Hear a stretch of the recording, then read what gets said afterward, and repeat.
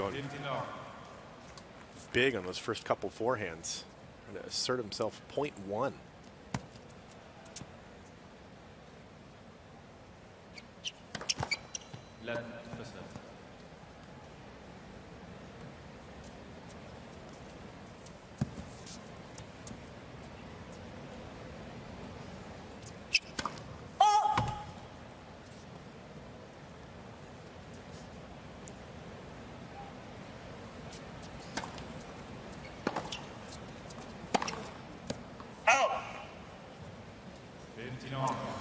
This first meeting between these two, you can't help but almost see the difference in pedigree and backgrounds between the two. I mean, Taylor, was almost born to play tennis, wasn't he? Kathy May, his mother, is in the stands. Former top tenor, former quarterfinalist here.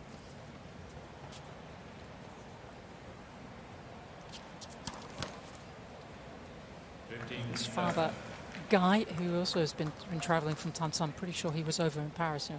He also played on the men's tour, not quite with such success, but I mean, if he hadn't have picked up a tennis racket, it would have been very strange. Exact words.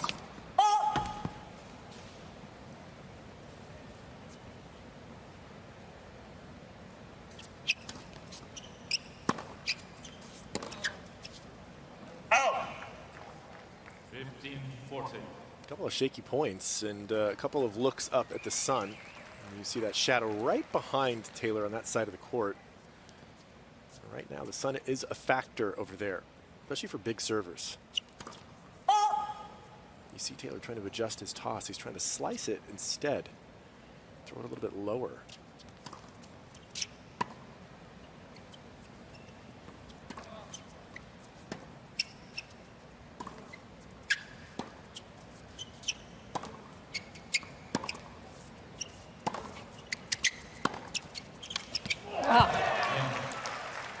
Well, pay off against a player who's a little tight, making some errors, as Taylor has made several.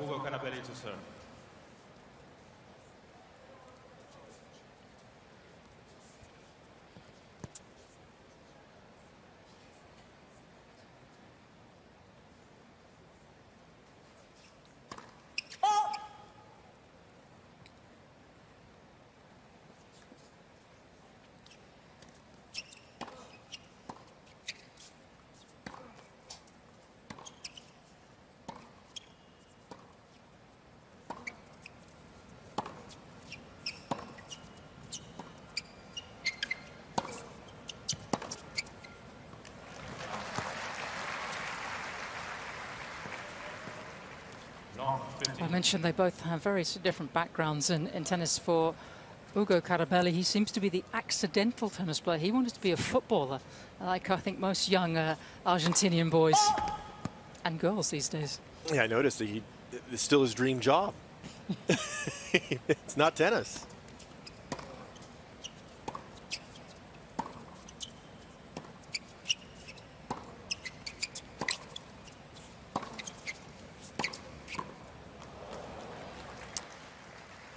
When he was around about 7 years of age, as Taylor looks to make inroads in this service game, his older brother, who's 6 years older, Jeremiah, who did go on to be a professional footballer, but played some tennis as well, just took him on the court, and he was instantly actually better at tennis than football. And so tennis it was, but he didn't really look to become a pro. It wasn't really until sort of late teens.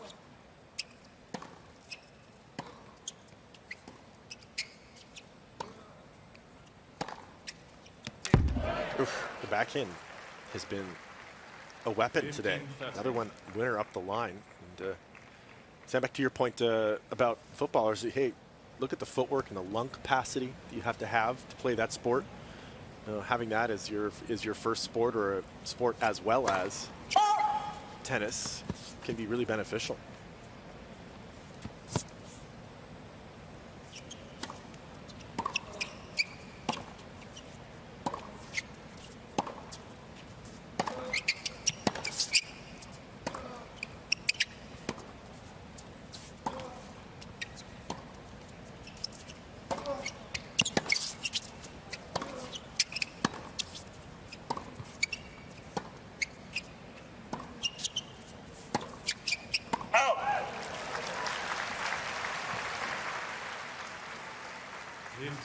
14. Might be having a rather wonky start to this opening men's match here on the Louis Armstrong Stadium. A couple of chances for Fritz to get the immediate break back.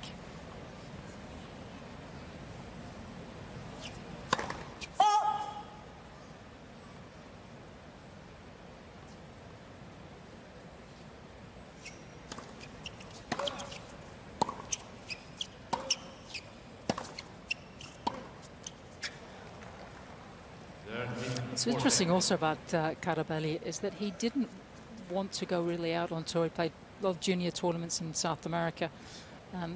The priority was actually being at home with his family, doing his schooling. He's actually taking online courses at the University of Palermo. I think there's an agreement with the ATP Tour. So the tennis was not number one for Camilo. Some players don't get into the travel quite as easily. I didn't love leaving home for more than a month.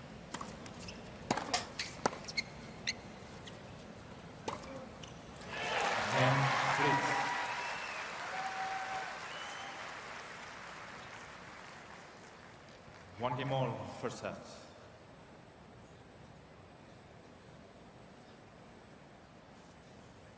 Took me quite a while to get used to the travel, and you have to just train yourself. Some players, Taylor Fritz is one of them, loves to travel, loves to play as many events as possible. If Iron Mike Russell would let him play more events, I think he would. Yes. He tries to say, Taylor, you got to pick a little bit better schedule for yourself. Take a little time off. And we'll go back to that because I've looked at his schedule year in, year out, and it's a lot. It's a lot. It's amazing.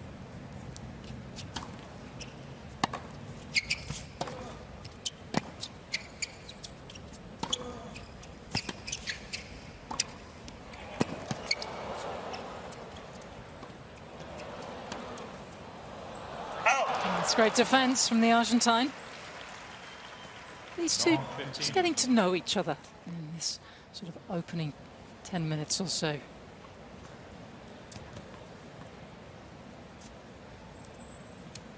Pretty nice play from Fritz. I like the offense there.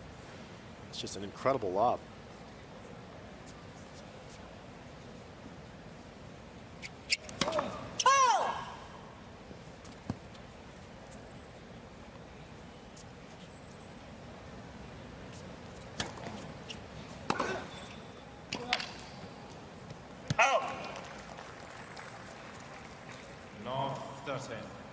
Another good strike from the forehand there for Ugo Carabelli.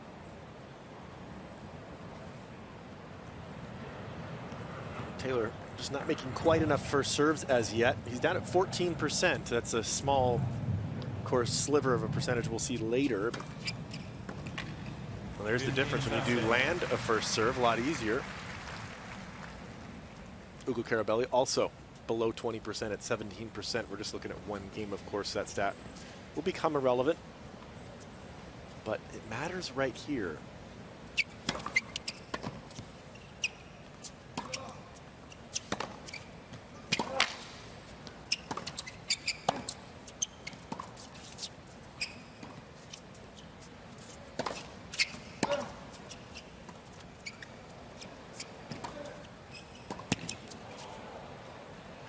And Fritz working super hard.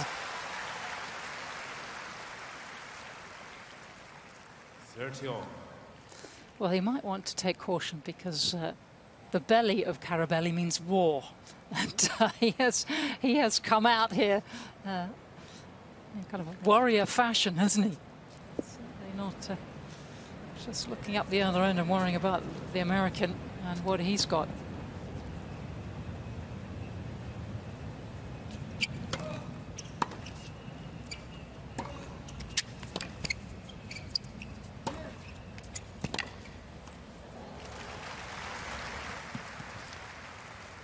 Nice little forehand angle there to draw the error.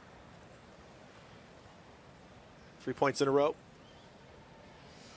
It's just a sense of Fritz recalibrating, maybe understandably a little nervous in these opening moments. Went out early in Montreal to quarter, coming off that Olympic bronze medal in the doubles.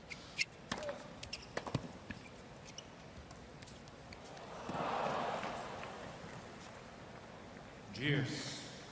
And then a first round exit. I mean, a wonderful match that he played in first round of Cincy, but you know, not too many hard court wins coming in here, which would be unusual for Taylor.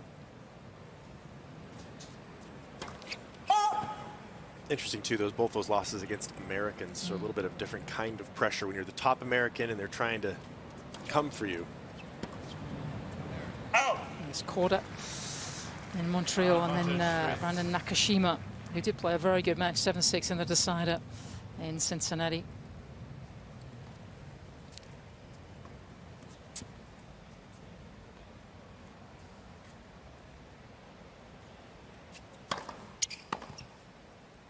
And back on serve after a couple of breaks in this opening set.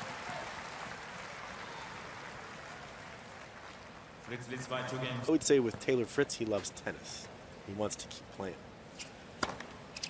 So that's something that I think is interesting about Taylor. I know for myself, I loved competing more than I loved the actual game. No, 15.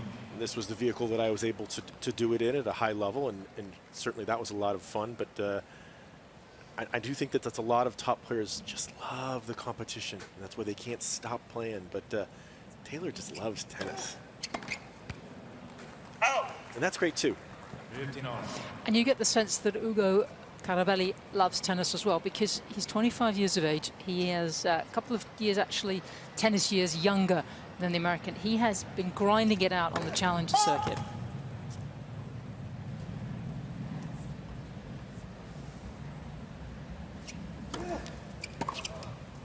Help! 13-15. He lost in the first round of the main draw in Washington to David Goffin, the Belgian first round qualifying in Montreal, the Masters there. And so he just popped off. He also plays a lot as well. He went to the Dominican Republic to play a challenger on the clay. Interesting schedule leading in here, and actually had to give a walkover in the second round. He was injured.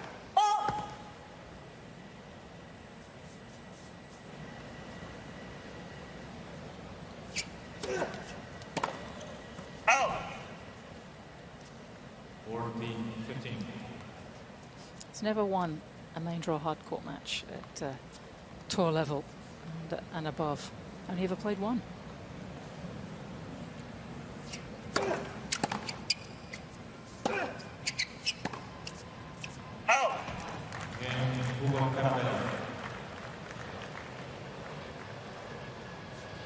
Two games over first set. Well, I have to say, if you didn't know anything about these two players and you just come in and watch the first couple of games, you wouldn't, I don't think you'd know that Carabelli is very inexperienced at slam level and has hardly played any hard court matches. Yeah, so far so good, really. He's already had a break and then steadied the ship there in that last service game. That was a good one. Out! 15 on.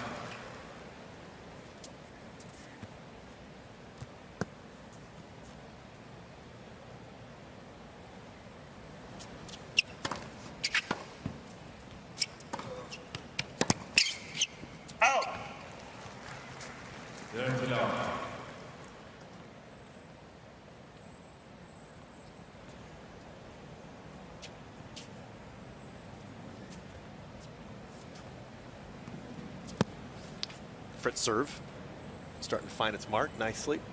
Up to 53% now. 40 long.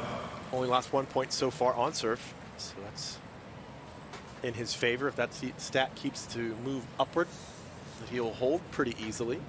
Yes, he's looking a little happier now at this end, isn't he, than when he started the match.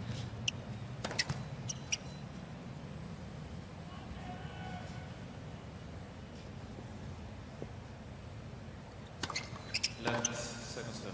Out!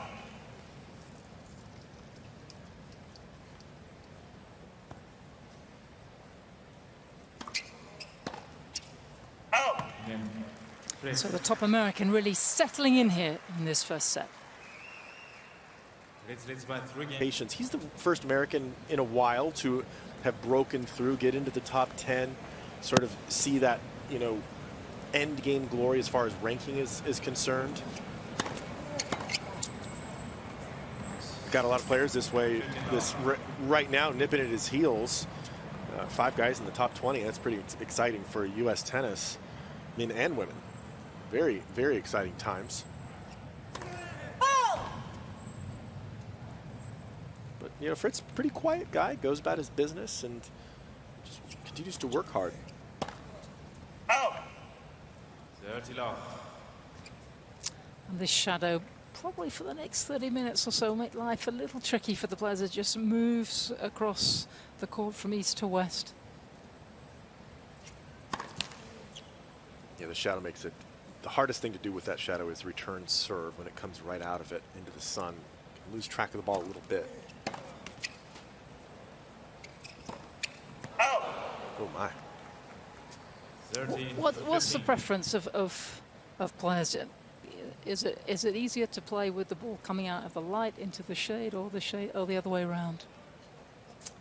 Or is it just pretty awful both It just ways? can be tricky. I think that when you're watching it on a TV or a viewer, it looks worse than it is, but it's just a little tougher to return serve coming out of the shadow. Okay.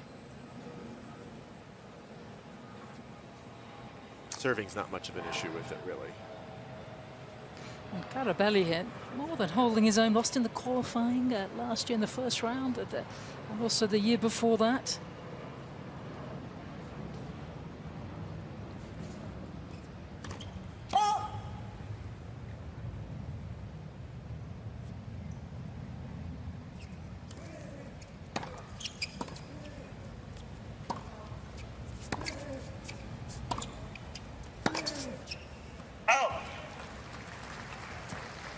Well, so far from the baseline, Taylor's had more success into the forehand side. He's able to bully that a little bit. We've seen some errors from Ugo Carabelli on that forehand wing. The backhand's been good. I like how he lays into it, gets all his body weight behind that two-hander.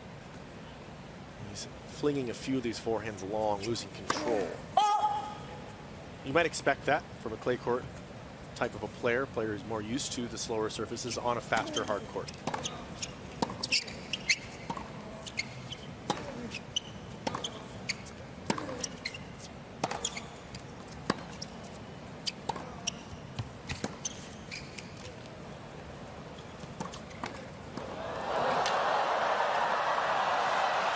Perfectly played. Ugo Carabelli.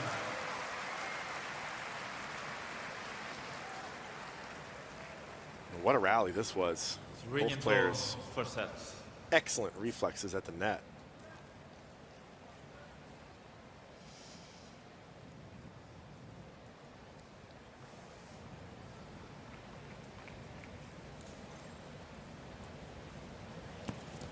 That's a lovely reaction. I'm sure when he saw the draw and where he's going to be playing, it's like, well, I'm just going to go for this.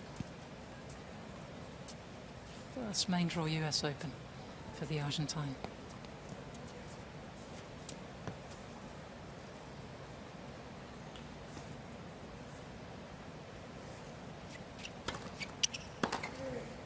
Out. 15 love.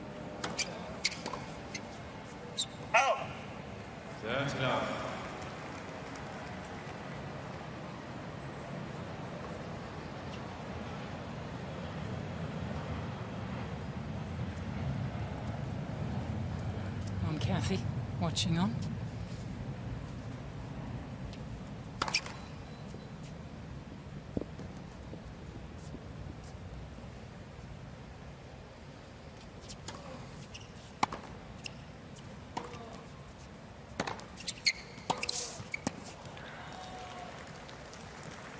$13-15.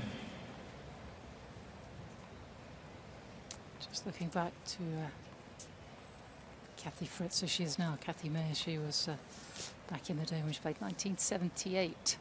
She would have played, made the quarterfinals. It would have played the first year that the tournament was played here on this side. exciting time. 14-15. Pressure though, isn't it, when your mum's been a top 10 player? No wonder Taylor was so desperate to crack that magic number. That was a very big deal for him. Kim Fritz. Fritz finding a good rhythm now on serve, first set.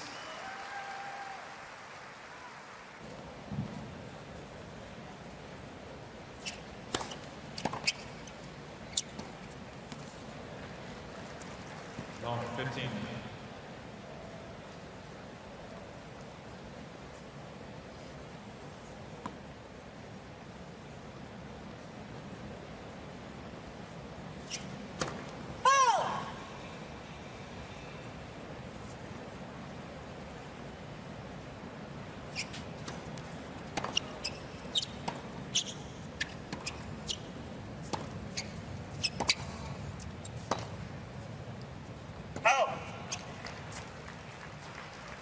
Long 13.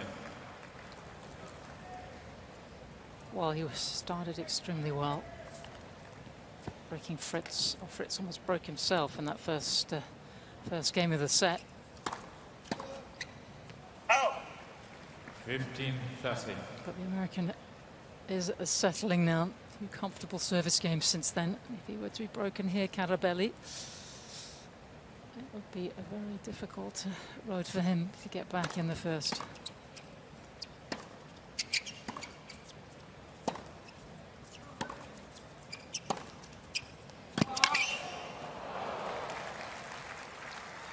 That's a well-played point. That inside-in forehand, he didn't go for the line there, just pushing Taylor to the extremes in that corner. Fritz almost came up with something special out of here. This little squash shot that so many players possess these days. Can be tricky to volley.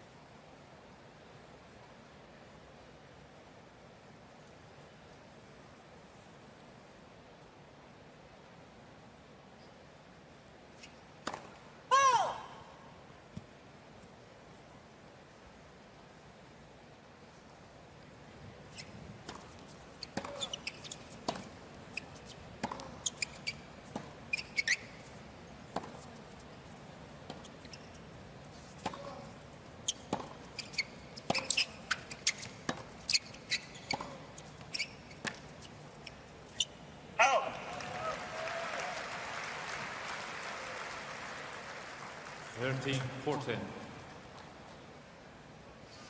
Sam, that point's a good example of makes Fritz so tough as he can lock into rallies like those and just not miss.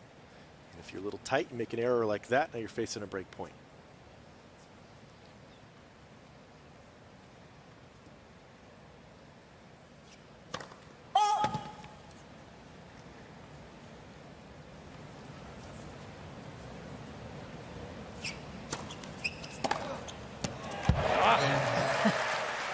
Only aggro in that last forehand. And Fritz breaking his opponent out here for the second time in this opening set.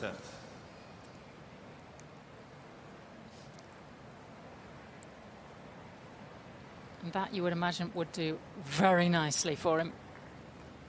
Look at the spacing there. Some good footwork to get around that ball, which I think was intended to be a body serve on that second. It's not a bad play. Just didn't have enough on it. Taylor able to get around it and really rip through it. It's the California at the southern end serving for this first set now. Tell you what, making a shot like that on a break point feels really good. That could go down to helping him play even better tennis.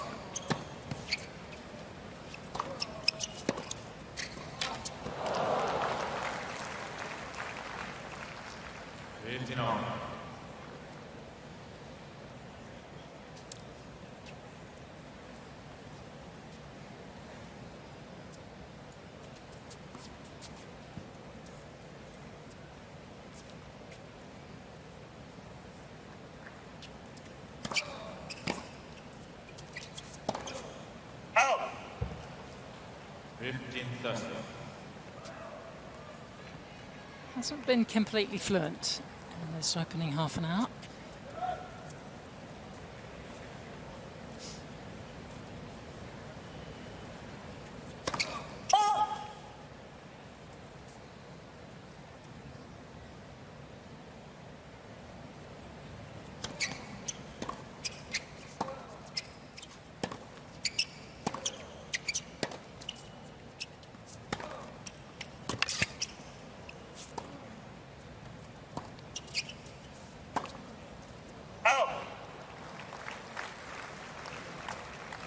15-14. Well, after that last great game, I did not see this coming. Nope, this was not in the script.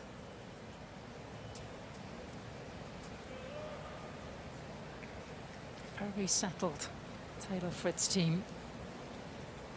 So the opportunity's been presented here for the Argentine just to hang around a little longer in this opener.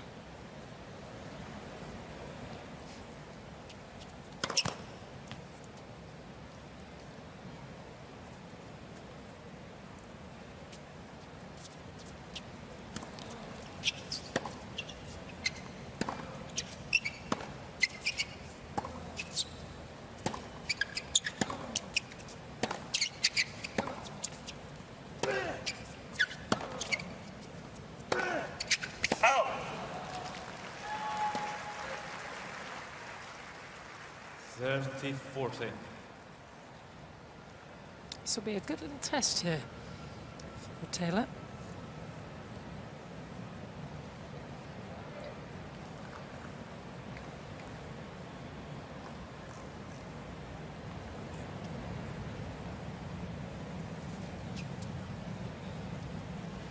Arabella with a chance to break in this game and stay in the set.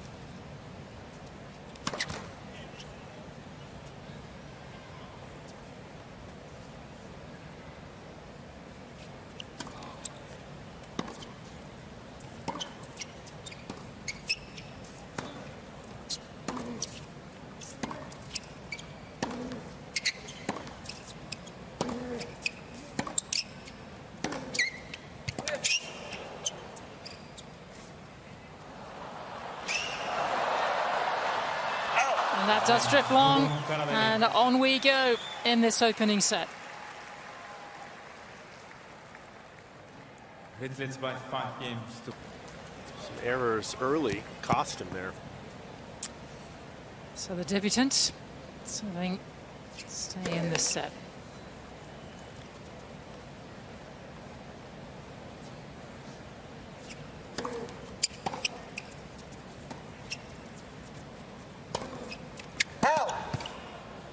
Long.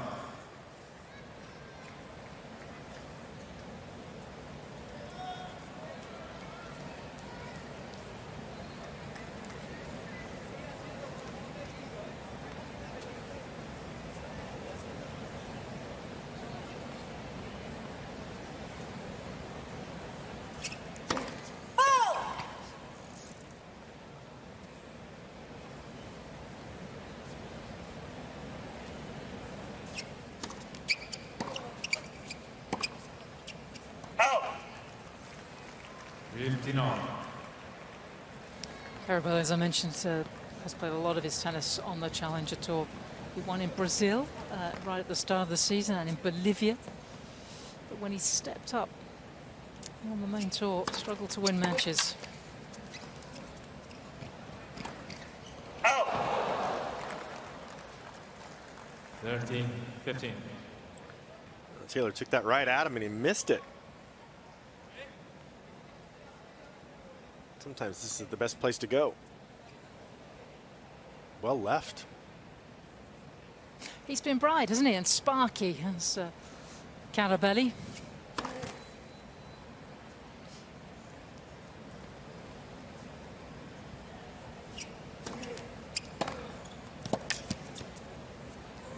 Out. 30-all. Grew up watching and admiring David Nalbandian. I think he would have been on the tour when you were out there, young He Michael. certainly was. And also former US Open champion, Juan Martín del Potro. So, great role models. And still fancies his chances here.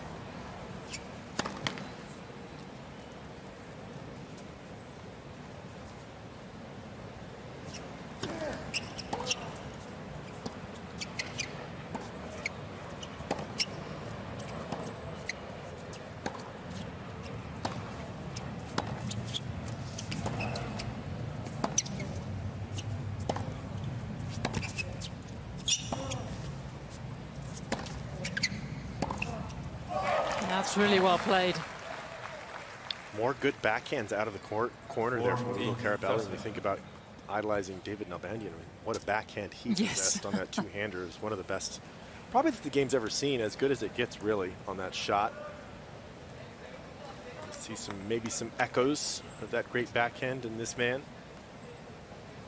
Different stroke production, but it's a good shot. Still my favorite of his 2 ground strokes. Forehand was also good in that last rally.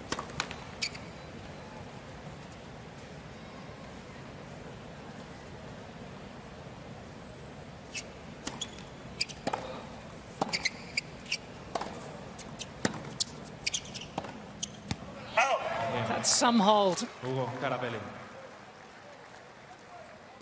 5 games all. And quite First some set. way to level up.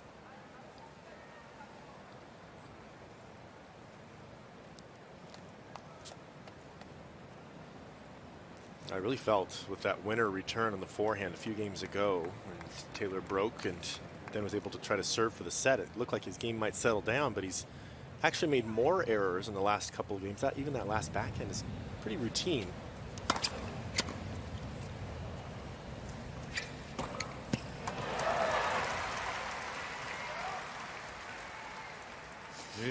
And you just wonder if there is some anxiety about Fritz, particularly the way he started the match. I mean, don't forget he lost early on to Jensen Brooksby. That was back in 2021. Lost in the second round.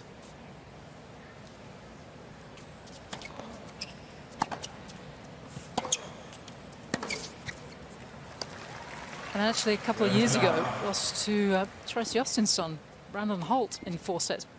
Brandon at that stage ranked 300 in the world. I mean, that was, you know, that's part of his US Open history as you look back on it's his 9th appearance. 14 off. Yeah, it's tough to play in front of the home crowds. Yeah. It can be very difficult. The pressure is just different at the home slam. I always had a little bit easier time playing Wimbledon than I did here. I loved playing this tournament, but there was just different set of nerves attached to playing these events.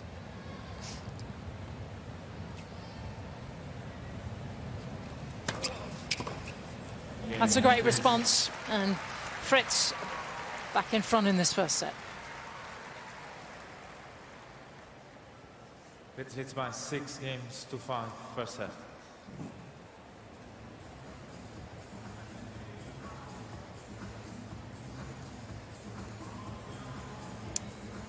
The bottom half in the men's draw and the women's draw playing today, and yeah, Michael, in this bottom section, actually seeded and scheduled to play Casper Ruud, the Norwegian, in the last 16.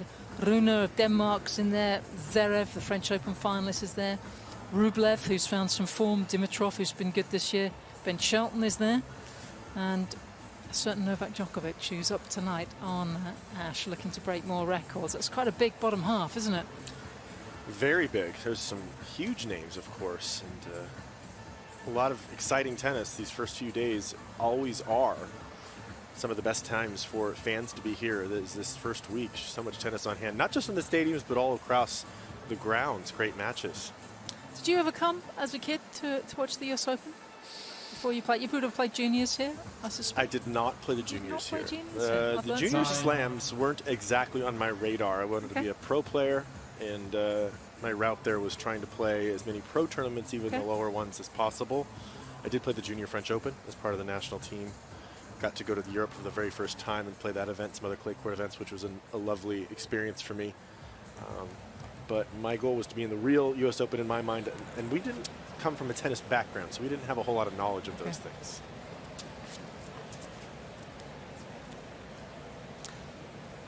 So for a second time, the Argentine serving to stay in this first set.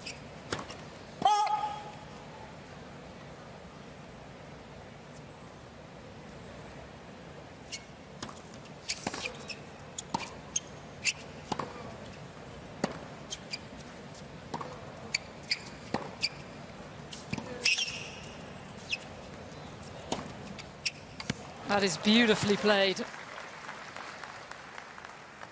15 love. Right on the line. Good patience here on this forehand. That underspin from the Fritz racket there could be tricky to deal with. Ugo Carabelli. Just put a little bit more spin on that, as you must, off of a good slice.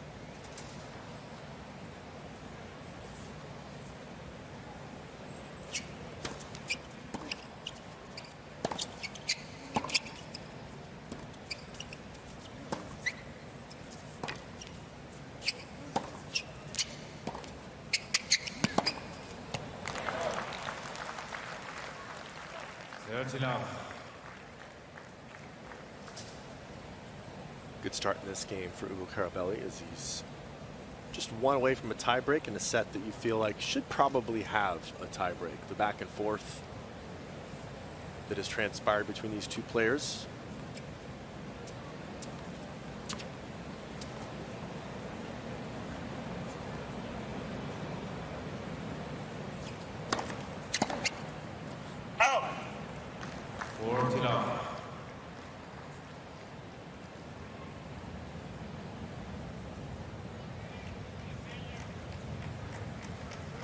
Ugo Carabelli doing a great job on his first serve points won, as is Fritz, but the Argentine a little bit better, even 90% when he's putting those first serves in the court, although his percentage is a little bit low. Down at 31%. That might be an issue in the tiebreak.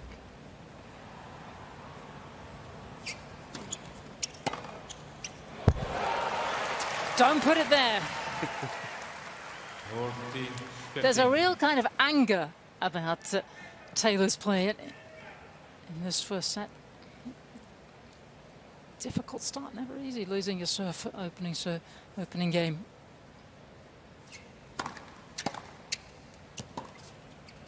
But if you haven't seen the Argentine, Ugo Carabelli, he's been good.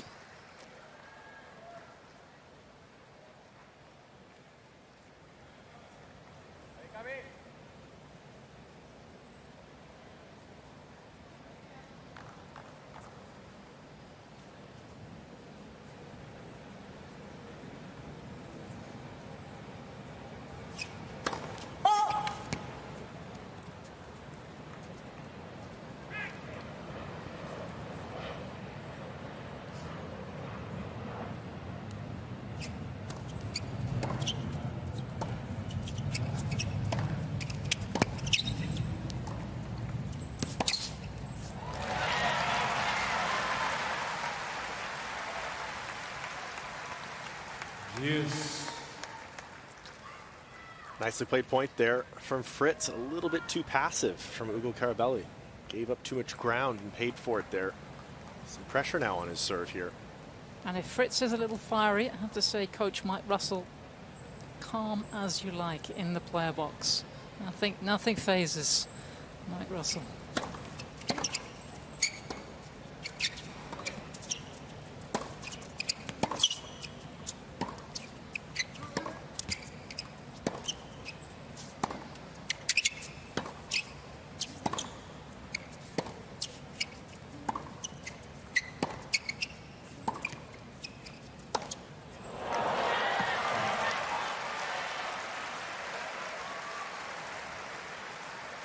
There is Taylor Fritz, absolutely locked in again in that rally, and directed a lot of the traffic over to the forehand side of Ugo Carabelli, which is the shot that's broken down more in this set than the ladder on the backhand side. So at last, Fritz a chance to close out what has been a very difficult opener for the top American.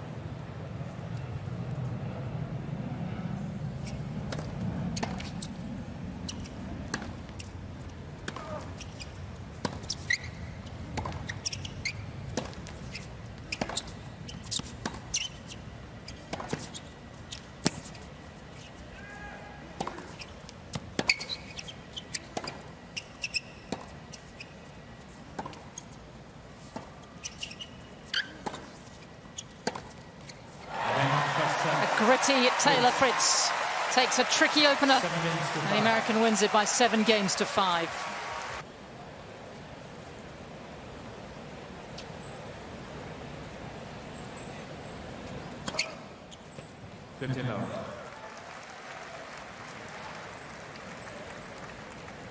Taylor must feel pretty good about getting through a set that was not his best tennis, understandably.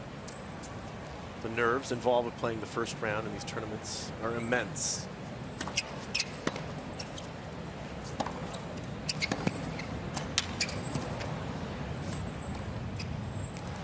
Have to hand it to Ugo Carabelli for playing some excellent tennis as well. It feels like it's a combination of the two factors, isn't it, that you mentioned? Yeah. Totally. Carabelli, 93 in the world, known as a clay courter, has really played well out here. He doesn't seem actually that tight. He seems like he's playing a good match, certainly for the hard courts for him. Still learning on this surface a little bit.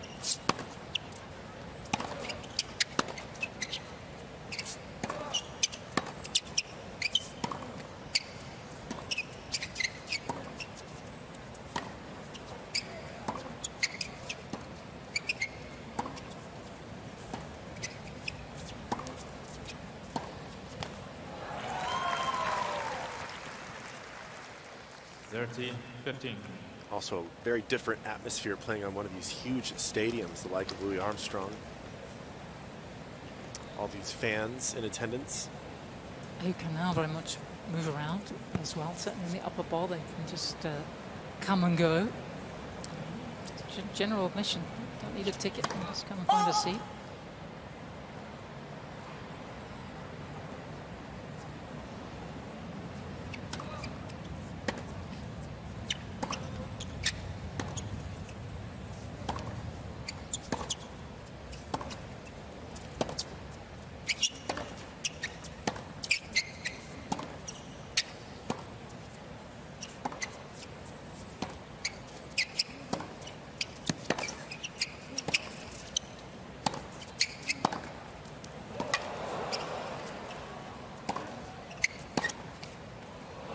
Oh, he's made it. That's one for the show reel. 30 all. Coach didn't seem happy with this. It's about perfect. Another great backhand up the line. And something that he did pretty much all the way through the first set. Don't forget he broke Fritz a couple of times already. He's done a good job of getting into these service games, even when he hasn't broken.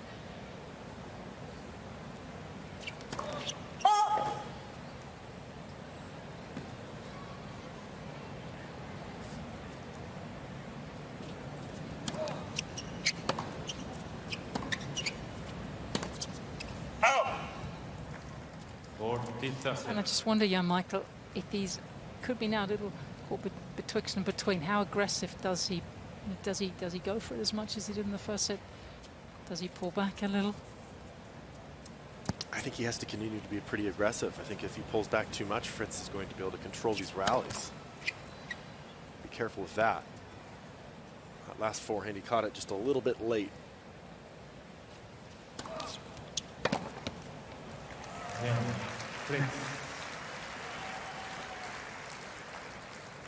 First game, second set.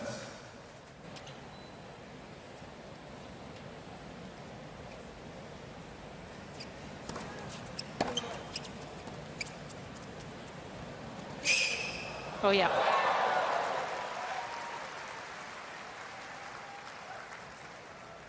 Long 15.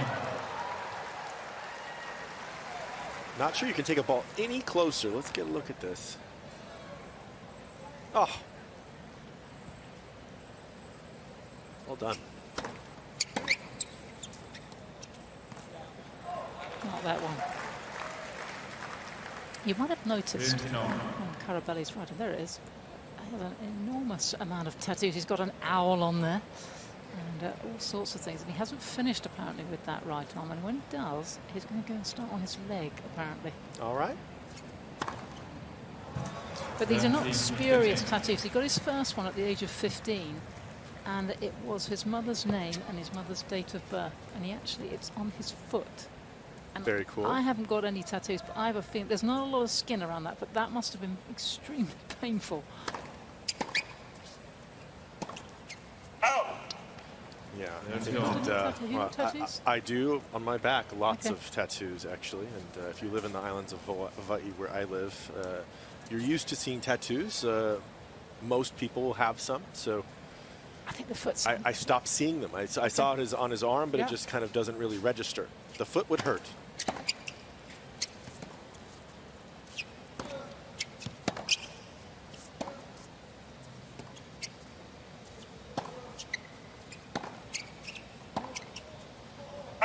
Anything close to the backbone hurts a little more. I had a feeling that you might be able to, you can analyze the tennis, but you can also help me out with the tattoos. But what I love, I mentioned right at the start of the match that he didn't want to go abroad too much and go on the tour when he was young, because he wanted to stay at home with his family and do his schooling. And many of the tattoos that he has got are the names and the dates of both his parents and his brother Jeremiah's as well. That's lovely. He's got them with him, Exactly. when he's here in New York and all over the world, and he's playing, I have to say, extremely well.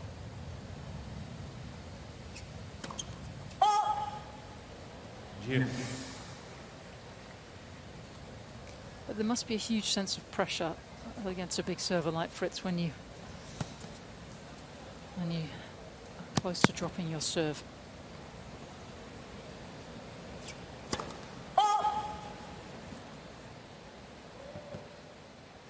What is?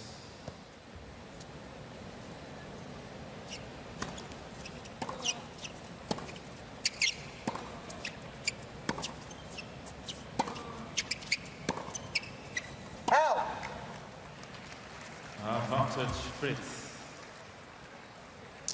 Double fault in that backhand error. We haven't seen very many backhand errors. Well, they're looking worried because their man's been broken twice in his last 3 service games. In trouble here again.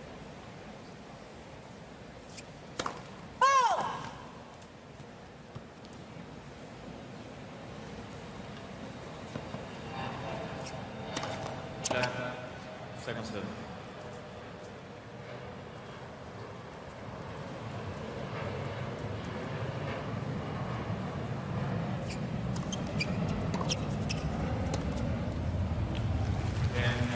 There's the break.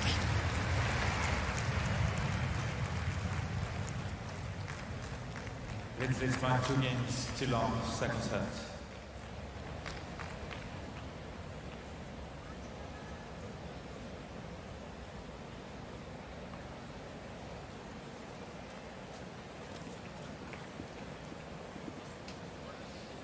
This is just the start that Taylor Fritz would have wanted in the second set. He had to battle in that first one. The back and forth.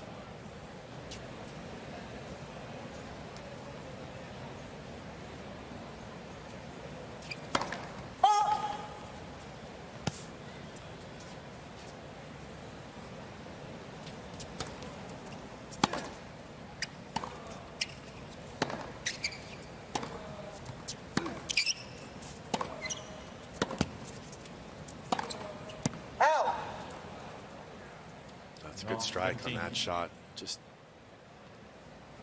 barely long. That's one of those shots, if you miss it, you can't be too unhappy with yourself. He's never one to show a lot, is he, really? Taylor just gets on with it.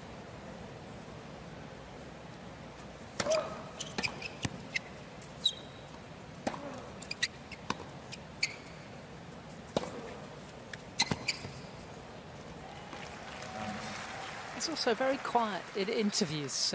Taylor was very polite, but I always want to just... It's very hard, actually, to know what really makes him tick. But I think you're right. It's tennis. He just loves tennis. He also, I know... Video games as well. Yes, that was the other thing. And I know he's a big Manchester United football fan, or soccer fan. In fact, the best conversations I've had with Taylor, and I've been on court with him a lot, Okay. just in practice courts, is about video games. Since he opens up and likes to talk about that more than the tennis. He probably gets sick and tired of talking about tennis. A lot of tennis players do. I used to when I was playing on tour. I'd rather talk about video games as well. I played a lot of games as well. A lot of time spent in your hotel room. You got to figure out something to do with that free time. You can't always be working out. You can't always be playing tennis. And it's a really good way to get your mind on something else, but sort of engage it a little. So him and I do share that.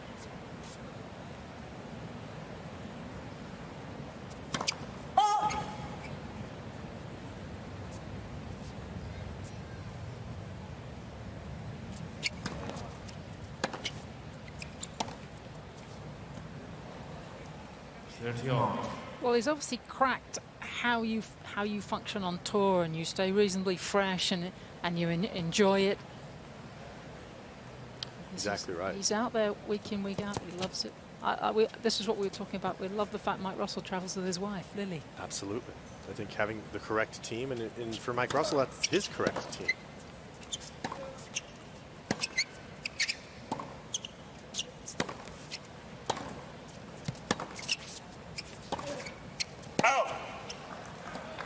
Just when you feel that Taylor is getting a hold of things out here, there's a little fly in the ointment, and it just might be one of those afternoons for him that he's just got to find a way through.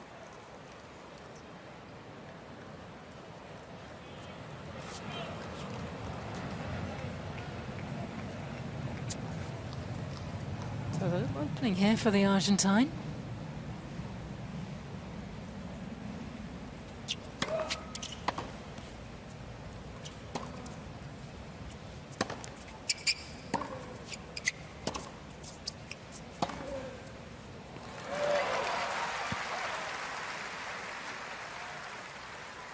Yes. That was well done.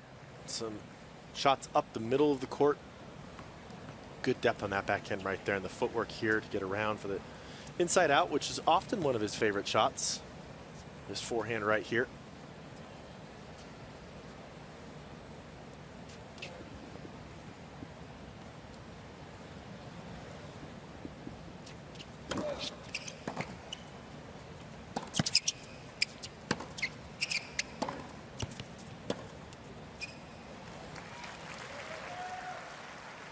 Advantage Fritz. Well, this is a labour of love, isn't it, for the top American?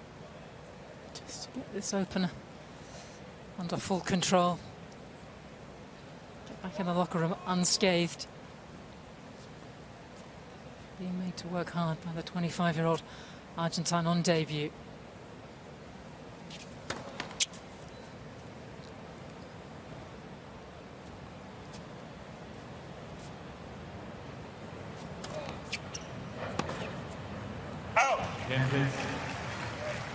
Was quite the guru.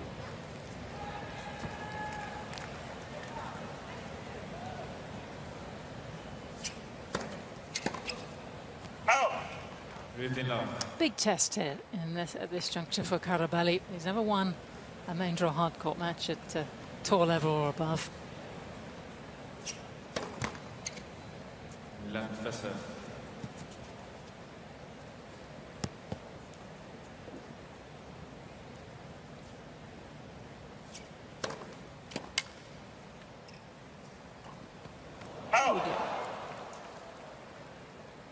I took his eye off the ball there, I think. Might have been looking at Taylor.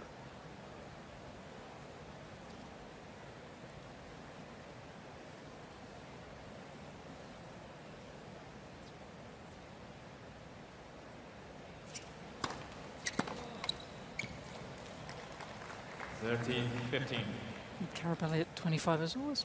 Would have been through quite a lot. Broke the top 200 in January a couple of years ago, and then the top 100 in August of that year, very, very briefly.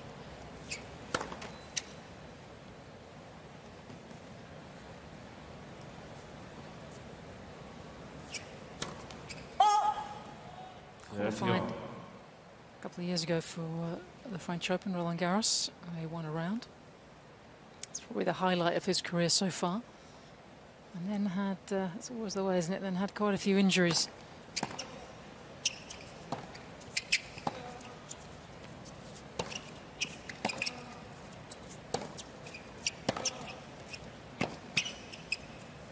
Ow! 13-14. Again, right there, just not doing it enough with a forehand in the middle of the court. Gave control of the rally back to his American opponent there. And Fritz here, eyeing up a double break.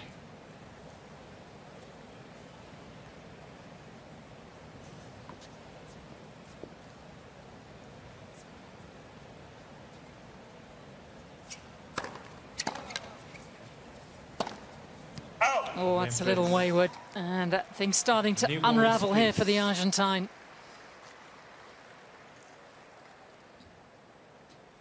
It's my 4 games too long. Second set. Now you can do something that I did earlier this morning. I actually downloaded the US Open app, and on that you can see all your favorite players, you can track scores, see match highlights, get the news. And actually now, this year, for the first time, they've got live 3D views of all singles matches. So you can do that. I did mine on the App Store, but you can also do that on the Google Play Store. I got it up right now. Tracking scores from various matches across the ground. There is a lot to keep track of today.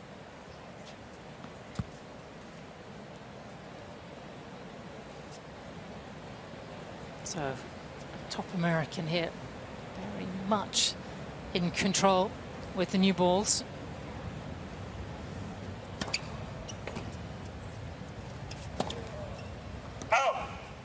Long 15.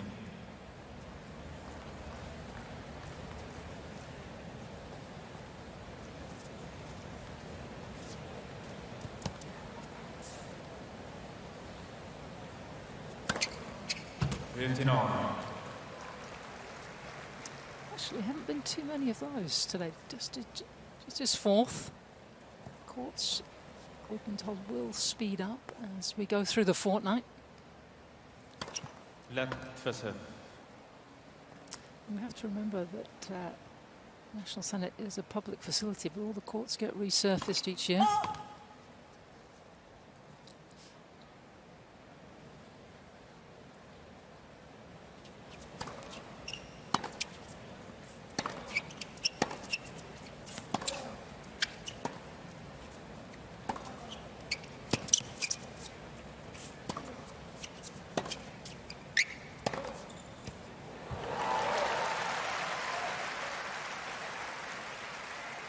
I understand Ash was done 15. right at the beginning of August. And yeah, Michael, what is interesting listening to the USTA talk about the courts is how much thought goes into the surface, the speed of it, and how responsive they are to the players' views as well. You know, because there's a week leading up here, a lot of players practicing, they'll tell them if they feel the courts are too slow. 15. Yes, they're trying for a medium, fast, hard court. And that does help sort of the big servers, the big games of a lot of the Americans actually play well on these courts.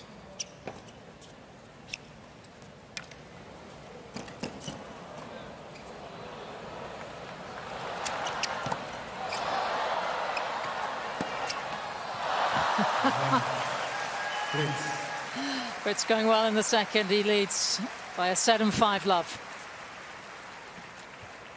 It's by 5 games to love.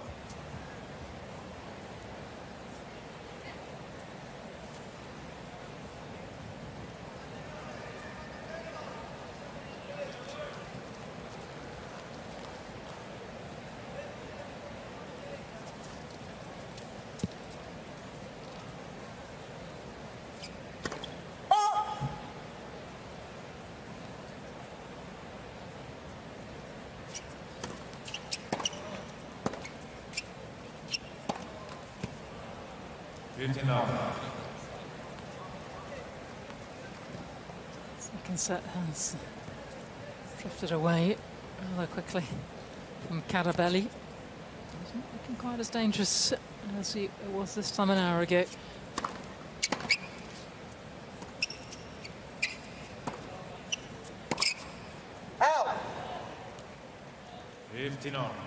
That's a backhand right there that went up the line that he made many times in the first set. Of course, when you're hitting that shot, it helps to be in a perfect position. It's easy to miss it wide.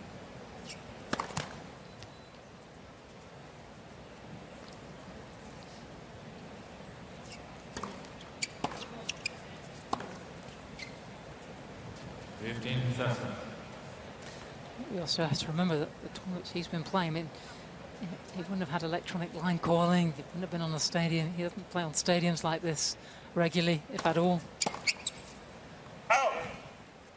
30 all. He doesn't play many top players. He's never had a top 10, 20 win.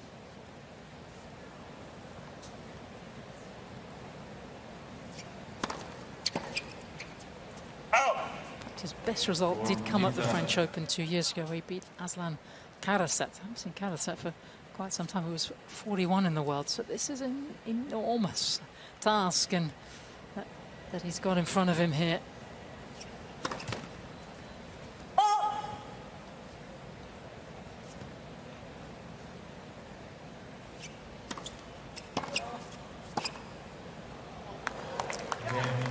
Backhand does find his mark, and some consolation for the 25-year-old Argentine. Leads this by 5-1, second set.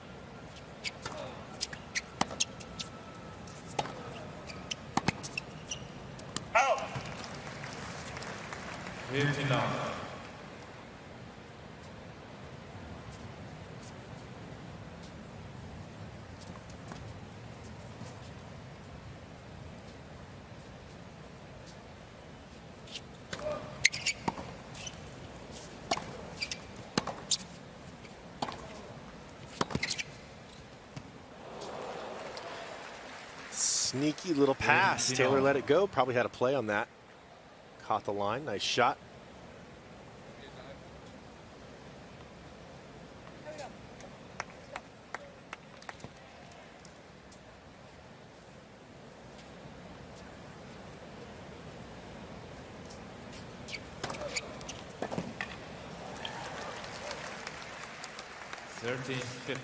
Love a clean finish here. Able to serve out for the first set.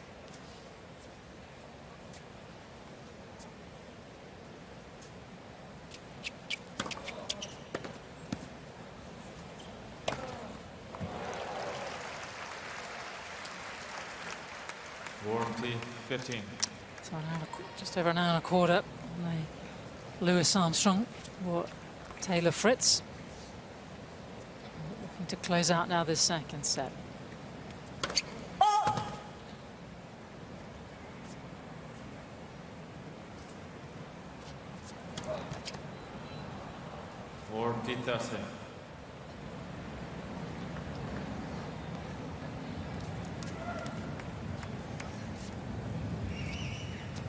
Only 7 unforced errors in this set from Taylor Fritz versus the first set, a lot more. And the winners. And he's getting the job done here. 2 sets to love now. The American leads in this first round matchup. Now out here playing best of 5.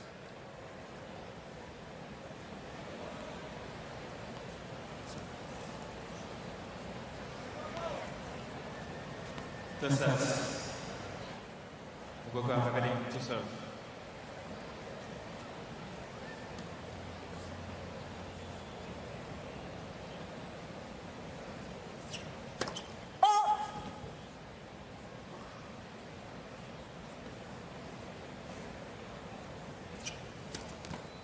Second serve.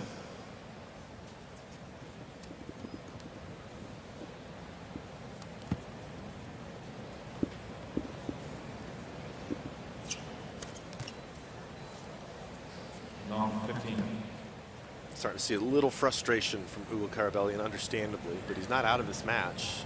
His job is still to win 3 sets. That's what he came out here to do in the first place. Fit enough to play 5 sets. Is he mentally strong enough to think that he wants to? Different question. Maybe. But this first game, very important to reassert himself a little bit out here, try to gain some momentum in this 3rd set.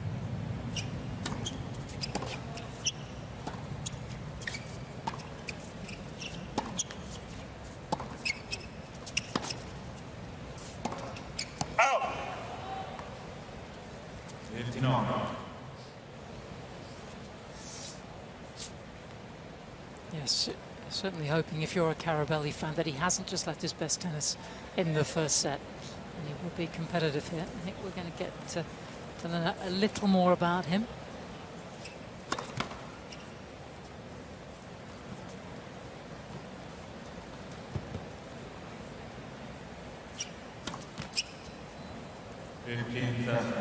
I will say I'm pretty impressed with how he did play the first set. I think that bodes well for him to have better results on the hard course, which I think would really help him keep that ranking in the top 100 if he could put together some results throughout the year, maybe at the end of the year.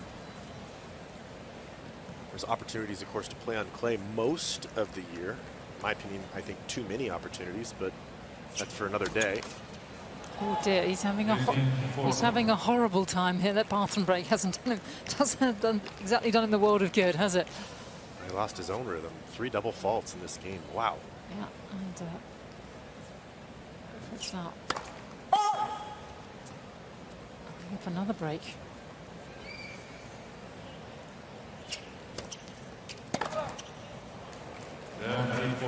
Carabelli, who was broken 3 times in the open set, twice in the second.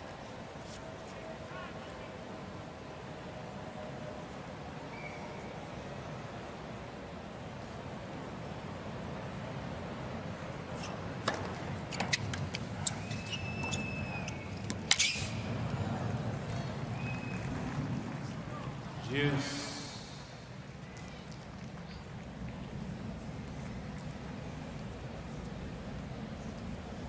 Good strike there. That possibly could erase the double faults in this game.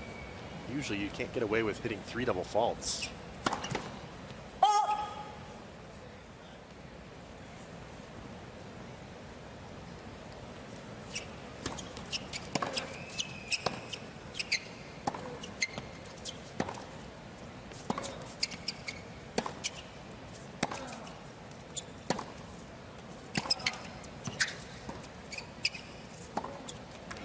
It's the best point he's played in some time. Carabelli.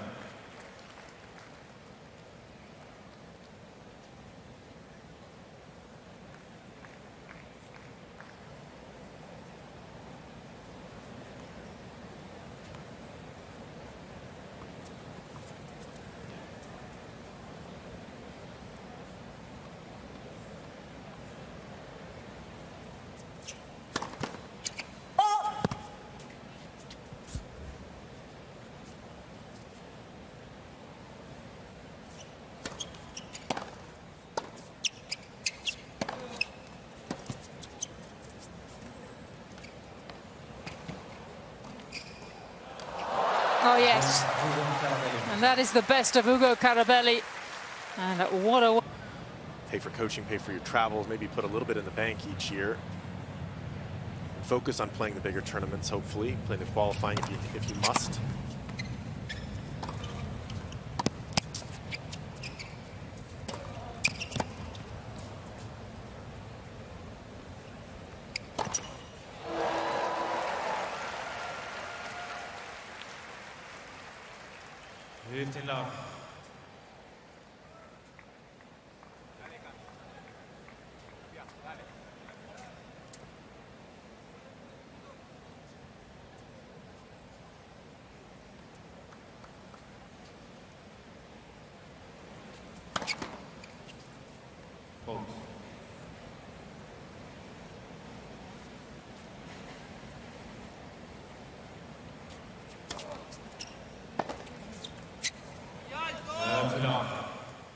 And Fritz, you know, because he was such the best junior in the world, and he made his first tour final at the age of 18, he can't imagine the life of Carabelli trying to get out on the Challenger Tour.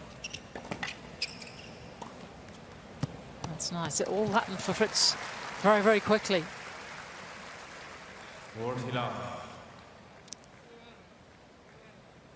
Yeah, so many players have to do the hard work at the Challengers, the Futures level first, of course, to get the points to play the Challengers. You play the Challengers if you can win a few, get to the finals, so get the ranking into the top 100.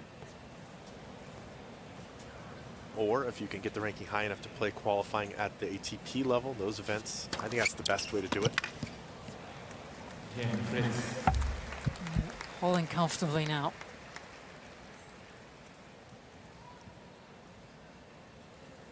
One game on. Third set.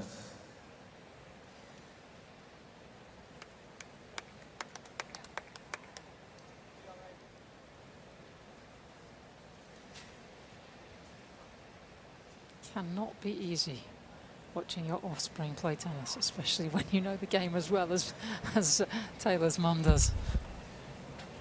You know exactly what's happening out there.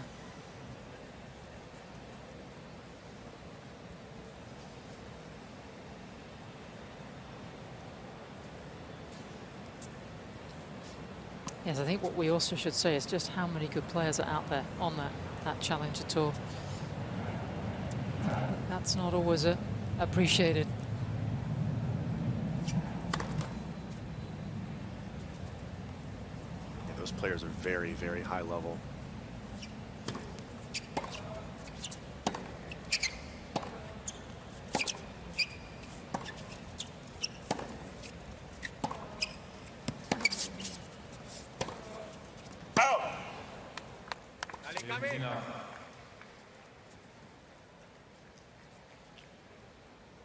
It'll be interesting what sort of schedule Carabelli has now for the rest of the season. I suspect he might head back to the comfort of the clay, but I hope he includes a few more hard courts tournaments. I should play the tournaments in Asia. That's what he should do. Opportunities on those hardcore tournaments. His game's been all right today for the Hart. Very close in the first set. We should have had ourselves a tie break. Of course, he was up early. I don't know if you noticed this, but when I was looking at the tie break, I didn't realise Taylor's only won 5 breakers of 11 here at the US Open. It's like the tie all the years he's been coming. That was a number that I just sort of have a look at it just in case we went to a breaker. I was very surprised at that.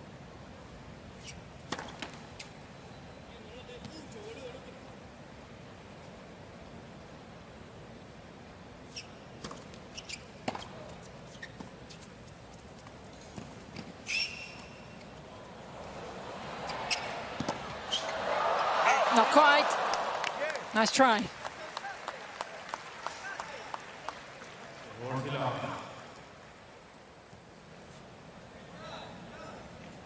He's becoming a little bit more vocal with his player box over there. They try to get some advice into his head. Ugo Carabelli. That is his best game in some time. We're on serve in the third.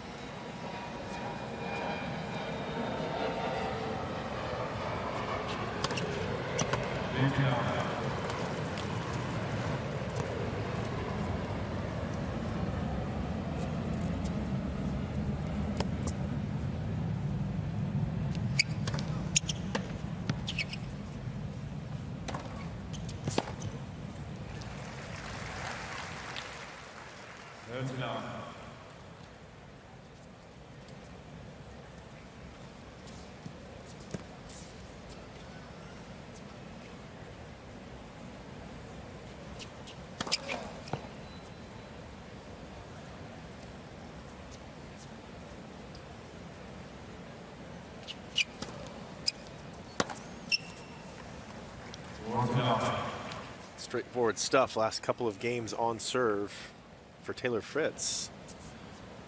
And still, if he holds easy, that does put pressure on the opponent.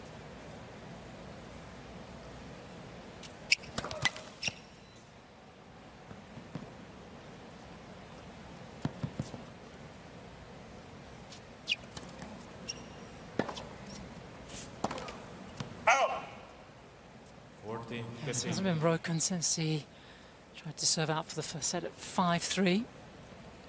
Since then, just I think he had to face the one break point. It's been very comfortable for the American.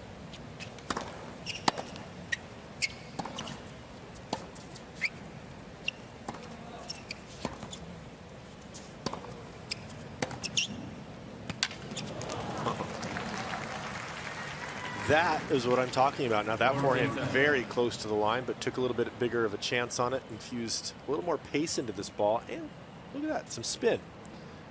Brought it down right on the outside of the line. Good shot.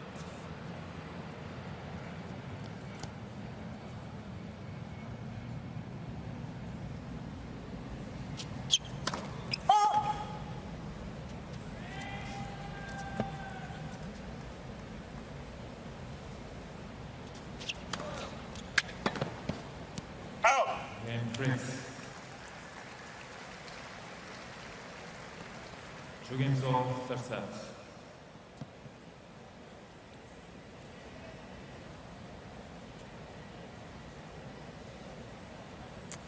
Now there's also a very good website, usopen.org, and on usopen.org you can check out live scoring, which I've got up in front of me, highlights, real-time stats, and you've got the draw as well, which is always really important. This is a first round match.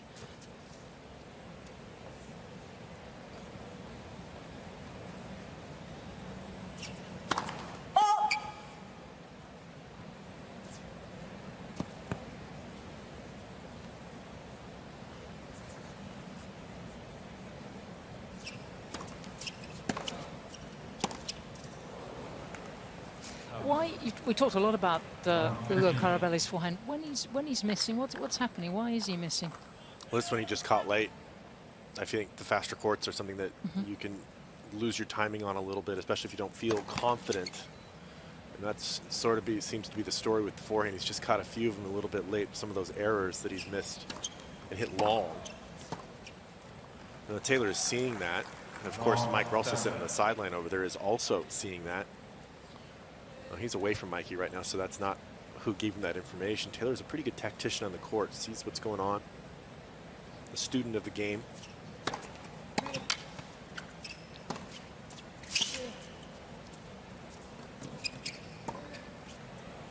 Oh, wonderful from Fritz. And he might just make a really big move here.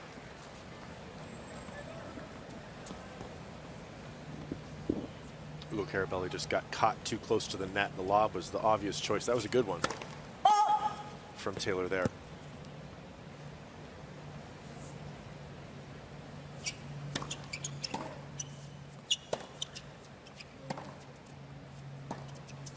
And this time he gets the break. And Taylor Fritz looking very comfortable in this third set now. Fritz leads by 3 games to 2.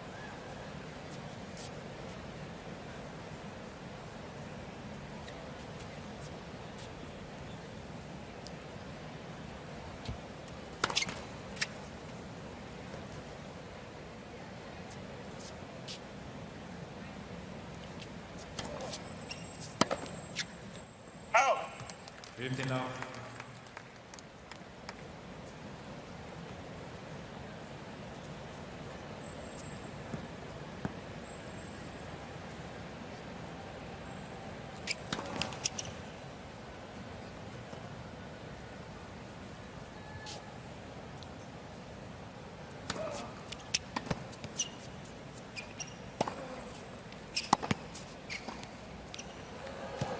Success finally in the forecourt for Fritz.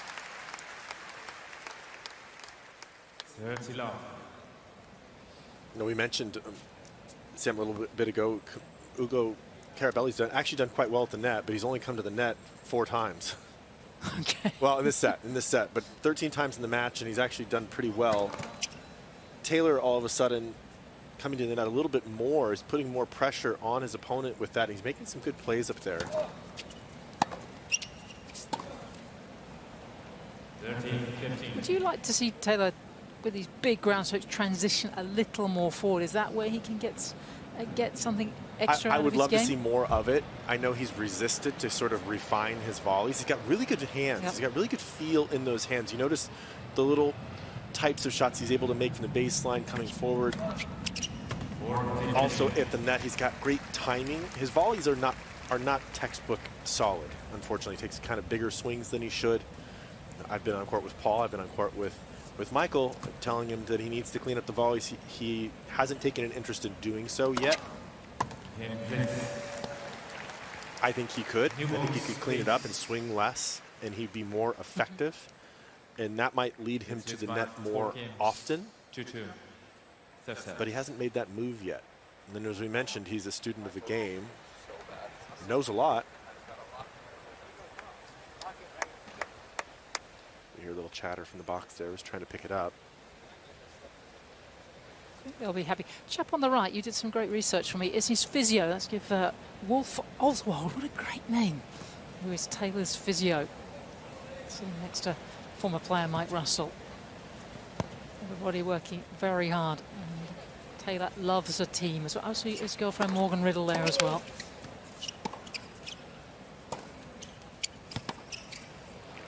And those are the 4 people you'll see pretty much at every Taylor Fritz match. Sometimes it's quite hard to keep up with all the teams on the tour because they can is. change a lot. They've gotten huge. He used to be player and coach, and now it's... That's a mini team compared to some of the players. Some of them. Oh. When I looked down at Carlitos Alcaraz's court, he was practicing. I couldn't even... There were so many people in the court. I'm like, oh, what is this? Crazy. 4 or 5 people out there to help out in a practice. Seems a little overkill. Carabelli could do with some assistance here, though.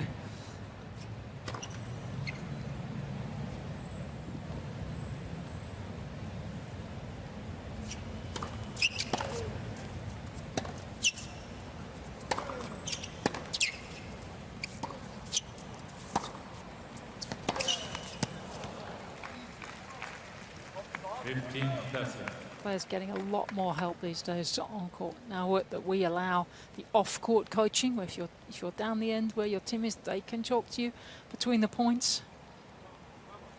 You can talk to them. There you go.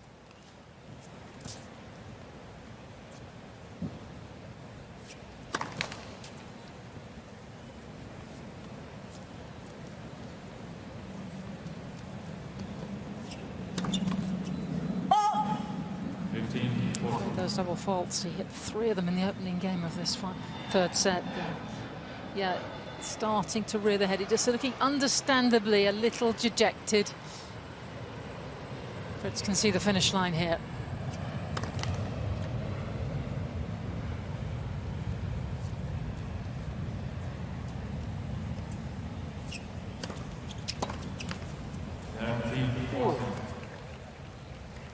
Of course, with electronic line calling, there isn't anyone to complain to. No, the call is the call. It's true. No little breaks that you might have when you're taking have a challenge as well.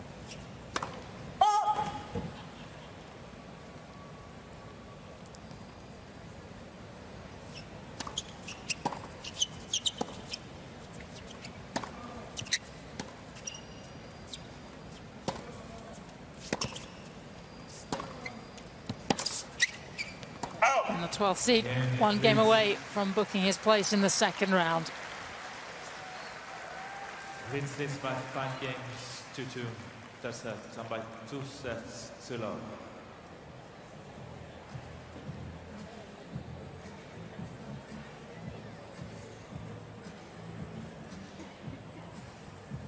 I would love a wonderful US Open, maybe go beyond what he did last year, 12 months ago. All the way through to the quarterfinals before being beaten by the eventual champion Novak Djokovic in 3 sets. But still, you feel improving, making progress. First time he made the quarterfinals of the Australian Open right at the start of the year, and Djokovic was waiting for him there again. 16s at Roland Garros, you mentioned, had such a great clay court season, didn't he? Fabulous. Great clay court season. All the way up, final in Munich, semis in Madrid. Just to Rublev in the end, and a quarters in Rome, losing to Zverev, no disgrace, the way Zverev was playing in that part of the year. So it's an all-round season for Fritz. It is an all-round season, and that's why you see him stay up there near the top 10, in the top 10. Gives himself so many opportunities to play high-level tennis on all surfaces. In fact, one of the better players at doing that. I think worth mentioning, 10 in the race this year. That's points won. And that's a lot of Americans up there. That is good for the world game.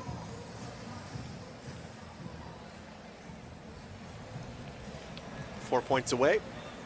Oh, figure. put this away here. Pretty happy with this match. A tough first set. And then a couple of sets where he might cruise through the rest of it. Raised his level. Work to do, but could put it away.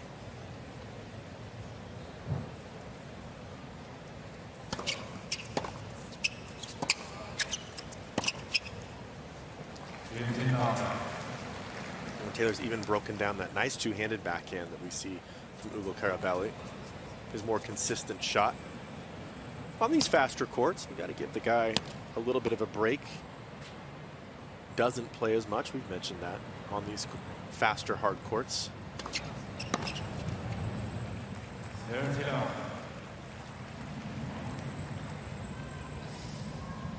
Looking for a clean finish here to open his account at this year's US Open.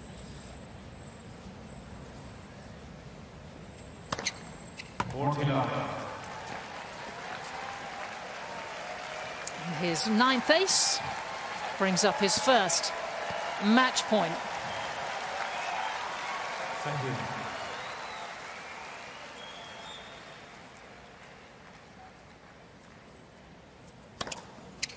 And the top American eases into the second round. 7-5, 6-1, 6-2.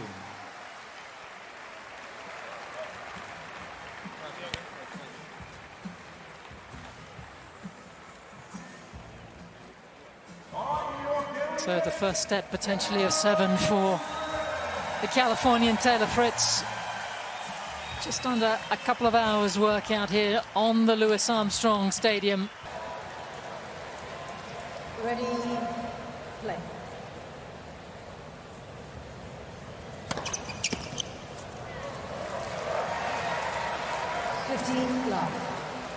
You're going to see a lot of that tonight. Taylor Fritz straight out the blocks with a 1-3-5. Two of the biggest serves in the game.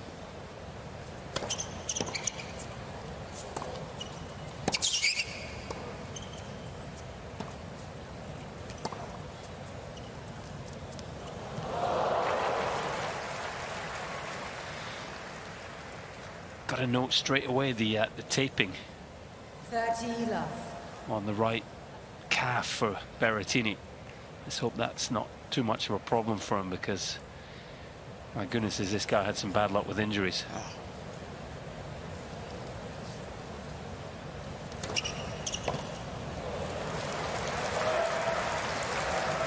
You just have to think back 12 months here to the US Open, taking off the court in a wheelchair after doing his ankle in the second round against Rinderknecht. So in some ways looking for some redemption here, hoping for a better experience, that's for sure. Game, Fritz. First game.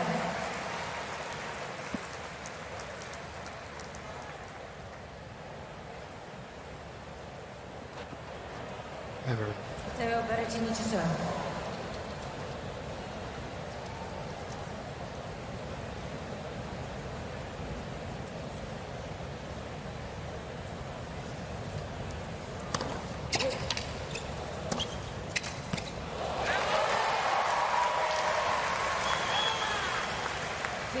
Love.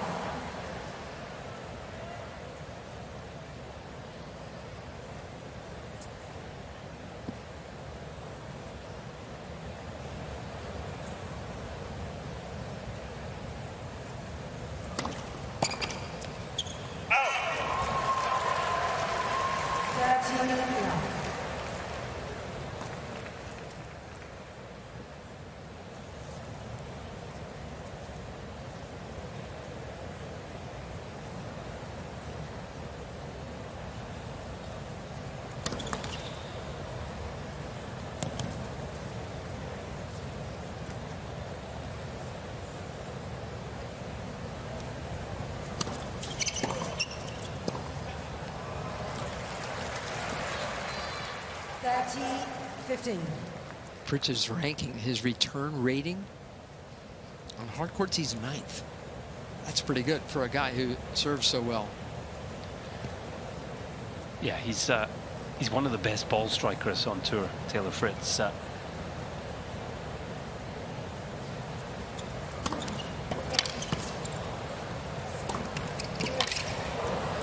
his forehand over the past few seasons developed into such a weapon, but for me, his two-handed backhand has always just been the sort of the rock of his game, if you like, you know, especially from the back of the court, and that does translate into his return. He sort of middles the ball both sides, and he's become a pretty complete player. He has, Taylor Fritz.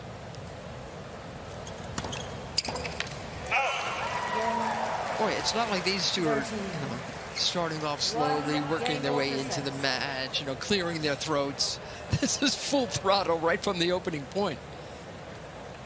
I think a match like this, you know, a night session, obviously a day off yesterday, these guys have been getting amped up for this one for quite some time. Thank you, ladies and gentlemen. Your voices are carried to court.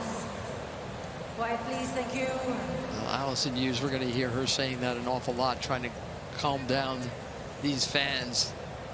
Especially with the roof closed. Yeah, exactly. It's echoey.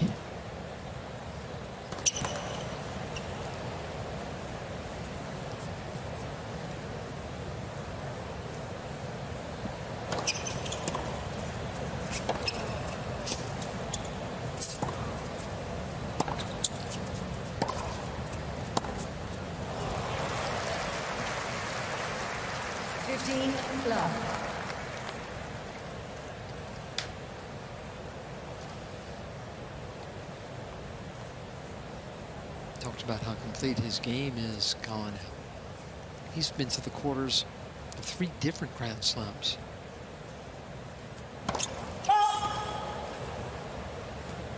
Looking to take that next step.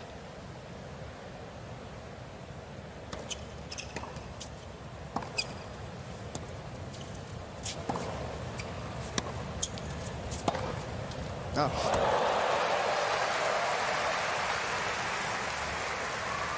30 love.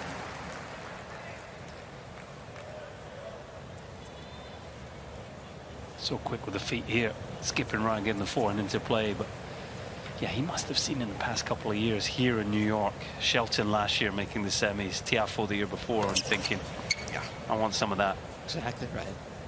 Tommy Paul is playing so well.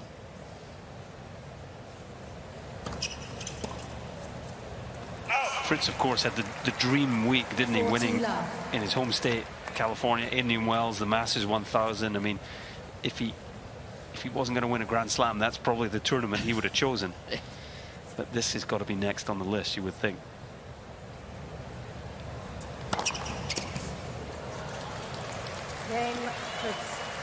Two easy holes from the American Taylor Fritz. Impressive start.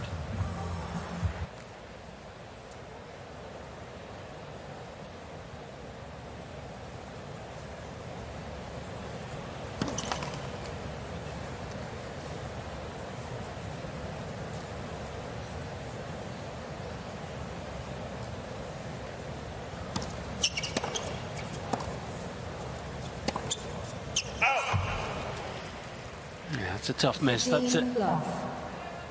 Area of the game both players will be identifying, you know, when they get a look at a second serve, trying to make it count. You know, you've got to walk on court knowing that there's going to be a number of first serves going to fly past you tonight.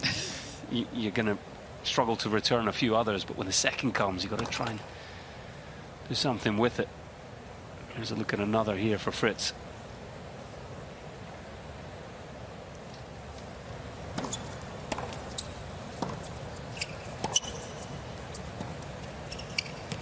That's exactly what the American will be trying to do. Get a telling return into play and then get after the Berrettini backhand, by far the weaker wing.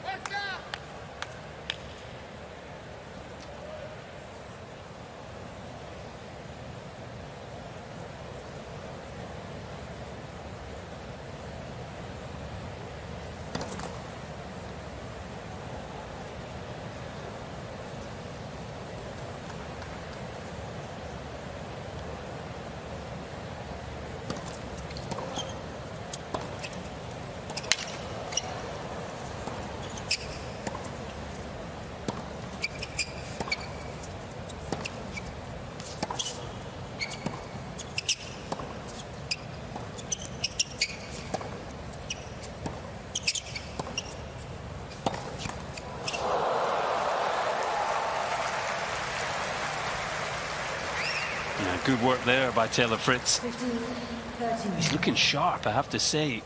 Yeah, not just with the ball striking, but the footwork. Nice. Very neat and tidy.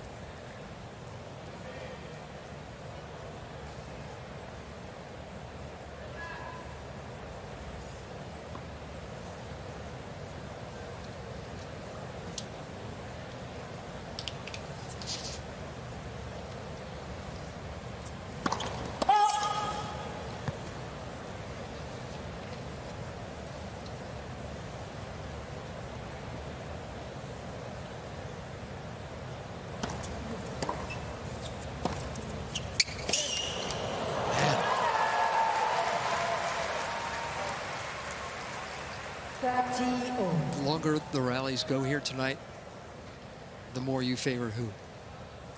Fritz. Yeah. I think just with the advantage he has on the backhand wing. I also think he's probably, probably the fitter of the two players. Berrettini, all the injuries he's had, he's just not got the same bank of matches in the last couple of years. The quality of the second serves, who do you like more? Because that could be a big factor, right? Yeah. That's a tough one.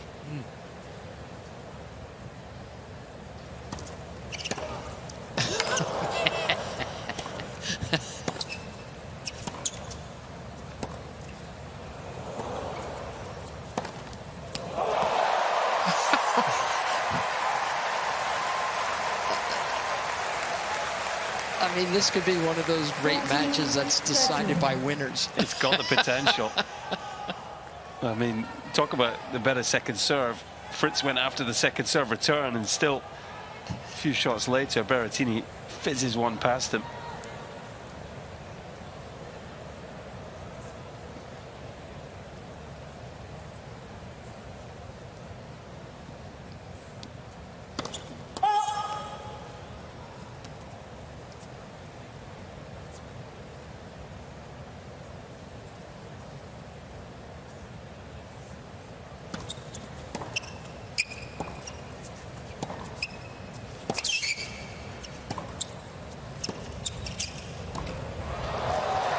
I love that play. Three-shot combination, really. I like the down-the-line ball into the Berrettini forehand. The one before that, which then pulled him out the court, get him moving, get forward. When someone has a good forehand, you actually have to be prepared to hit to that side to open up the weakness.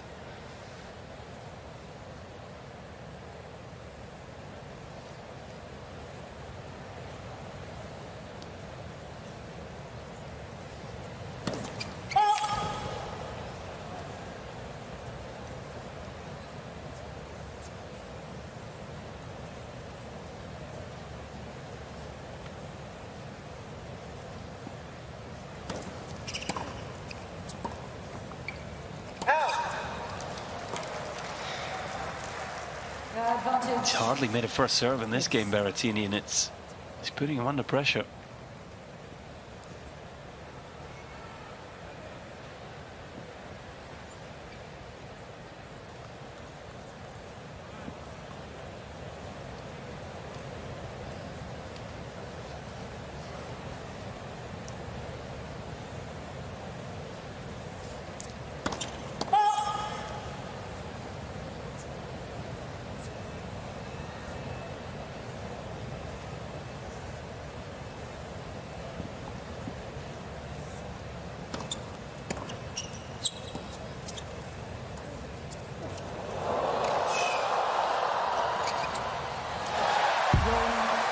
First break of the match goes to Taylor Fritz.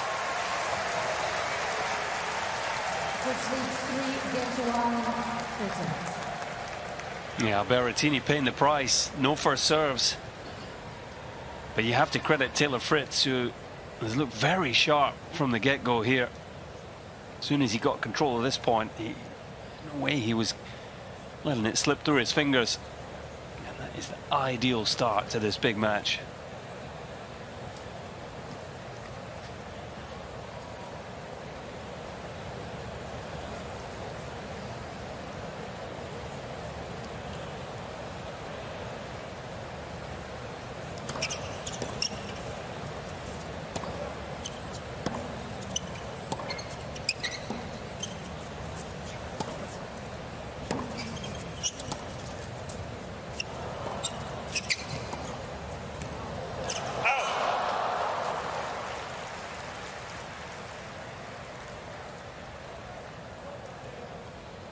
15 love.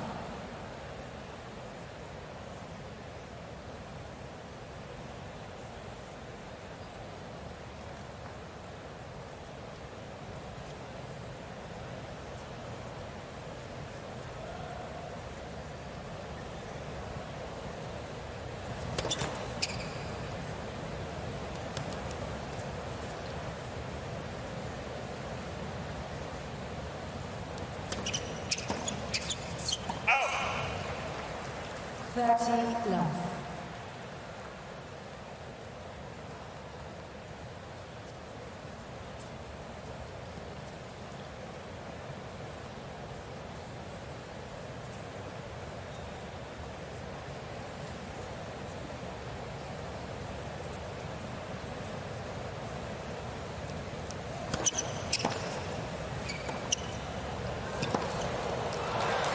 What a move that was. Nothing going wrong for Fritz so far. That's his mom, Kathy. Love. It's the sort of moment where you think, wow, this is going well. Cruising in and hitting volleys like that. Exactly. I mean, he's pitch perfect so far. He's made 1 error, 6 winners. He's about to go a 4-1. Again, Fritz. Fritz leads 4 games to 1.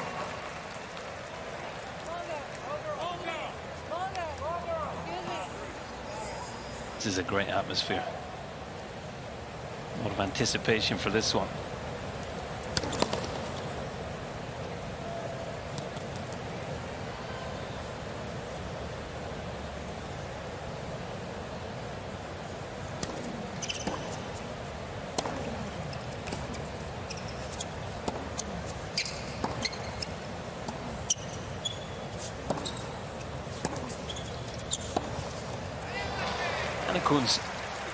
He's always kind of been there for Taylor Fritz, hasn't he? As that consultant, as you described him, sort of, you know, just helping to steer his game and his career. And I have to say, though, I think the appointment of Michael Russell a few years ago was an inspired choice. Solid. Because when Fritz was young, he was, let's be honest, unprofessional. You know, he was, as a lot of young people are, you know, just normal. But Michael Russell's, you know, he's never out of the gym, that guy. You know, he is one of the most professional pros in his own career.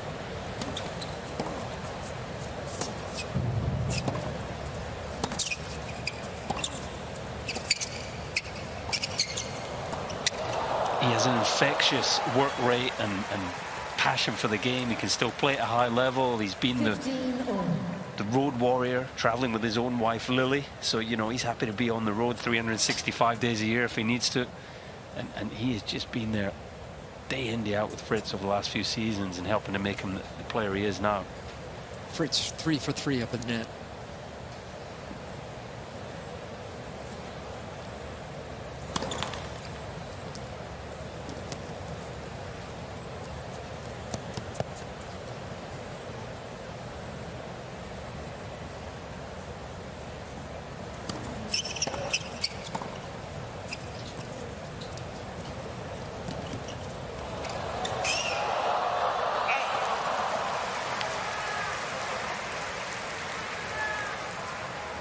Well, you asked me the question maybe a couple of games ago, who has the better second serve? I don't think there's much in it, but I think it's pretty clear Fritz has the better second serve return. And he's certainly getting a look at them. Berrettini was 4 out of 5 first serves in the opening game, and he hasn't made a first serve since. Wow. I mean, that's his big weapon. He's got to find it.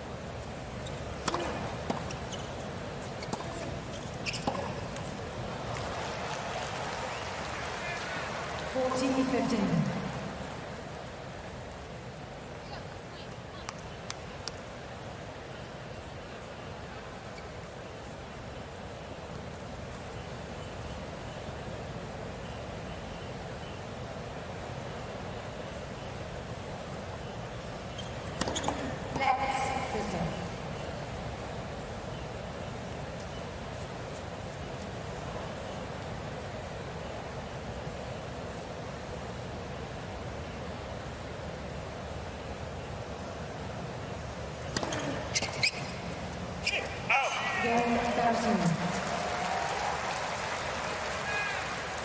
Fritz leads 4 game to 2, first set.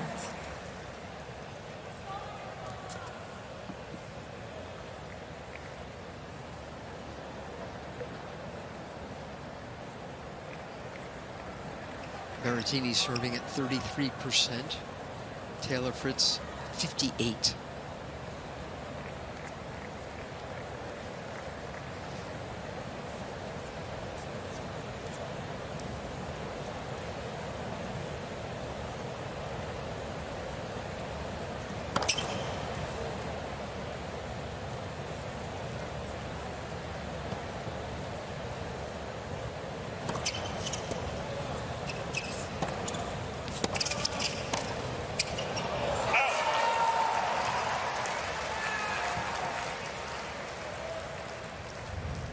Love 15.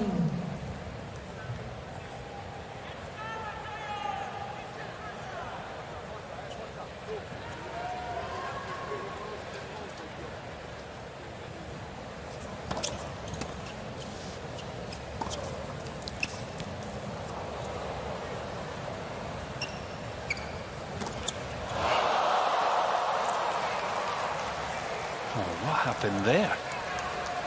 Usually so assured overhead, let the ball bounce, and then just got it all wrong. It's not like Taylor Fritz.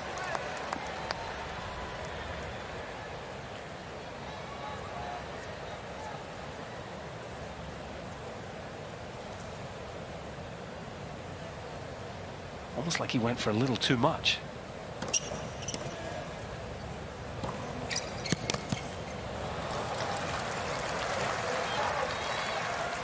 15-13.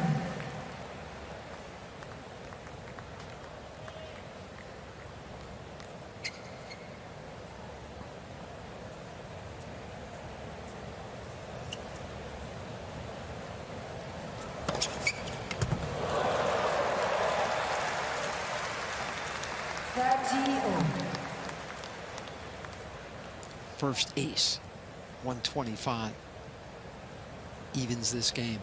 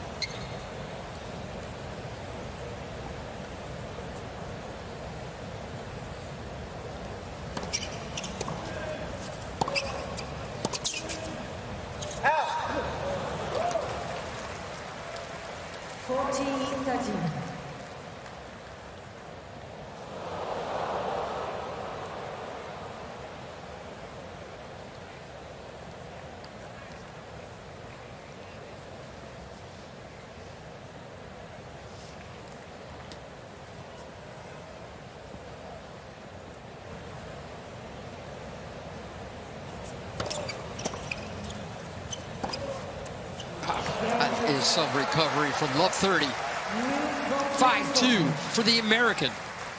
Echeverry. He went 4 hours and 4 minutes against Cerundolo today. Got sick on the court and still got through.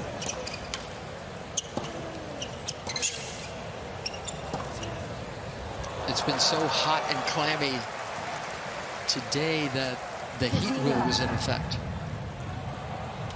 Yeah, we've got thunder and lightning, not just inside Louis Armstrong, but outside as well. Exactly.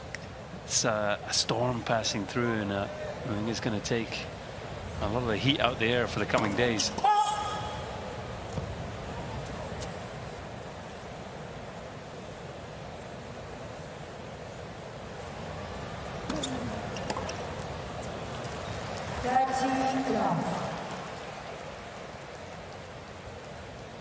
How about the Greek Tsitsipas losing in the first round to Thanasi Kokkinakis of Australia? He said afterwards he's suffering from long-term burnout.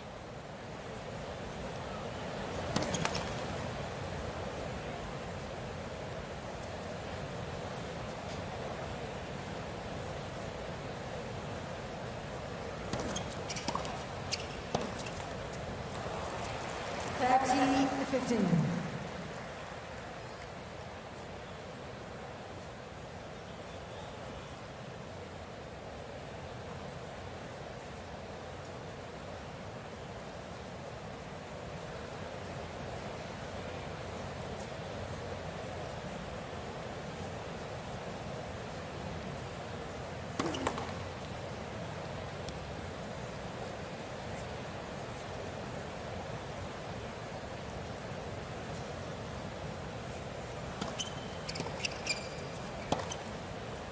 Berrettini had that taping in the first round as well in his win over Ramos Viñolas, the Spanish veteran.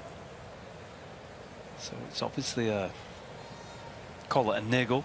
It's just been bothering him.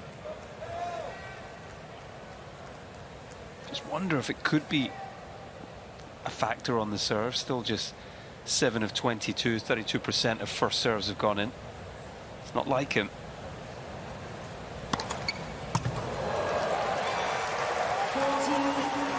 Much better there. Now the legs are so important on the serve. You've got to drive up. Just to give you an idea, on the season his first serve percentage is 70. Wow. So he's well below his best so far in this opening set.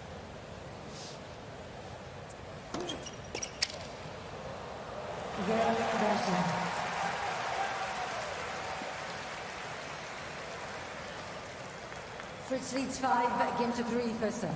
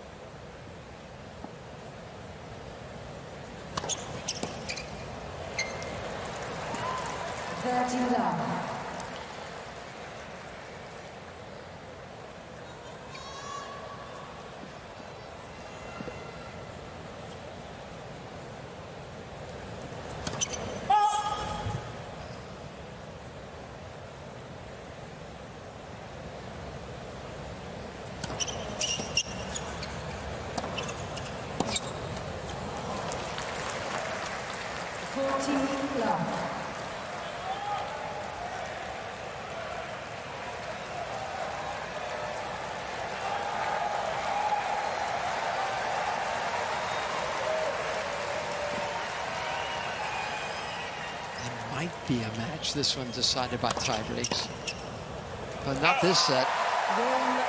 First set, 6 games to 3. That's some pitch perfect play from Taylor Fritz.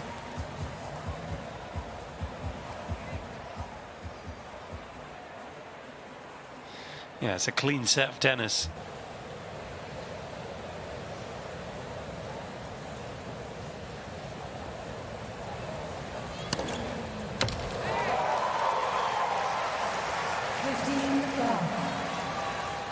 It's almost like a statement serve from Berrettini. He's had a word with himself. Exactly. Got He listened. Got to bring the aces to the table, quite literally. That's his second.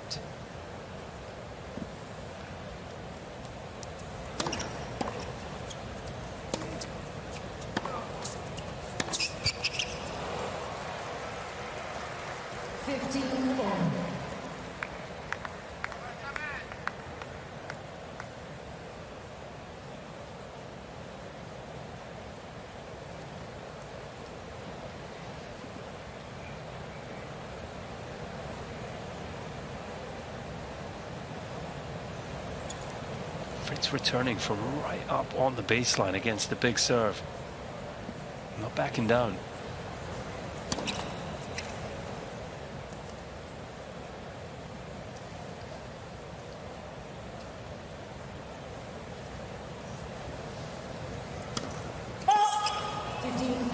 I just wonder, is that as he almost caught the eye of Berrettini. Berrettini was so used to guys retreating 3, 4, 5 meters back. County, yeah.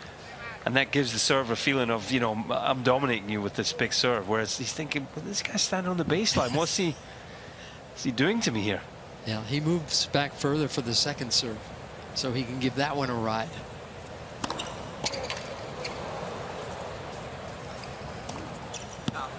That's too good. And obviously by standing in, less reaction time, but he's covering more of the court, covering more of the angles. Yes. Like there, he was able to get a racket and put that ball back in play. And he's been so sharp that the reaction time hasn't been a problem for him so far.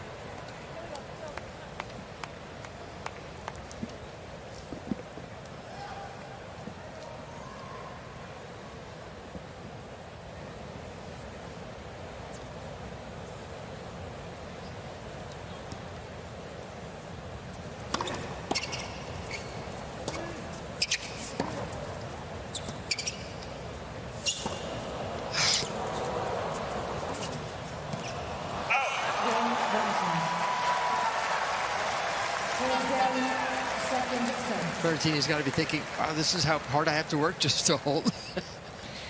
Got to play that kind of tennis. Yeah, you've got to recognize the level your opponent's playing. Exactly. But you'd probably also just be thinking, you know, stick in, this guy can't keep playing this well the whole match. That was a good hold there. Under some pressure again. Now you've got to thank Arthur Ashe for that one. That's got Ashe written all over it. Nighttime.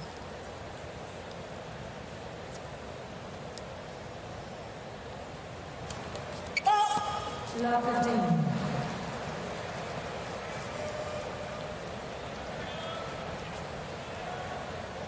He's got one ace and one double.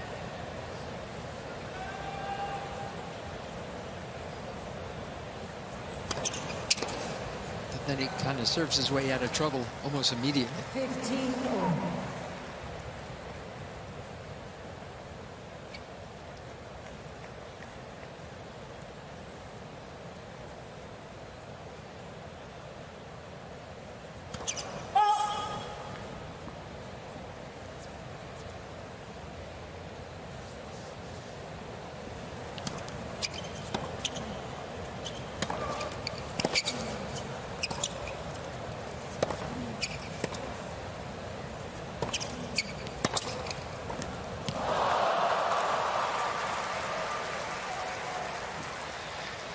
Taking over the point. 30, Just didn't really look sure what he was trying to do with this volley. It was neither a punch through the court nor a drop volley.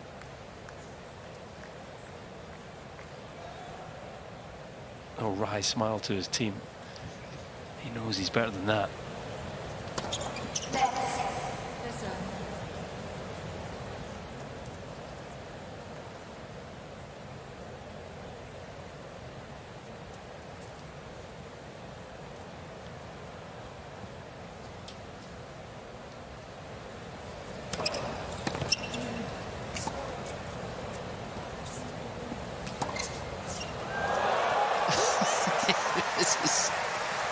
This is beautiful. 14-15. And it's something too. He's trying so hard, it seems, Fritz, not to give up any court, right? He's got that extreme grip, but even when the ball's down low, it allows him to generate so much spin as he did there. Too good. But I agree with you. He's not come out here to be pushed around by Berrettini.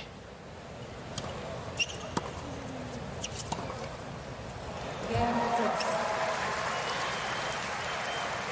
which is probably why he's had a lot of success against the Italian. You know, 3 times they played, 3 times Fritz has won. Berrettini wants to be bullying his opponents, doesn't he? Big serves and, you know, the forehand controlling the court. But he's pressing Berrettini. Yeah, Fritz has been probably certainly the sharper and probably the more attacking player. Got his game plan right and executing it well.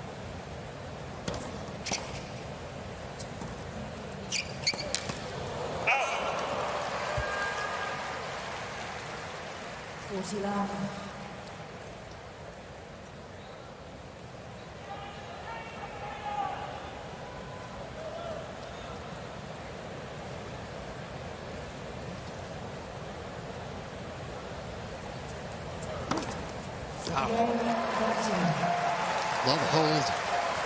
Berrettini leads 2 games to 1, second set. First set, Fritz.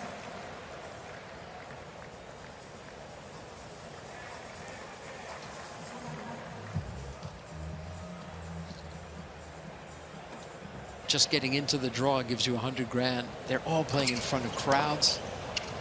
It's noisy, it's festive. It's really a 3-week event now.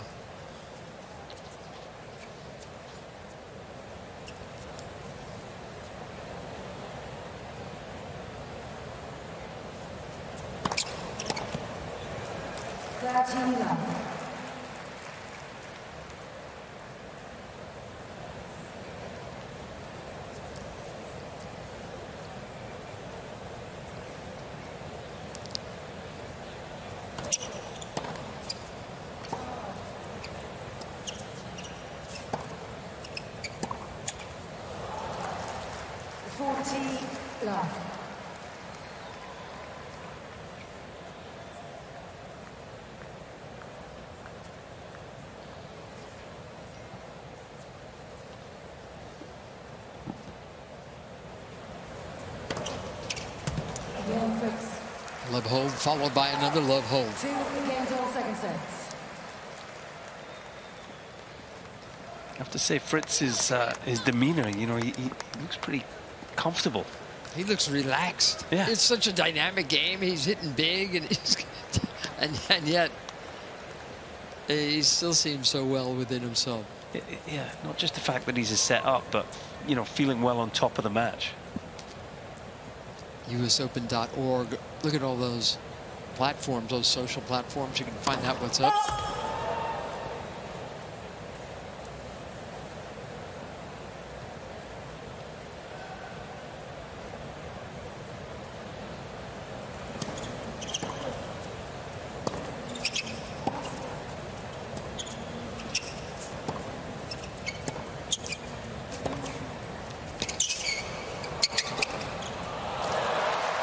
From everywhere on the court, he seems so solid, so stable. And so clear in what he's trying to do. The clarity, that's right, and the awareness for when he can make its move and break open a point.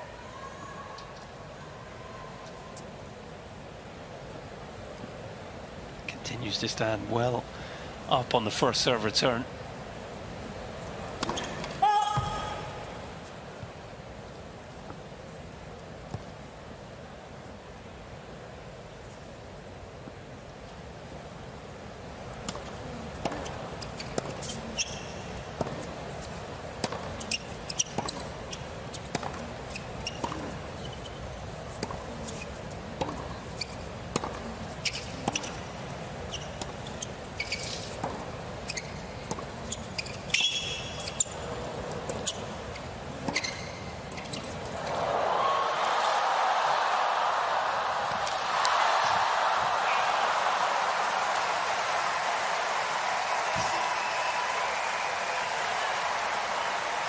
tour has come into Louis Armstrong Stadium. 15. Also, Gere, the Serb, playing another Serb, Novak Djokovic. It's 3-all in the first set there. So she's probably slid over to see this one. That's the pull of this matchup, isn't it? Yeah, no kidding. And points like that. And people want to see. Thank you. Players are ready.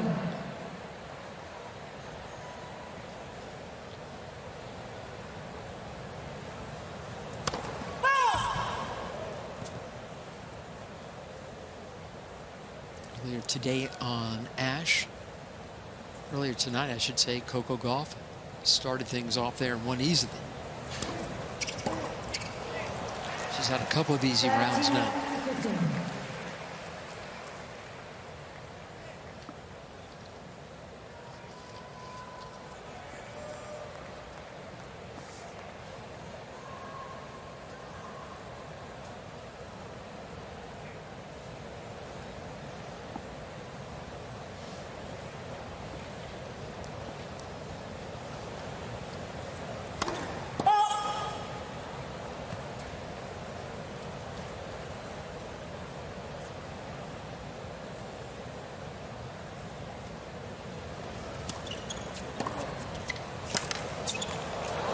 Just crushing the second serve of Berrettini. Really is. Italian so far has won 8 of 20 second serve points.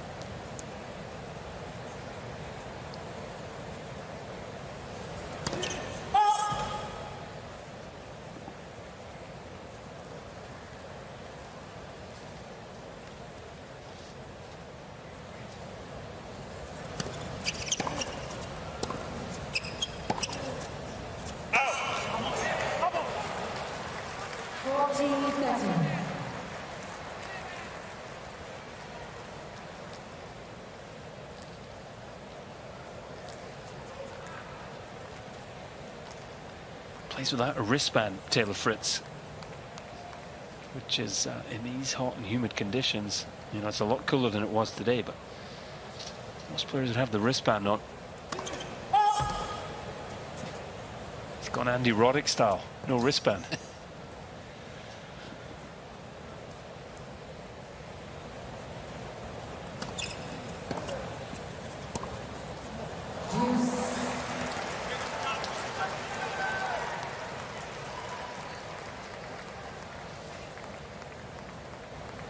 Serve has become a real problem for Berrettini again in this game. First serve percentage dropping off. I really feel with the return position of Fritz, it's like Berrettini's forcing it.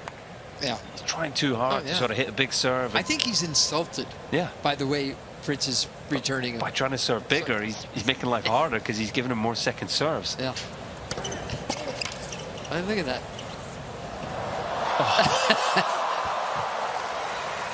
I could use some luck. 130 miles an hour was that last serve.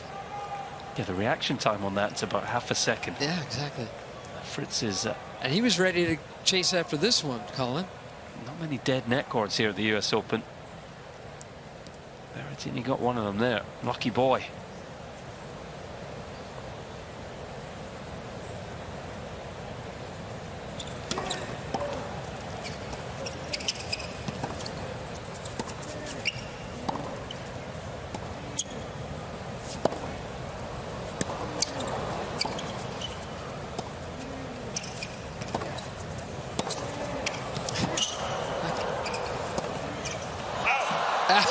Man.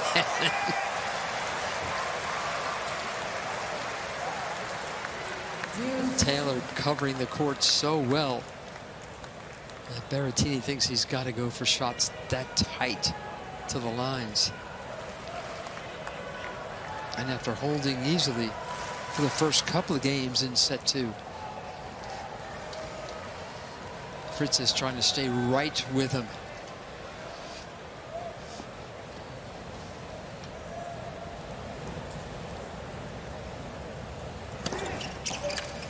That was too good. Yeah, I think he has to serve to the forehand a little more.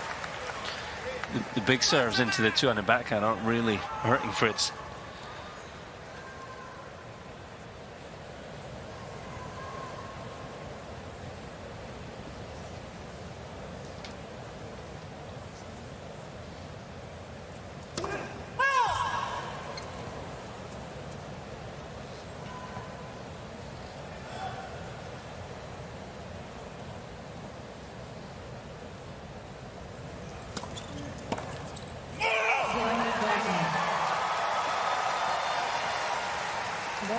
Tough hold from Matteo Berrettini.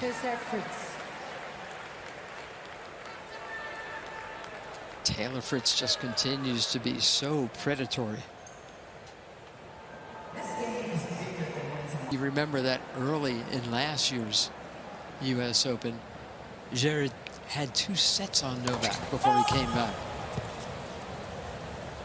And then, of course, Djokovic won the whole thing. His 4th US Open.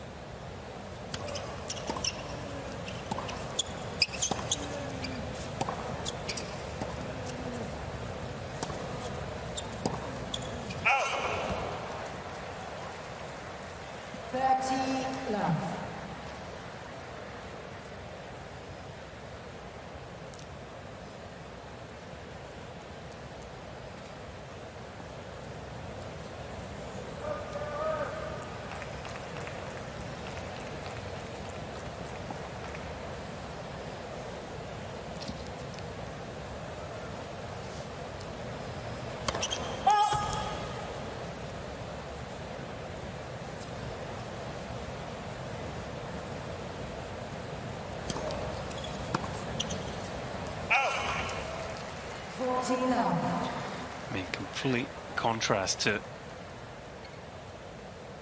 the damage Fritz is doing to the Berrettini second serve. Berrettini just can't make any impact. Can Berrettini stand in a better spot trying to get back Fritz? Fritz has only lost 3 points on serve the whole match. Hey, say that again. 3 in total. He's won 20 out of 21 first serve points and 12 out of 14 in the second. I mean, that's pretty good. Berrettini, he's got to find a way to do better, hasn't he? Ideally, yes. Because otherwise, he's serving all the time. Exactly. And feeling like a matter of time before he's broken and goes 2 sets to love down.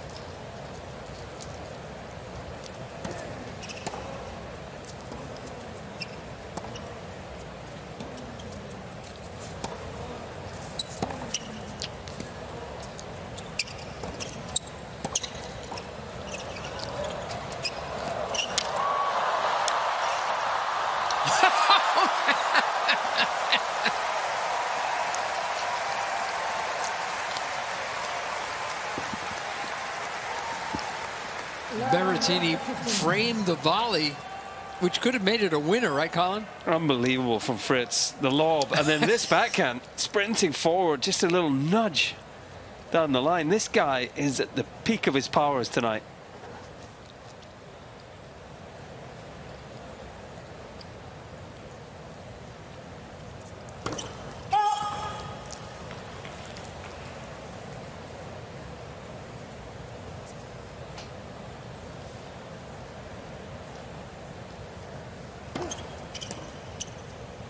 That was a miss-hit return.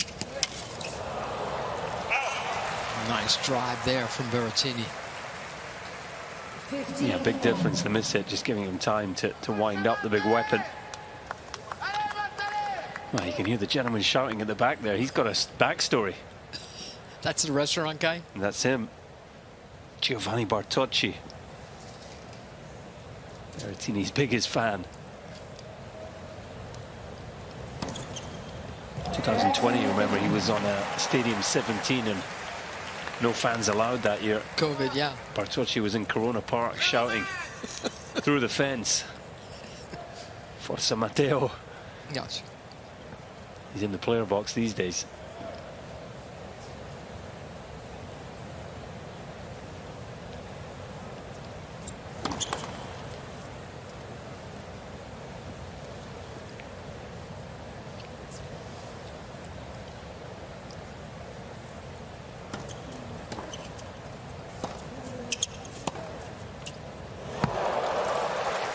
Stunning. I mean, just as good as it gets. Talk about a good two-handed backhand. Berrettini didn't see this coming. Just delays the contact. It's an unorthodox follow-through, but he just... The two-hander is like a glove for Fritz. He can put the ball anywhere.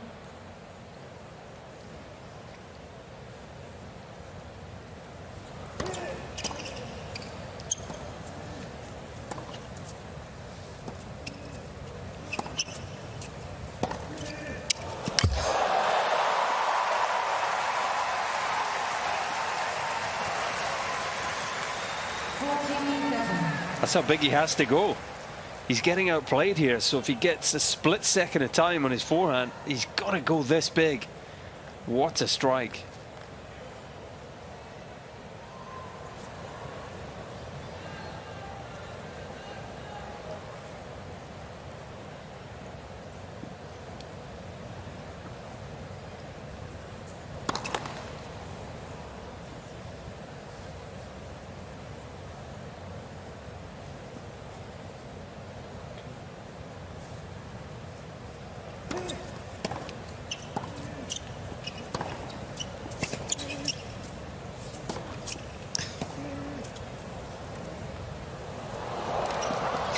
Yeah.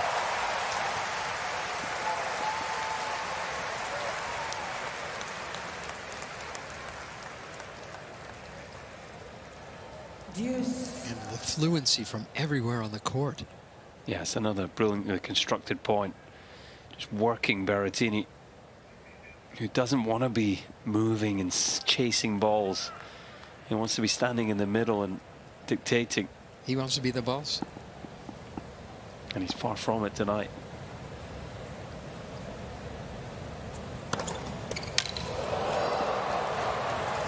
And 32 worked.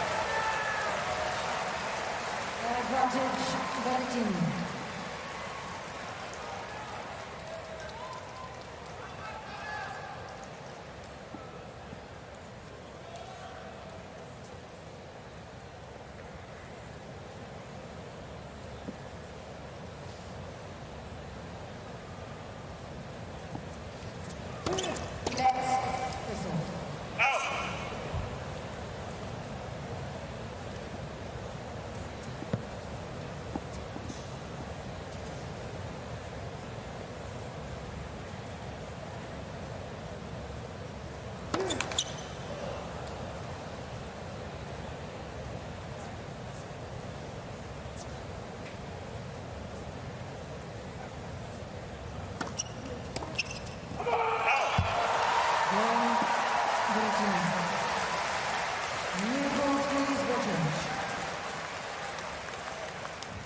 Berrettini leads for.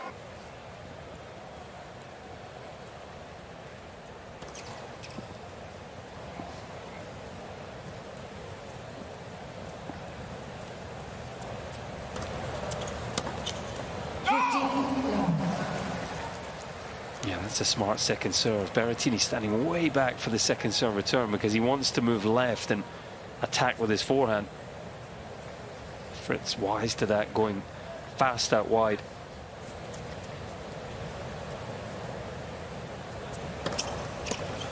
Just wonder if Berrettini could actually move in for a few second serve returns and if it comes to his backhand, even just knife the slice and, you know, just give Fritz a different look.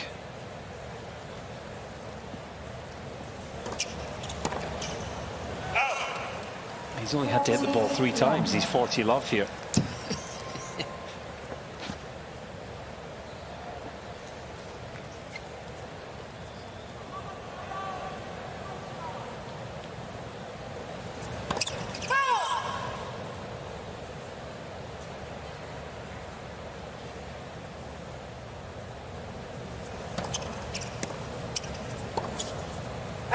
That's a better second serve return up near the baseline, and just when you're in that far, you don't even have to hit the ball that hard because you're taking time away just with your court position.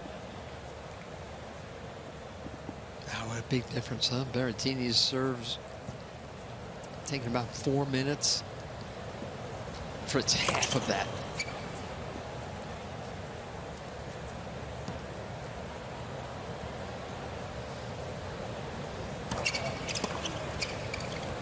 Game Fritz. 4 games, all second sets.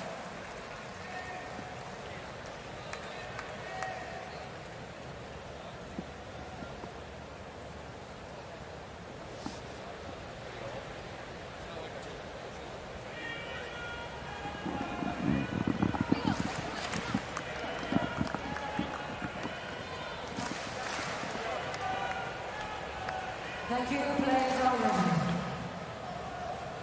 Please.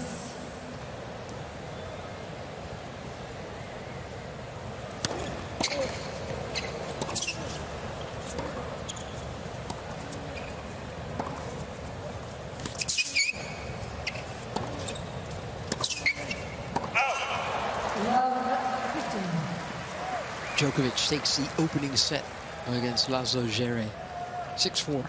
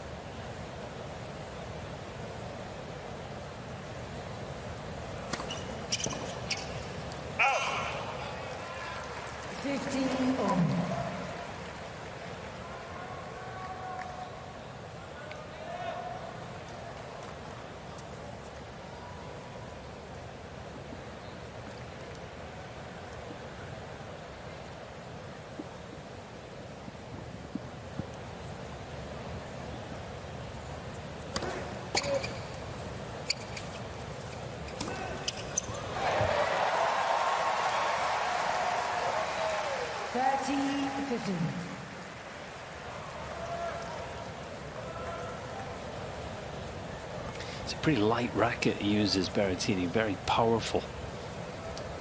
He's able to whip it, huge amount of racket head speed.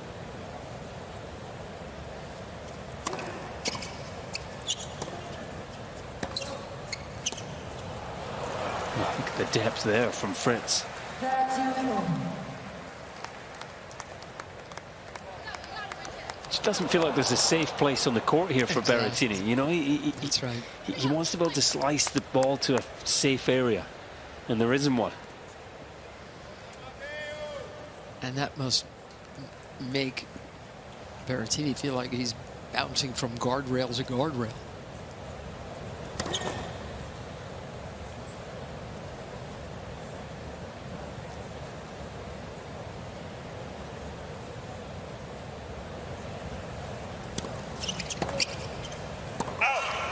Just Be aggravated at that one. Yeah, he had 30 all earlier in the set, missed a routine rally ball. Just as much as he's on top, Yep. not quite getting these big points.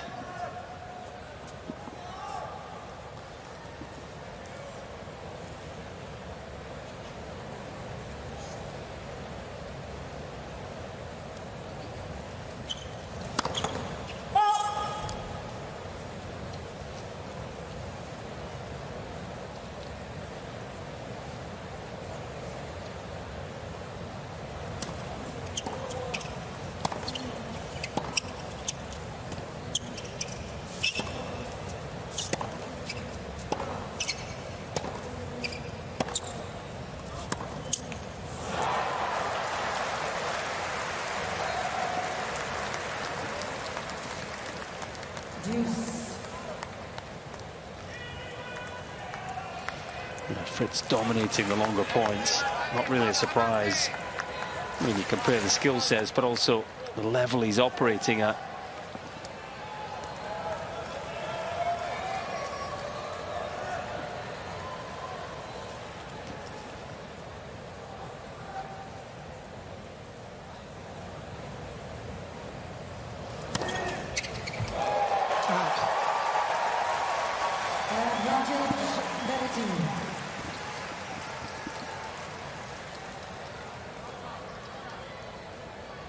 Those kind of angles work against a guy who's playing so tight on his return, huh?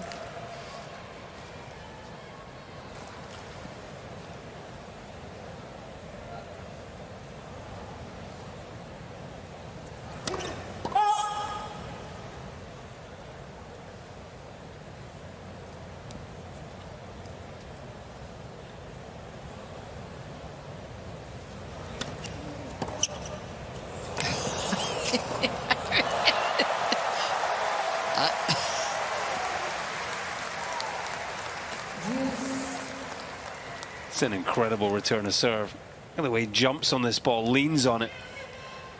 So quick to follow it in as well, recognizing the damage it was going to do. Have you seen Fritz play better than he's playing tonight? You know, I don't think I have. Every area of his game. If he can just get one of these points and generate a break point in this second set. How he would love to win it before a tiebreak situation.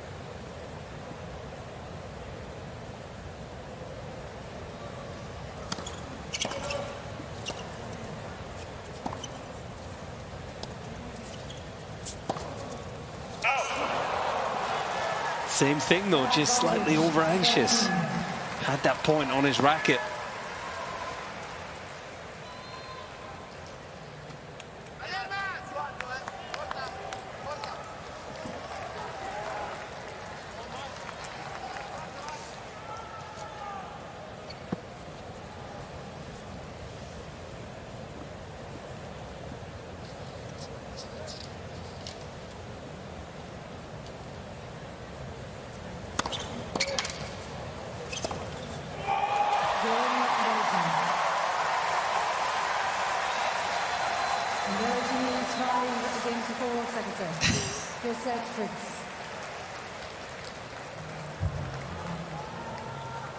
And there's really so little between these two in this second set, isn't there?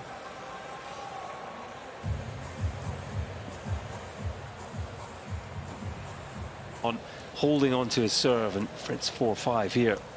First bit of pressure he's faced all night.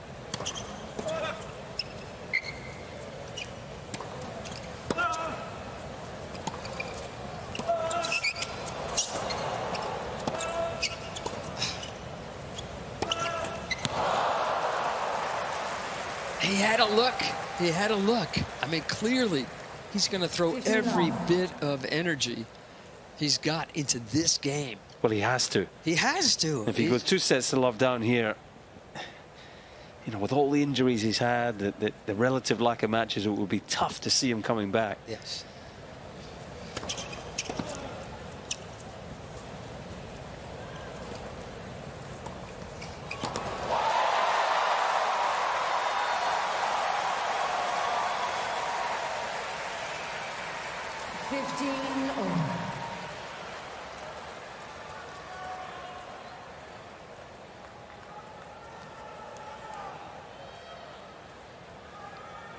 Hardly won a point on return all night, Berrettini.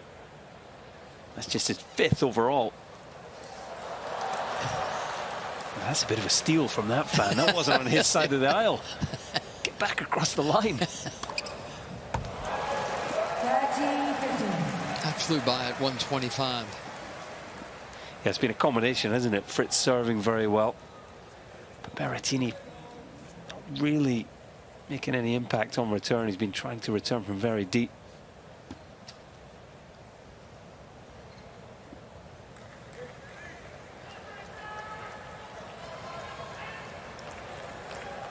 Just a delay there. Fritz tossing one of the The balls to Alison Hughes in the chair. Maybe he popped it with a 1-2-5 down the tee.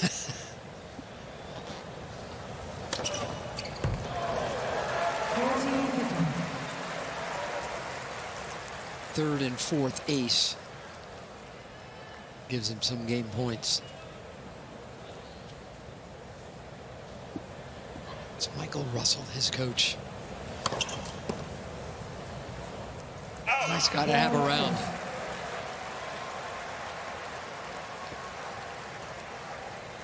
Again, the serving games from Fritz are so much more simple. Yeah, he's been. It's like he's throwing it, he's serving and then tossing the ball back on the other side as quickly as possible. With the minimum of fuss, hasn't he? And he's been in every one of Berrettini's service games in this set, but hasn't generated a break point yet. When the half chances have come, 30 all juice, he's not really made them count.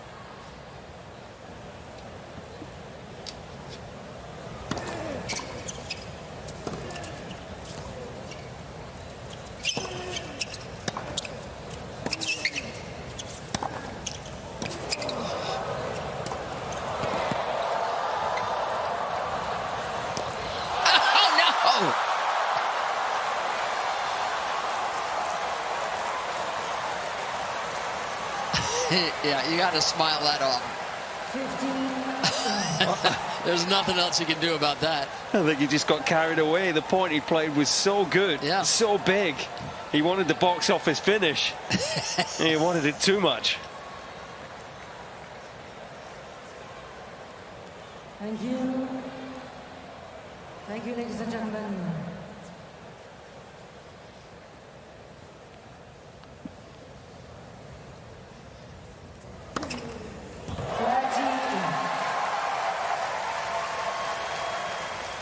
.124 in the corner pocket. 6th ace for Berrettini.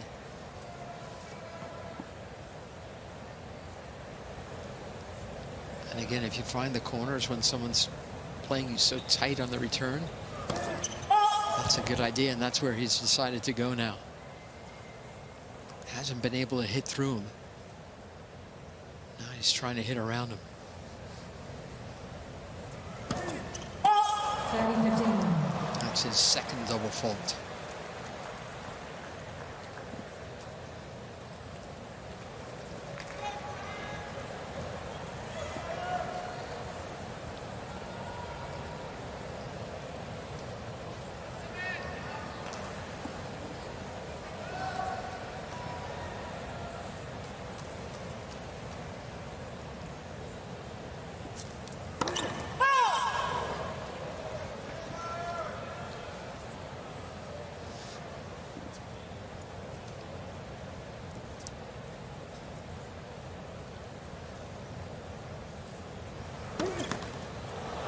Oh, wow.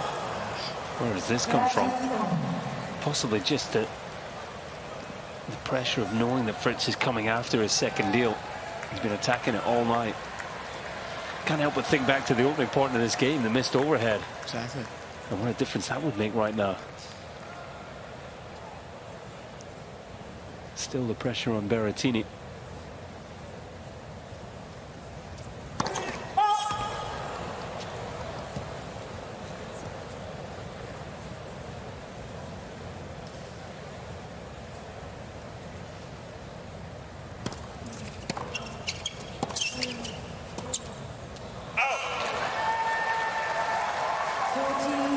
Just about every time, 30 all or juice, Fritz has missed a ball like that, hasn't he? Got into the point. Just hasn't been able to convert in this second set.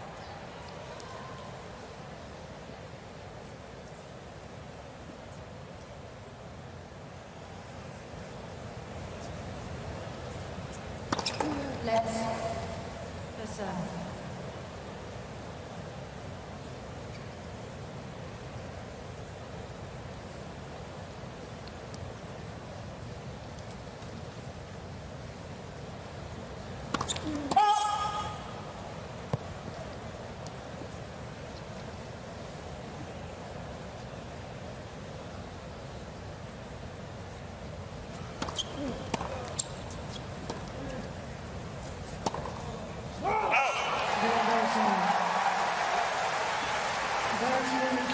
games to 5. Second set, first set, Fritz.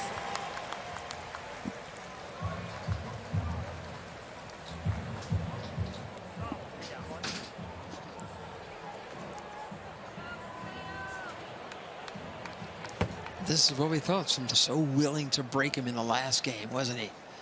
And had his looks. 15 love.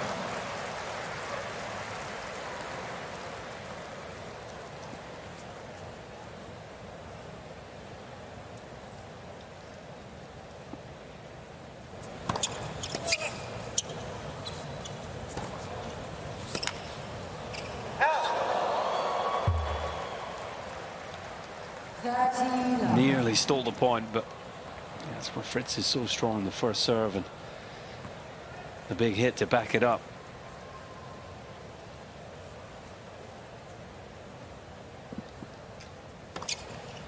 Remember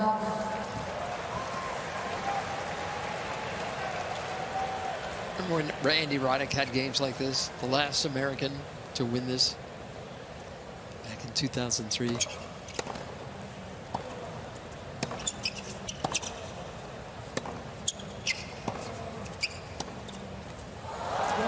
His coach at the time, Brad Gilbert, said to Andy, use your serve and win your serves as quickly as possible, then throw the balls over on the other side. Well, look at that, 1 minute and 3 seconds. I mean, that was serving to stay in the set. What a service game. I mean, if the statisticians would say Fritz is going to win this tiebreak for sure. He's lost 3 points on serve in this set, just 5 overall in the match. Berrettini's been battling to hold, but tiebreak can do funny things to people. Please.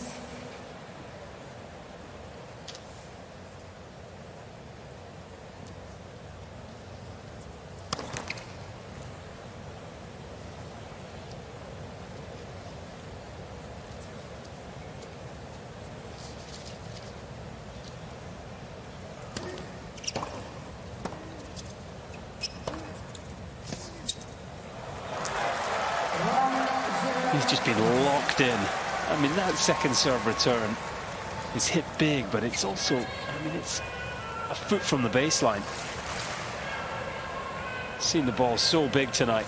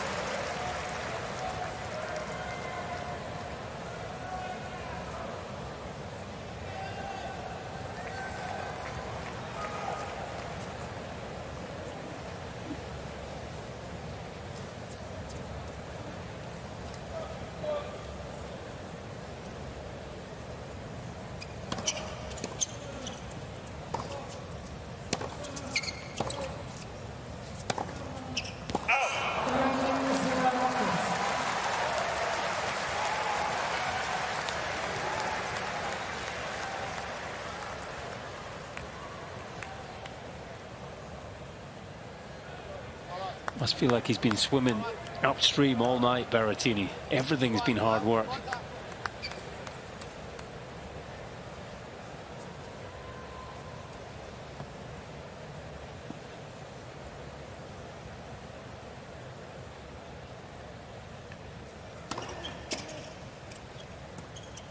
I love that return. He's done it so well, right on the baseline, but just chipping the forehand, keeping the pressure on.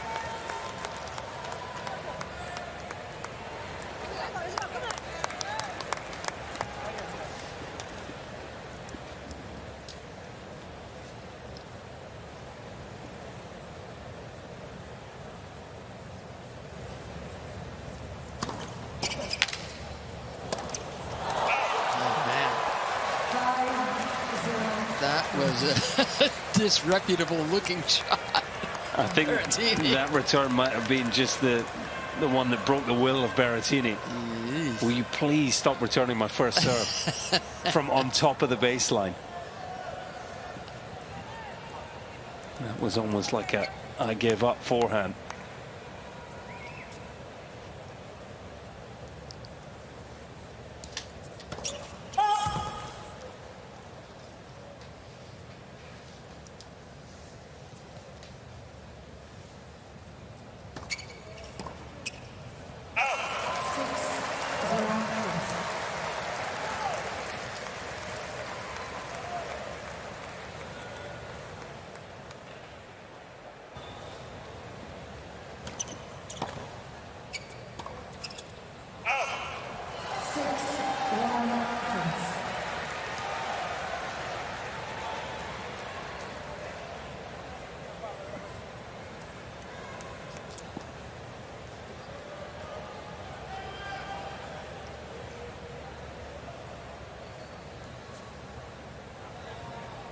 Thank you.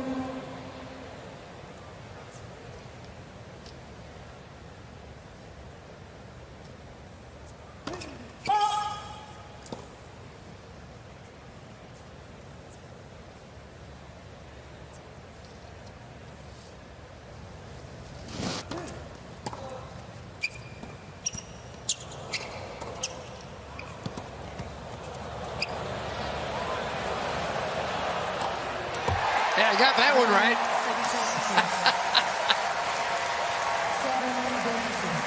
Taylor Fritz is putting on a display tonight with a 2-sets-to-love lead. This is the kind of tennis that wins majors. And that's what Fritz wants.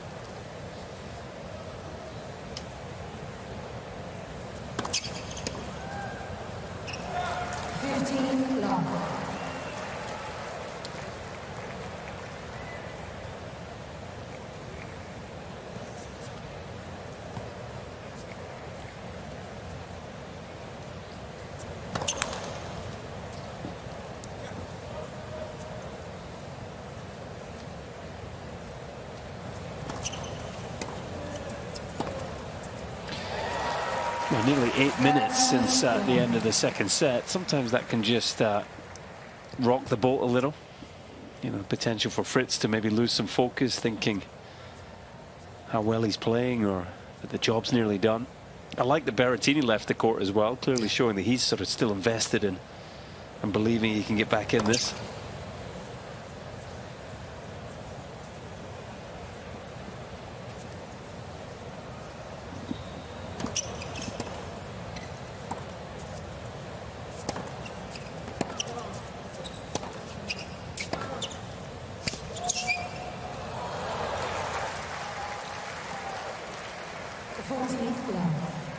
Just keeps gaining the court on Berrettini, doesn't he?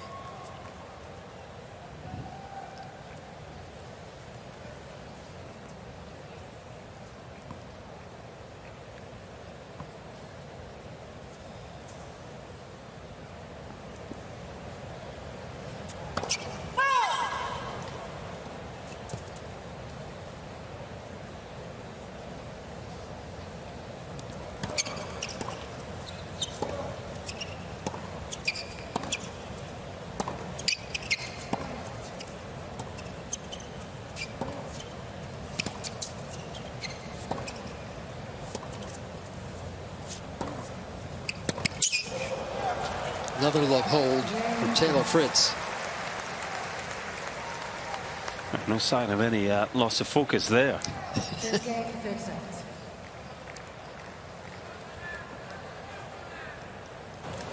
He won the Australian Open. I'm convinced he's playing his best tennis coming in here, Sinner. What I would say, I mean, he's obviously world #1 now, so that tells you that over the last 12 months, the results, the consistency, rarely loses before this, you know, semis and beyond in these big tournaments now. So as the top players do, he'll get better with each match that he plays, then gets a day off, works on things, and by the second week, they tend to be playing some serious tennis. Yeah, it's hard to see him going anything other than deep into the draw.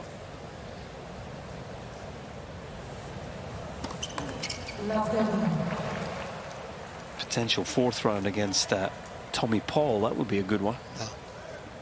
That's an Arthur Ashe assignment, if ever I've heard of one. That's where I'd put that. We want to put all the matches on Arthur Ashe. It's going to be crowded. That's where we'd fall apart, Mary. That's a 4th double from Berrettini against 6 aces. Yeah, the match is on the line right here.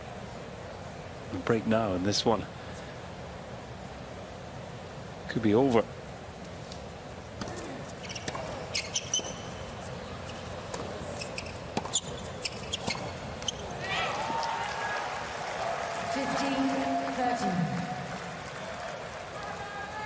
Sinner's in the top half of the draw, along with Alcaraz.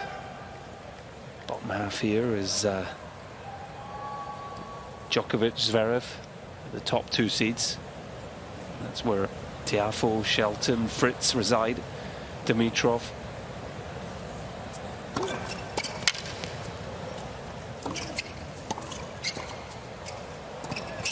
I mean, come on, Taylor.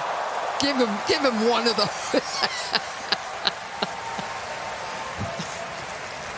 I mean, did Berrettini play a lousy point here? I don't think so. Maybe he didn't hurt that volley enough, but this...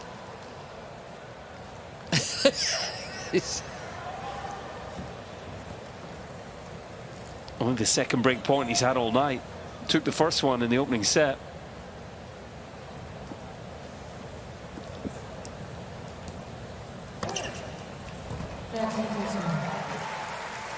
Yeah, it doesn't matter where you stand, you're not touching that. Brilliant serve.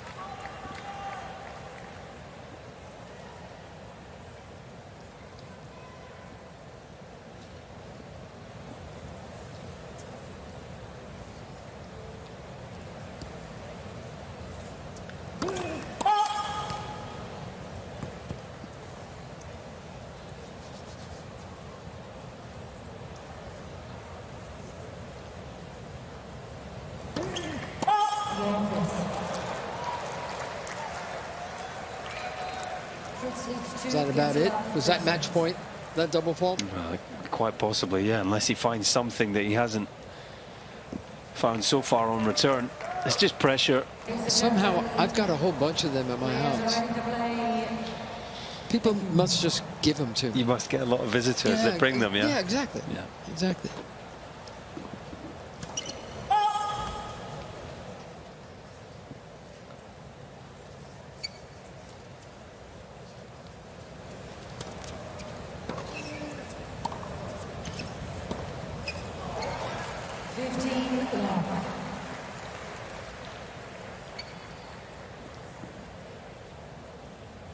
I have to say, I just wondered coming into this match, you know, Fritz has got the 3-0 head-to-head against Berrettini. You know, there's no doubt he was the favourite, but would he handle the occasion, you know? Second round against very dangerous opponent. Yes. I mean, he is more than handled it. This has been a statement performance.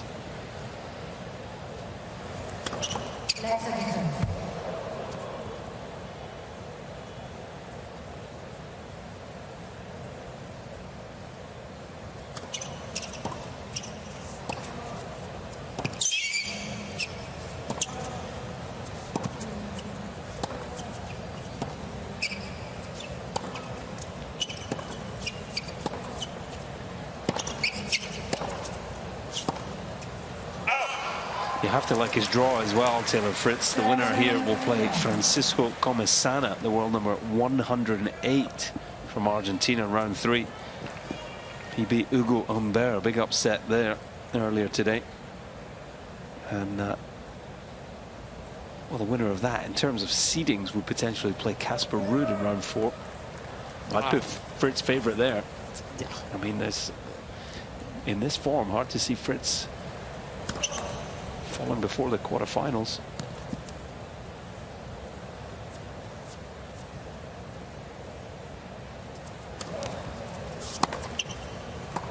The high seed in his quarter is Zverev. Tough. But he did beat the German at Wimbledon. It's Look at this, last 25 points. Only 3 from Berrettini.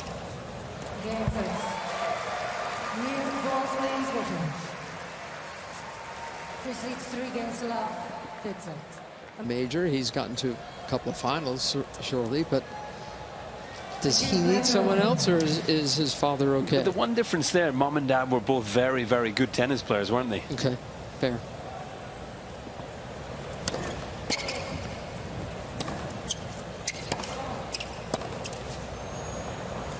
I'm just saying, when those around those guys I've mentioned, when they see who the players who've just beaten them are thanking in the players box, you know, they're mentioning it. Like, doesn't that make you think, wow, maybe I should change my my sitch here? I mean, Coco Gauff, you might know this better than me, but you know, her father now watches from out with the player box. Yeah. You know, there's a transition going on there as well, if you like. I mean, it's got to be difficult. A parent, coach, that whole relationship.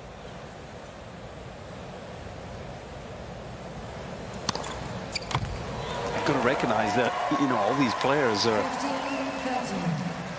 the relationship has been hugely successful. To, you know, they're all here, right? They're all the US Open, they're all big players, and you know, so but then at what stage do you make a change? It's hard.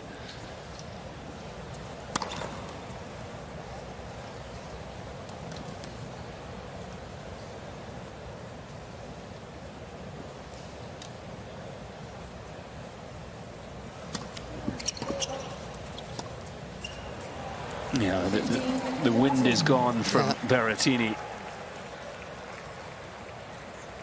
He fought so hard in the second set to take it to a breaker, but already been a breakdown here. He just got nothing left. Look at that, last 30 points.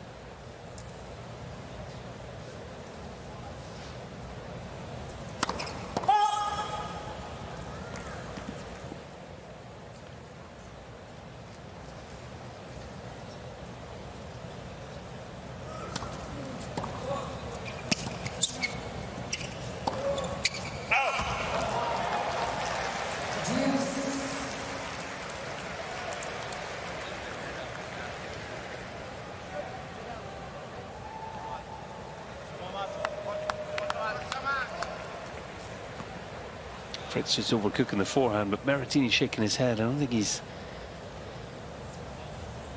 too comfortable physically here. Kind of doubled over after that point. Yeah, didn't really get up to that first serve at all.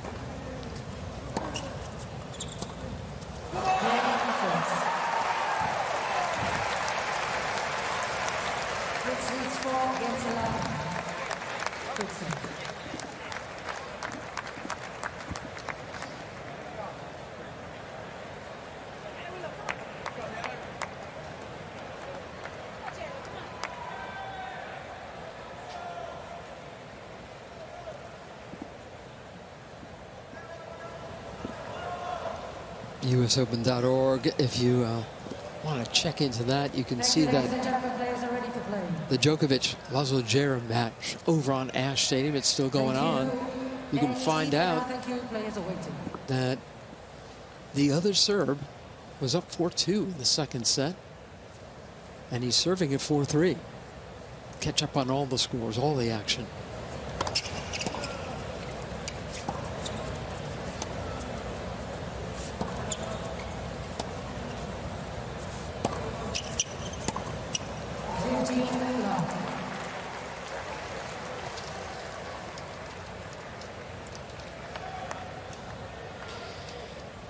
Berrettini's done a good job since the start of the grass court season. The last few months, he's played a lot of matches, won matches, starting to rebuild the ranking. But it's probably a reminder tonight that he's got to keep doing that. You know, try to stay fit and healthy and get back into a seated position in the slams to avoid running into a player like Taylor Fritz here, the 12th seed in top form, just in the second round.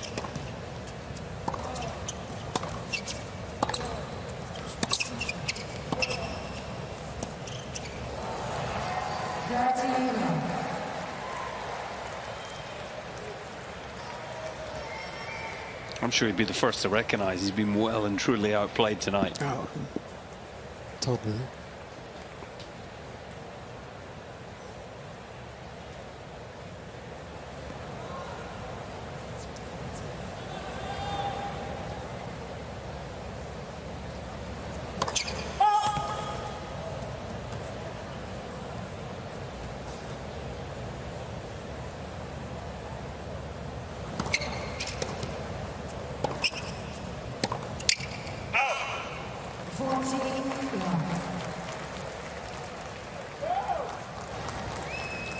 So many of these fans, I'm sure, were hoping. Berrettini has played some of his best tennis here at the Open.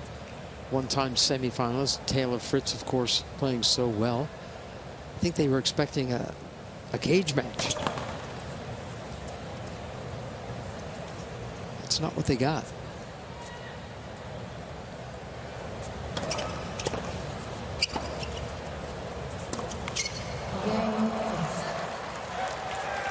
Another love hold.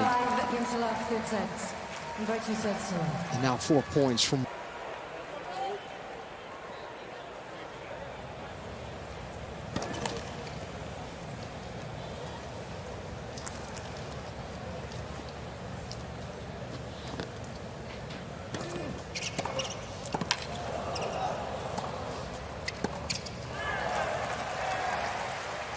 Love 15.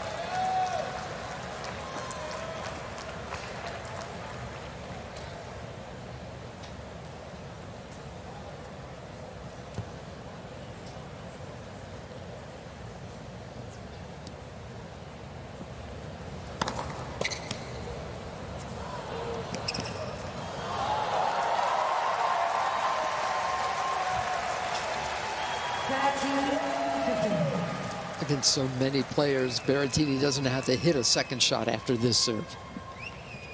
Oh, it's one of many areas Fritz has excelled this evening. His return from up on the baseline, he's made so many returns.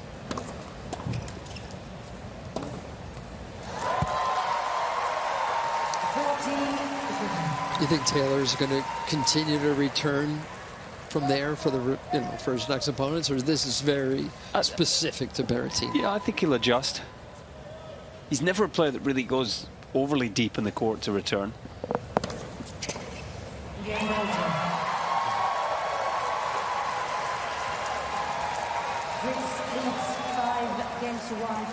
But it's been extreme this evening, and it certainly worked. Got inside the head of Berrettini.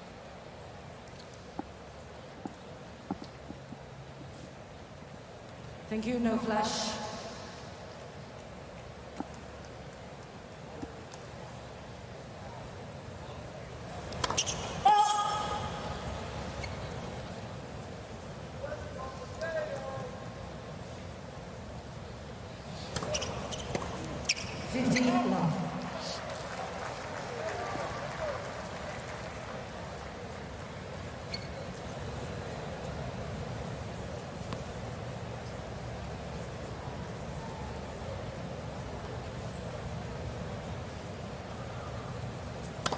Let's listen.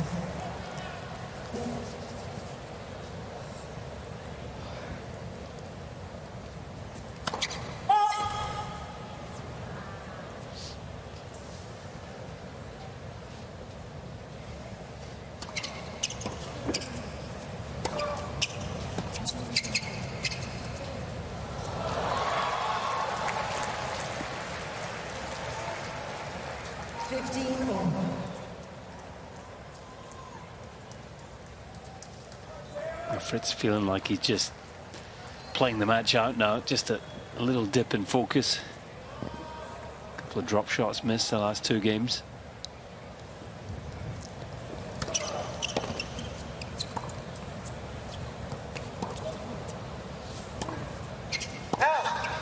Maybe thinking about what he's going to say in the post-match interview.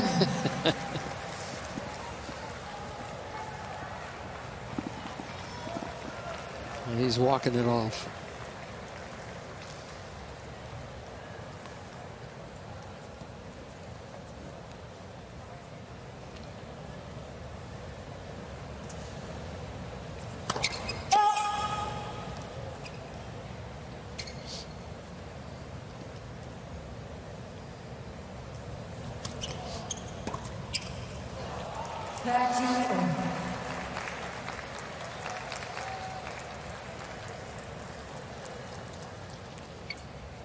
Tailed off on him, didn't it?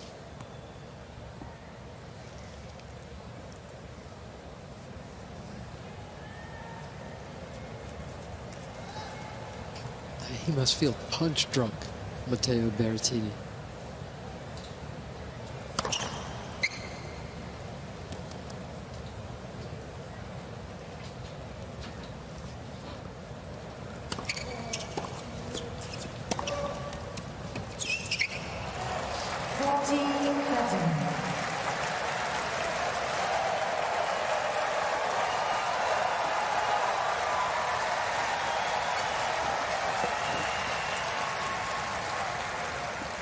A little over 2 hours. It's match point for Taylor Fritz.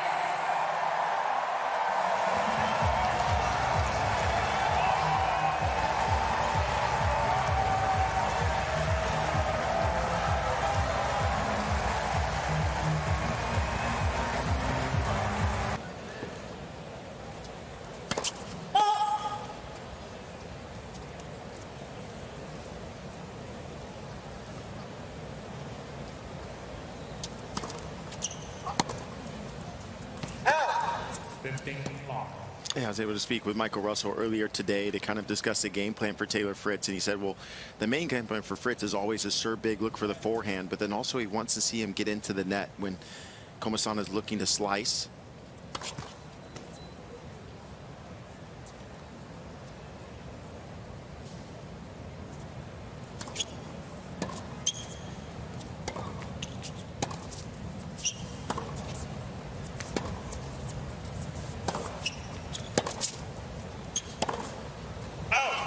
And just wants to dictate play, right, for Taylor Fritz. He wants to wants him to come forward more, take advantage of the slices that are floating. This player, Komasana, is very quick around the court, very consistent.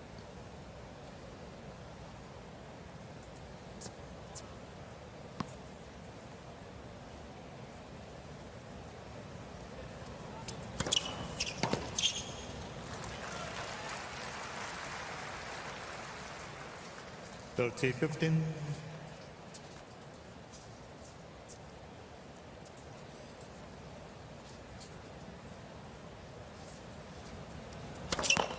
Let for service.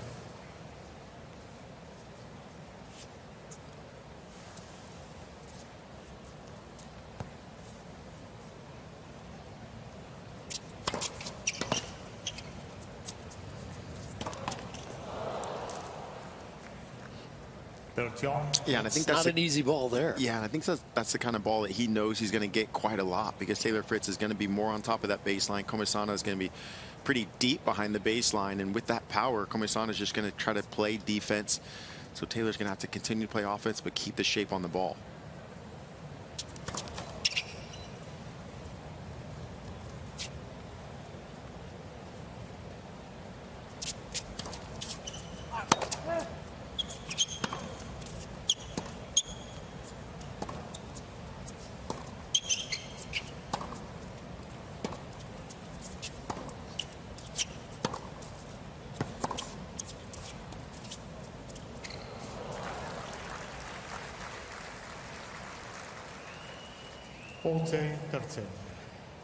Not a bad play there from Komasana, just exploring the front part of the court.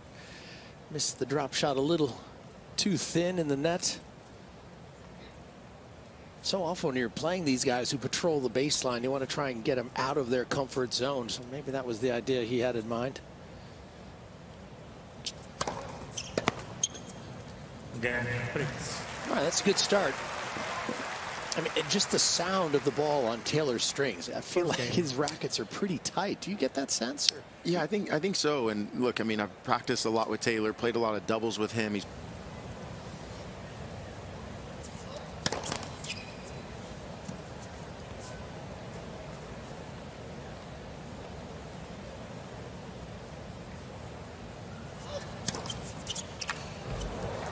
Boy, it's a pretty nice serve.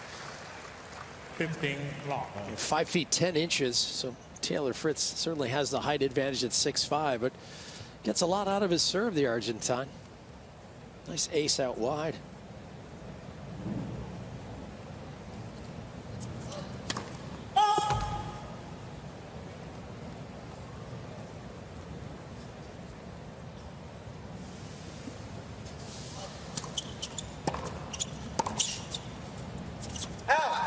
Yeah, and I always love when I'm doing research on a new player that I hadn't really seen much from in Komasana. And, you know, he started playing tennis when he was 6 years old, but then he started playing at the same club that is owned by Horacio Zeballos' family. Horacio Zeballos is the current #1 doubles player in the world. Yeah, strong player, left-hander. A lot of singles success before he became a double success.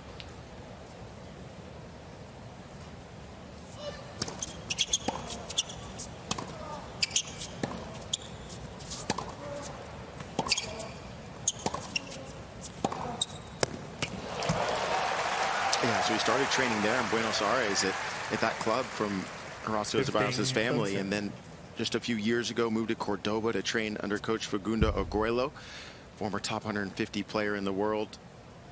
But then now he's moved back to Buenos Aires and trains under coach Sebastian Gutierrez.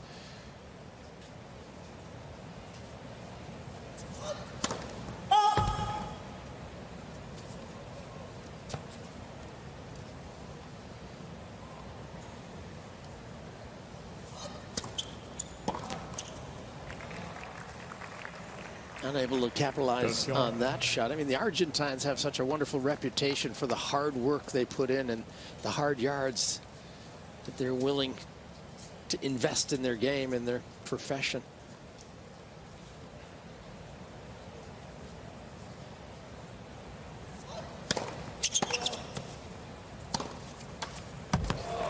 Heavy forehand. Yeah, and that's what they also possess, the Argentines, a heavy forehand. They like to look to run around their backhands to find their forehands. And we talk about the variety that Komasana brings with the slice, but he's also got that heavy spin on the forehand wing.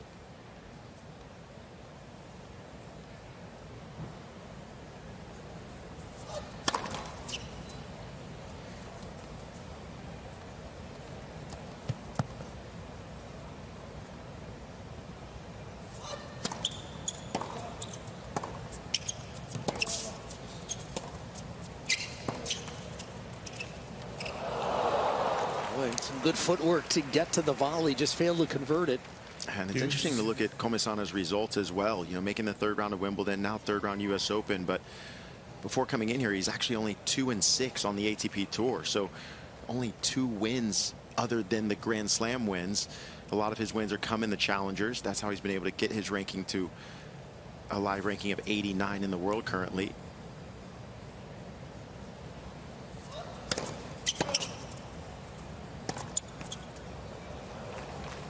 But to get to 89 in the world, that's a lot of winning on the Challenger Tour. I mean, that's a lot of wins that he has there. And that's what gives you confidence once you get into these Grand Slams, that you feel like you can win these big matches.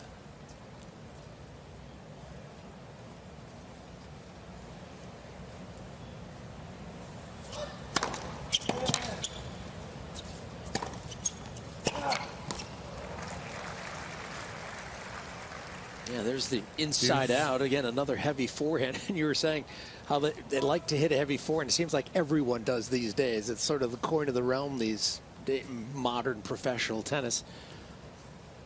Got to find some weapons out there that are reliable.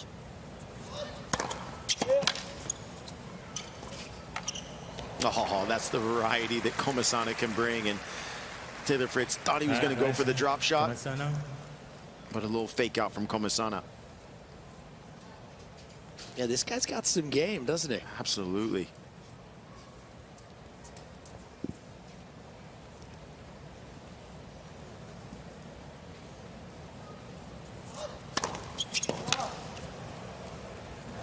Komisana. Yeah, he does a nice job. He was down to break point in that service game, but able to get through it. So Taylor just missing out on an early chance. As you see the coach there, Sebastian Gutierrez for Komisana.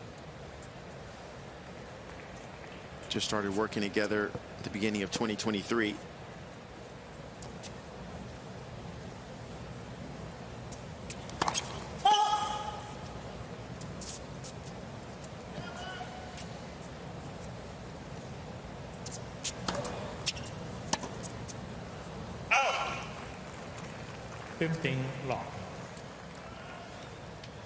And we said Komisana gets a lot out of his serve. Fritz, beautiful service motion, great power, variety, spin, placement. He's got it all.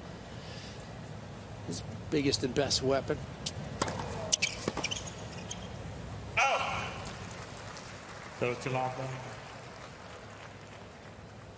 Yeah, Taylor can hit all corners of the box. You know, it's funny, when I played doubles with him, he would just tell me, hey, this one's going to be an ace right here down the tee. He would know exactly when he was going to hit the ace, and he would make sure of it. Just like that one right there. He just trusts his spots. Good timing for that anecdote right there. Exactly, and it's hard to read his serve because the toss is so low. He's able to come on the outside of the ball if he needs to spin it, but then also has the flat one.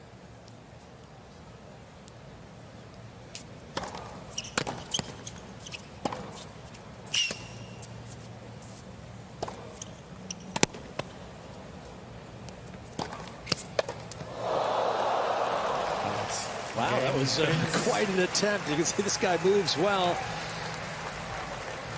Morgan is happy with that. I'm sure Taylor is as well. 2-1. Here's Francisco Komisana at 1-2.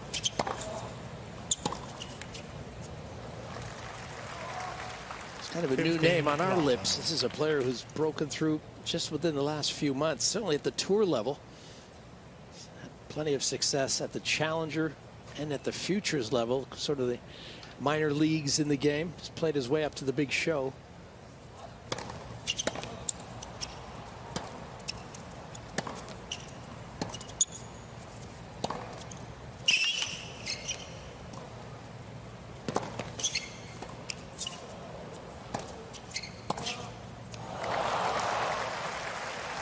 And Komisana in his second round win against Ugo Humbert, a player that really likes the hard court, stays on the baseline, hits flat through the court. Komisana only had 35 unforced errors, and Humbert had 51. So it just shows the speed that Komisana has to make one extra ball, make you have to play.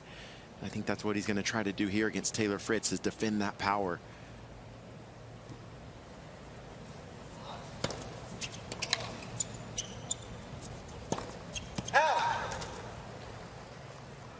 30-15. Yeah, oftentimes when you're playing a more powerful opponent, you don't necessarily have to hit the ball harder, but I think you might have to move your feet maybe a little bit more to sort of accommodate the shots coming at you. Sometimes you can use that pace to your advantage. 40-15.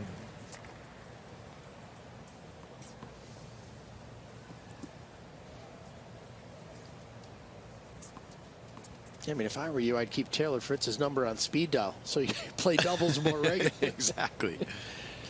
Good partner to have. Never misses the center of the strings.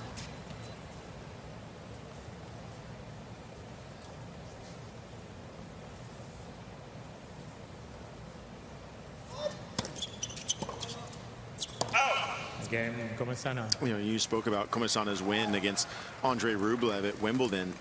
Beat him in 4 sets, and that was in the first round.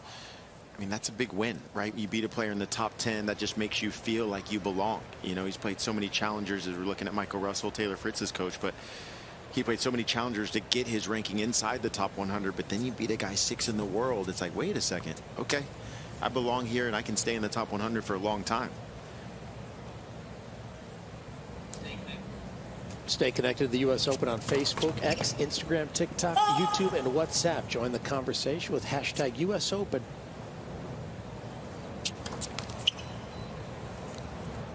Block 15. And for someone like Comisana, not only the confidence, but also that financial injection. You know, a player who's played the challengers, played the futures, and to suddenly have a little bit of relief financially, that had been almost a windfall.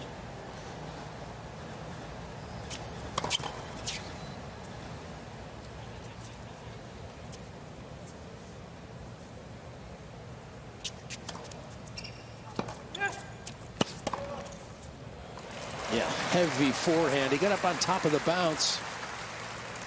15 all. Yeah, this is what Taylor Fritz can do right here. Just stays right on top of the baseline and takes the ball so early, taking time away from his opponent.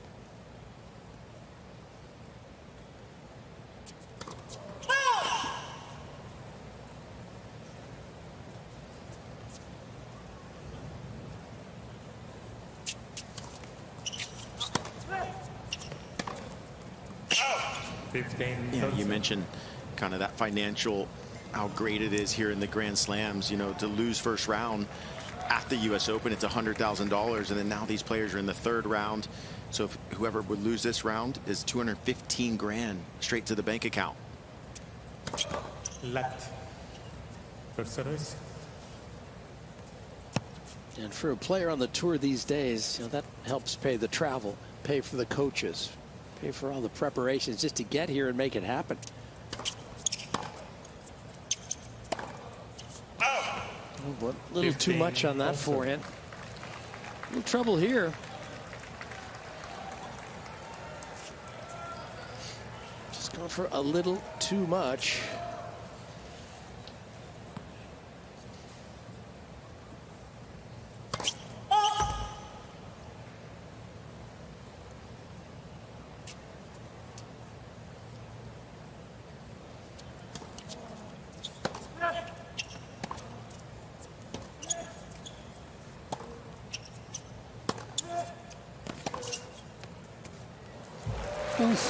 Right on the line, or maybe just a piece of it. Yeah, and he had Comisana so far behind the baseline. He knew if he went with a little bit of an angle, he would get away from his opponent, but that was just clipping the line barely.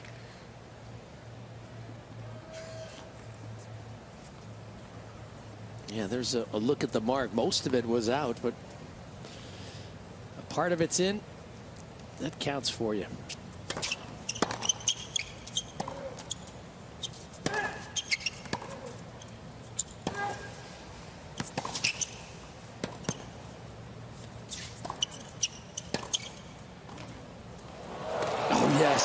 Oh, that was a crafty volley.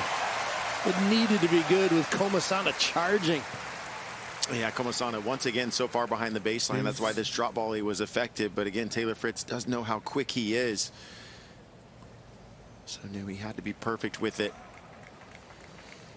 I was always taught a drop volley or drop shot, if it bounced in the box 3 times, then that was the perfect drop shot or drop volley. That was close to 3 bounces, and it worked just well. That's a pretty good drop volley. 3 Absolutely. bounces.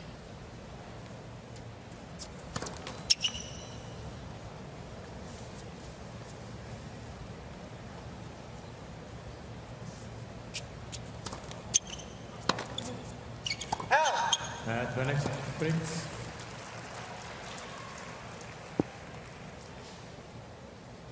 Comasana beat Dominic Stricker and Ugo Humbert in the first 2 rounds, 2 lefties, both in 4 sets. This is the first time playing a righty at this U.S. Open. Again, Fritz. Taylor Fritz coming up with a big serve to close out that game. Well, he was in trouble there, but he's able to find a way through. He's got 3-2.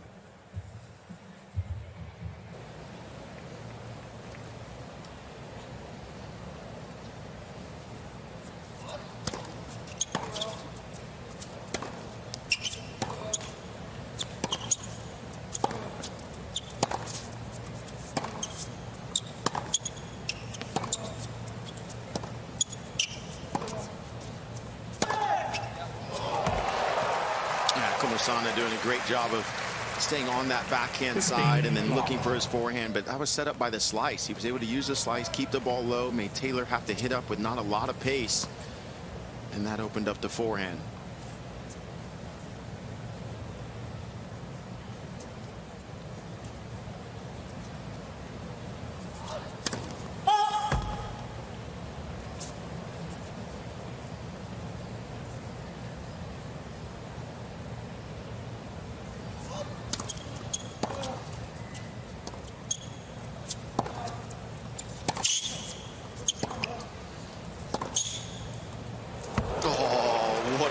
From Comasana.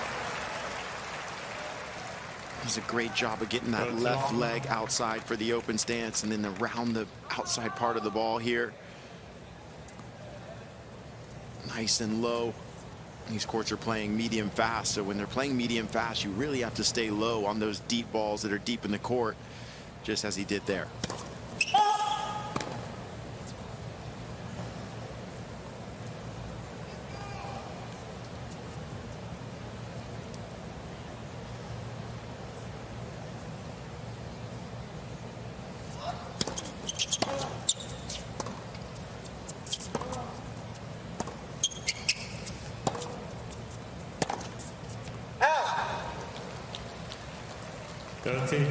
Just a couple days ago, it was 94 degrees, and it was just very difficult for the players. Saw a lot of ice towels, some cramping issues, but today it's only 74 degrees, so it's dropped 20 degrees from a few days ago here at the Open. Perfect conditions for the players.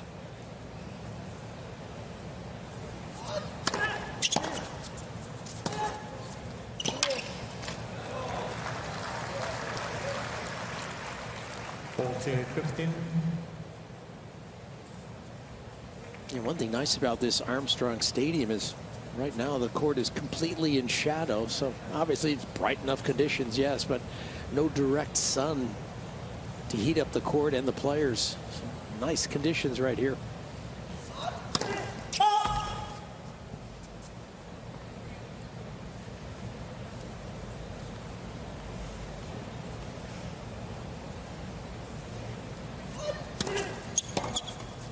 Again, Comasana. 3 games all, first set.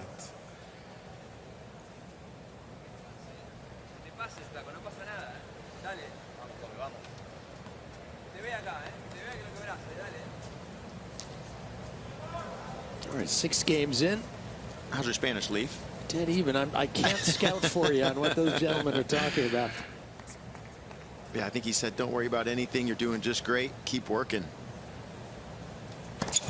This is a whole different situation here from Comasana, right? He did make the 3rd round of Wimbledon, but that's where he lost at that round. So now he wants to get past that. Will the nerves creep in?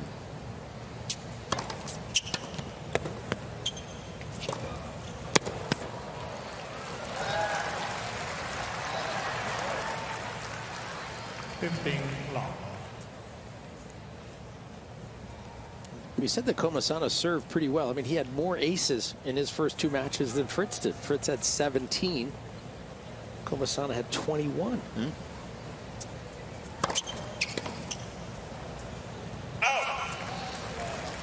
Yeah, you know, and looking at his, for Komasana, looking at his result against Humbert, he actually won 77% of his first serve points won when Humbert only won 70%. So he has a very good first serve, does Komasana. So for Taylor Fritz, just need to keep holding serve and see what he can do on return.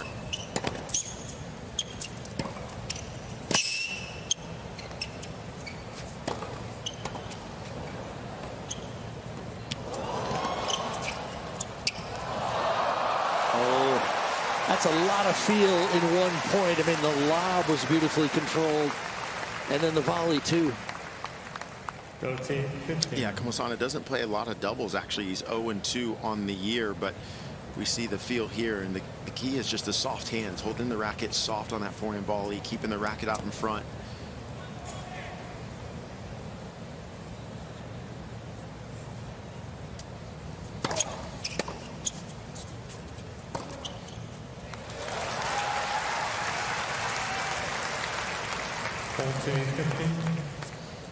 Now there's the classic 1-2, the first serve, the first forehand.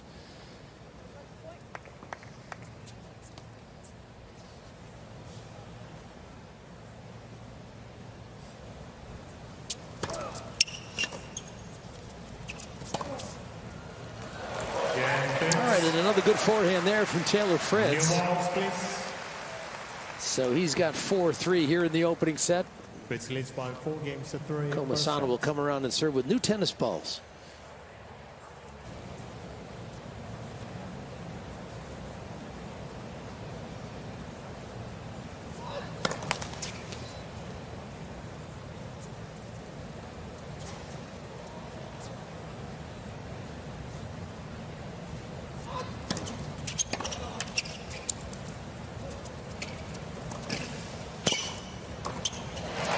Yep, right on top of the net. It wasn't much of a drop shot.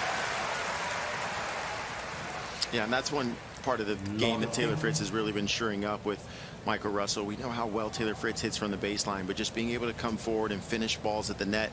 Taylor Fritz loves to play doubles as well. As we said, he and Tommy Paul got the bronze at the Olympics.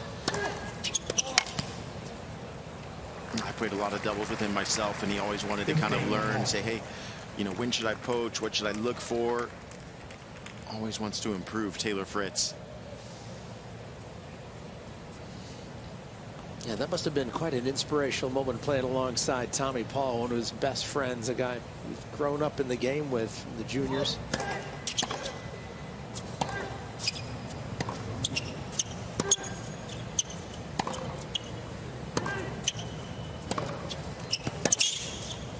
Yeah, speaking with Tommy Paul about that, he said, yeah, when they lost in the semifinals to Ebden and John Peers, Taylor Fritz said, hey, man, we are not losing this 3rd and 4th match. We are going home with a medal.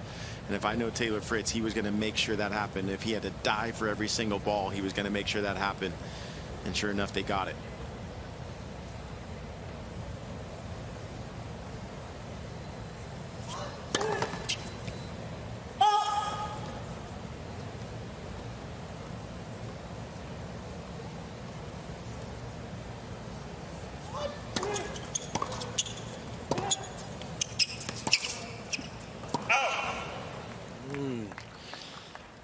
Won't be happy with that error. 15-30. Time to apply pressure. Make your opponent play a tough point. Coughed up the error early. There's Iron Mike. Boy, he was not only a great player, but a great athlete. Boy, he was strong and fit. Got so much out of his game and his body.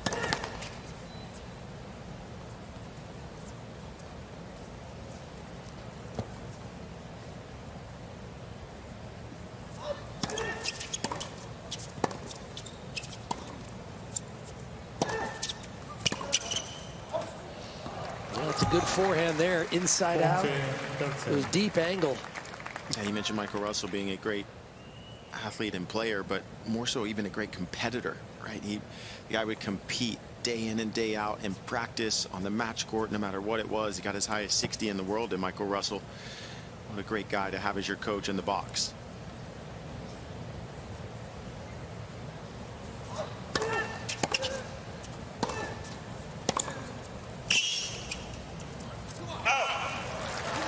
Back to deuce. Deuce.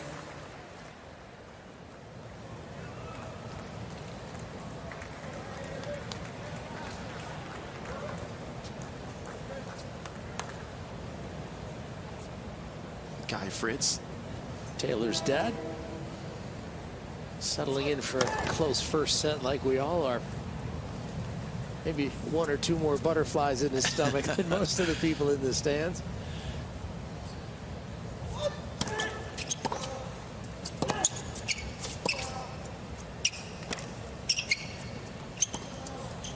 Oh, yes. Well, there wasn't a big window there with Komasana moving after that. Fritz found it. Yeah, Taylor Fritz can hit this passing shot in his sleep. You know, again, practicing with him as much as I have, he literally owns this shot in his bag, never misses it. 99 out of 100, he's going to make that. Great use of the left hand, outside part of the ball. Komasana just didn't get closer enough to the net.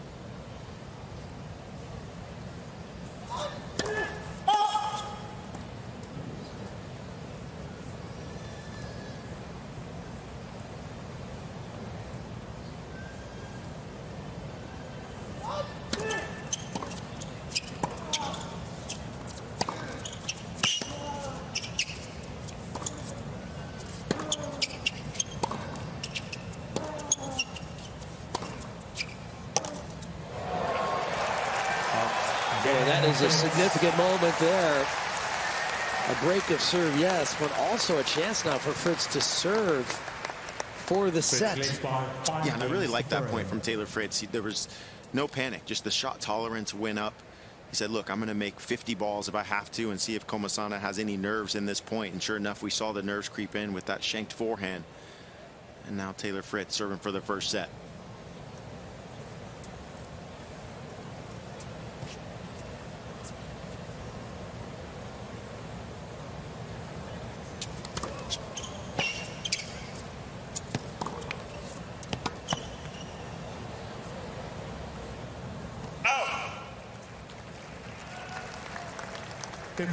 Lock.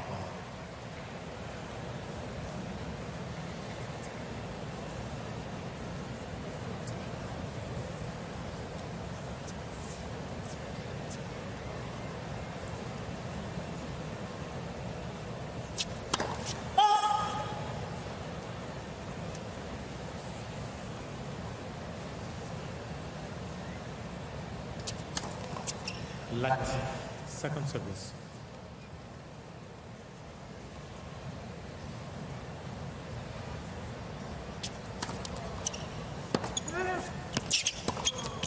Out. 15 on.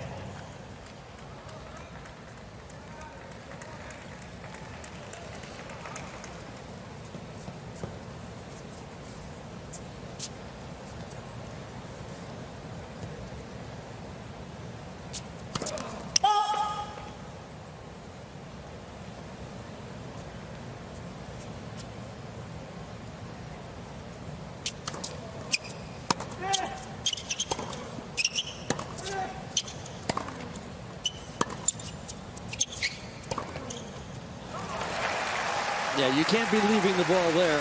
Komasana paid the price. Yeah, that's the trouble with being so far behind the baseline as Komasana is. When you get that far back, you just have to get the ball higher and deeper in the court, because if you don't and leave it hanging, these players, especially in the top 20 in the world, they're going to make you pay.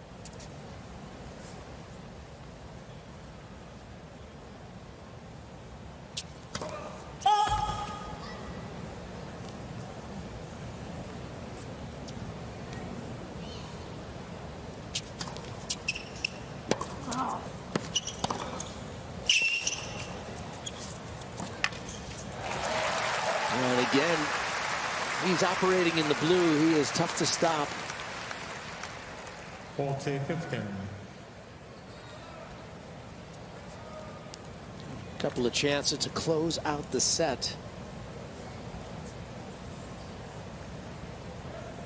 Nice crowd settling in here at Armstrong, day 5 of the US Open.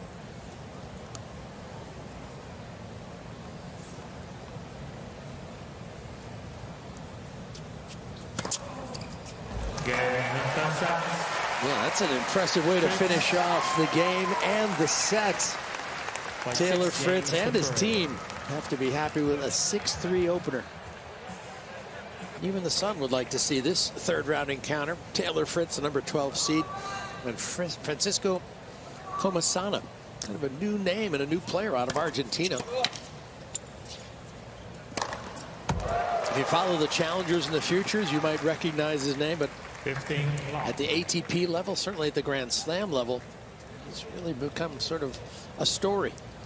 With his success at Wimbledon, success here at the US Open, but he's down a set against Fritz.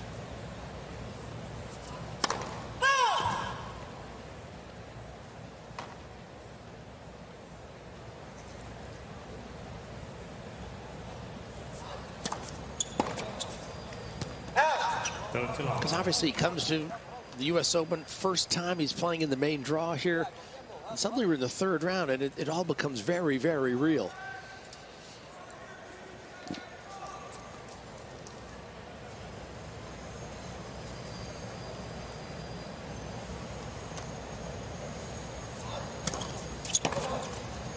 Yeah, for Comasana, he only had one hard court tournament before coming here. He played at Winston-Salem, lost in the first round 6-2, 6-1 to Jerry Shang. So didn't really have much of a lead up on the hard courts, because a week before that he was at a challenger in San Marino, Italy, where he lost in the semifinals, and that was on clay.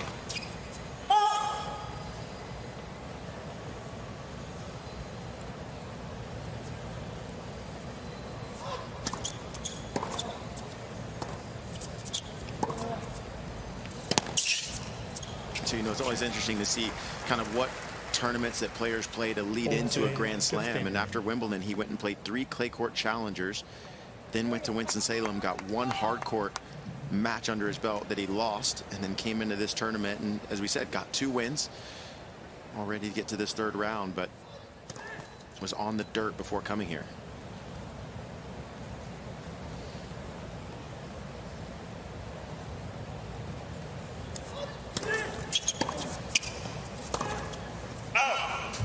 And that is one of the luxuries of being a top 100 player, is that you can pick your schedule right a little more, you know, carefully about surface and preparation. He's probably trying to think about my ranking, right? That's why he was playing those challengers on clay.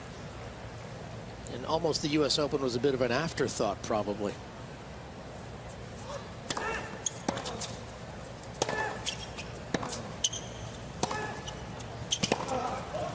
Again, Comasana.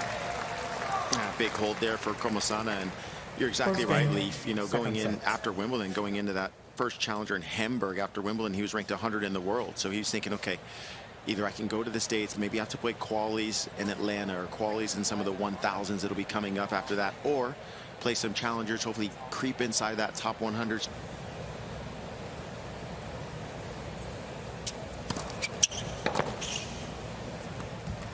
And you'll see some of the fans making their way in the stands like that gentleman. Obviously the USTA allowing people in now with sort of a controlled access after the game.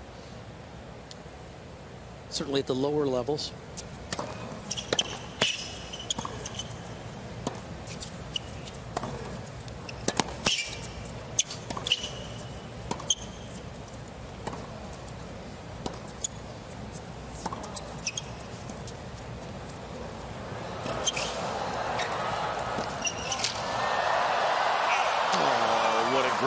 Great drop shot from Comasana. Fritz able to get up to it, but the cat and mouse game won by the Argentine. And we've seen a few drop shots from Comasana, just trying to take Fritz out of his comfort zone. I do like the fact that Fritz drop shotted the drop shot in front of him to keep it.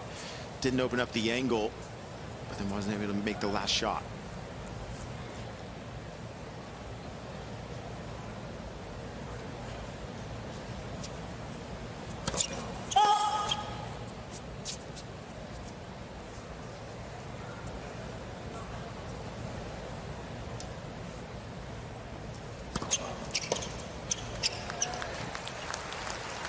$30-15.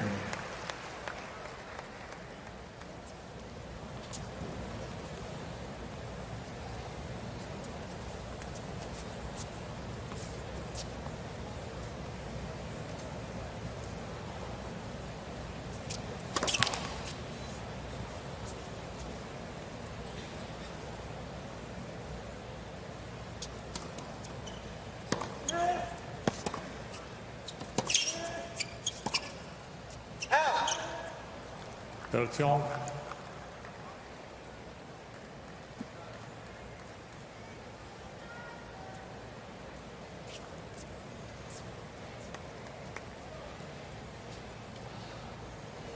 I was asking Michael Russell kind of what Taylor Fritz has been doing yesterday. He had a day off yesterday to lead into this match, and he said, well, we got a 45-minute tickle. Just kind of felt the ball around the court, a few serves, nothing too heavy on him.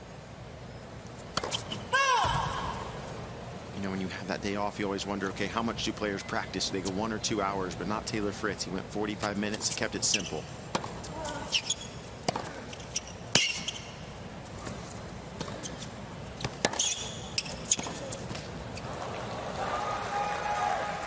And he said throughout each night, Taylor Fritz really enjoys Uber Eats. So he's been eating a lot of Mexican. We see the Chipotle patch on his shirt. Been having some Chipotle and just enjoying being at home, you know, being at his Airbnb, at his hotel, just away from the courts.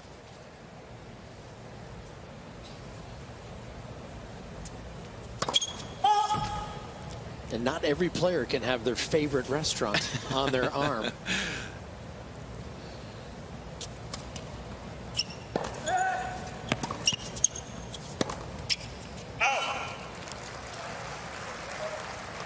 Deuce.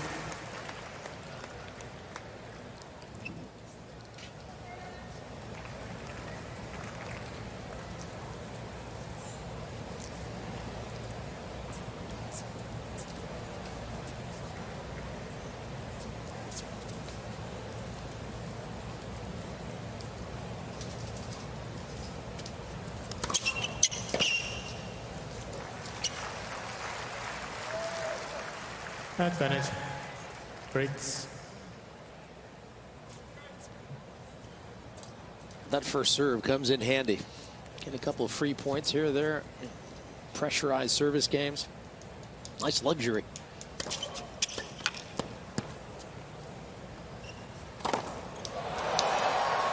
Again, Fritz. Yeah, Taylor Fritz having to save one break point in that game, but got the hold. 1 game all. Second set. A couple of Grand Slam quarterfinals this year for Taylor. Played well in Australia, ran into a familiar foe in Novak Djokovic. He also had a real good chance at Wimbledon. He took on Lorenzo Musetti in the quarters, and I thought that might have been Taylor's breakthrough moment. He's still looking for that first Grand Slam semifinal, but Musetti played a wonderful match.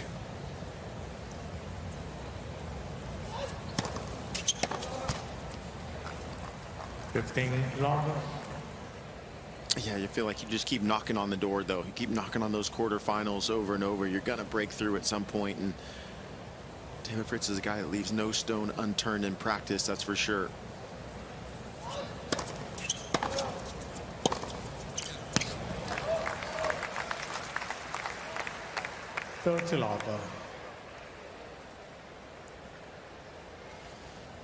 You mentioned Taylor quarterfinals here last year, lost to Novak again. I think he jokingly said, I'd love to win a quarterfinal against Novak, because that guy always seems to pop up around it.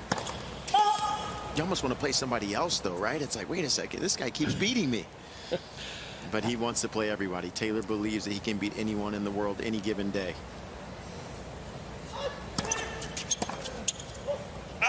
Sort of like Andy Roddick and Roger Federer.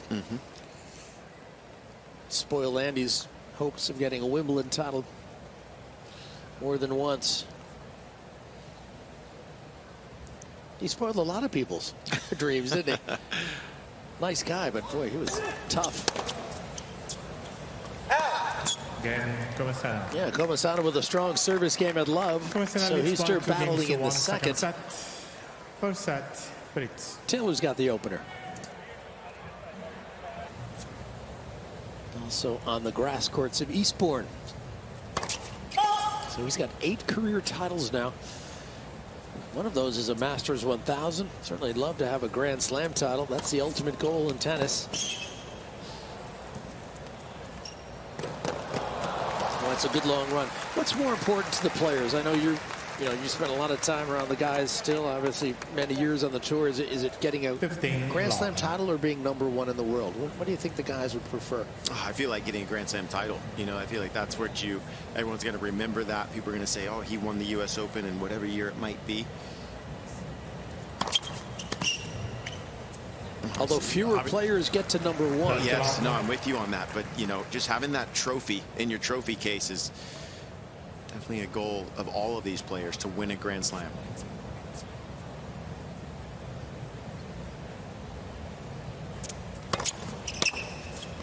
You know, you're discussing being #1. Taylor Fritz was world #1 in 2015 as a junior. And that was he was the first American to hold that since Donald Young in 2005 and Andy Roddick in 2000. So he was used to being #1 in the world as a junior.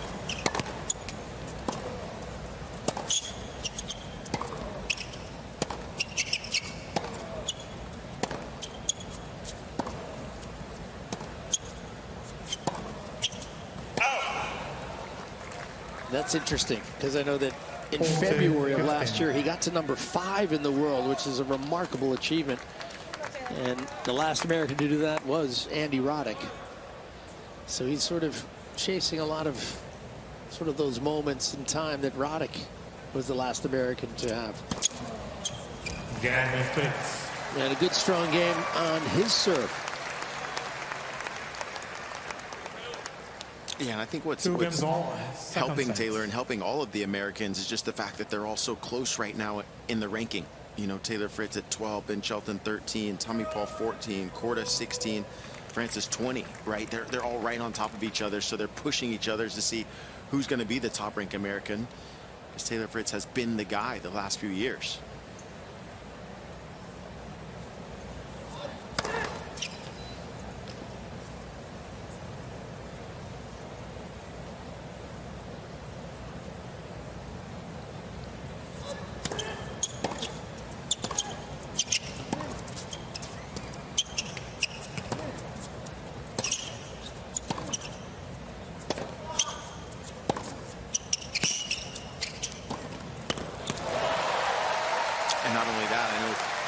These guys have extra bonuses in their contracts if they are the top-ranked American. So that's a little extra emphasis on trying to get to that title as well. Yeah, there are a lot of hungry Americans on that list. I mean, who do you think will end up the year as the #1 American, and will they be in the top 10?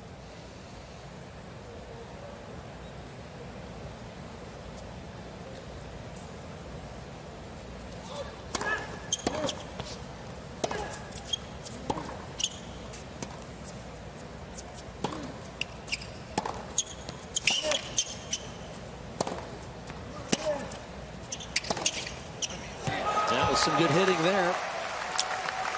Yeah, I think we have potential to have a couple guys in the top 10. You know, Taylor Fritz already at 12, Ben Shelton at 13. I mean, I feel like both of those guys have a chance to be inside the top 10 at the end of the year. Obviously, Ben Shelton playing Francis Tiafoe right now, but I love his game, how big of a game that he has. He can kind of take the racket out of his opponent's hand. Taylor Fritz has already been there before, as you said, 5 in the world, so they want to sniff that top 10.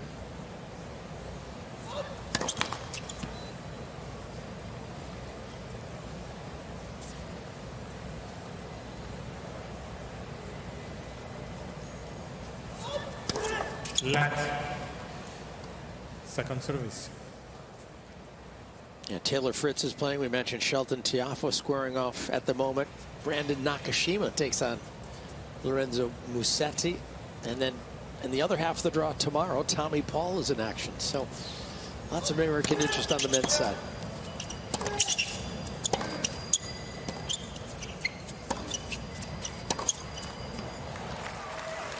How about 15-30. Yeah, how about Nakashima taking out Holger Rune in straight sets? That was an amazing feat, big time win for Nakashima. Yeah, I wasn't sure Nakashima was ready for it, but boy, he looked it. Oh, he's playing so well. Yeah, and then Tommy Paul basically made his opponent Max Purcell quit. Tommy Paul was playing so well, up 2 sets to love, and the second set was flawless. And after one game, Max Purcell called it quits.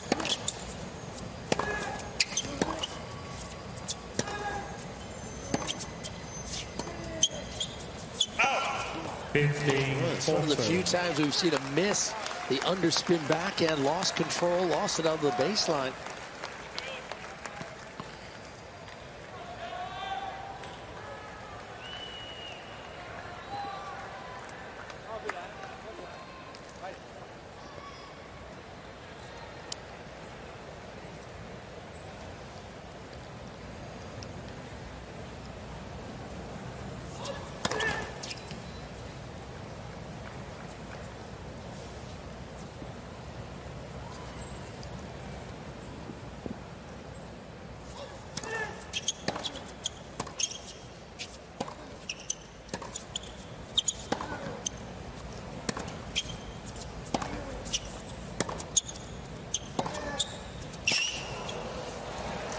Yes. I mean, that two-hander up the line is money. So there is the break. Fritz leads one 3 games to 2, second set. And it was looking like a decidedly tight encounter. Could be changing with Fritz up a set now and a break. The great jazz trumpeter and vocalist who resided in Queens, Louis Armstrong.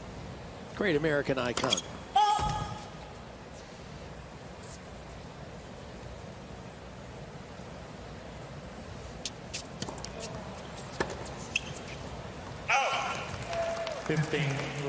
Yeah, just on that changeover, I saw Taylor Fritz trying to speak with Michael Russell from across the way, and he said, look, I got to change it up a little bit more. I got to go into his forehand, use my backhand down the line a little bit to get him moving to his right. We're seeing Komasana try to run around to hit a bunch of forehands from that left corner, but Taylor Fritz is recognizing it.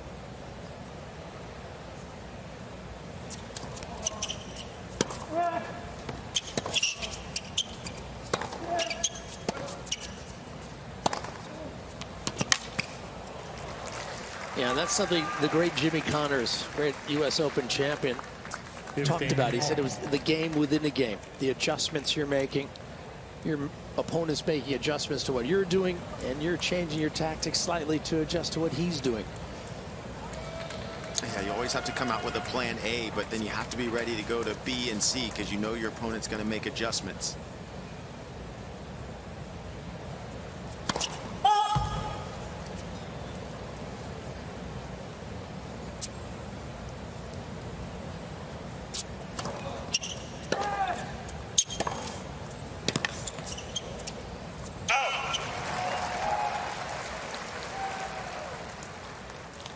Team 15.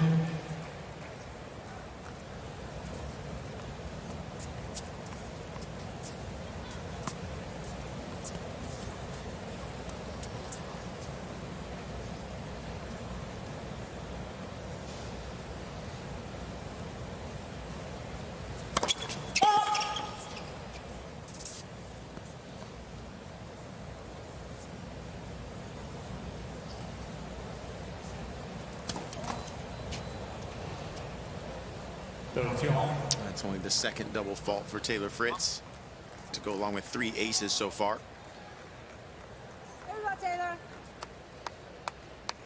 Lily Russell, the wife of Michael Russell, trying to get Taylor going. And the glass is there.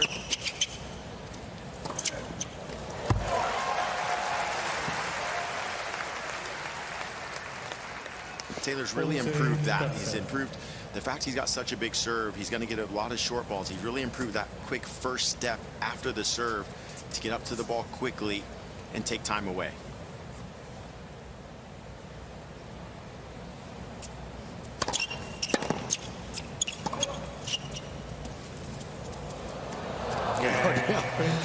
Yeah, it was looking like it was a pretty good drop shot until it found the net. Fritz leads by 4 games to 2. So a little disappointment for the Komasana team. And Taylor Fritz looking good in the Boss clothing. It was interesting to watch him play Berrettini, both of them outfitted in the Boss clothes. And I'm thinking, okay, who's the true boss out here today? Yeah, who was? And it was Taylor. It was Taylor Fritz. They're the only 2 tennis athletes sponsored by Hugo Boss.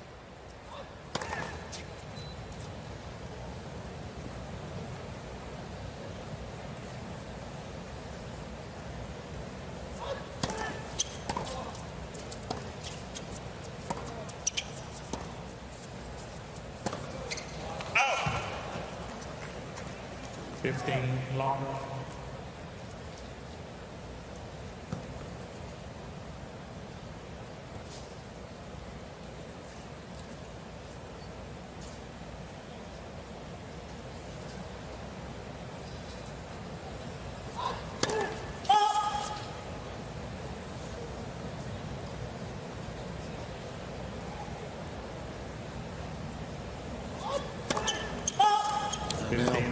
He's got to be careful here, already down the one break. Of course, many years back, the tournament in Stuttgart, Germany, Boss was connected to the event, and all the players who played that event were certainly going to go by the Boss factory and get their suits done. And that was a time of year when guys were having extra suitcases because of all the suits they were bringing home.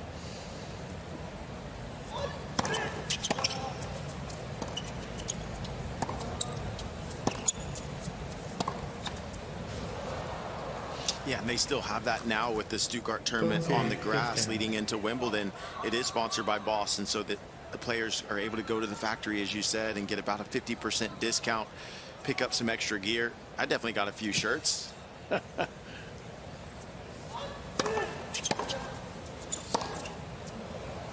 that's a heavy return. Yeah, with Taylor Fritz's return, if you don't get it out of his strike zone, he's able to get it on you quickly. And that was kind of a body backhand serve that Taylor didn't have to move on. And the backhand return is his better return. Very short and compact through the court.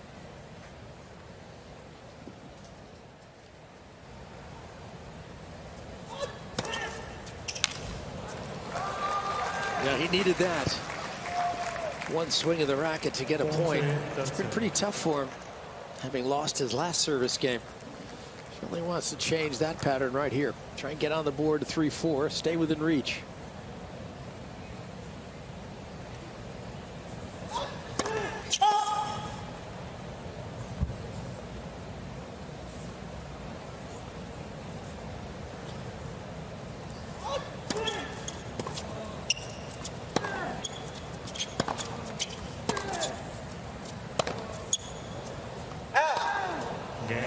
Yeah, that's just what he does. So there's a good game from Komasani. He's still battling, gesturing to his team. But he is down a break. 3-4 here in the second. By 4 games to 3, second set, and by 1 set to love.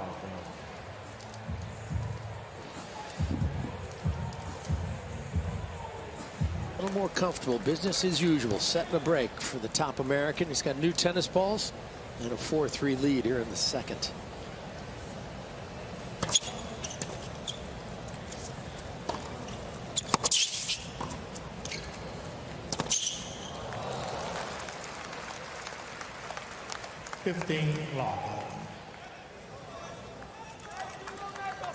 Yeah, Komasana is actually a Galician name, a Galician descent, which is sort of Portuguese, Spanish descendant. That's from sort of northwestern Spain, obviously from Argentina. His dad is Galician.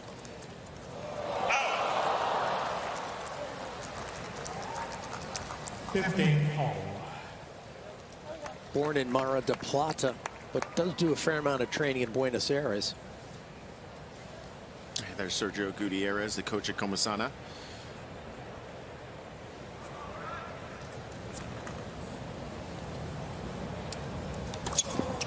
Not something that I hope Komasana even looks at, but Taylor Fritz is 7-0 against Argentines this season. You don't want to show that. You don't want to show that to your player, including his win over Ugo Carabelli in the first round. Taylor Fritz this week. Pretty good record there.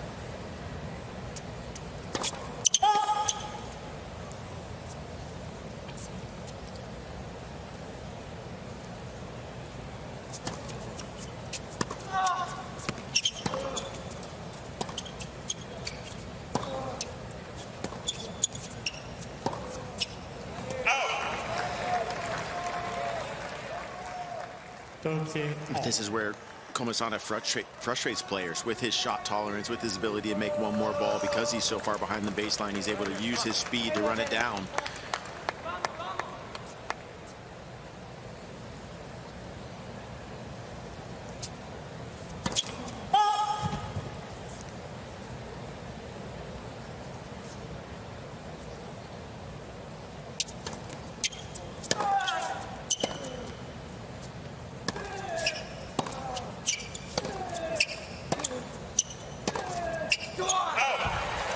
Big points, and Fritz takes advantage with that exchange. Yeah, and Komasana actually tried to do a better job of getting closer to the baseline there. He tried to be a bit more aggressive than maybe he's used to being. As we said, likes to play on the clay court, but now game court for Fritz.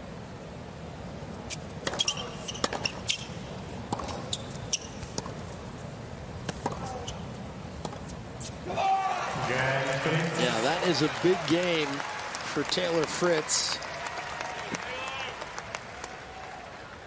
Fritz leads by 5 games to 3.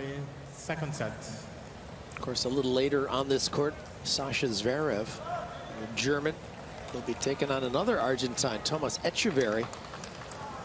Remarkable how many Argentine players there are. And I asked a couple of South American guys, why was tennis so big in Argentina? What was the reason it became such a huge sport for that country?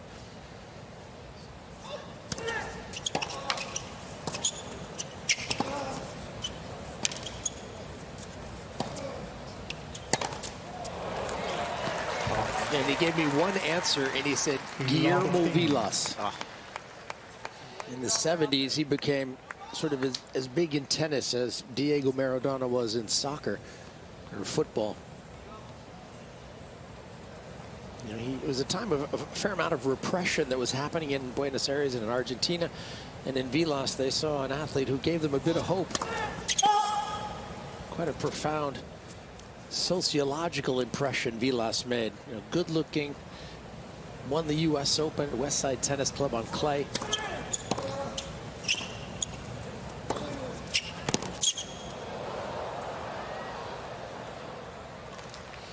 And he's been the sort of the long-standing icon of Argentine tennis, and that's why you see guys like Juan Martín del Potro, David Nalbandian, all these great players seeming coming through this nation in South America. Yeah, and I think it's helped a player like Komasana being 5'10" to see a guy like Diego Schwartzman, who's 5'7", get up to 8 in the world. So for Komasana being 5'10", he's like, hey, I can do it as well.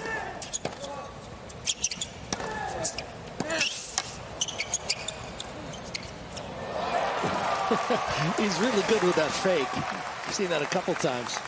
And not only that, then you also have Sebastian Baez, who's 5'7", currently 23 in the world, been as high as 18. So just showing that the players, as long as they have good footwork, they're competitive, they compete every single point, you always have a chance. And the work ethic of these three guys, Komasana, Schwartzman, and Baez, is second to none.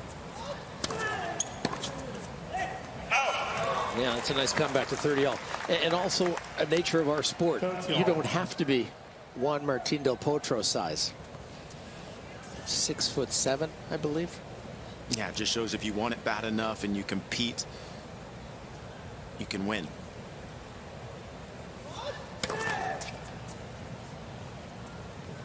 Although I bet you would have liked to have a couple more inches on that serve. Absolutely, and doubles with those deciding points. Would have loved Juan Martín size. Yeah. Wouldn't we all like to have been that tall? All right, here's a set point.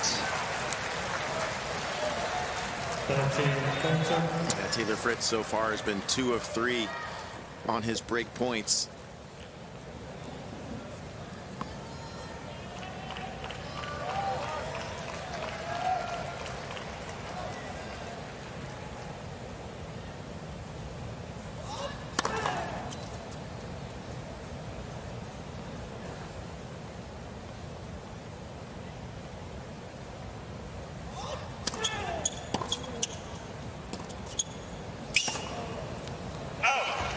Boy, that was a good backhand line. Yeah, that sure was a good slice, and he was able to kind of take a 45-degree angle to that ball, not let it get too high. Slice down on the ball, give it a little extra underspin.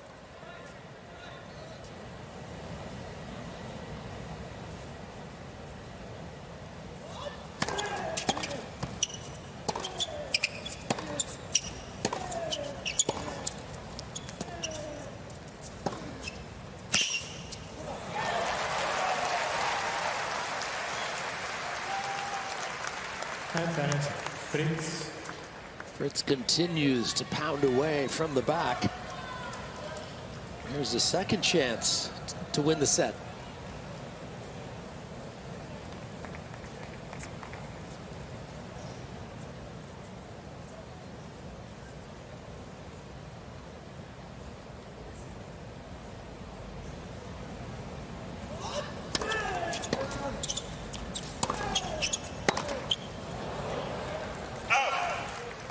Komasana just trying to give a little bit more power so that Fritz isn't able to dictate that extra pace, force the error from Fritz.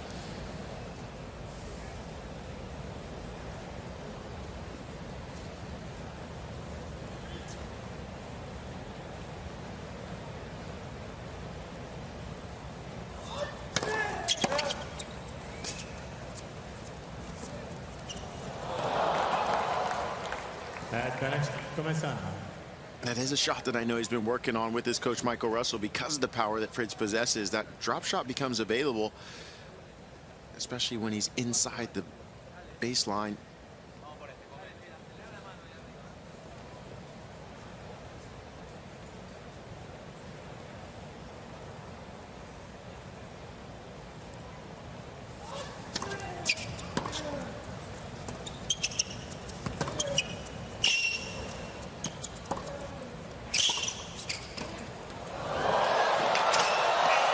A volley and a half. An angle with finesse.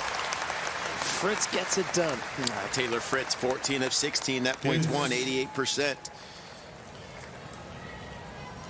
Better believe that Michael Russell will be showing him those numbers to say, look, you can volley, keep going forward. Yeah, he did well with his feet, and then look at the last instant, just opening up that racket face. Yeah, outside part of the ball. A lot of good things happening there. Coach Russell will show that one on a loop.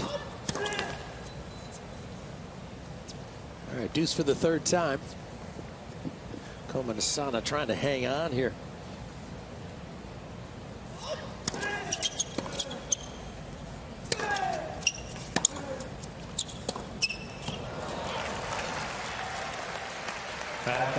Fritz.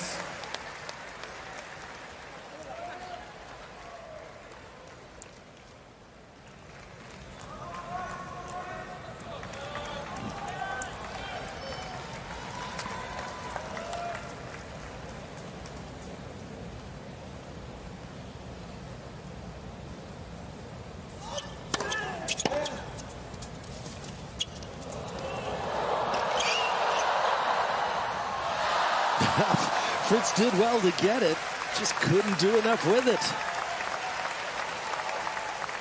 Yeah, we're seeing the great athleticism from both players here. But Taylor Fritz is starting to read these drop shots, but that one was just so good. That was definitely going to bounce 3 times in the box as a drop shot for Komasana. But even if Komasana were to lose that point, you're just bringing your opponent up and back. That takes a lot out of the legs. And that ultimately won him that point there at deuce, right? By Taylor Fritz having to move up and back on that last point, you become tired for the next one. 7 minutes and 30 seconds into this one. Long service game.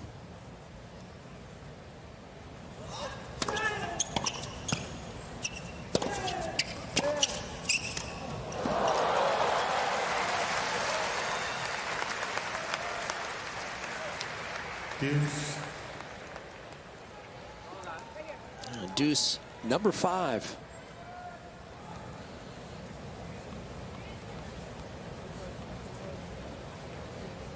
Boy, wouldn't he love to step up to the line and produce an ace or an unreturnable serve?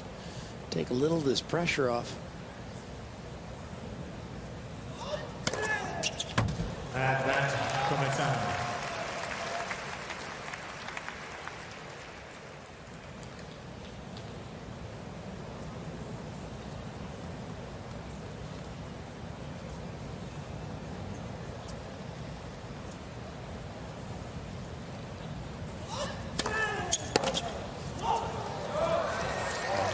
Yeah, that's a great effort from the Argentine. Saves 3 set points and gives himself a chance. See if he can get to Taylor Fritz's serve and keep his chances alive, but it's the American who will tee it up at 5-4. Get to a 2-set-to-love advantage in this third-round match around Louis Armstrong Stadium court.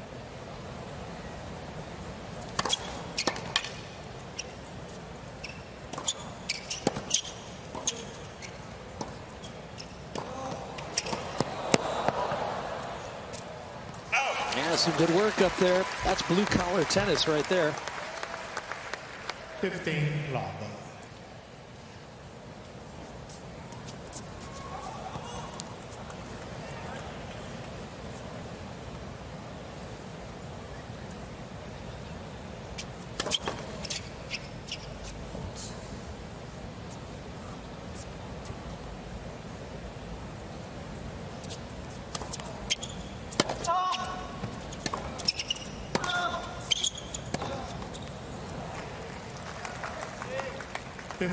All.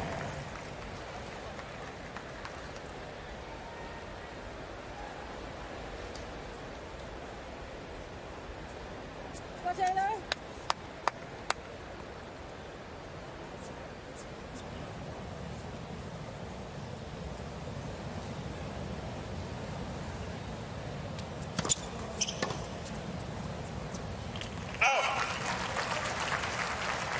Taylor. And in moments like this, when you're serving for the set, that first serve percentage just takes the nerves away. You can make that serve because as a returner, you're not sure where that first serve is going to go. If Taylor has hit too many second serves, the returner can be a bit more predictable.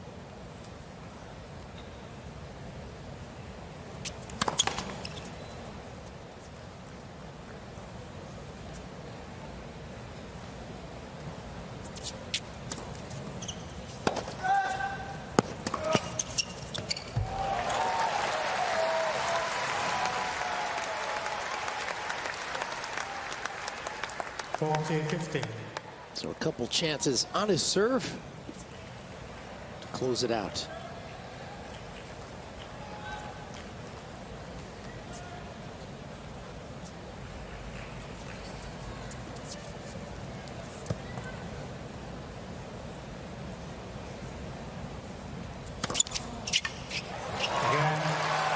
All right, Taylor does take care of his serve.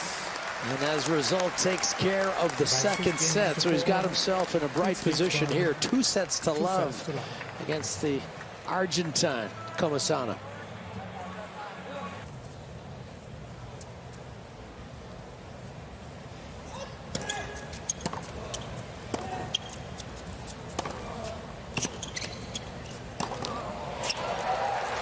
I like that move from Taylor Fritz early on in this set, showing if you leave anything hanging, I'm coming forward.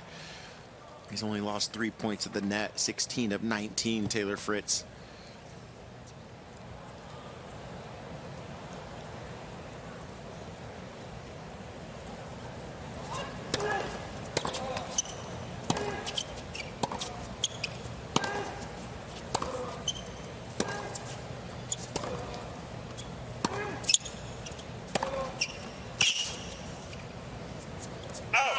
Yeah, and that point right there is, you can't really tell on TV kind of the height over the net, but Taylor Fritz went one flat inside in, then a heavier forehand higher over the net to the backhand, and then another flat one. So just mixing up those heights is what's now getting the errors from Comasana.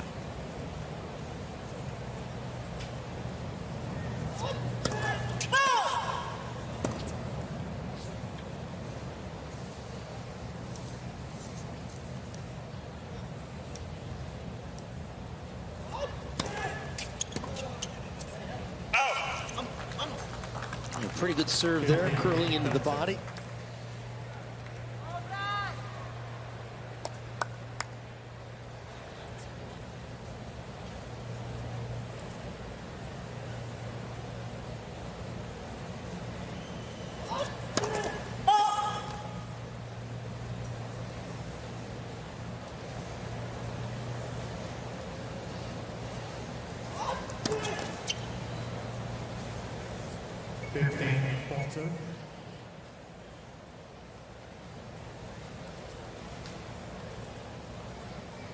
A second double fault, and that could be costly.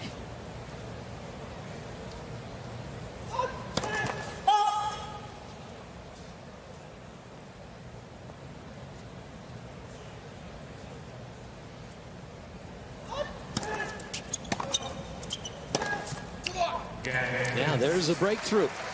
So opening game, and Fritz steals it. First game.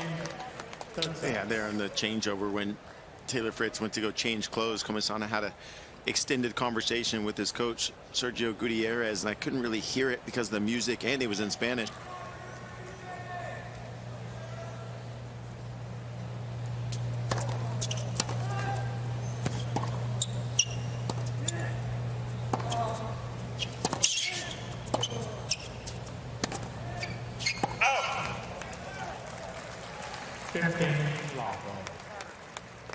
Yeah, Comisana's nickname is El Tiburon, which is translated as the shark.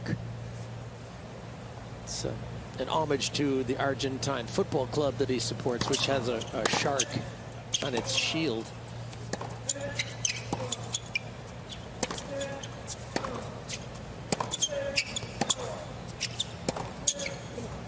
Yeah, the shark was getting a lot of play in Wimbledon with the press there. But I think in some small way, maybe his game has lost a little bit of its bite. As you can see, he's lost 9 of the last 10 points, and Fritz has clearly got the momentum.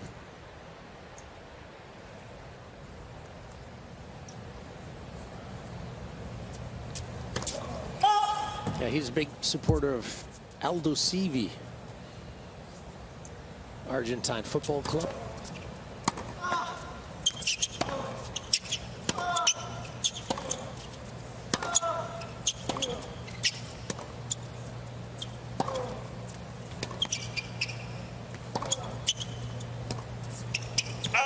A little bit wide.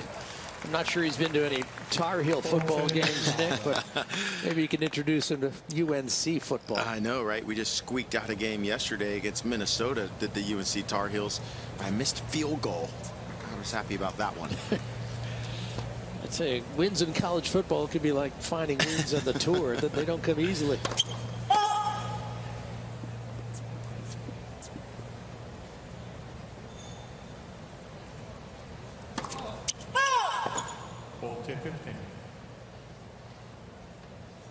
And that for Taylor Fritz is only the 3rd double fault. And you know, it's one of those things where right now Taylor Fritz has still got to stay so locked in. You don't want to get too kind of complacent and think it's coming too easy. You want to try to win every single point from this moment.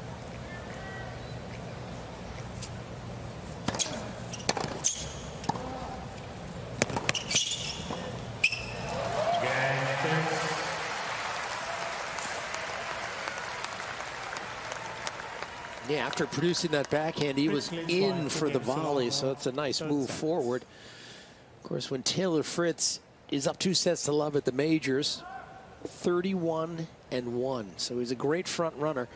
And the only loss happened at Wimbledon last year in the 2nd round. Lost to Michael Emer, who's up 2-0, and lost it in 5. Although Fritz has never lost from 2-0 up here at the U.S. Open, he's 9-0.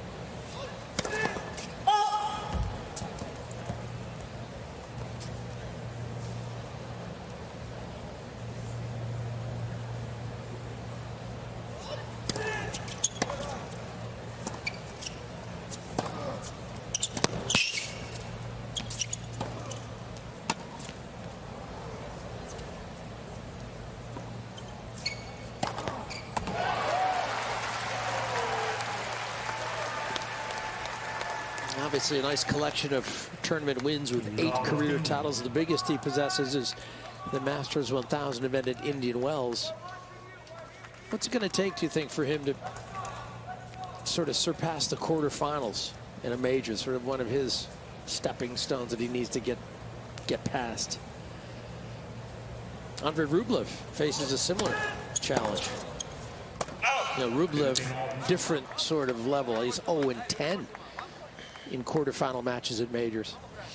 Look, I don't think it's reinventing the wheel. If anything, for me with Taylor Fritz, it's what we're seeing here today of him coming forward. You know, he's won 18 of 21 points coming forward, Taylor Fritz, and he's got such big power. And now he's seeing that, hey, you know, I need to use my athleticism to come in. Not a natural volleyer, but he's improving it day in and day out.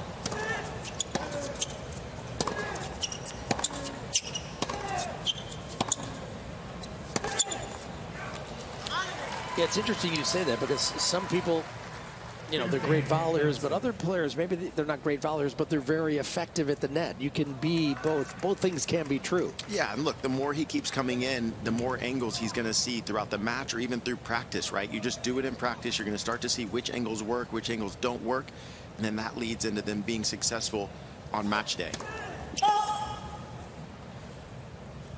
I mean, not everyone volleys like Stefan Edberg or John McEnroe. Patrick Rafter. Yeah, you could still be effective at the net.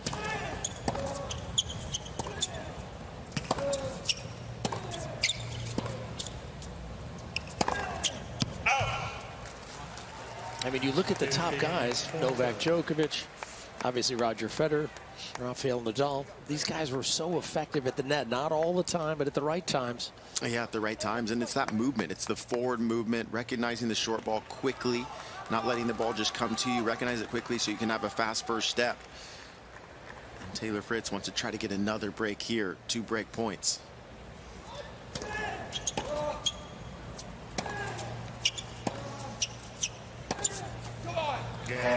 Yeah, there's another break.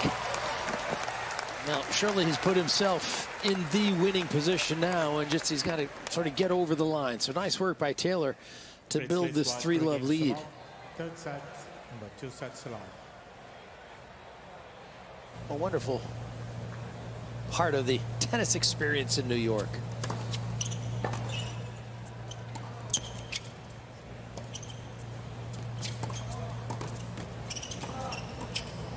Oh yes, Fritz wins that exchange. Such a great time of the year, this fortnight in the city. Wherever you are, it seems like tennis is echoing in TVs and radios and newspapers. It's all happening. Yeah, it's everywhere. You know, there's so much happening in New York, but at this time of year, these 2 weeks, this is what's happening.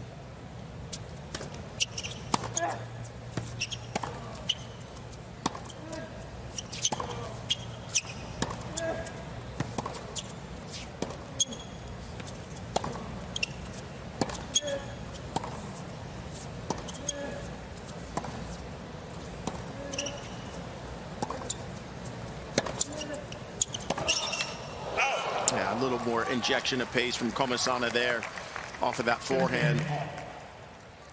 Again, not normally his go-to to try to hit it that big. But that's what he's going to need to do to get back into this match. Yeah, he's going to have to take a few more risks, isn't he? Yep. You know, it was going to be tough to knock the Yankees off the sport pages, but I know they had a day off, and Aaron Judge was here yesterday. That was very cool. Yeah.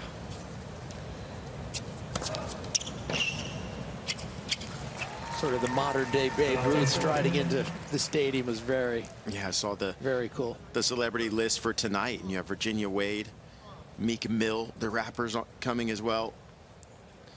It's always a list of who's who as far as celebrities in Arthur Ashe day and night session. I mean, Nick Monroe's here for 2 weeks. Come on. Come on, put me in the president's suite. Come on, guys. You didn't get the invite, right? Not yet.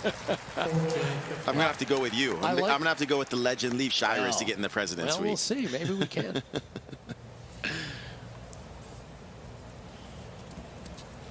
A couple points for Fritz to get to 4.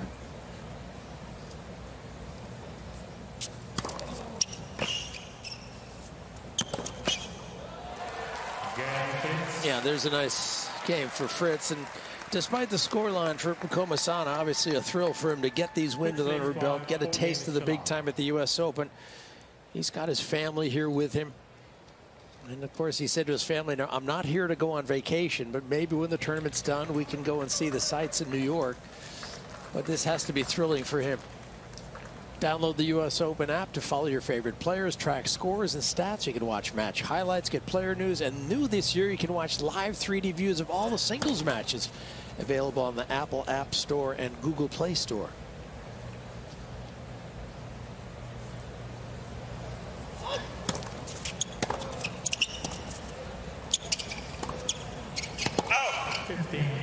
Yeah, I like what he said. He said, you know, I'd like to, you know, tour Manhattan. It'd be great. But he said, all that's on hold because the Shark is still in action. I think that nickname's going to stick for Komasana, the Shark. I like that nickname. Did you have a nickname? Ferocious. Not really. Yeah. Rover. I think. Yeah, Rover? Monroe / Rover. Monroe, right.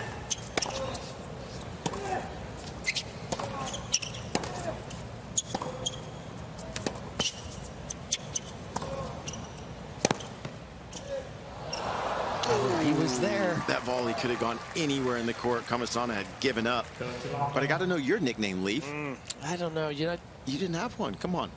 We have Shy. Okay. SHI, shortened. I don't know. But you're not shy, so it's hard to call you shy. Well, I'm paid to be candid.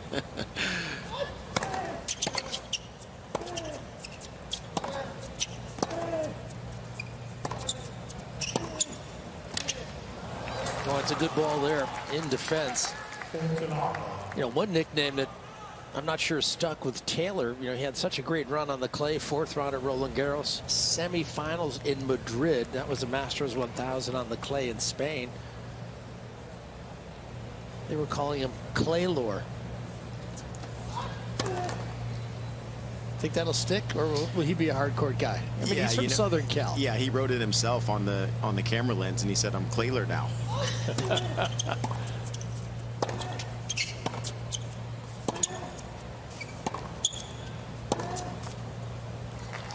He never really enjoyed playing on clay, Taylor Fritz. He's only gotten to the 4th round this year, and that was his best result, Taylor Fritz. But, you know, look, his game just keeps improving, and having the coach of Iron Michael Russell, again, they've been working on the drop shots, working on him coming forward, using a bit more slice on the backhand. So now that a mix of an all-court game is leading to be able to play on every surface.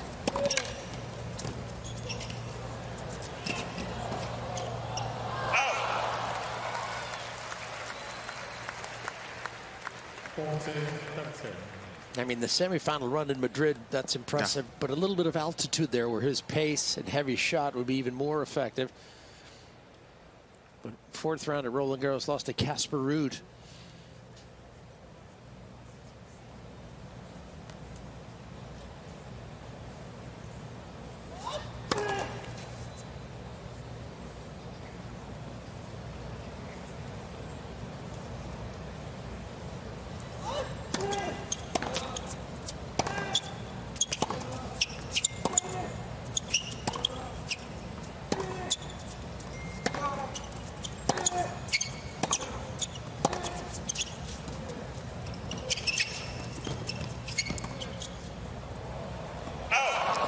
Too bad. Yeah, Comisana is on the board here in the 3rd. That was a good, strong game from the Argentine. It's going to be a desperate attempt at a comeback, though. Fritz at 4-1. The world number 12 trying to advance to the 4th round here at the U.S. Open. Yeah, Taylor Fritz dropping down his 6th ace of the match, and actually got a text from one of our colleagues at Tennis Channel that your nickname was Stud Muffin. That text came from Paul Anacone. That can't be true. Oh, I'm sure Paul knows. I mean, come on. That's coming straight from the GOAT, Mr. Anacone. That's funny. Also coach of Taylor Fritz. He's got to be enjoying what he's seeing.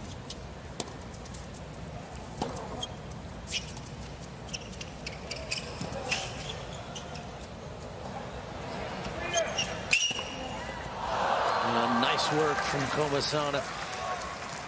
I mean, he does have the edge, I think, when he gets in that little kind of mini tennis position. Both guys at the net playing with finesse. You know, he's got the wheels and the touch. But it's tough to find that position when Taylor's coming at you with so much power.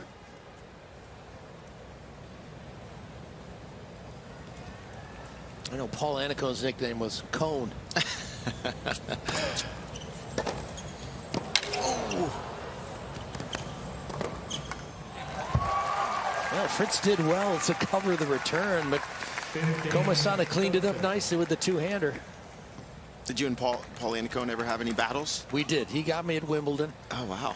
I was up 2-0. Oh. But I've forgotten about that. And then what happened? After I egged his house, I felt much better. 2-0. You can't lose that one. I know. Stud Muffin. It was bad, yeah. It was bad. I did get him in Toronto. There you go. The next week. So you won the last one? Yeah. That's all that matters. You won the last one.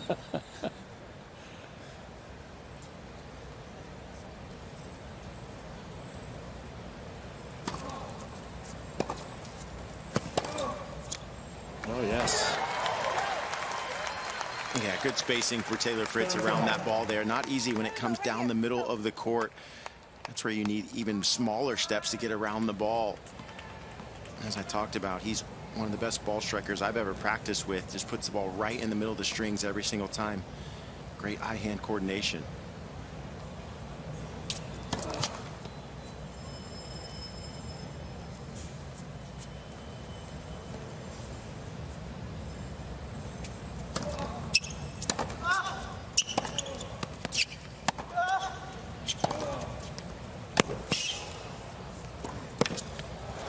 Great recognition from Taylor Fritz. He recognized how heavy he hit that forehand.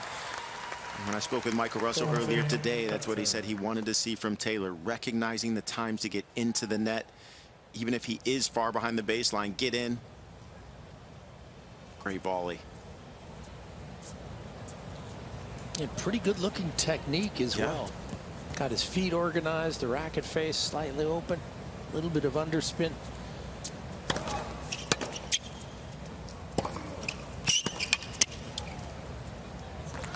All right, another game.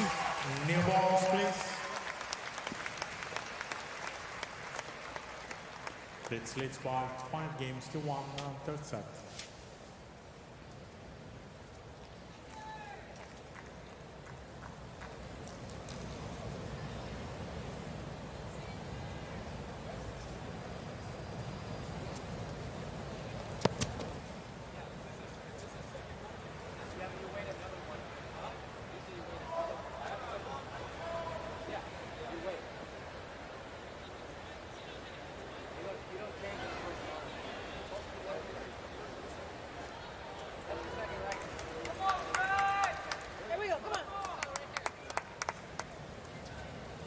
Conversation between coach and player. Or were they making dinner reservations, perhaps? I don't know what they were up to. Well, for Taylor, it's going to be Uber Eats.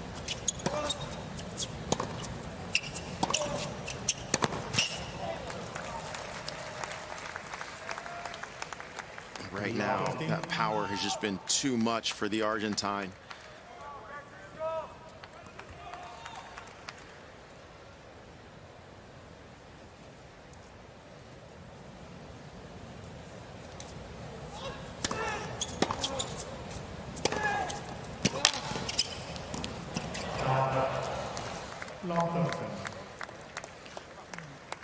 One last observation about the Fritz game is how well he moves from when he first started on the tour.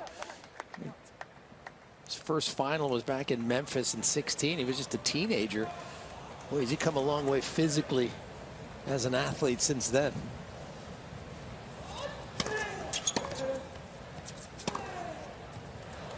Boy, no one's going to get to that forehand.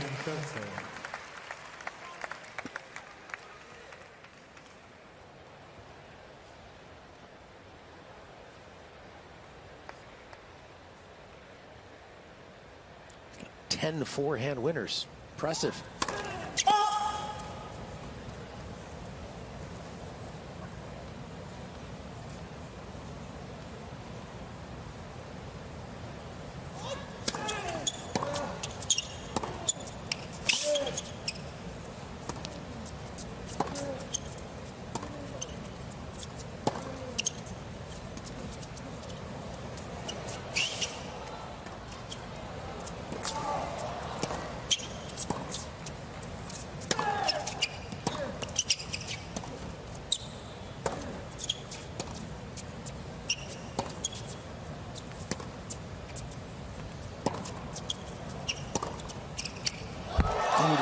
The line, it did. And that was something special there at that point, and he enjoyed it, and we know that.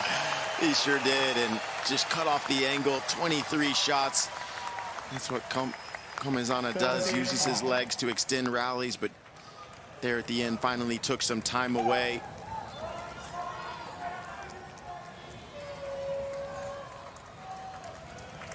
That is the second backhand winner of the match. That's why he was so excited about that one.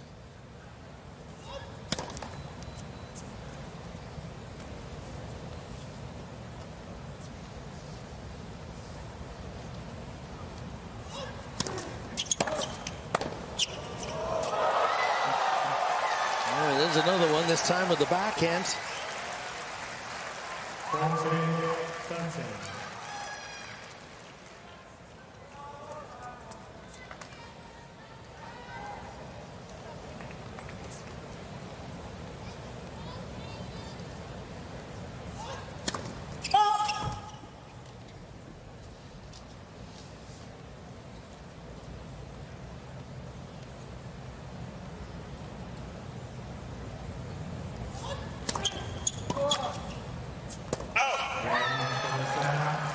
All right, he's hanging around. A good, strong game. Gets a second game on the board.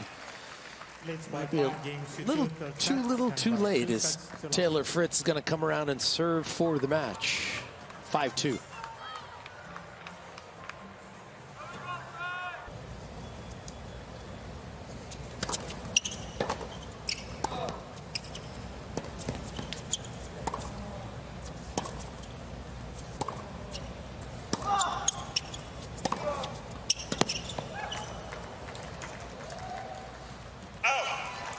And that's been the winning combination for Taylor Fritz, just staying consistent, waiting for that shorter ball in the court to go inside out and come forward. Taylor Fritz has seen 10 forehand winners, 4 backhand winners. And those are actually pretty good numbers, I think, because of how well Komasana moves. Yeah, and how far back he is. So many players assume that deep position. They try and keep that game in front of them.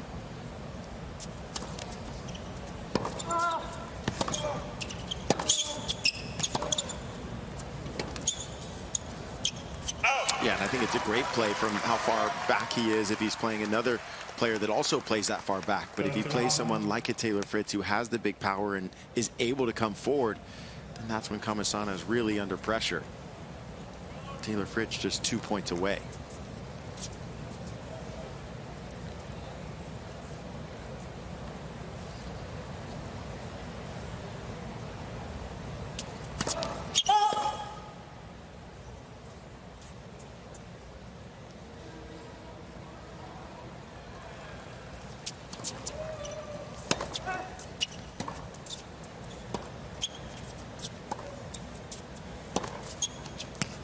Oh, that's a good ball. Backhand winner number 4 for Komasana.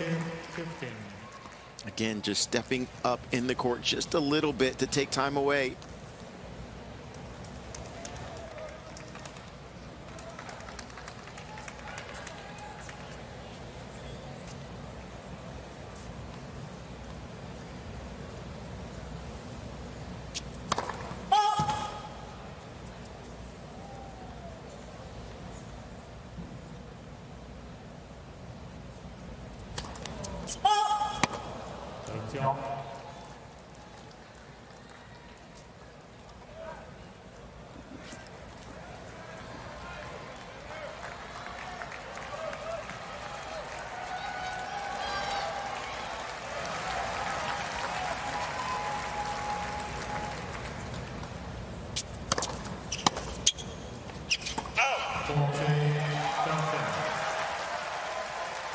All right, dials up the first serve, and he's got a match point.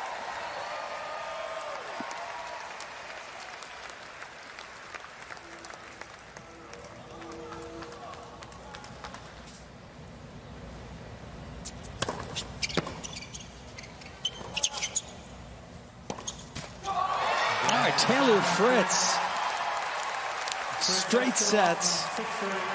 And he's got his spot in the 4th round.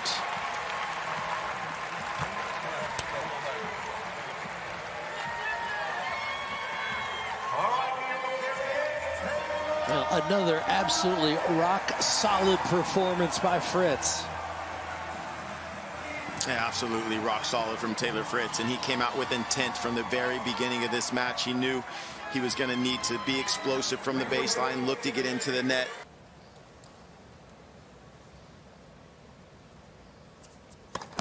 Led for service.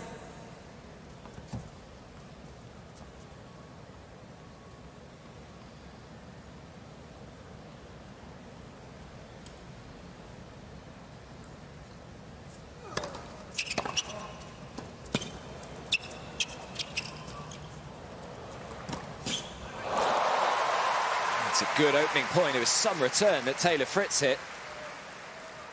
15 love.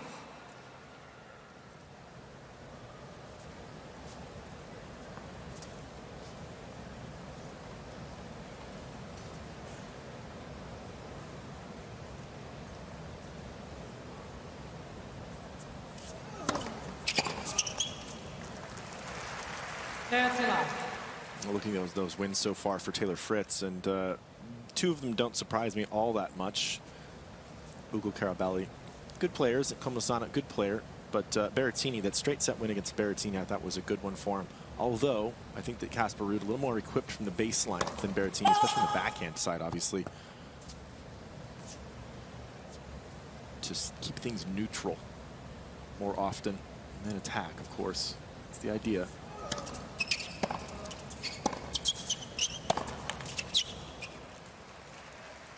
Love.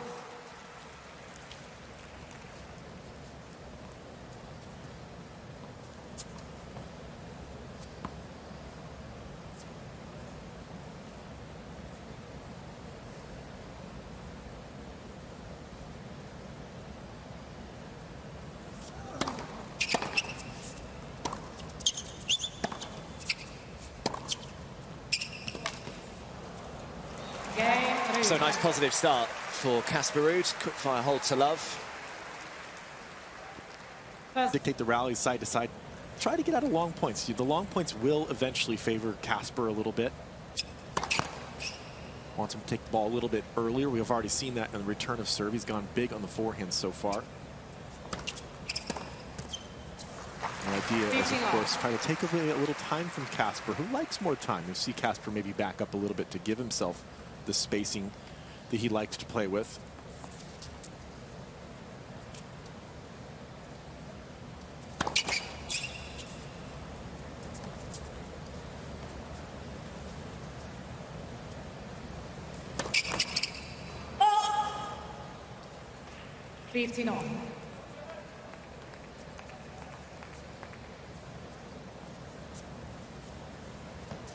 Seeing Casper a little closer than normal returning serve. Right up on that baseline. How about that? Good luck when he's throwing down 131 mile an hour first serves.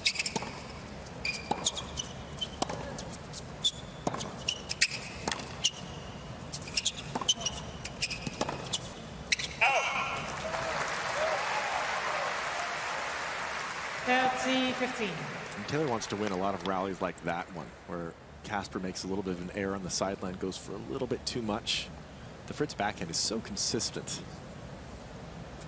You get the sneaky slider he'll throw in as well up the line.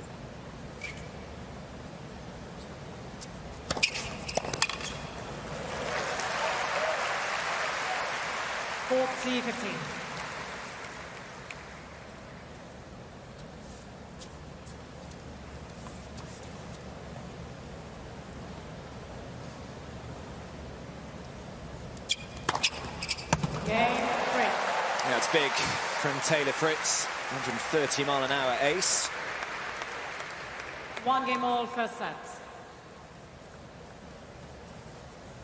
Quarterfinalist here 12 months ago was Taylor. Lost out to Novak Djokovic in the end. Again, actually made the quarterfinals without dropping a set in the tournament. He cruised through his first 4 rounds last year.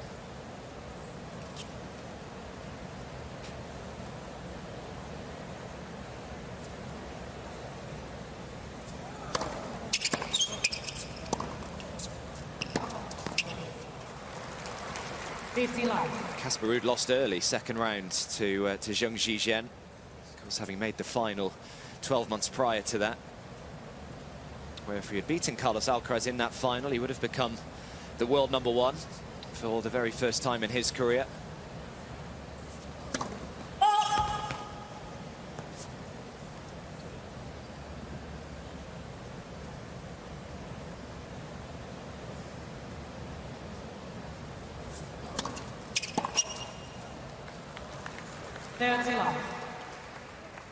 Has it surprised you a little bit, Jan Mike, the success that Casper Ruud's had, especially on a hard court? I think he's a determined individual. I think he's put a lot of time into being extremely fit I like how he competes. He's got a very even keel, doesn't he, with his mental state of mind. So not overly surprised. Obviously his game suited for the clay, but he did some hard work to make it work on the hard courts too. Doesn't seem like he wants to do that same work for the grass. It doesn't, unless it's he golf. just plays Wimbledon, doesn't play the lead-up events. Maybe that'll change in the future. The history of our sport born on those courts.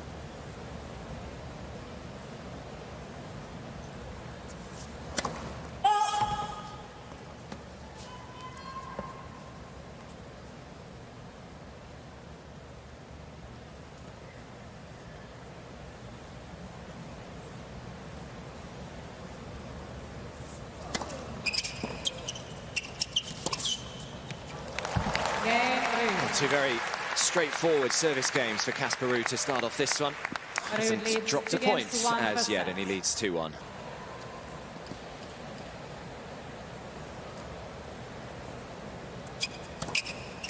He does have nice variety on serve, Taylor Fritz. He can bang them down, as we've already seen, at 130 plus, but that one just 102, sliding away from Casper Ruud.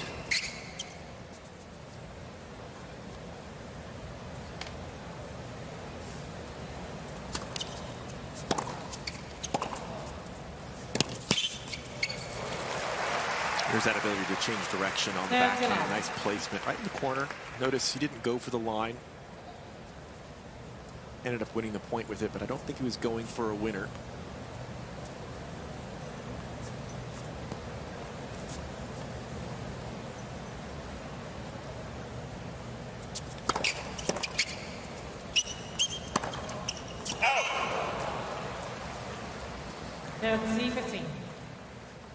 Well, we're already seeing that advice and sort of mindset that Michael Russell wanted for this match pretty often. He's going big on the forehand, Fritz. He is flattening it out a little bit.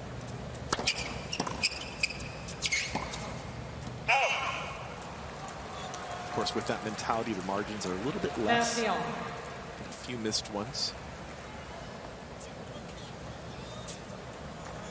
It could really pay off, however, if he can lock in with it.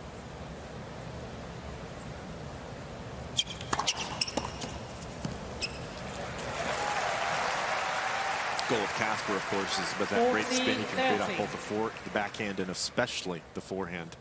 Get it out of the strike zone, make it more difficult for T. Fritz to flatten those shots out.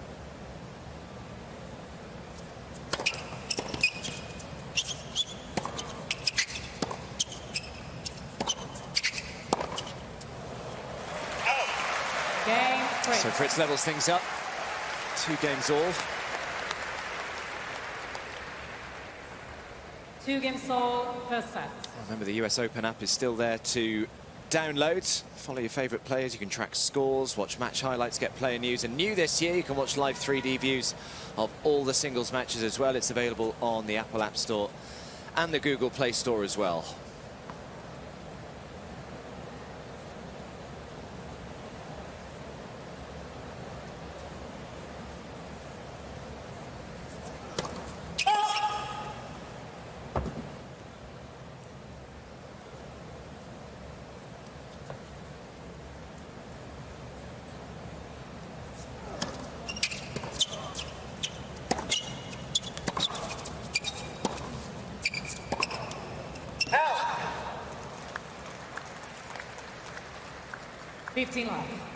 Neither player really came into the US Open with a huge amount of form on the North American hard courts. Of course, both of these two went to Paris to play the Olympic Games, so I think that was probably a large reason to do with the slow start back onto the hard courts. Casper Ruud actually had to withdraw from Montreal.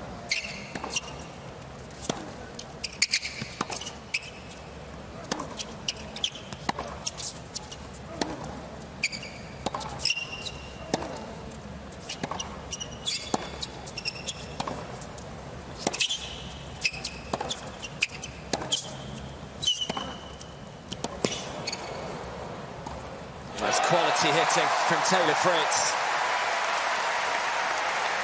Great backhand there, good control of that rally. A little bit of a longer point, probably the best exchange we've had so far. Yeah, it's interesting, Adam, you bring up the Olympics.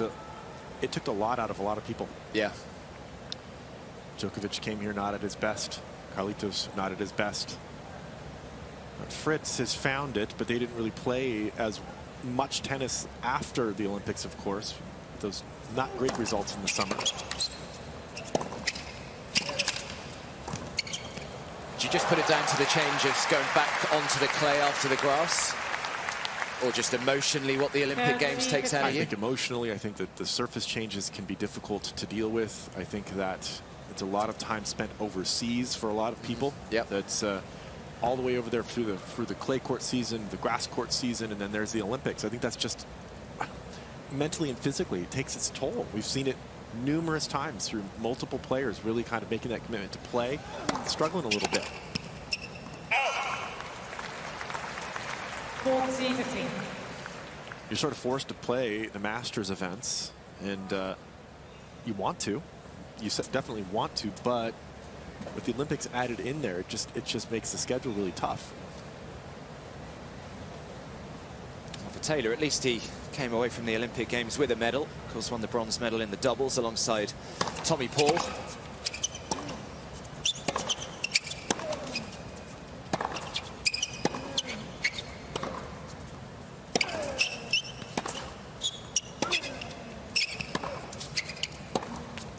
Yeah, it's a beautiful backhand to come through the game from Casper Ruud. Drops his first point on serve, but so good opening quarter of an hour to this one. Certainly in that last game, just found as though both players were just beginning to get into a bit of a rhythm.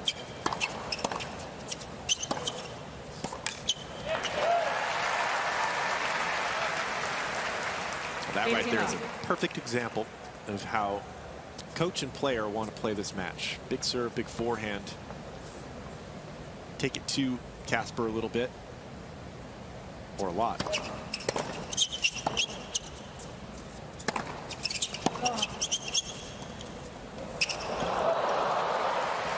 Well, we're seeing a little bit different Casper Ruud today. He's right up on the baseline pretty often. Kind of like it. Well, he has the ability to back up if he wants to. That's in the pocket. He can do that whenever he wants. He's one of the most proficient at that strategy in the world.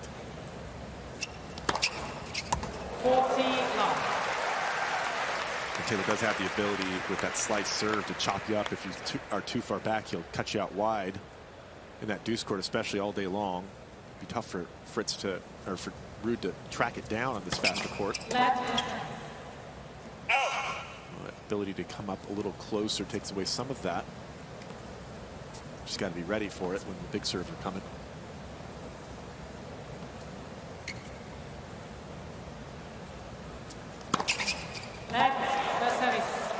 Oh, I don't think anyone heard that. Fritz was pretty convinced that he'd come through the game.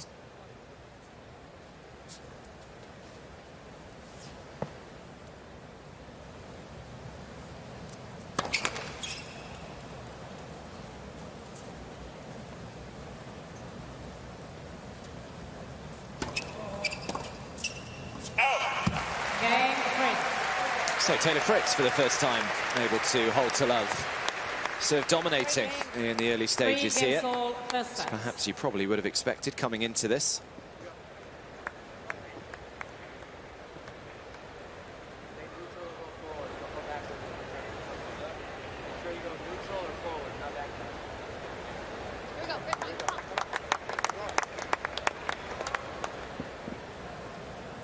There's Mikey Russell. Iron Mike, my best buddies. 50 love. Hear him saying, stay neutral if you have to, but otherwise try to come forward. Don't go backward too much. Good advice. Been impressed so far with how well Ruud is taking care of his serve. He's serving at 71%, winning 90% of those first serves. 9 for 10.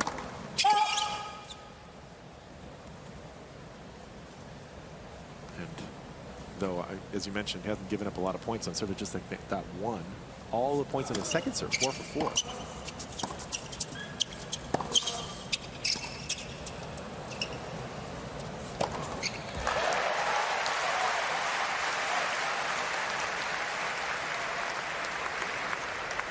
15 all.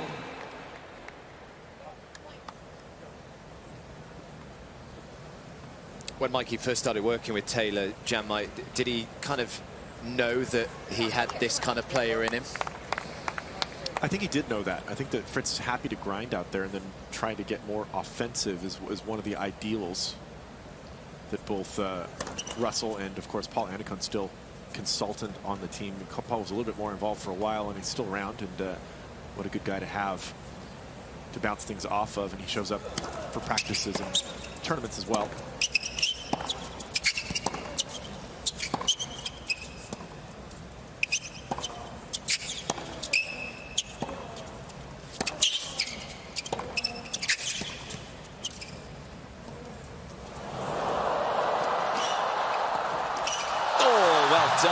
Beautiful change-up from Taylor Fritz, and I don't think Casper Ruud saw coming that drop shot.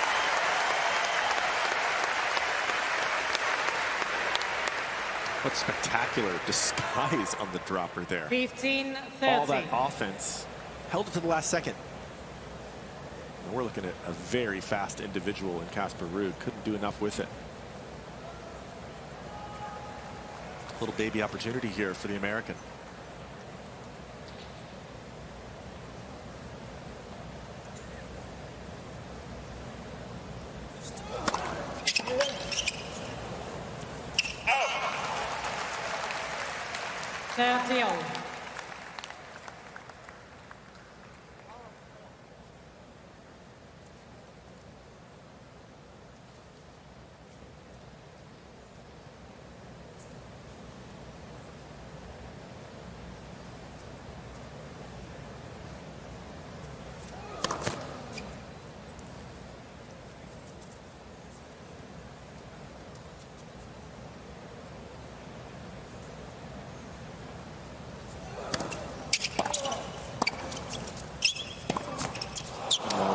A little frustrated with that. It's such a big return off that forehand.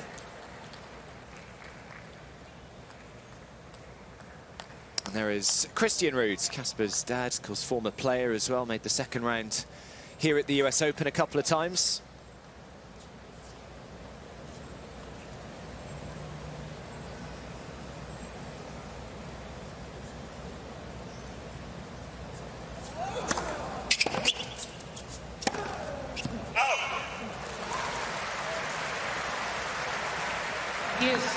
Fritz starting to make some inroads, hanging around in this game.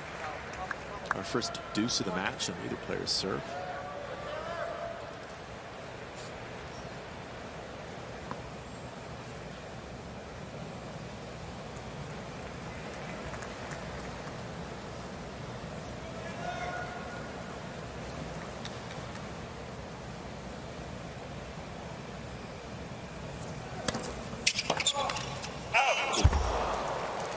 Advantage, Ruud.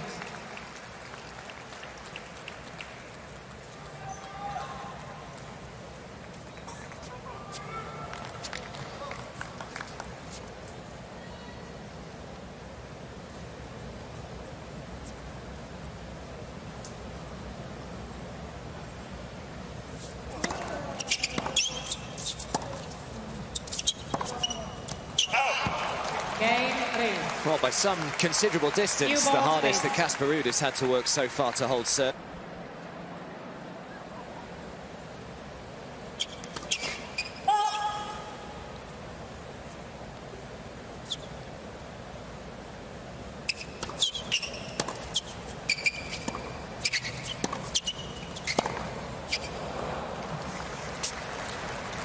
Long 15. Casper sure has done a great job so far of adjusting to the pace that he's seen come back across the net from Fritz. He's returned well also. A lot of balls back in play. Again, with that first serve, he was on the baseline there, trying to return it. Step way back for the second. Couple of loose ones. Love 30. So we've just seen Ruud hold from 15-30. Fritz has got a hold from love 30 now.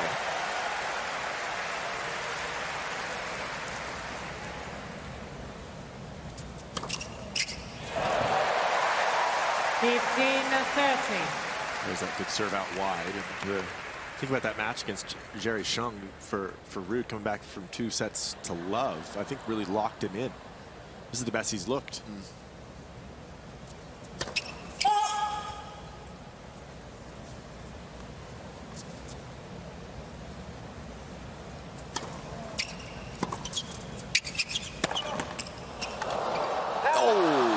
Just wide.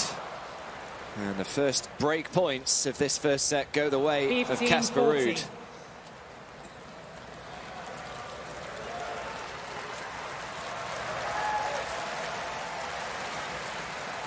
You see a mouth go in there. That's exactly what I would have done. Oh, Casper lost control of that. He bricked it a little bit. It's a makeable return. Something he normally would not miss. Not much on that serve, only 92 miles an hour. Yeah, he almost kind of premeditated, I think, that he was going to go to that chip return, and had a lot of time there just to hit over the top of the forehand.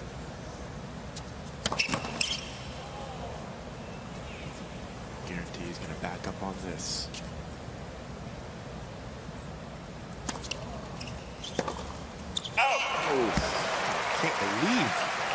Can't believe he missed both those returns. What an opportunity. A good strike on it. Pressure off Fritz there without having to hit a ball.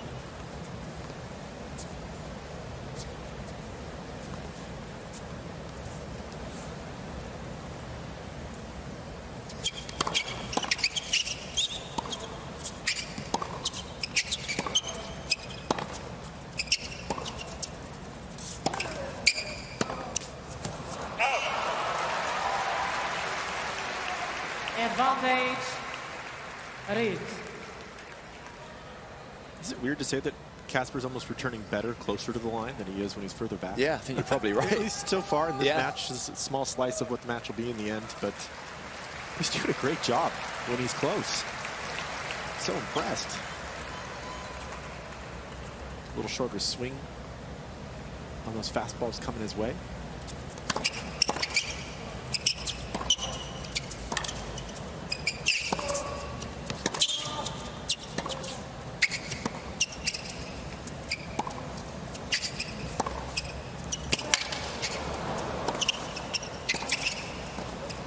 Incredible defending from Taylor Fritz after a high-quality backhand that clipped the line from Ruud. Youth. Unbelievable defense, Adam. I agree. Those backhands, the one right off the line. What a tough rally. This match is giving us what we thought we would get. Great exchanges.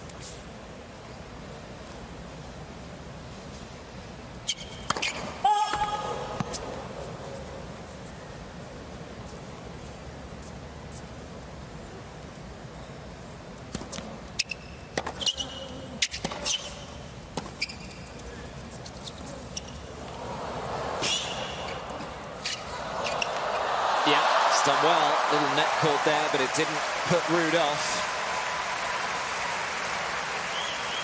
Advantage, Ruud.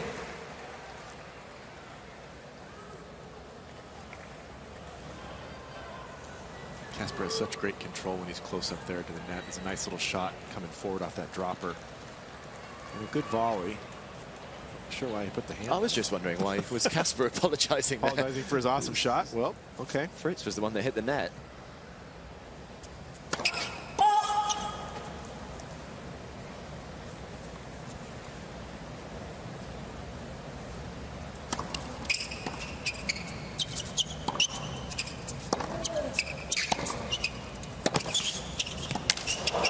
So good from Casper Ruud, and eventually the pressure tells. Fourth breakpoint opportunity, and Ruud will now serve for the opening set. Ruud leads 5-3 first sets.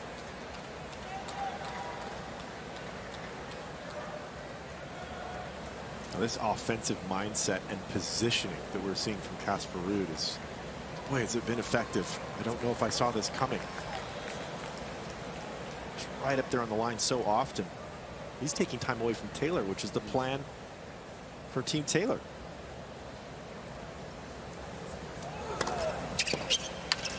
Out. 15 love.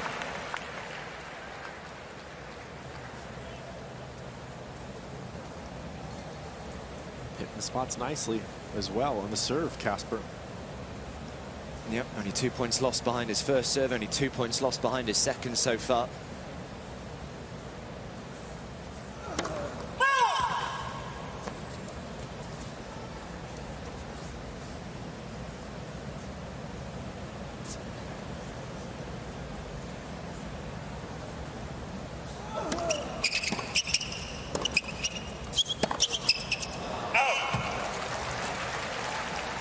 It's been a little too much of that.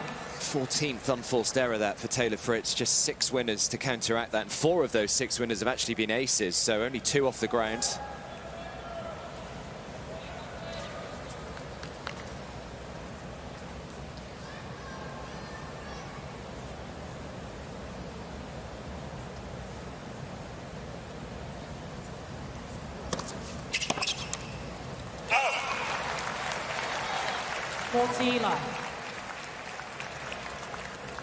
In just 33 minutes, Casper Ruud has 3 set points.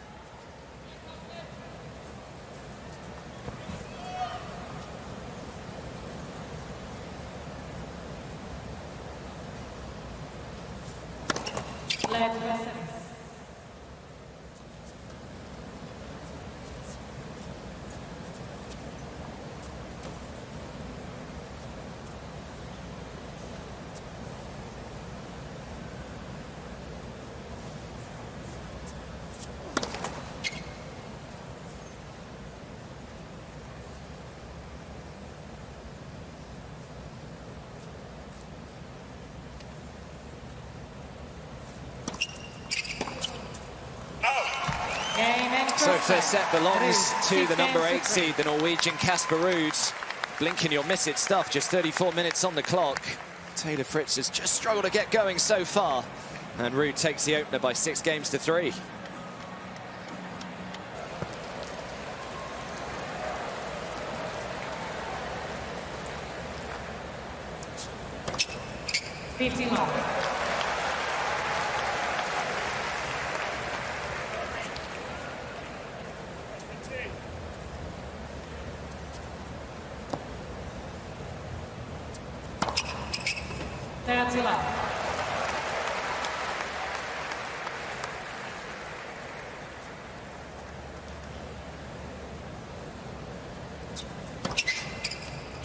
Okay. Not a bad start. Can he complete the set?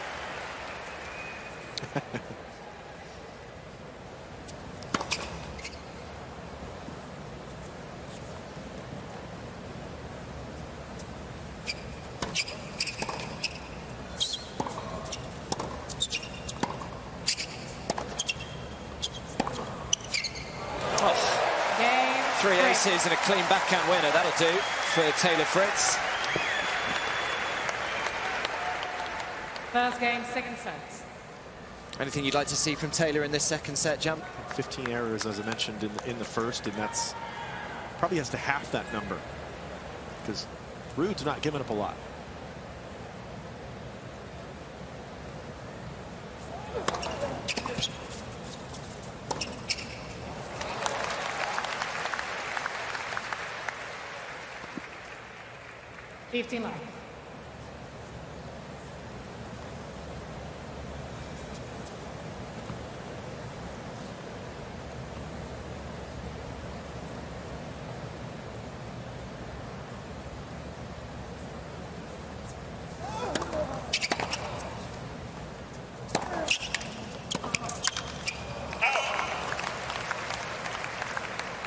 Love.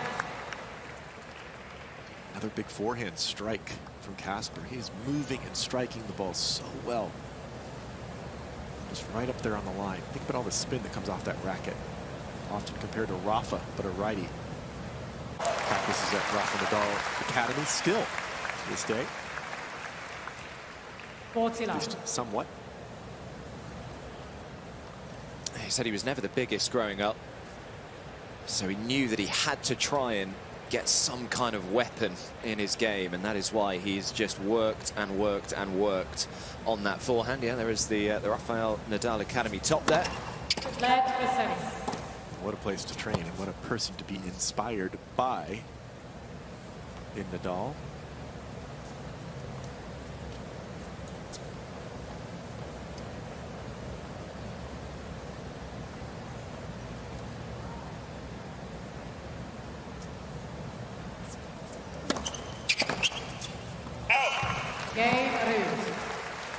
So just like he started the opening set, hold to love.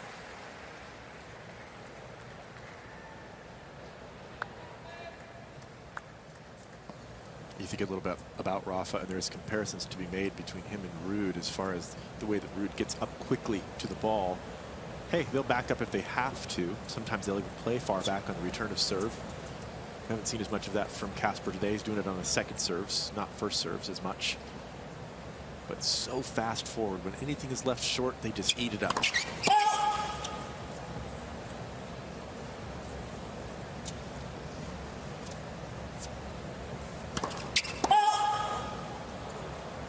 Love 15. Yeah, Casper's sister, who I think is in his box as well, Charlotte. She used to train a little bit at the Rafael Nadal Academy. Good player herself. She is actually at the University of South Florida right now.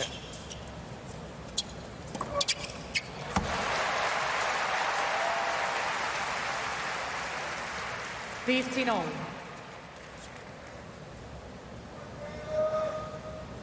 There's Mum over on the left-hand side. And just in the back row there. No, I don't think she is here. Actually, Maria's there, his girlfriend. There she is.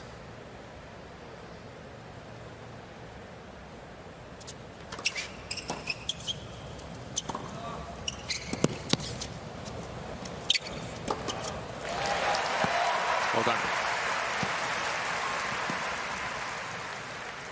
30-15. I guess the question mark is, can Casper keep this up? I've seen him keep it up before. Taylor needs to keep pushing him, keep holding serve. Maybe some opportunities might arise if he can see a few more second serves come his way. Casper's still at 70% of the match. 40-15.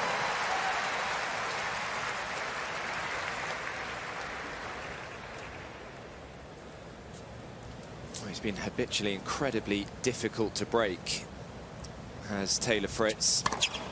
Game, Fritz. It's a good hold. Only two players have a higher percentage of service games won in the last year. Berrettini and Yannick suspended on the outside courts at the moment. Very fortunate to have the two roofs here.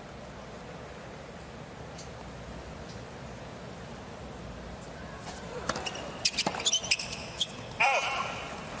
15 love.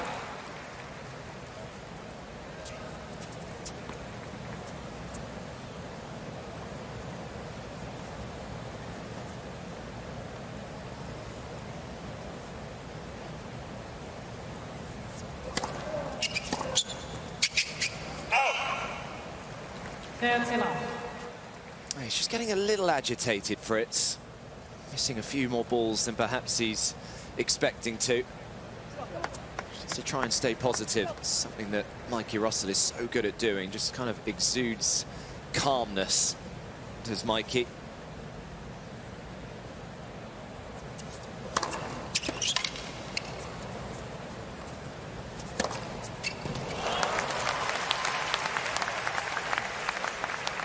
This man is just all business today. Such a cool customer, Casper Ruud. When he plays this brand of tennis, watch out. Kind of tennis that brought him to all three of those finals, Grand Slams, this very event.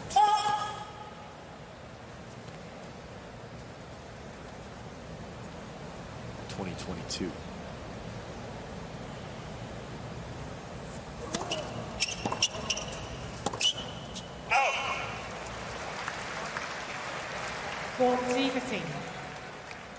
Must be feeling pretty confident if he's taking a backhand like that on.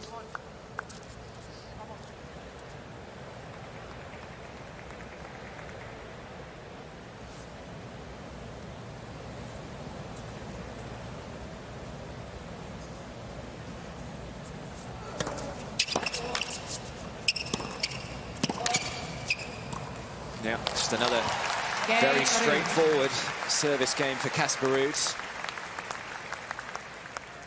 2 games sold, second set. Just a quick reminder that usopen.org is your online home for point-by-point live scoring, highlights, real-time stats and draws. You can visit the official tournament site at usopen.org.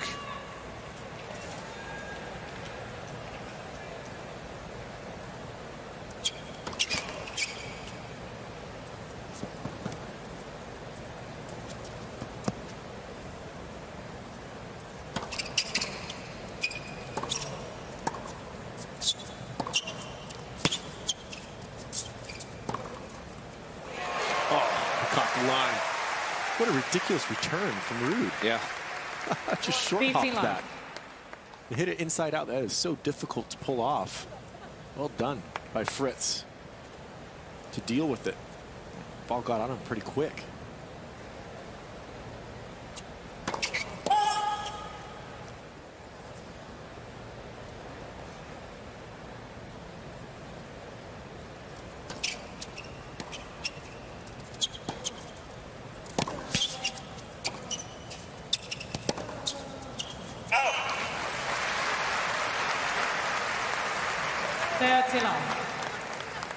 Out of all the amazing American male tennis players at the moment, Jan Mike, is Taylor Fritz your #1 choice to break the 21-year drought for an American men's Grand Slam champion?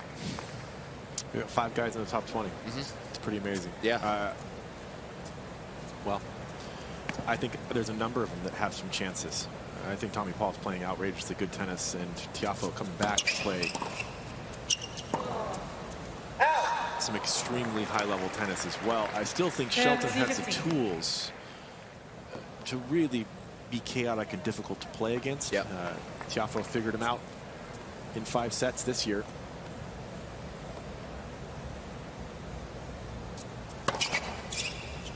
I do think Taylor is due. They're up against some stiff competition. It sort of feels like the thing, if one of them does break through, it's sort of been the case. One of them breaks through and does it, and then another one thinks they can do it. Yeah, exactly. So it's kind of like, oh, semifinal of a slam, and another one does it.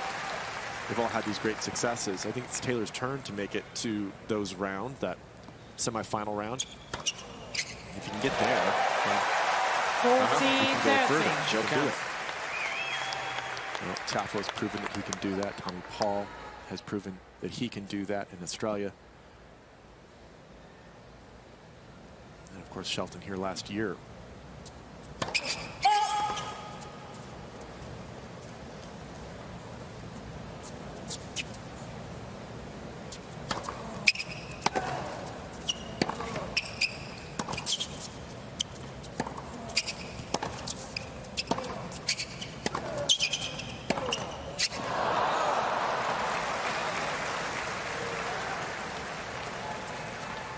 Not only missing, but the size of the miss is slightly concerning.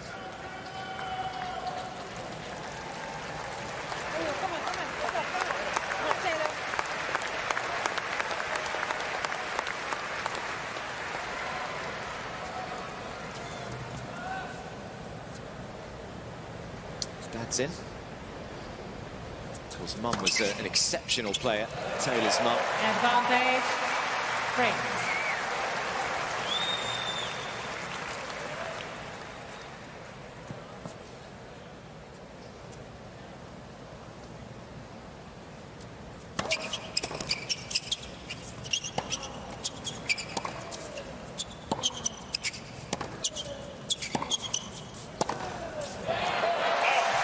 Yeah, massive fist pump from Taylor.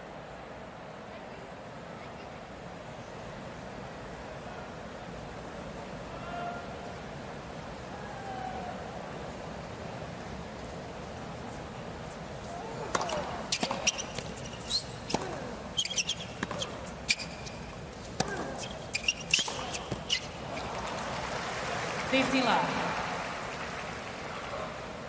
The level from Casper Ruud has just been excellent.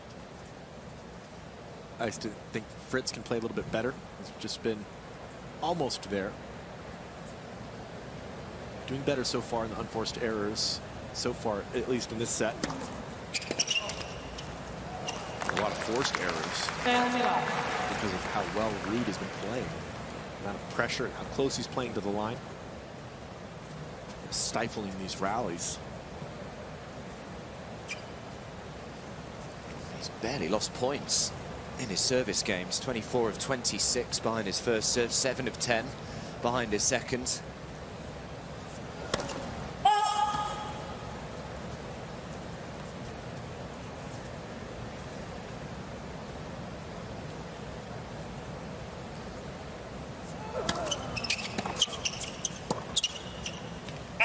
There we go. That's what Taylor's looking to do.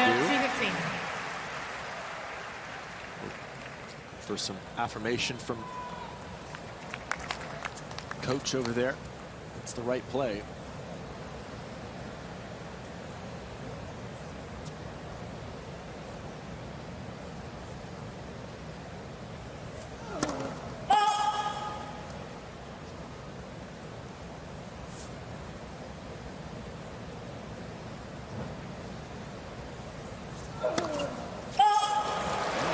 Okay. First double.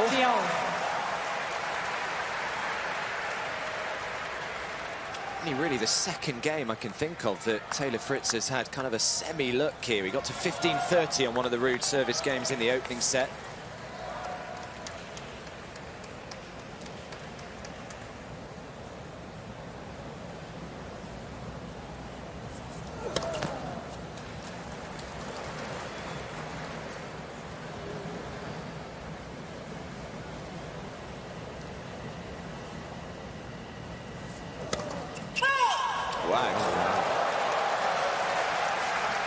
I just wondered if there was a game where he might falter a little bit. As well as he's played, it's hard to keep that up.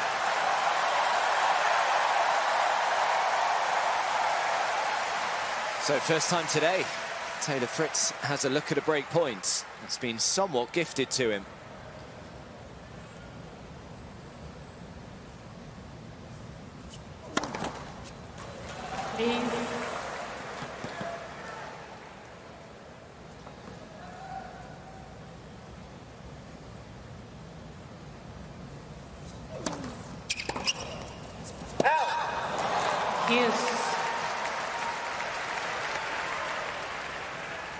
Think about how gutsy of a second serve that was. Right up the tee, less margin there, of course, to hit into. It's pretty smart tennis from Ruud. Surprised Taylor a little bit on that second serve, especially after a couple of double faults in this game. Went for it.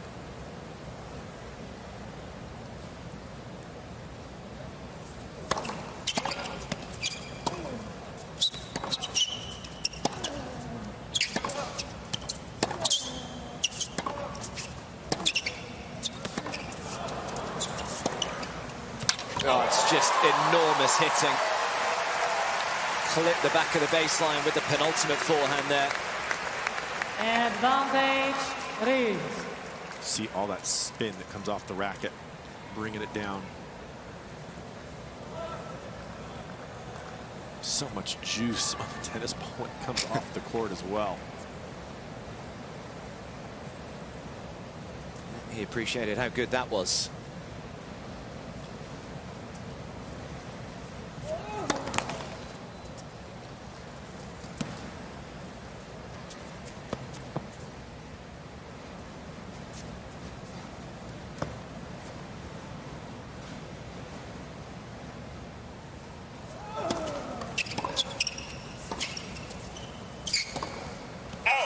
Just wide. Again, it's the forehand just breaking down for Taylor Fritz, but mini crisis averted for Casper Ruud. First time today that he's just had a little bit of adversity on his own deal.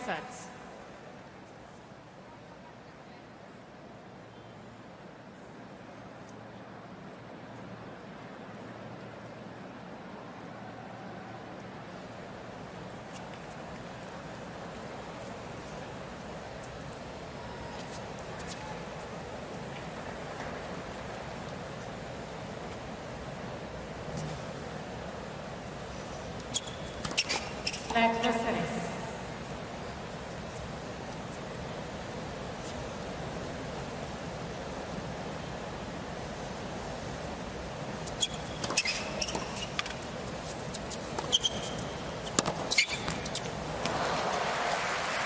So Taylor Fritz with a little bit of work to do out here on Armstrong. Did just have a look at a break point in that previous game.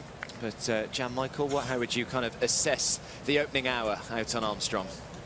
It's been some just unbelievable tennis from Casper Ruud. The level is extremely high. Taylor's doing a good job of staying with him here in the second set. Just had one semi-loose game.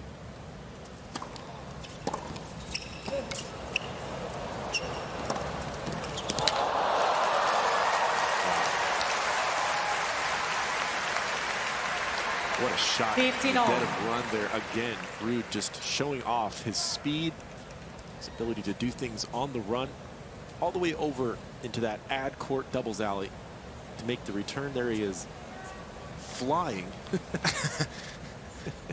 off the court to hit that up the line. And that kind of sums up how he's played for the last hour. Barely put a foot wrong.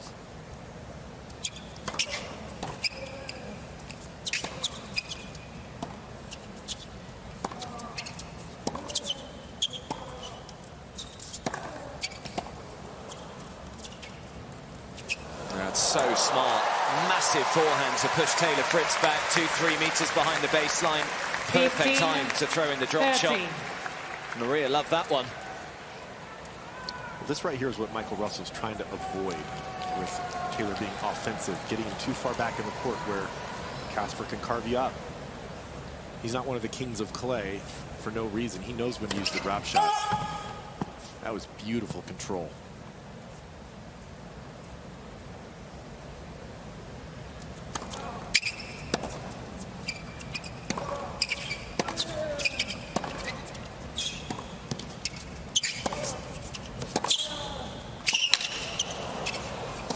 This is just incredible hitting from the 2022 US Open runner-up.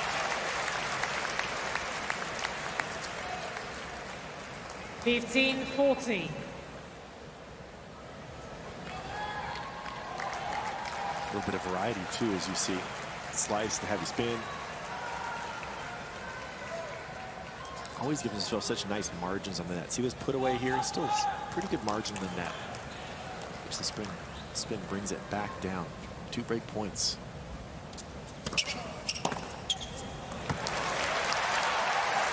(30-40).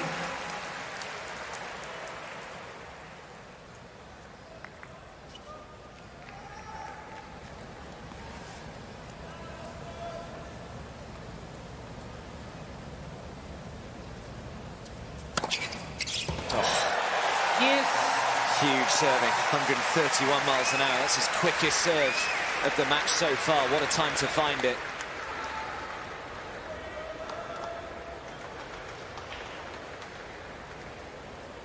Both guys doing a good job on their opponent's second serves. Those first serves come at a premium.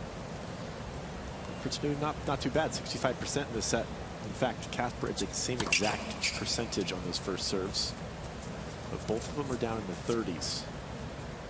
On points won on second serves.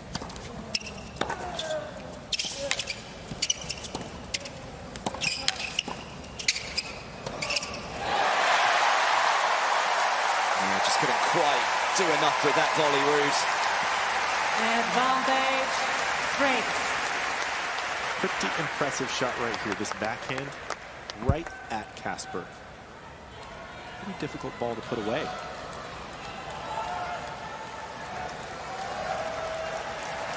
Well, what a hold this would be from 15-40.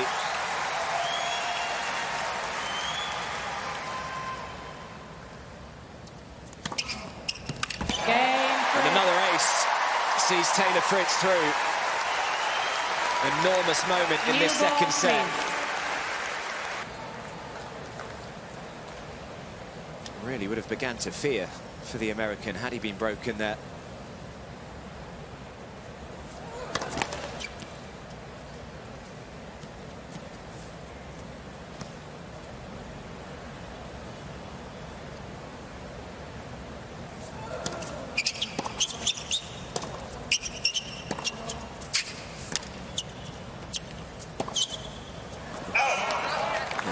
shot, he's been missing a lot long with that forehand, just been flying on him.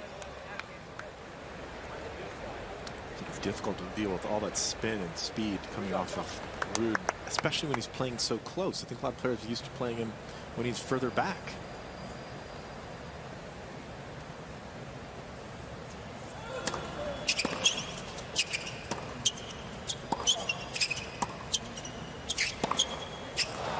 There's another, and it's way long.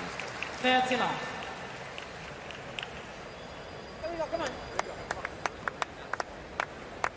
It's almost as if Taylor needs to just maybe take a step. I'm not wanting to be defensive at all.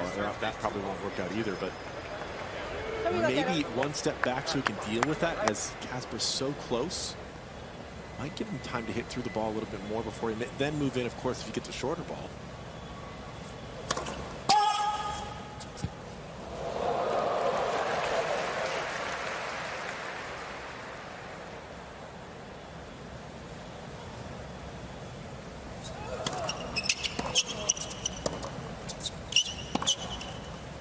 Yep, it's caught the line. 30-15. Good play there. Taylor is doing a good job on second serves.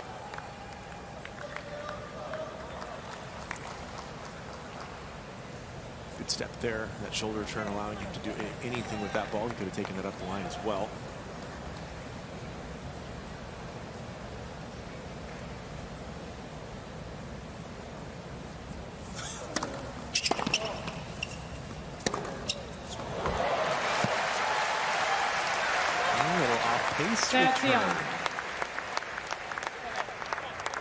Casper mistiming it.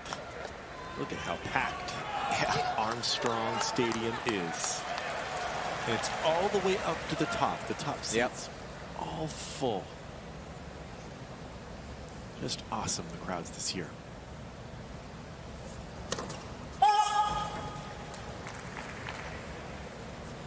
Sure helps to have 4 Americans still in the draw.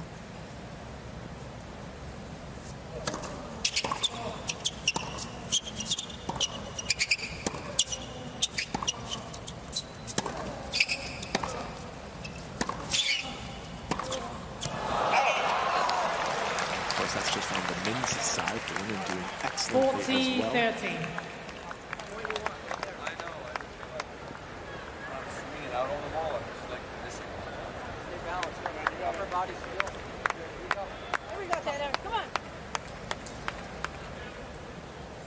Like you saying, stay down a little bit, pulling off some of those shots. Good advice.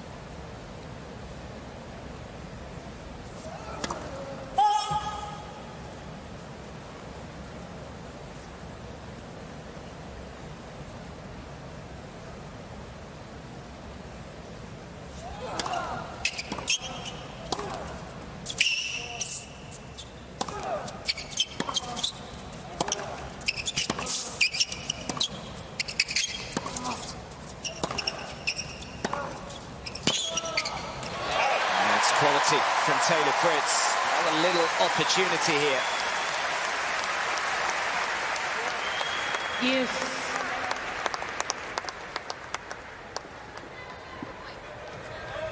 Good job. Let's go. Come on. I think the wind just might be stronger than I realized going this way. We got this way. Come on, come on, come on. We got right here. Come on. So he thinks the wind is playing a part? Taylor talking about the wind out there. I don't know if there's a lot of wind, but he's concerned. See that man in the green hat, Wolfgang Oswald, fantastic trainer, been on Taylor Fritz for a while. Sitting next to Mikey Russell.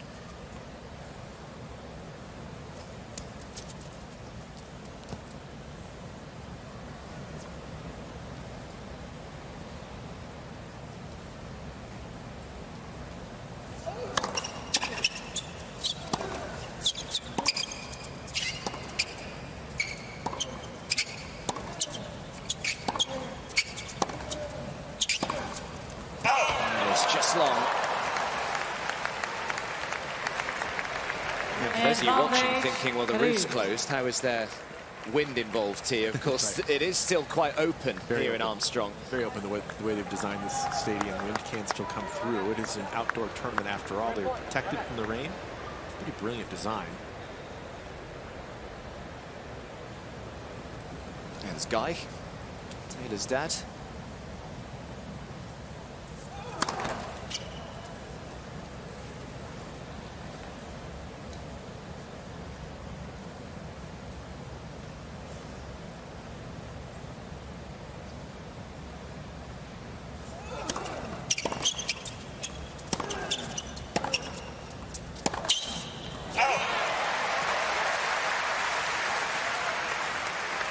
The last couple games, all of a sudden, Taylor's starting to make some inroads. I'm a little scared to like swing on the side. The ball just goes so much.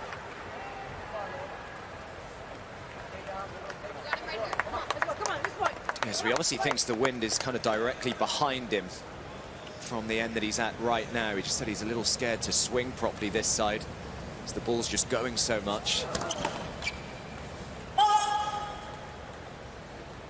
Always interesting to listen in those chats with the team.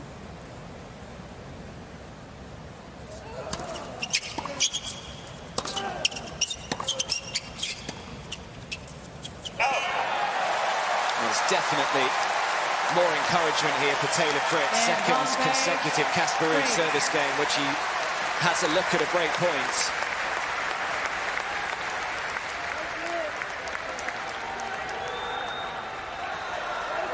All of a sudden, Christian Ruud not looking quite as content as he was half an hour or so ago.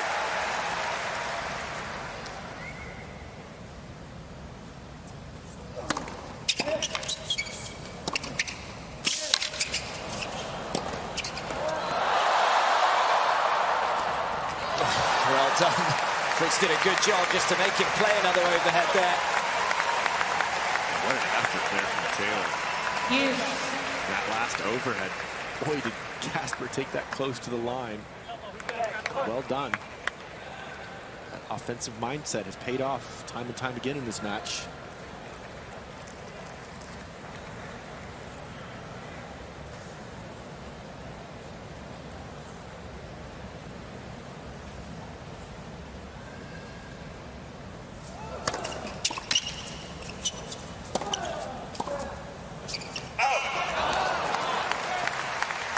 Advantage Ruud.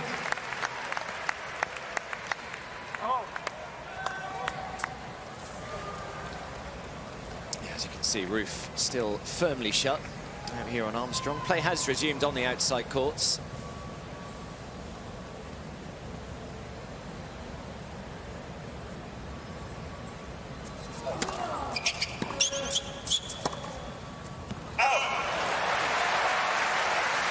I don't think they can open it back up now that it's been closed for this match. I don't think they would do that. Yeah. I would be irritated if I was a player that thinks of opening and closing, opening and closing. I want to keep the Yep. sort of the situation surrounding matches the same. They will probably open it up if the weather is going to be better for the next match.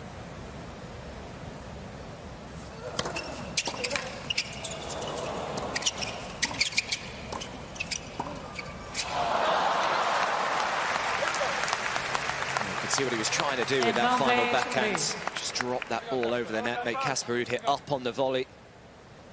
Shot that he normally plays pretty well, Taylor Fritz. Alex Stober there on the left-hand side, spent many years with Dominic Thiem as his physio. Now working with Casper. He was an ATP physio before that. Lovely guy.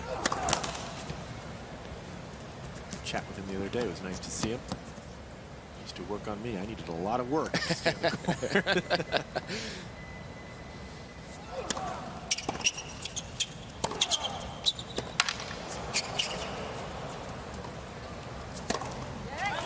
So Ruud survives again.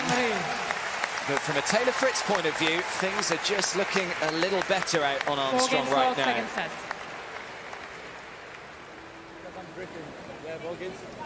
I think he's just saying to orally talk that the sweat is actually coming off his top and his shorts. So just wants one of the ball crew there just to wipe it up. Or in fact, Casper's going to do it himself, which is very nice. That is nice. So it's his mess. Didn't love what I saw from one of the WTA players yesterday, one of the ball crew. She has apologized since, which was good. Yulia Putintseva. Yeah, that wasn't great. Casper is dripping. Look at that kit. He's going to need to change it. Expect him to leave the court after this set. Ball crew do such a great job. Such long days for them as well, in sweltering temperatures sometimes. Love 15. Always felt like a please and thank you. Maybe not a please, but thank you when the ball's tossed. Anything that they do out there. They're also human beings, and you're right. They do work hard. Hard work. And it's humid for them also.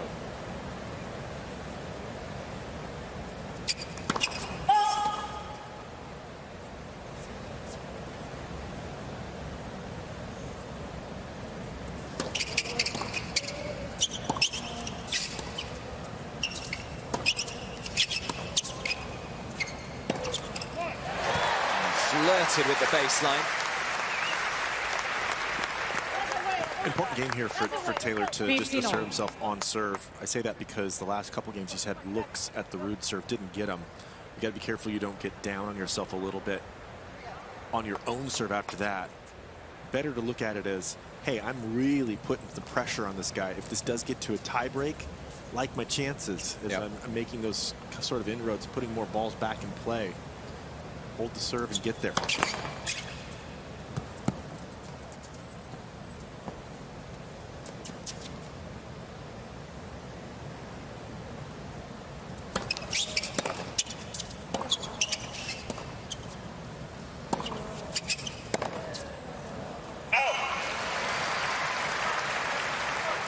With what we've seen the last few days, Jan Mike, with obviously Djokovic going out, Alcaraz going out, how hard is it to kind of stay grounded, just focus on one match at a time, not start getting carried away with yourself? I'm not necessarily convinced it's any harder than it ever is. That's already hard. Yeah. To stay in the moment. Stay in the moment, point by point. Let's just stick to the plan. Let's compete. Only guy in this tournament that should get out of that sort of mindset, I think, is Medvedev. He's the only one that's won it before. Sure. Sinner, perhaps, won Australia, #1 seed, might look at the draw and have a thought or two, but you still got to beat the person in front of you, and you have to win the next point. It's not over until the last ball is struck.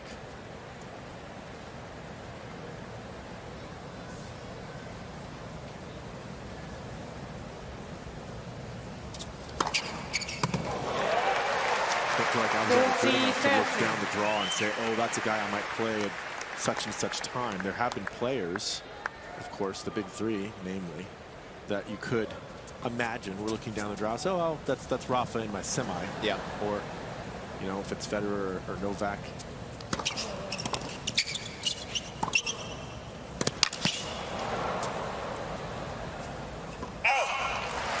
Game Fritz.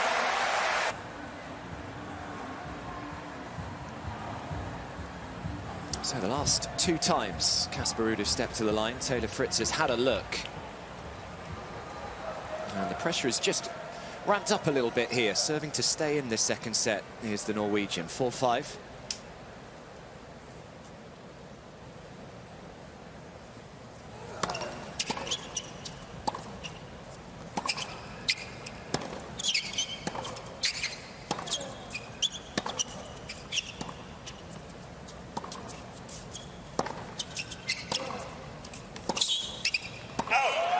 A rock solid opening point from the number 12 seed.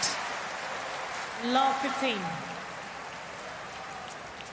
think Taylor feels like he feels better on that side of the court. You talked about the wind a little bit. Hitting into it now as far as what he's concerned with. Could be a good sign. He's made less unforced errors so far in this set. We've gone deeper in this set. He's only at 10. He had the 15 in the first set, much quicker set as well. That's higher level from Fritz.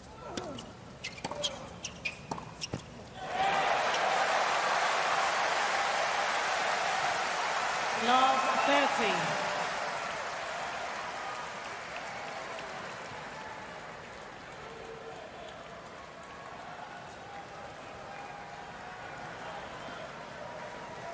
So just a little shout of "come on" underneath his breath there, Fritz. 2 points from the set.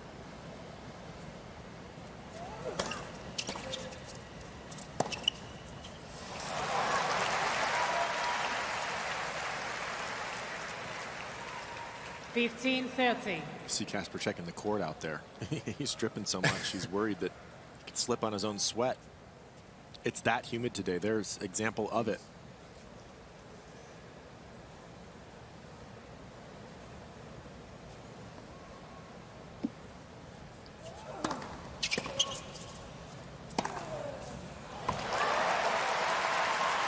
Yeah, did a match in Washington, I think it was earlier this year, and I think he was already taught in the chair, and she actually forced David Goffin off the court to go and change his clothes because he was absolutely wet through.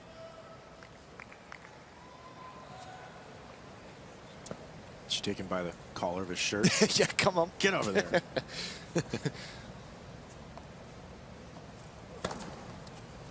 It's great serving. And Fritz looked convinced that that was wide.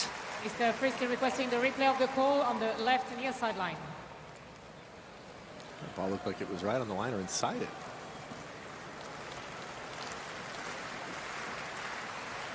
Yeah.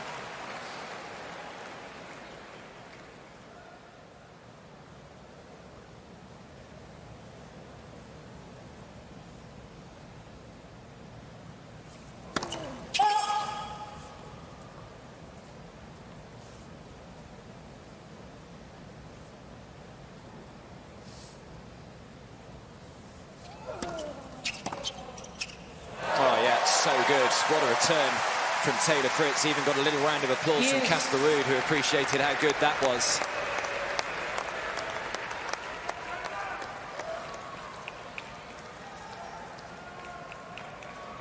Evidence that on that side of the court, Taylor a little more comfortable to drive through the ball. As you mentioned, the wind moving toward him now allows you to hit through the ball a little bit more.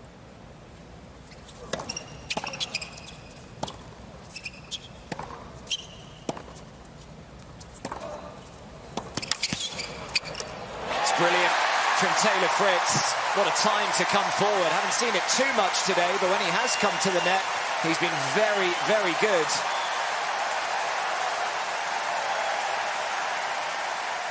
Advantage, Fritz.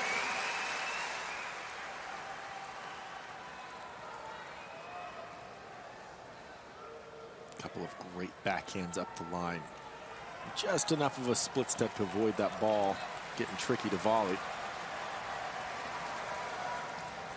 So set point.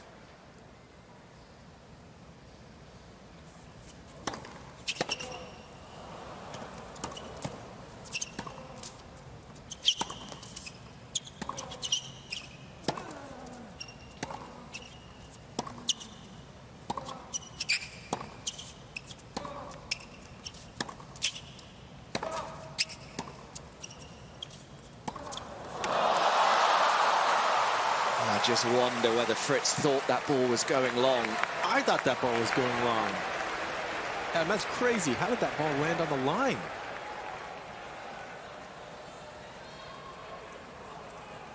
It looked like Casper lost control of that shot. So the towel's back out to wipe up Casper's sweat. Janitorial duties a part of the narrative for Casper on the court today.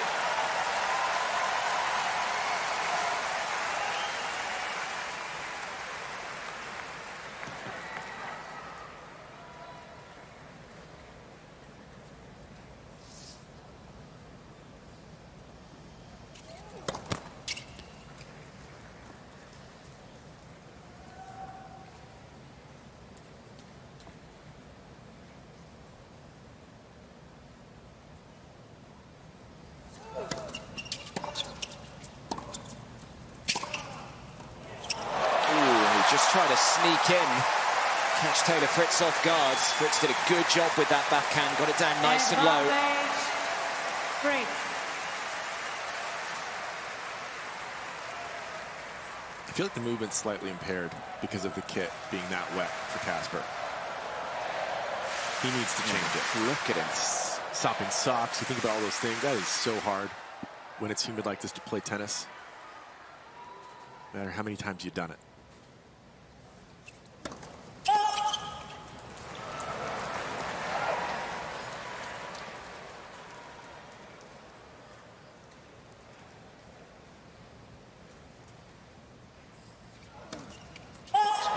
It's a shame that the set has to end on a double fault, but it is a fabulous response from the number 12 seed, Taylor Fritz, who levels things up on Armstrong.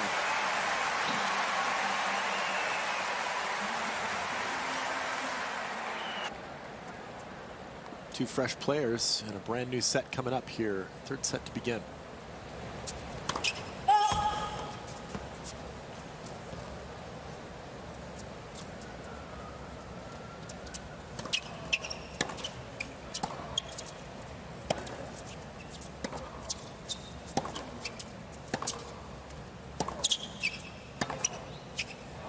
Some start from Fritz.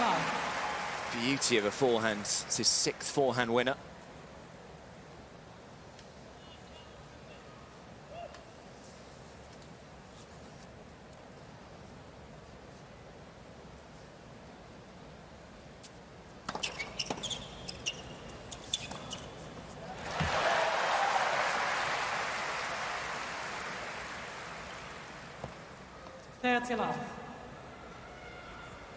So good start to this third set for Taylor Fritz. Both players, of course, leaving the court at the end of the second. Both have come back with brand new outfits. So hopefully Casper is nice and dry.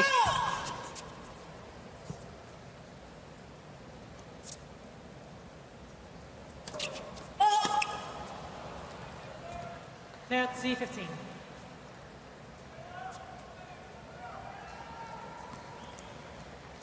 Pretty impressed with Taylor Fritz able to just be slightly more consistent while staying offensive. Yeah, like that. Good start here in the third. This is now a 2 out of 3 set match.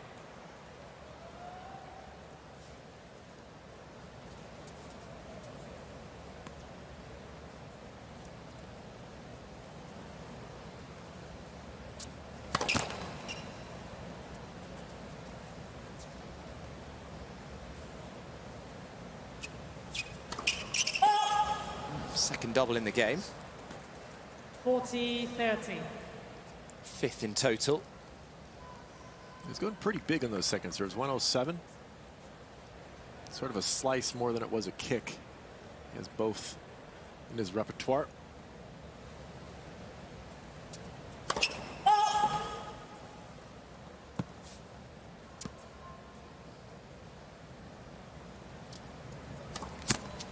Oh my goodness. Yes. I saw Botic van der Zandschulp yesterday serve 5 consecutive double faults. No, you didn't. I did. How's that possible? I know. Served 2 at the end of one game to get broken, and then started his next service game with 3 in a row. It's now 3 in the game for Taylor Fritz.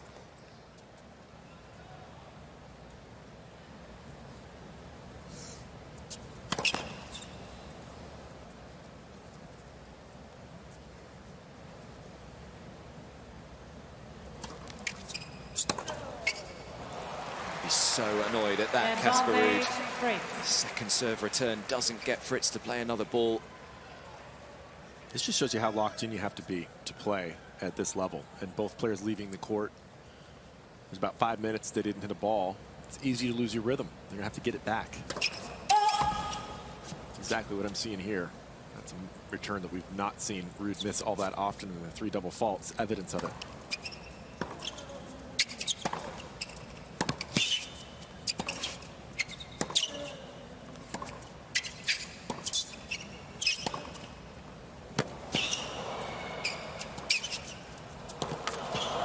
He certainly wasn't lacking in rhythm in that point, Taylor Fritz.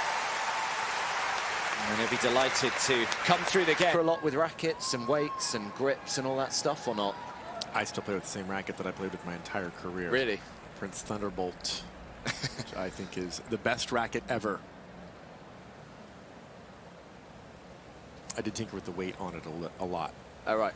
Spring tension, not so much. I didn't really like messing with that. Spring up very tight. It was a powerful racket. So I needed it to be a little tighter, but I needed to have some swing weight on it. At one point I had the fastest, or the heaviest swing weight, not the heaviest racket. And the difference in that is what? Well, it's when you're hitting the ball, how much is coming through when you're swinging. I hit a pretty flat shot, so I didn't really have all that spin that you see so many players these days. I was trying to get depth on it and penetrate through the court, especially on return of serve. And it also helped me to hit a bigger serve, so that was sort of the idea.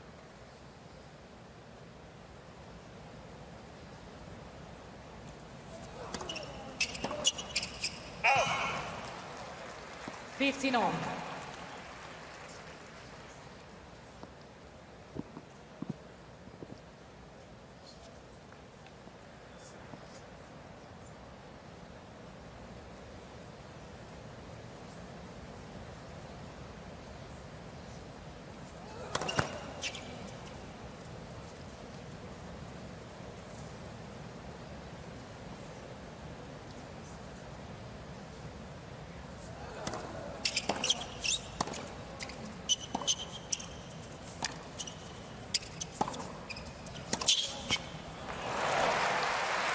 So looking to probe straight away here, Taylor Fritz. Door is just ajar.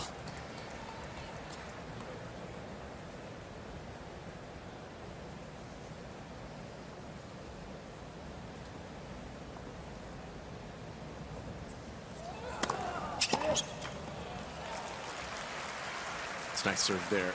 30 on. It's the first serve that Casper's made so far in this set. 1 for 4 in the first serves. He's got to get that number back up to where we've seen it, which is just above 60% for most of this 2 sets that we've witnessed.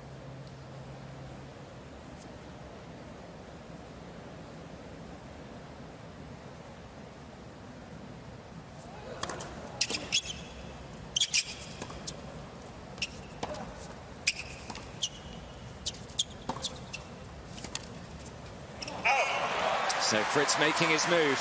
An early look at a break point. 30-40.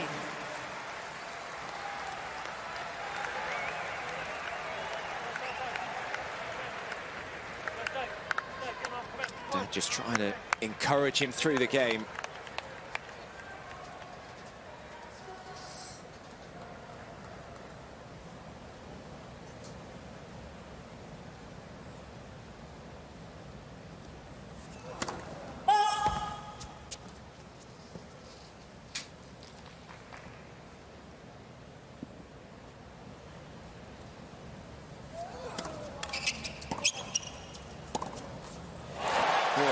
A bit of a gift in the end from Casper Ruud, and what a start to set 3 for Taylor Fritz, who breaks straight away to lead by 2 games to love. Fritz leads 2 games to love, 3rd set.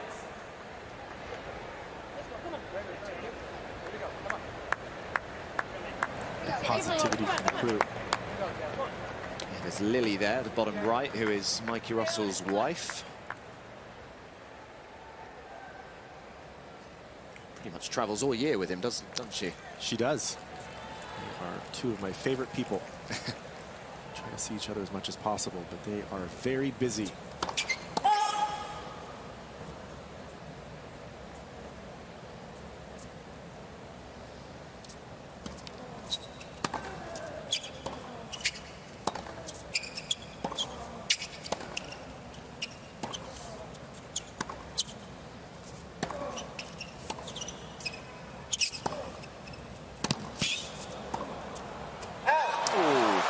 Set the point up beautifully at Fritz. I think that's a good example of the lighter racket. What he's able to almost pull off there, just use the hands to almost force that ball back into the court. I was thinking of an analogy that would work is if you have a katana blade, which goes through the air pretty quickly. That's your weapon of choice. Or a mace. A mace, harder to swing, but once it gets going, yeah, do a lot of damage if you get hit by one. Hopefully that never happens. I would prefer not to be hit by either. Yeah, same.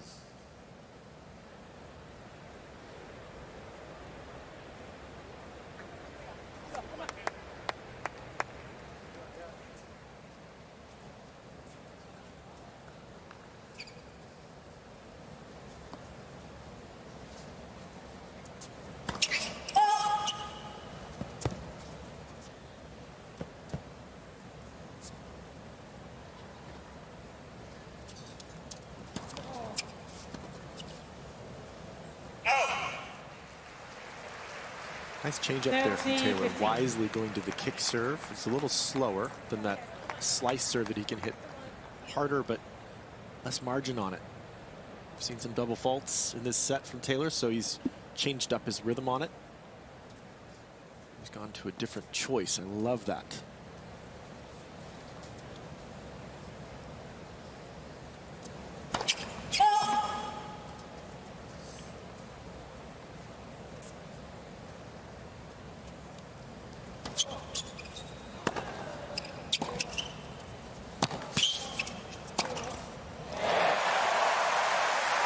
You hear a lot spoken, Jan Mike, about tennis IQ. Would you say Taylor Fritz has a high tennis IQ? I think it's extremely high. I think sometimes he overthinks.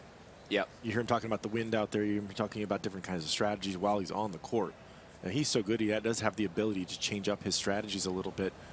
Making those kinds of changes on a serve is that's just smart. If you just missed 3 in the last game, you have the ability to change it. Do it. I think that Iron Mike and Taylor have a lot of good conversations. The turn is just long. And Taylor Fritz has raced into a 3-love lead in this third set. It is all change out here on Armstrong. One settle. What they are seeing right now, just 10 minutes shy of the 2-hour mark, and Taylor Fritz has the break in this third set, leading by 3 games to love.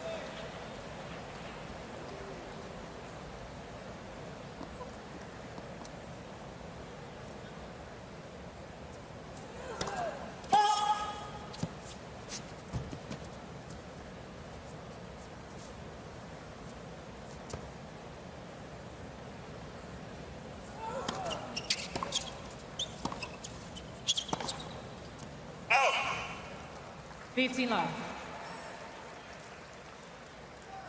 2 titles for this man this year. Delray Beach, that was back in February, and then 1 on the grass in Eastbourne. Not for the first time that he's done that. 3rd time, right? It might well be, yeah. I think you're right. So I think he might be crowned the king of Eastbourne. He's could be given perhaps a key to the city if he wins that again. Yeah. Did make the final in Munich as well, where it was snowing that week, remember? 15 on. Slightly different conditions here.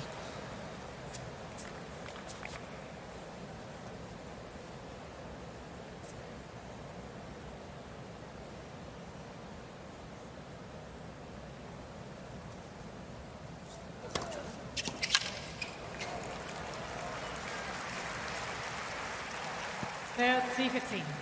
Pretty impressed with Taylor Fritz being able to stay with Casper Ruud and sort of find a way to get ahead in this match where Casper played so well for most of the first 2 sets. Just an excellent first set, almost impeccable tennis from Ruud there.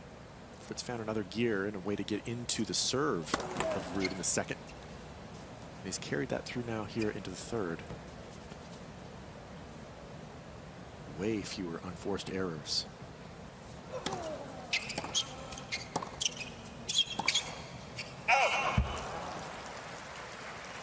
C15.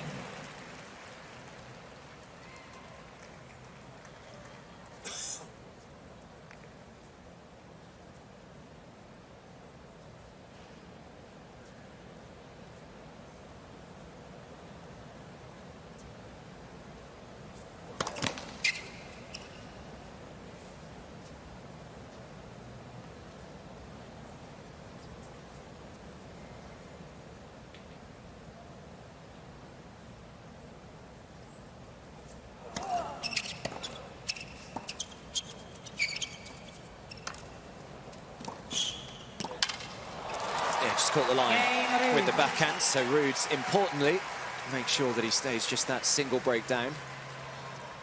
Fritz leads 3 games to 1, third set. Remember, you can stay connected to the US Open on Facebook, X, Instagram, TikTok, YouTube and WhatsApp. You can join the conversation with us. Hashtag US Open is where you can find us. Let us know your thoughts from the opening week of the US Open, what you think is potentially going to unfold in the second. Some big upsets in the men's side of things, especially. We're going to see a new US Open champion. 15 love.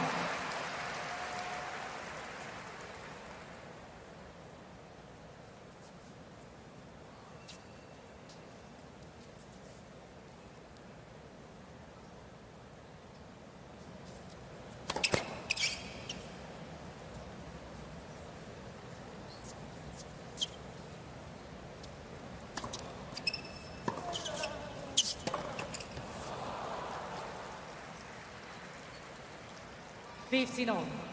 Well, this is gear 2 for some of these strokes from Casper Ruud. He can go a lot heavier on the ground strokes. He's been trying to play up on the baseline, hitting the ball big, take away time from Taylor Fritz.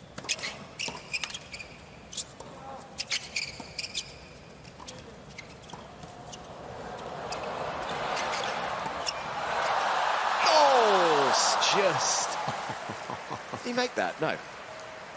That would have just been the shot of the tournament. 30. I thought Fritz was fist pumping. I think then. even Casper almost looked like Casper wanted it to go in. I know he didn't, but watch Casper's face if we get a camera angle on it. Never mind.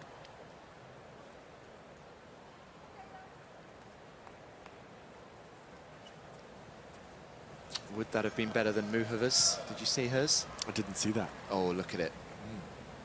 So good. 30 all.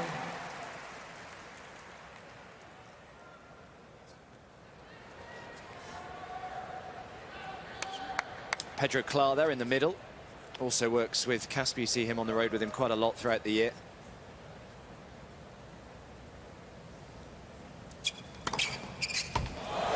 Yeah, nice to have that, isn't it? Under a little bit of pressure there at 30 all. Just send down the 125-mile-an-hour ace. Ace number 16 today. Only 2 for Casper Ruud. Well, those piled up pretty quickly. Yeah, they have. I agree. 16?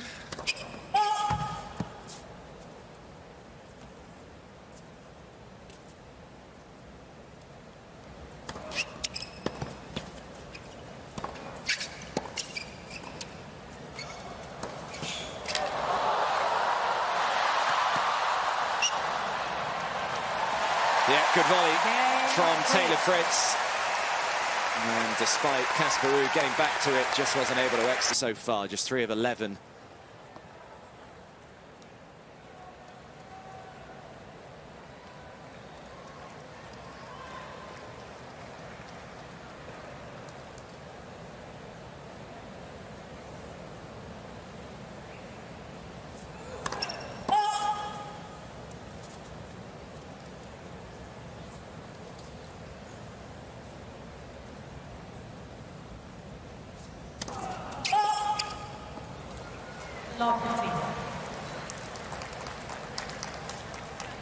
Make that 3 of 12.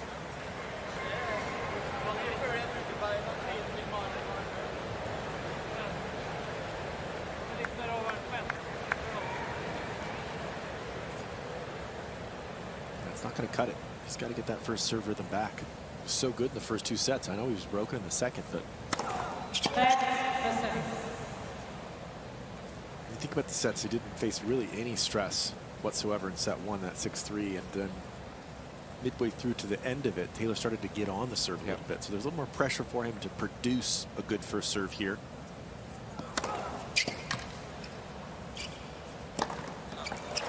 Start to feel the good returners when they keep putting balls back in play. Sometimes that makes you sort of overcorrect, hit too big. And that can cause the percentages to go down a little bit when you're pressing. We've seen that, I think, in this matchup. So you got to give the credit to Taylor there to find a way to do that.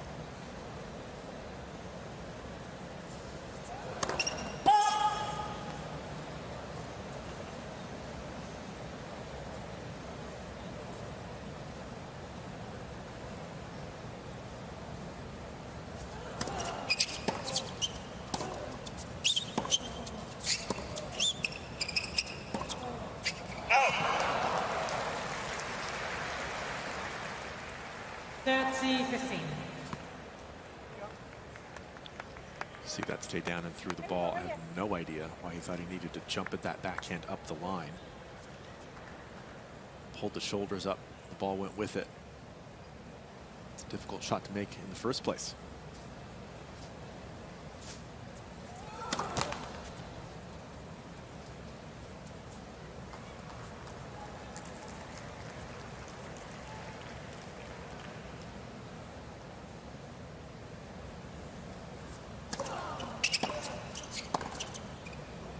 Much better on that.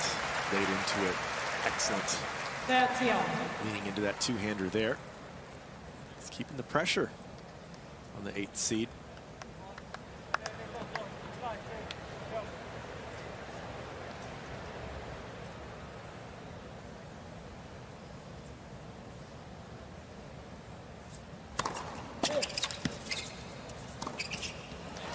Very important first serve. 40-30. Both players have been great behind their first serves throughout the match. Casper Ruud 38 of 45 points, one behind it. Fritz 33 of 40.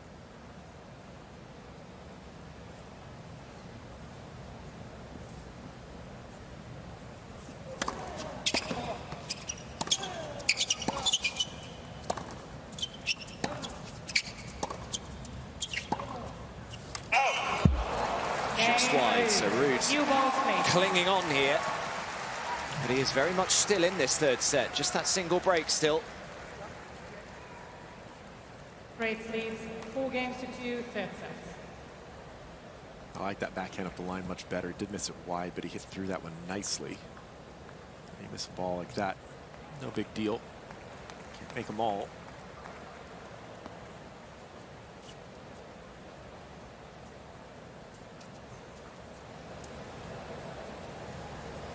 Taylor also on the first serve percentage a little low in this set, 37% so far.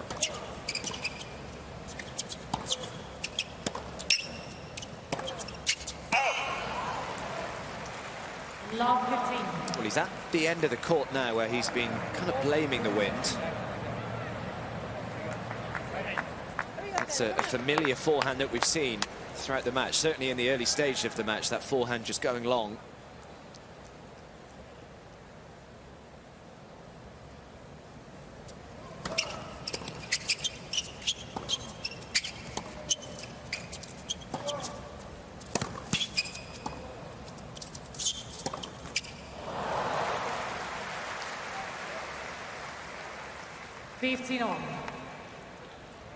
Seeing a little bit of plan C here from Casper. My plan C for him is chip the ball a little bit more, slice the ball a little bit more, chip the returns. Plan B is to go heavier, move back. Plan A, which is at least today, has been to go bigger, get closer to the line. Pretty amazing to have all those different abilities. Yeah. You really can do it all. Makes him so difficult to defeat. He can keep changing up the strategy.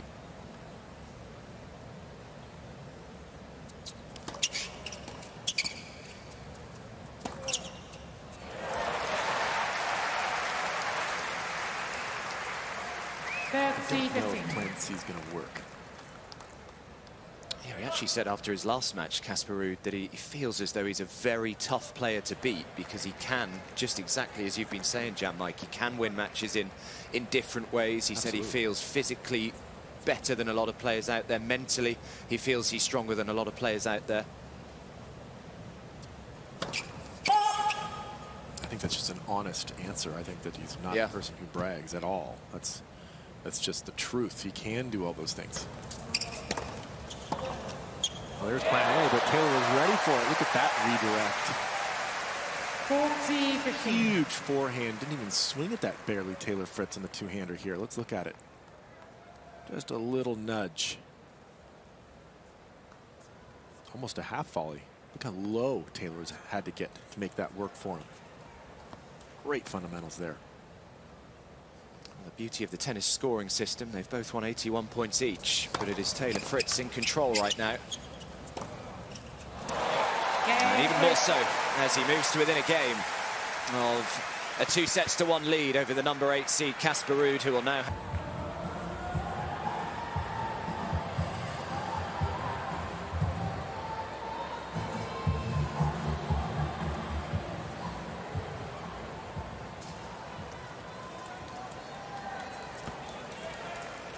Seed Casper Ruud serving here 2-5, third set to stay in this third set.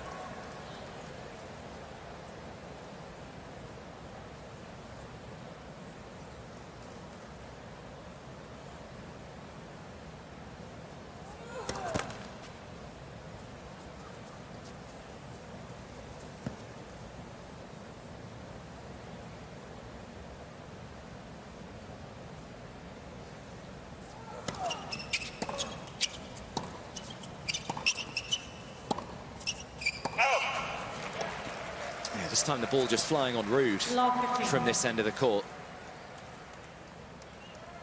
And we would love to break here, Taylor Fritz, and then start serving in the fourth. Just keep applying that scoreboard pressure here to Casper Ruud.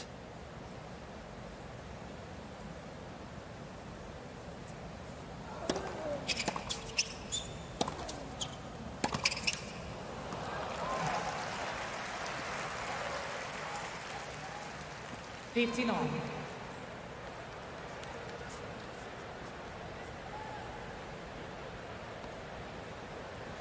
Always hard watching.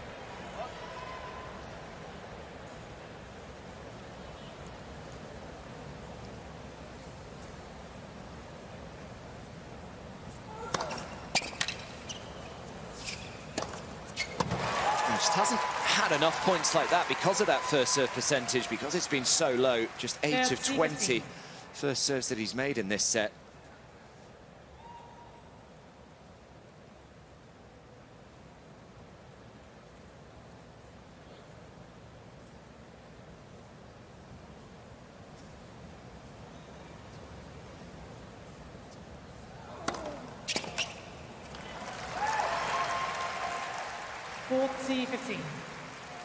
So come the fourth set, I should say, this is what Casper Ruud needs to figure out again.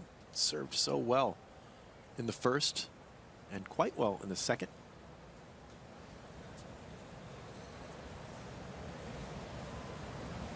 Still not completely out of this set.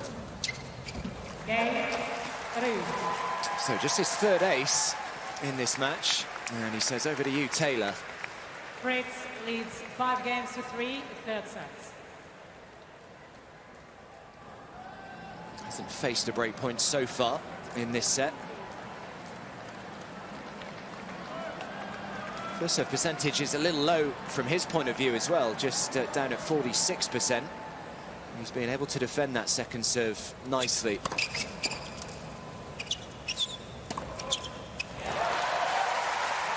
Really good energy level from Taylor Fritz. 15 love. Remember, this is the side of the court that he really likes.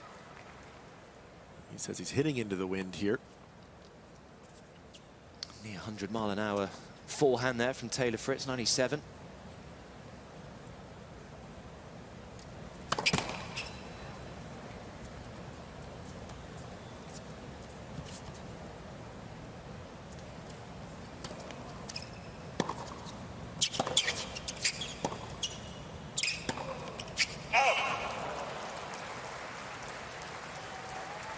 On.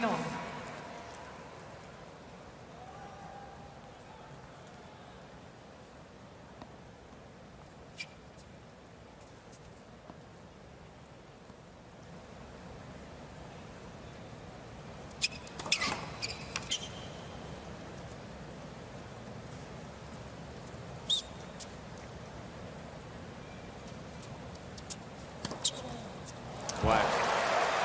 What a second serve that was. 104 miles an hour, ace number 17. So he missed a few of those early in this third set. Some double faults with that slider.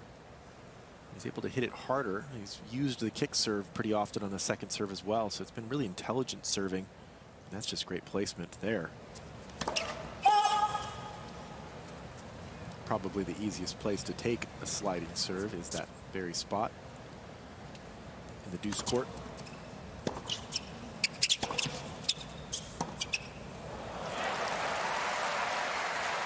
That is a gift that Taylor Fritz will very happily accept at this stage.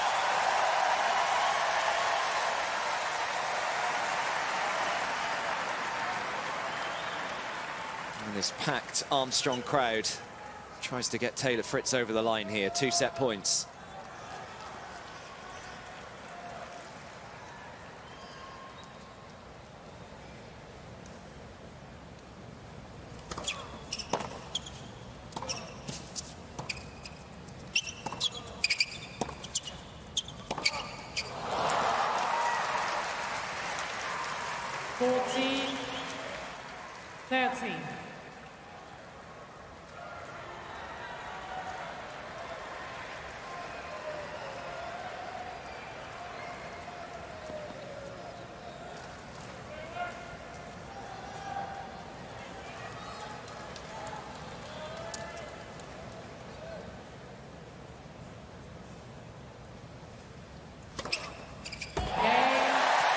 ace number 18 gives Taylor Fritz a 2-1 lead. It is. Remember, Taylor Fritz, the complete opposite, hadn't dropped a set coming into this match.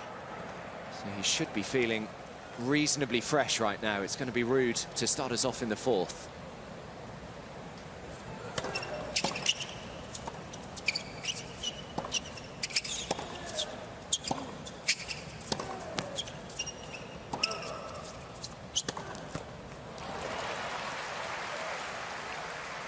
Casper did such a great job. Some of the best tennis I've seen from him in a while in the first set of rushing Taylor Fritz and really making him feel uncomfortable in the rallies. Returned extremely well. He's got to get back to that. It's not easy to do. As Taylor now quite locked in the ground strokes.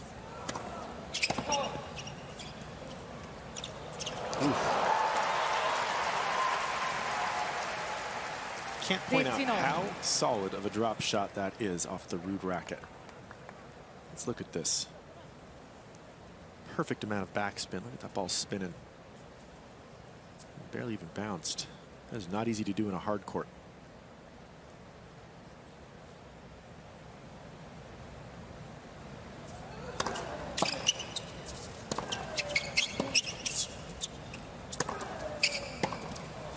I think it's easier to drop shot off the forehand or the backhand side. Well, for me, it was easier off the backhand. I had a hard time with the forehand. I think players like Casper Ruud, who do really well on the clay, have cultivated off both sides. Disguise is important. Your ability to put a little bit of backspin, change the grip quickly. Some players only just have to open their racket up and can do it. And those are the ones with the great drop shots.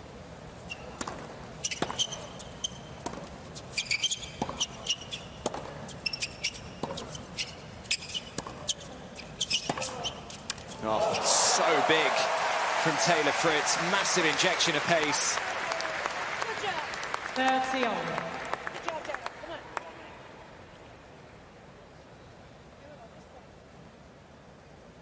Some positivity there from my buddy Lily Russell.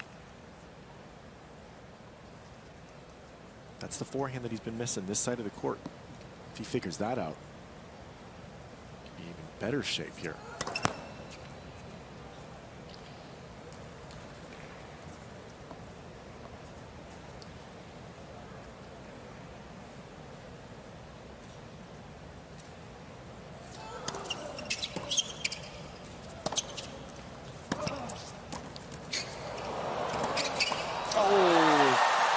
The right way.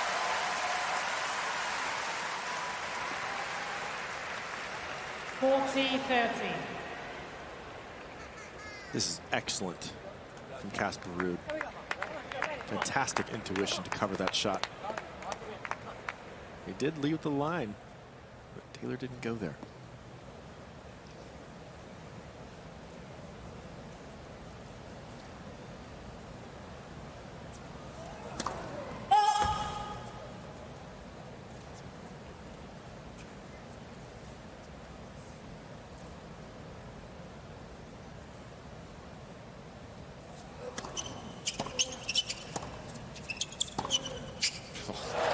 He was being out here on that forehand side for probably the first 45 minutes, hour of this match, Taylor Fritz, but from that point onwards, he has not looked back. That is his 14th forehand winner compared to just the 11 for Casper Ruud now.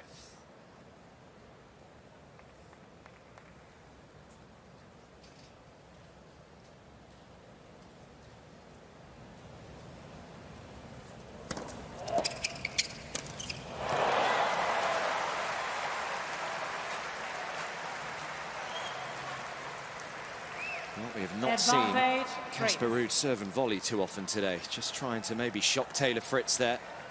Shocked me. Yeah. Tough ball to come in on. A little chip shot.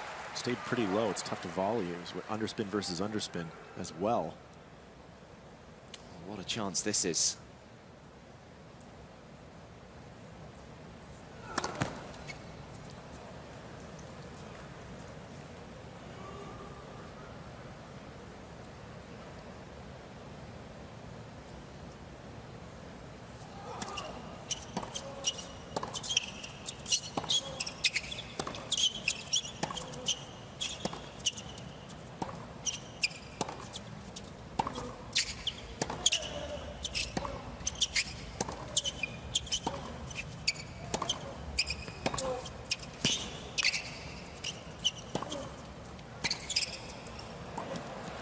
Absolutely brilliant tennis.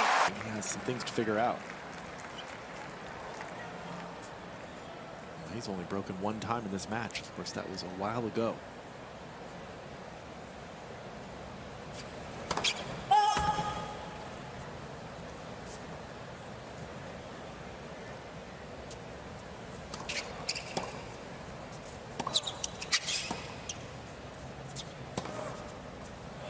Yep, I'm going right on the line.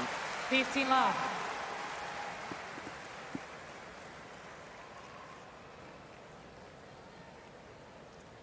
He's really figured out the length on the forehand. That was the issue in the first set.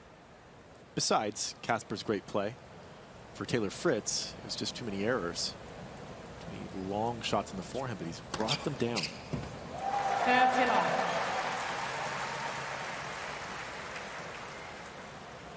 Is Taylor and Mike Ross, are they into their data, their video analysis, crunching numbers, stuff like that? I think Taylor's very much involved in knowing every facet of his game. Mikey Russell likes to keep things simple, but he's going to work with the player that he has, and Taylor's a thinker.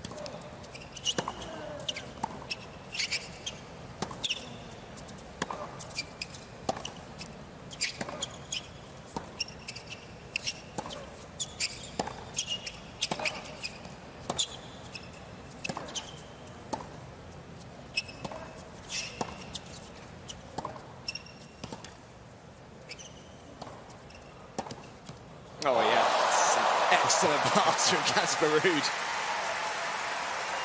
I think a smile there from Taylor. Yeah. What a shot. You know what you want to do, though, is make your opponent hit these 30, kinds of 15. shots to win points. This is a great point from Taylor Fritz.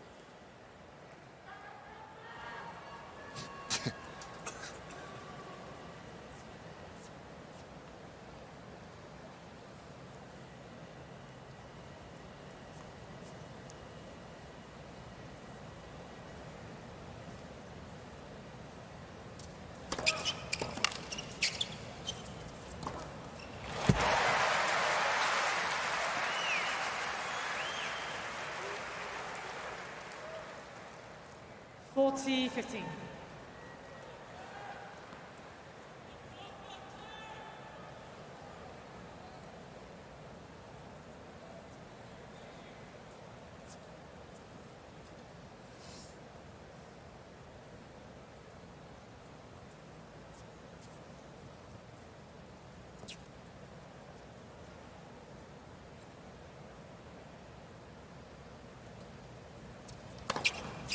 Game 3.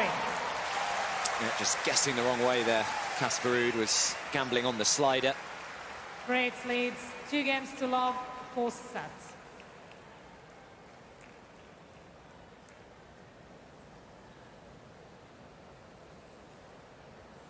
Lots of people very quickly flooding back into Armstrong, just nipped out at the end of that third set, top up their glasses, get a little bite to eat. Just so we're clear, nipping out and popping out are different, right? Nip is shorter period of time. So popping out? Yeah, if you're going to pop out or if you're going to nip out, No, which is longer. It's a good question. Well, I would say they're both Love just a 15. very brief period of time. Well, what's the difference then? Well, there isn't. It's just just a synonym. Fair enough. Is that not a, you don't say that in America? Just popping out? No, we don't. What would you say? I'm going out. Leaving. I'll be right back. I do like it, though. I love the British I feel like lingo. I've given you quite a few phrases throughout the last few weeks. I love them all. I just got to know them. My brain wants to learn. Asked to borrow your jumper yesterday. You looked at me like I'd just landed from a foreign planet. And I'm happy to hand you my sweatshirt. Actually, that was a sweater. You guys don't say that. Another good backhand there from Fritz. Look at the 2-0, and he's still just looking to break again. Casper Ruud in real trouble here.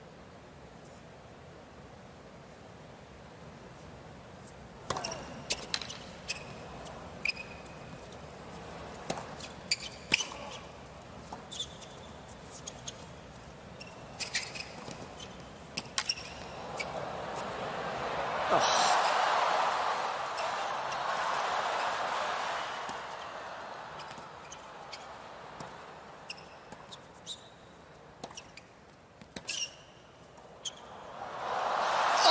That would have been absolutely ridiculous if he had made that drop shot, but what a point of this match by far.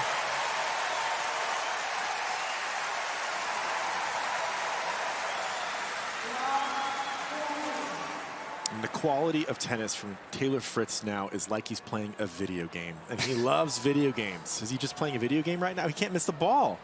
That was a shank forehand, it's still winning. Short hop off the baseline. Just can't miss. You kind of feel as though this could be the match right here.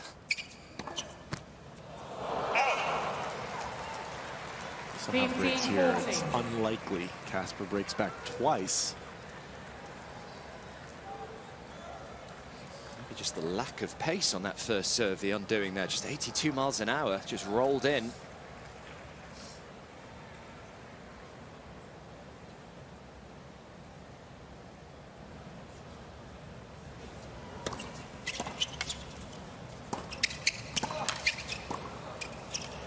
Well played.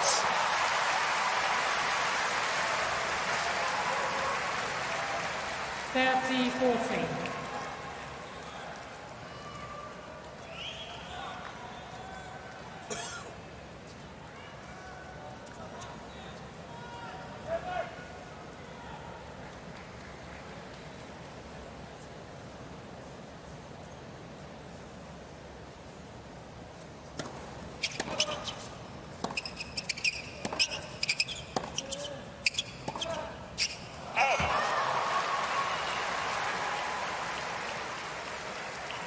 Three in a row there. Yes. That's impressive from Ruud.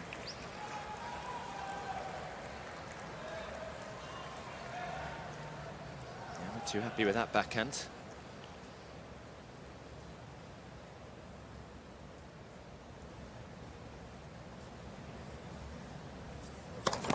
Led for service.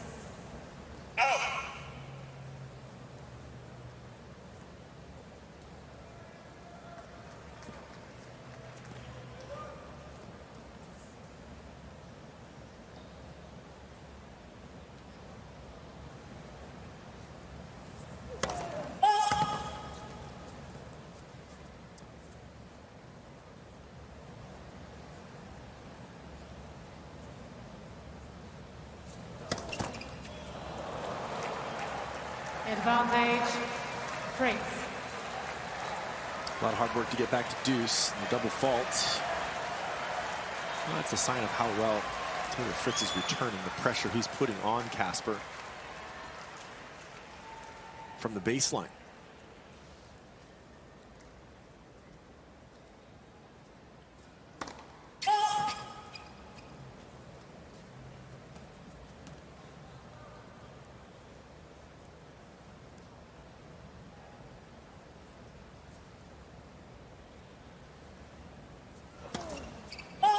It's another double fault.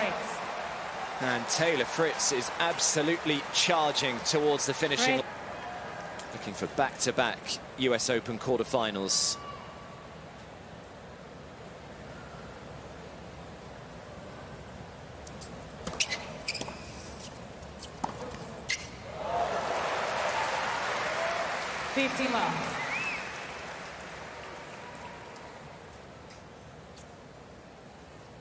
The US Open junior champion here was Taylor Fritz back in 2015.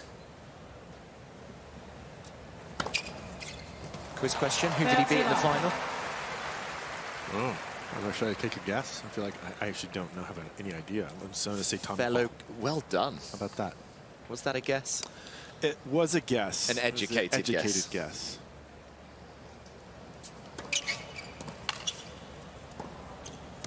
Here are the two of them playing such great tennis again. Yeah. Main draw. Because didn't Tommy get Taylor at Roland Garros Juniors in the final? I think I'm going to say. Worried that I've just made that up. I thought he beat somebody 0-0 in that final. In the Roland Garros Junior final?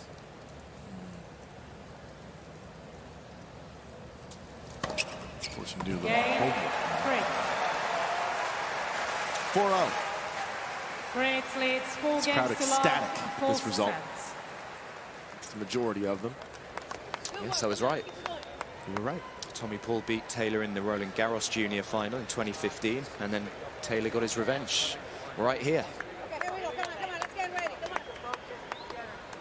Well, it's a lot of tennis to still be played, but they are on the opposite sides of the draw here this year.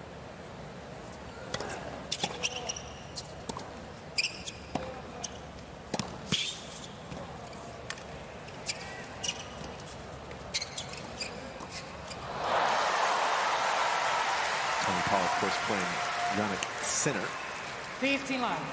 in what I assume, well, I don't know everything. I would assume will be the night match tomorrow night on Ash.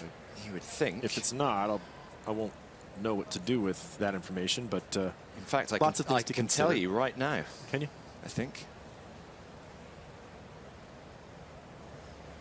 There you go. Yep. Second on after Iga. After Swiatek Samsonova. Diana Schneider, Jess Pegula start the day on Ash, and then Nuno Borges, Daniel Medvedev to follow that one. Sounds like a great day on Ash.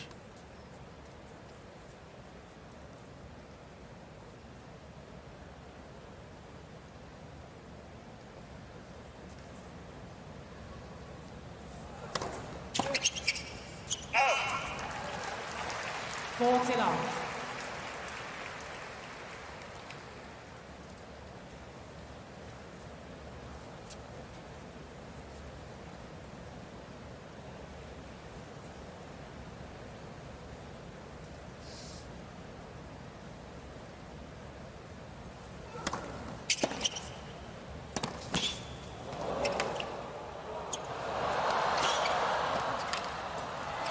Well done. And again, a little smile on the face of Taylor Fritz. Good tennis between the two of them. And Casper Ruud, at least, is off and running in this fourth from the quarterfinals.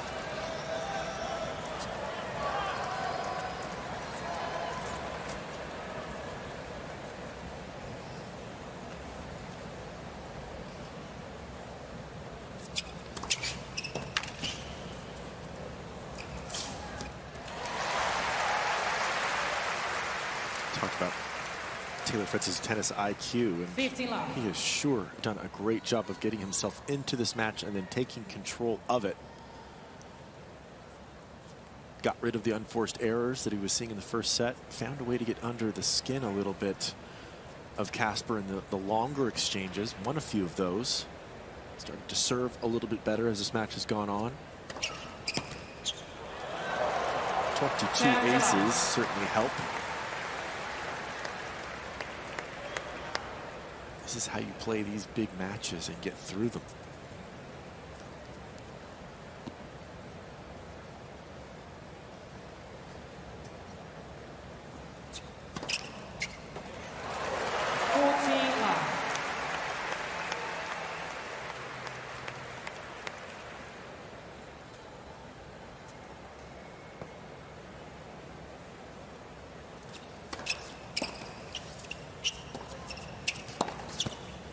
Just the perfect service game at this stage for Taylor Fritz. Races through it.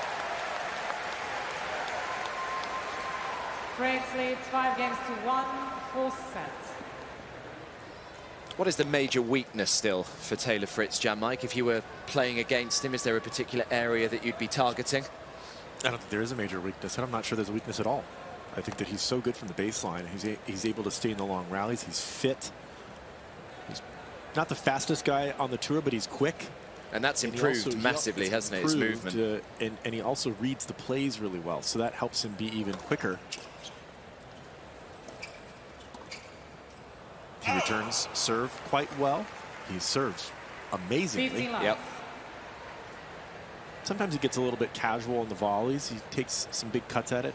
A couple of the volleys that he hit today, though, looked pretty clean. So maybe he's starting to do some work at the net on those volleys. Got to make him believe that he needs to. Yeah, good numbers today at the net. 15 of 20.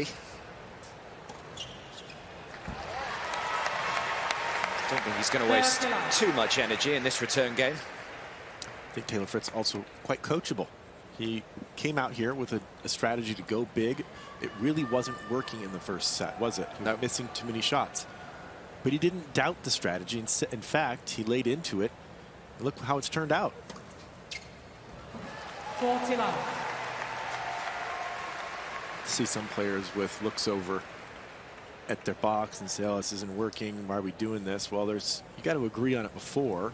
You don't just run out there like a lemming and, just do exactly what you're told. But once it's agreed upon, you go out and try to execute it. If it doesn't work, then maybe you go to plan B. He hasn't really had to. Frustration from Ruud there, the serve and volley.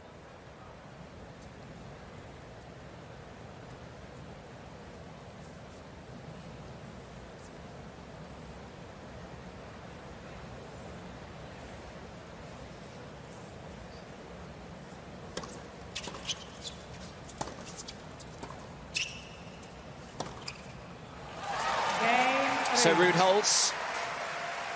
Is he just delaying the inevitable, or is this the start of what would split twice to get back into this one? Number 12 seed looking to book his spot in the quarterfinals.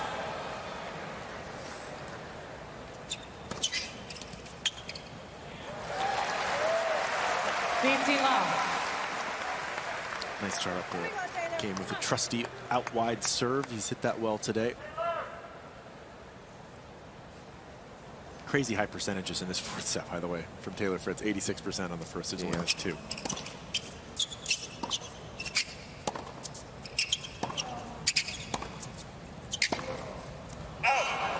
I'm not sure you can be more locked in with that big serve.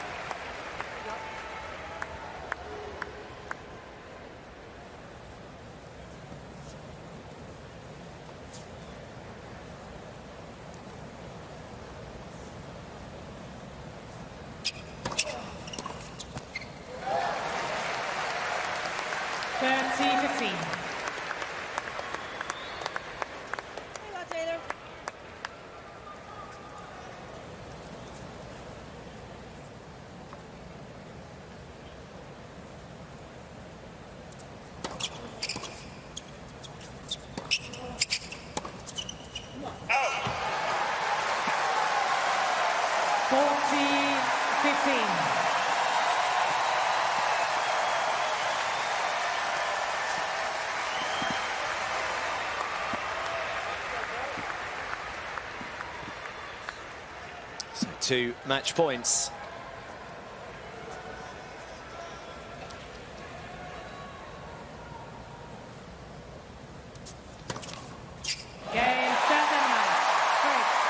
Well, that was a statement performance from Taylor Fritz,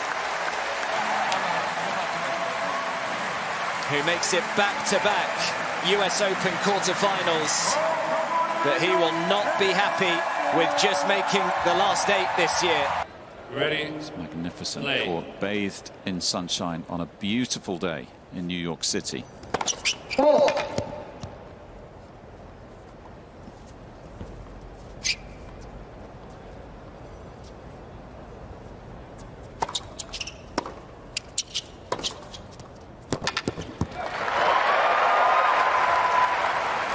Taylor's first match on this court, Jimmy, this year. I hear from my American friends that he tends to request to play on Louis Armstrong Stadium, the second biggest stadium. Apparently, that's what I hear. So I can't imagine. So that's where he plays. Yeah, I can't imagine it will make too much difference today, will it? I mean, he's used to the biggest stadiums in the world by now.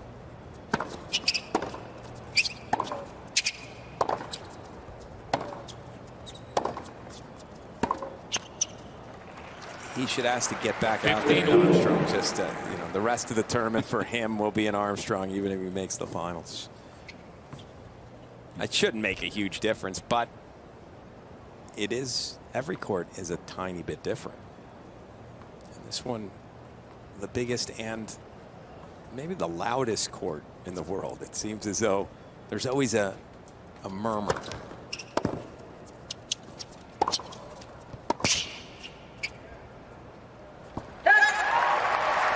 Zverev's played most of his tennis just next door as well in the Armstrong Stadium. Mike Russell, who tends to do the travelling week in, week out with Taylor. 40-15.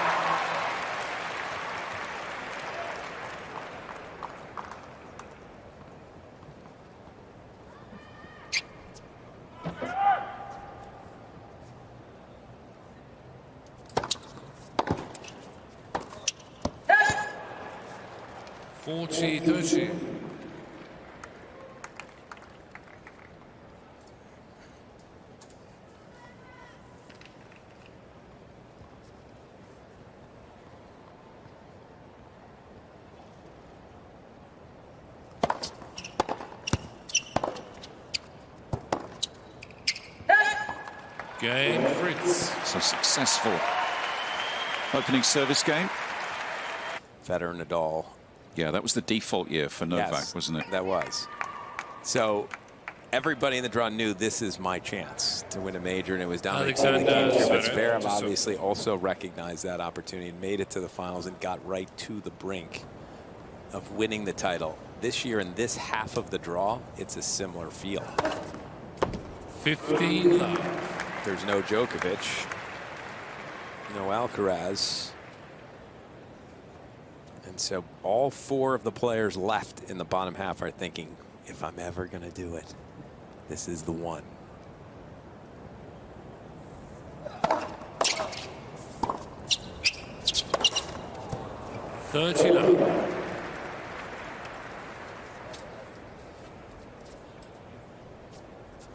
Of the players left in the bottom half, Zverev is the one who's made a major final before, of course, facing Fritz today, and then Dimitrov and Tiafoe just below them in the draw.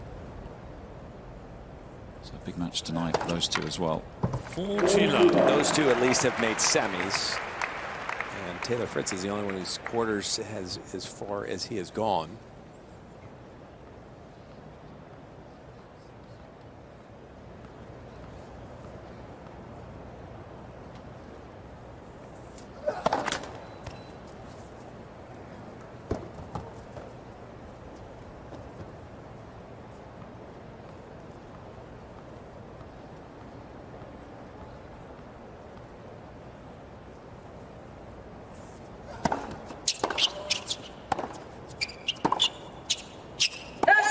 Game Zverev. So a couple of easier One game all holes. cross set. I'm guessing that's the sort of pattern you're expecting today, Jimmy. There'll be a lot of big serving on display and some big ground strokes as well. That is what you expect, but both of these players, because of their height, have nice reach. They make a lot of returns as well. So this isn't just a 1 or 2 shot rally match necessarily, as we see Sasha's father and coach. That's the one shot for Zverev that even in the warm-up, we'd had a little picture of him on the practice courts, and he got a serve to the forehand and he shanked it. So it's the one shot that he can struggle with. As his brother, Misha, he was warming up with on this court late morning, striking a few balls. It's a pretty mean ball, just Misha still.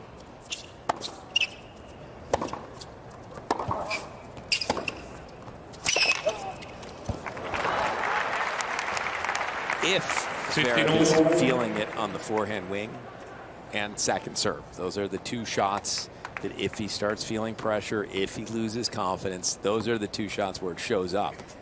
If he's hitting his forehand well, I don't see many holes in Zverev's game.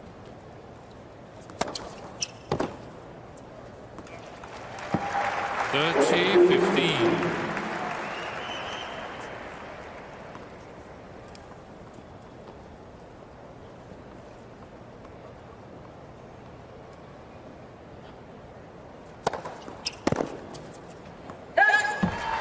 Pretty heavy dose of serving to the forehand for Fritz right now, and that's an interesting thing to me. Do you want to keep going there and hoping it just completely breaks down, or do you want to now go to the backhand when you're 40-50 up? Yeah, that's what I thought. And save the serves to the forehand when the game is a little tighter. But if you get that predictable, Zverev might figure it out himself. 40-30.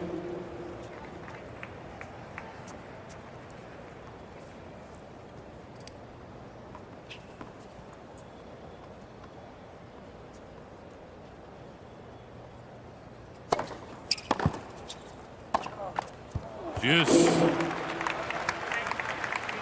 little bit of a scratchy start for Taylor Fritz. 5 unforced errors. Roof is open because it's a beautiful cloudless day. Advantage, Fritz.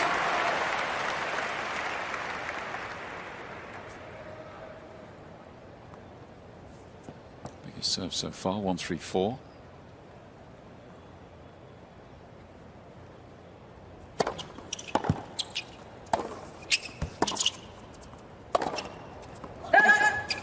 Deuce.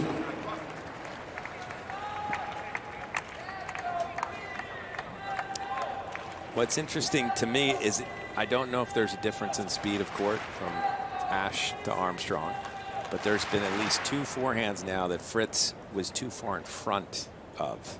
And when you hit the ball a little too far in front, it tends to go long. Timed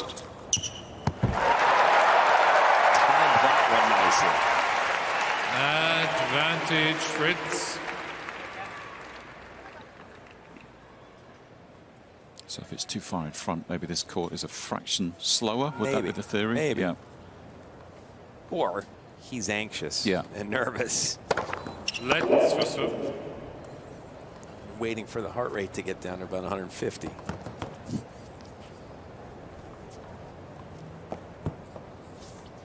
Zverev, the more experienced in terms of Grand Slam quarter-final matches. First mini test on serve. 2-1.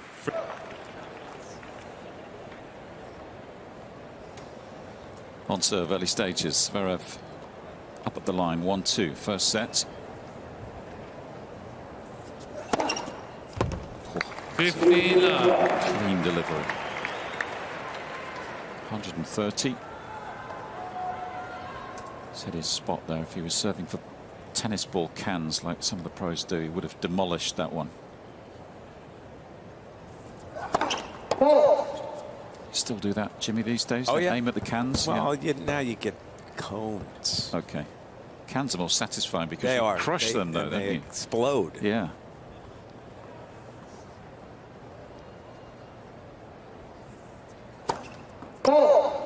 Now, that's the dichotomy that you'll get from the Zverev serve. His first serve, the first serve percentage is often high 70s, mid 70%, and he's crushing them.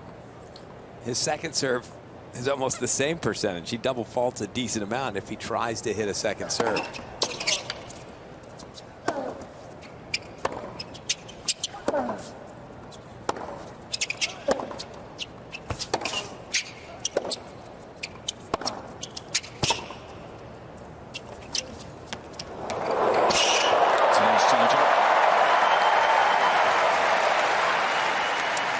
You never think of Taylor Fritz as someone that can improvise. He's more of, I'm just going to hit hard, deep ground strokes over and over again. But that was a little improvisation, and he did it beautifully. Had a good clay season, Taylor, didn't he, this year? He's added a little touch, a little bit of work at the net. It still can go south at times when he gets up there, but getting more comfortable. Right up on the baseline for that return of serve as well. 30. Too much on the Zverev serve +1 that time.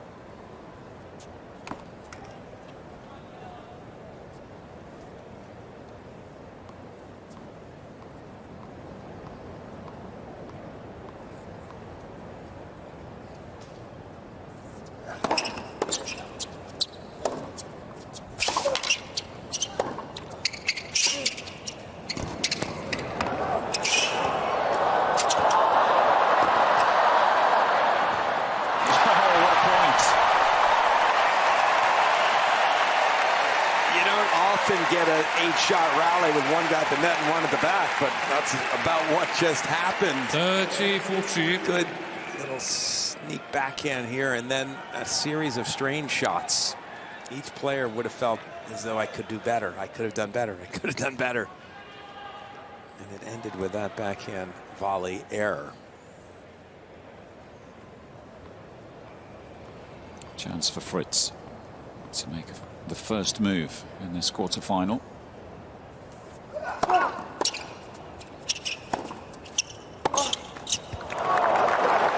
There's an opportunity on his favourite wing.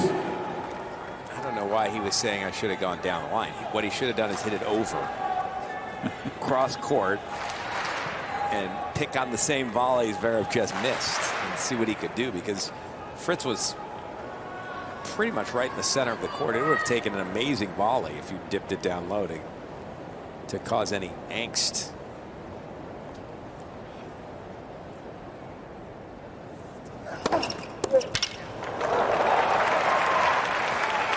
Advantage Zverev.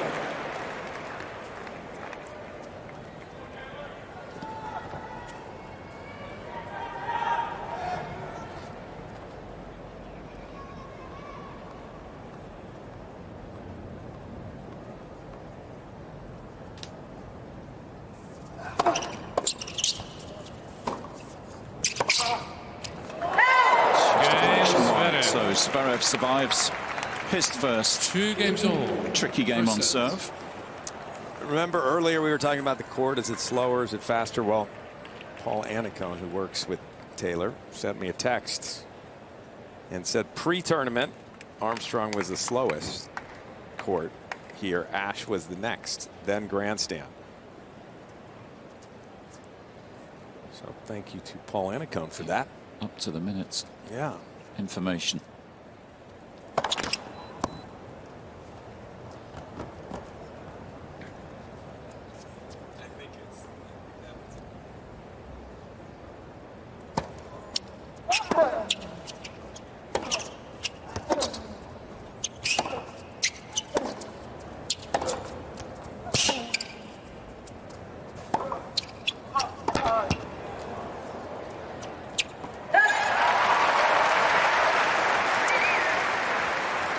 Interesting, it's very early stages, but there are times when I watch Zverev and I think, boy, it's just so hard to get the ball past him. He moves so well from pretty far behind the court. I don't know if Fritz is hitting it that big, or is Zverev half a step slower than I have seen him at other times.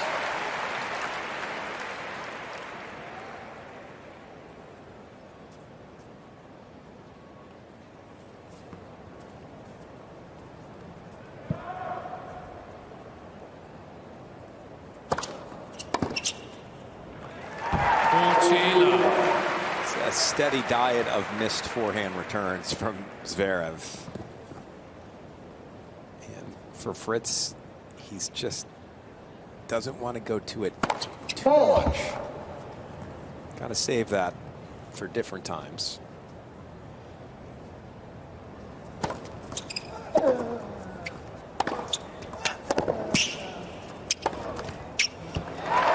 It's a really good service game. Fritz starting to settle now. Taylor Fritz, 3-2. After just a few fans headed outside after the conclusion of the first match of the day session earlier today, an American victory for Emma Navarro over Paula Badosa.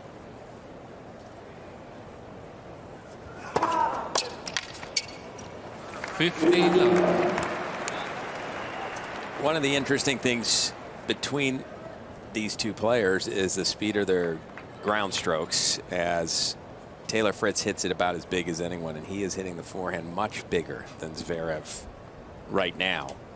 81 miles an hour to 72. It tells you a couple things.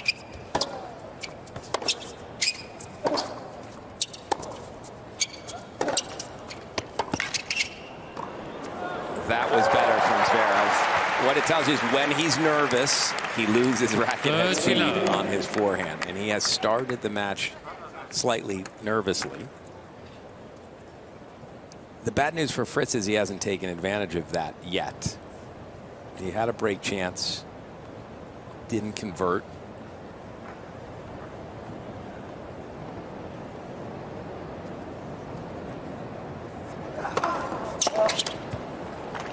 40 love.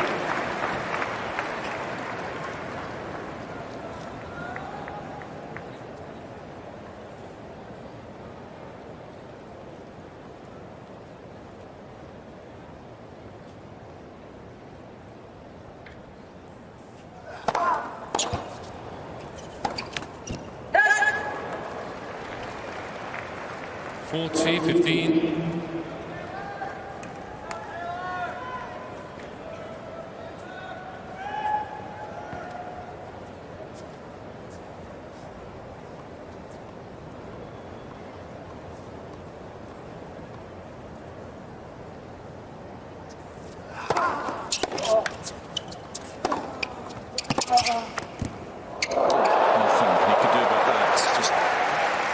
Jumping over his racket. No time to 40, react. 30. A heartfelt apology from Taylor Fritz. Very heartfelt, yes. Almost enough to say, you know what, you take the point. So polite, you tennis players.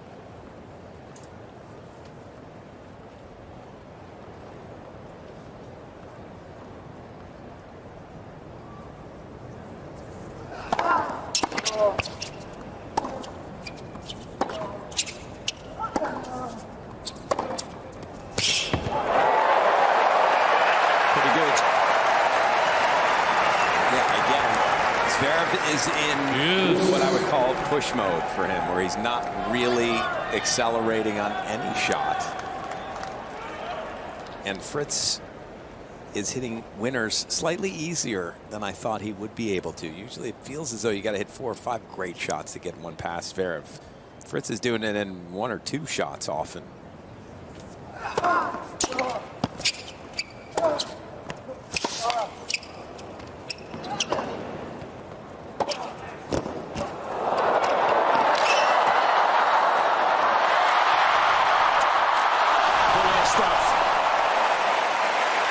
This time Zverev coming out on top. We keep having rallies with one guy at the net and the other guy at the back of the court, and it was a great stab volley. Beautiful backhand overhead attempt from Fritz, but he couldn't get enough on it.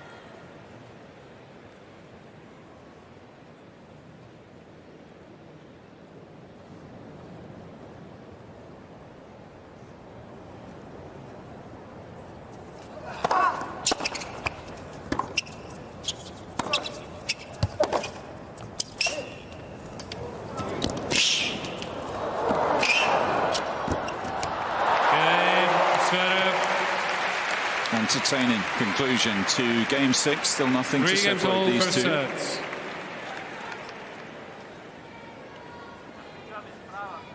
He's been managing a knee injury since Wimbledon. Assuming that's back to 100% now. It was bothering him the week after. It was touch and go whether he would play the Hamburg event. That's his hometown, of course, so an important week for him, the ATP 500 clay court tournament there, but decided to give it a go. And was telling the German media that he was struggling physically with something coming into the US Open. Ran a few tests on the body, but it's felt like he's got better and better through the draws, Zverev.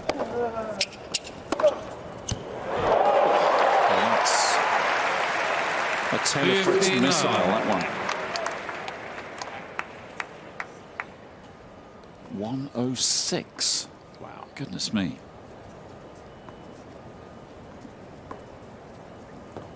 That is a full Western grip. Usually when you have that full of a Western grip, you can't flatten it out as well as he does and control it. 39.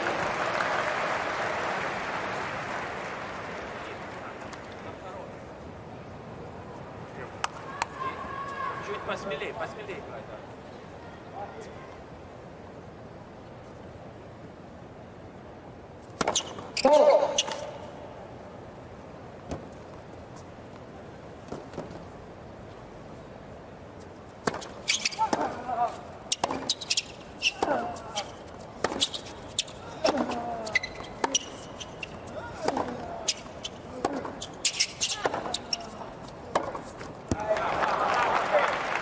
30-15.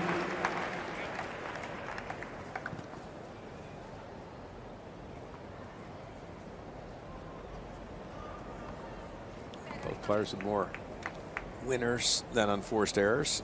Many of those unforced errors for Fritz were in the first couple of games.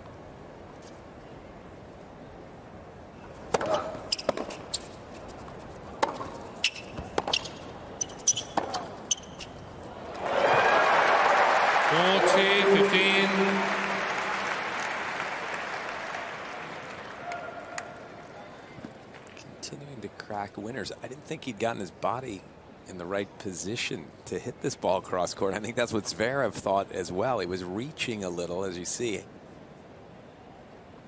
but still controlled it nicely. It's been a good start from the number 12 seed.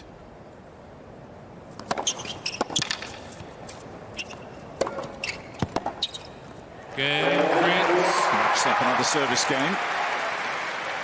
Fritz in leads style. 4-3. He leads 4-3 first set. It's open. New balls were on serve 3-4. Just the one break point so far.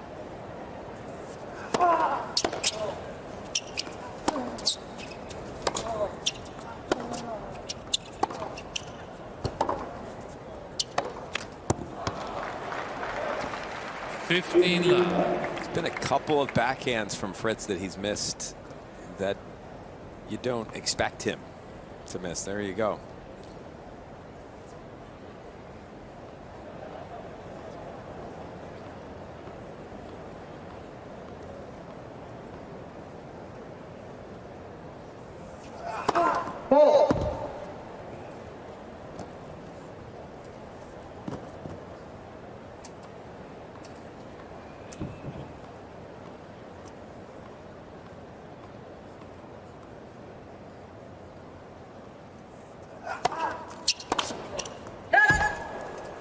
Tries to go big off the return, just couldn't quite control that one, but he went really big. It's been a pattern.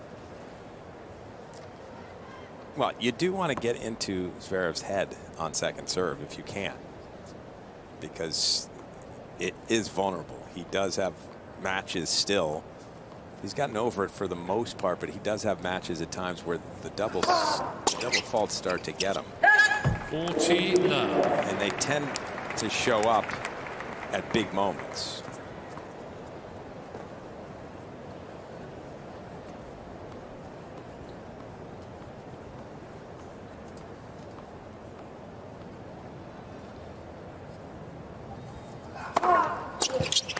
Game, Zverev. 4 games. And perhaps not too far away from our first tie break. Yeah, he has all my records. Point 2, please. Okay, new restring on its way by the sound of things. John Blom on the phone. Wait, did he say 0.2? Something like that, wasn't it? It's not 1 pound, it's 0.2? That's what he needs? So 0.2 of a difference compared to what his normal tension would be. Is that what he's saying? That's what he said, but I didn't know they now string to such a tenth of a, whether it's kilos or I don't know which metric he's using. Yeah, kilos or pounds, I guess.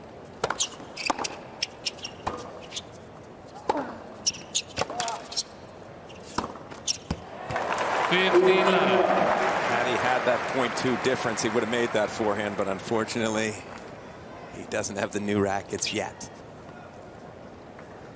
I'm not sure. 0.2 tighter or looser? No, we don't actually. That would give us a clue as to the difference in the court speeds from their perspective. Both have played most of their matches next door inside Armstrong.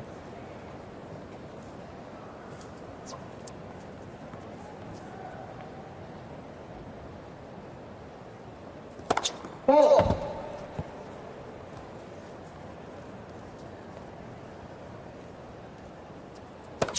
Ball.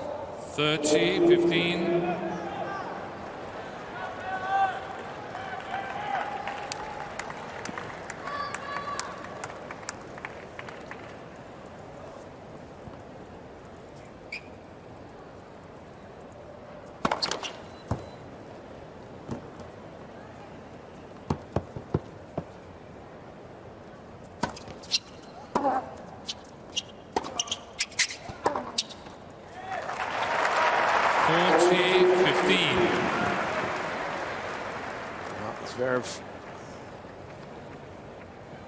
dad looking like, how do you miss that backhand? It was just an attempted rally ball. Zverev first said it was the court. He pointed to the court as if it didn't bounce properly, and then looked at his racket.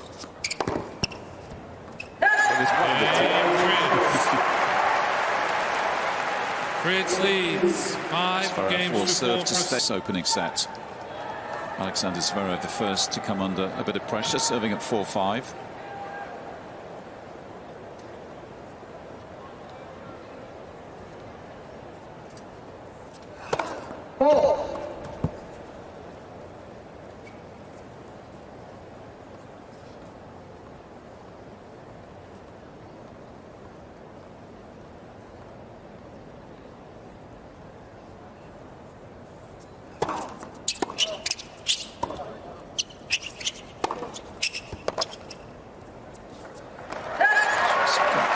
Off balance after that return hit. Love 15.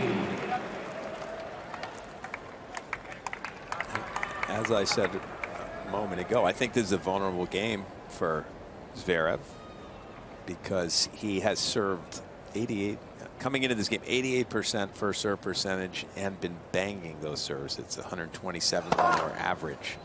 And I just felt under pressure he might not make all of them. He's 0 for 2 now on the first. So he's going to have to start winning a few rallies while taking care of the second serve. Wow, 15. Pretty big second serve there. 114 and awfully close to a double.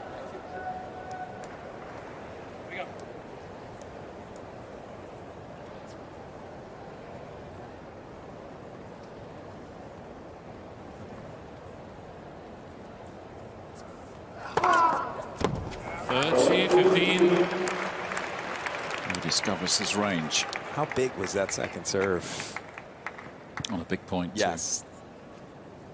Just changed his whole mentality to come up with another beauty now, and perhaps he'll stay relaxed the rest of this game.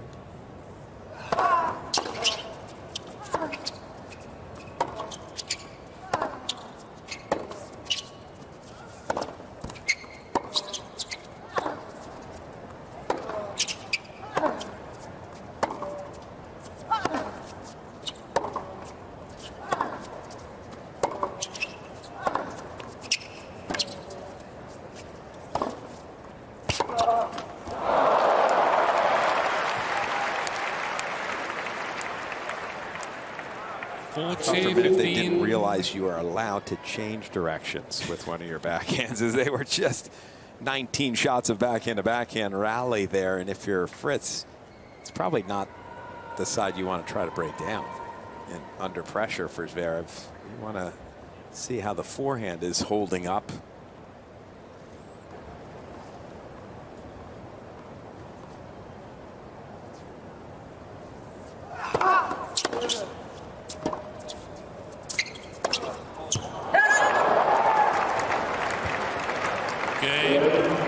Zverev, 5 games all, first set.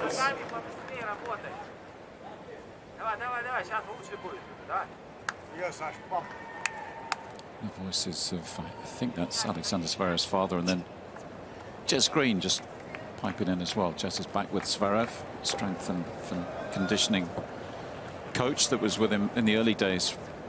Played a big part in building the Zverev body. 15. Andy Murray body as well. It was a good appointment, that, wasn't it? Sort of finished the project with Andy Murray as a gangly teenager and took over the same sort of job with Zverev. Spent a few months with Sebastian Korda as well. 30 now.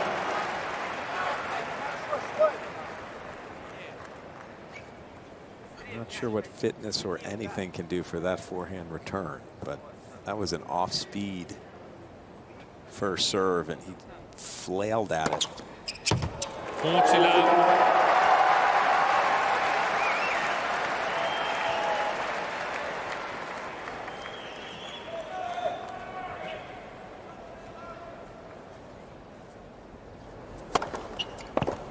Game Fritz leads 6-5. Races into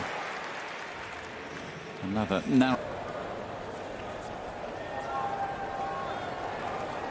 Did okay when serving at 4-5. Let's see how he gets on this time. 5-6. See how the first serve holds up.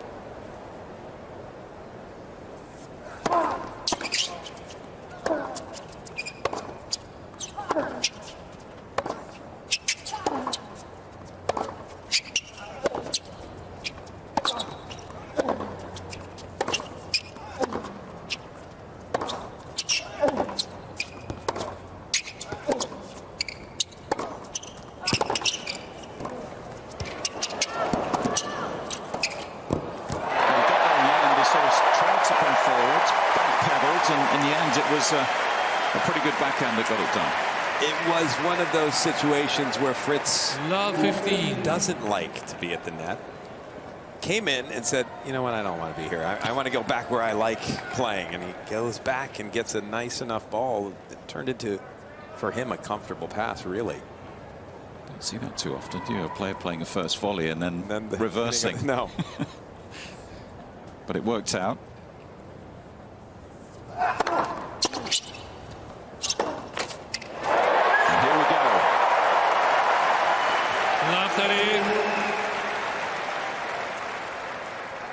And he's gotten to this love 30 behind 2 returns off first serves.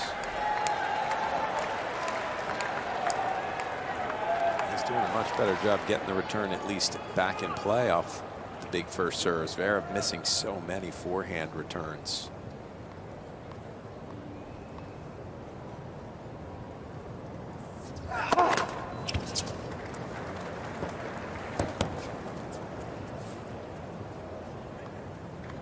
The second serve. It's normally when he takes just a little bit longer. He's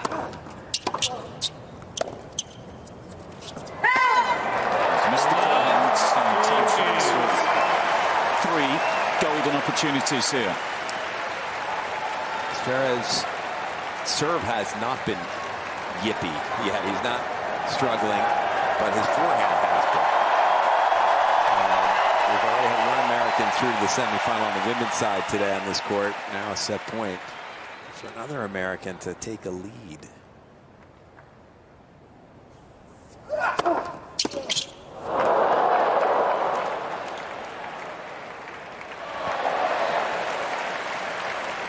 That was a clean catch, by the way. 15-40. Kept his eye on the ball. Well done. Even coming out of the sun into the shadows. Yeah. It's good technique. Set point number 2. Two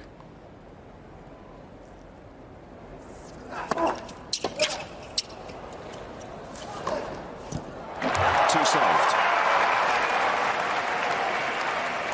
30-40. I mean, I think if I were Fritz here, I would give him a completely different look on the first return position. So I'd go way back to Medvedev, just to put in his mind something about the serve to think. So, because we do know if he misses this serve, the second serve will be tricky for him.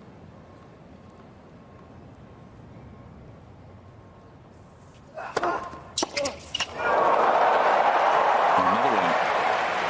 Yes. Flicks up off the frame into the fans' court side.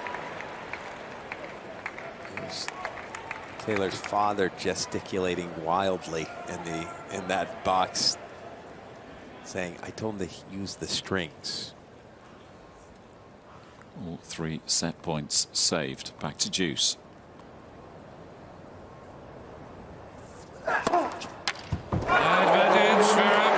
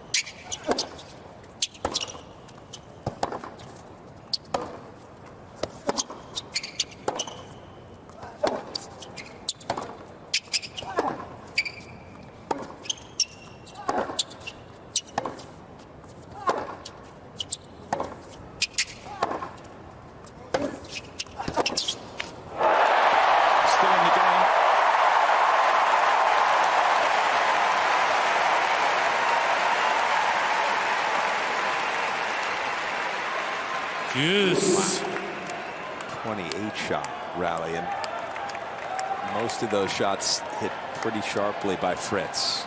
Zverev is more in just defensive mode, other than hoping he gets a free point with a big serve.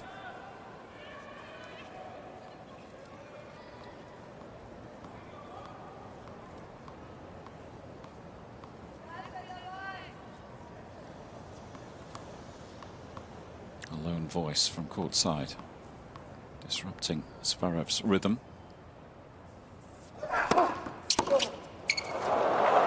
Third time in this game is shanked to return. Advantage. Zverev. The ball's left on the court by the. I was going to say, did you have to give them back here, don't they? Otherwise, we're going to run out very soon.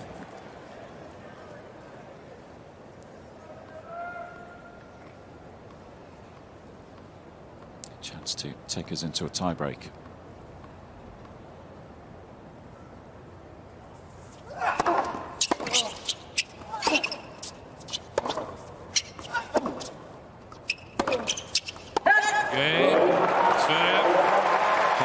From love 40. 6 games all, tiebreak. That won't be easy for Fritz mentally. Already had triple set point. Didn't put a return in play on any of those. Granted, they were all good serves.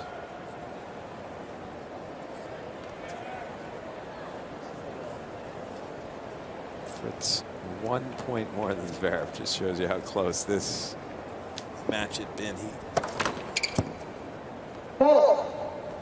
He is the only one that's had a break point. He's had 4 of them. So he's had in 2 different games he's had a break point.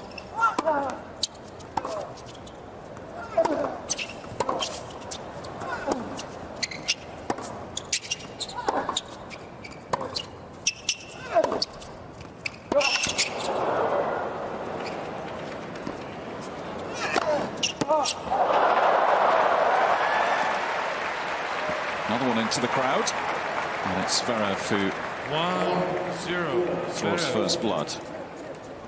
And does it on one of the few baseline rallies where he was on his front foot, whereas Zverev was in control of the rally. That was the best he hit his forehands with the most power. So mini break for Zverev to start this tie break. Those players with a winning tiebreak record this season.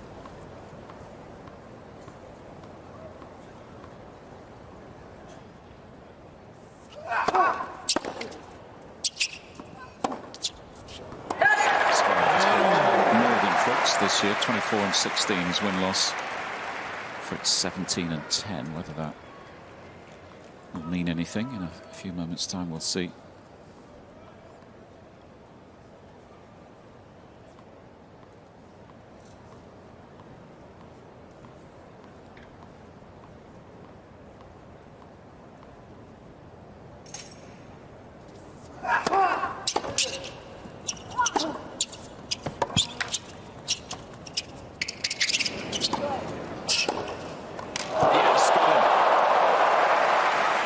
Trusty backhand. 2-1. Zverev. Was a poor drop shot, but it's almost as if it skidded, and you could see it when it landed. It took off a little bit, and so Fritz couldn't crush the forehand. He ended up having to roll it a little, and that roll gave Zverev enough time to get there with the backhand pass. Zverev now leading in the winners. He was behind early on.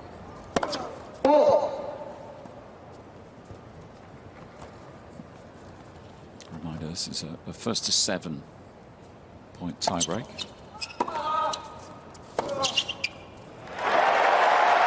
to 10 if we go the distance, if we require a decided tiebreak. You know, you'll probably see a 10-point tiebreak in this match. Judging by the way these two have played against each other, number one, and you see any match that Zverev has lost this year, they've all been 5-setters in majors. 3-2 Fritz.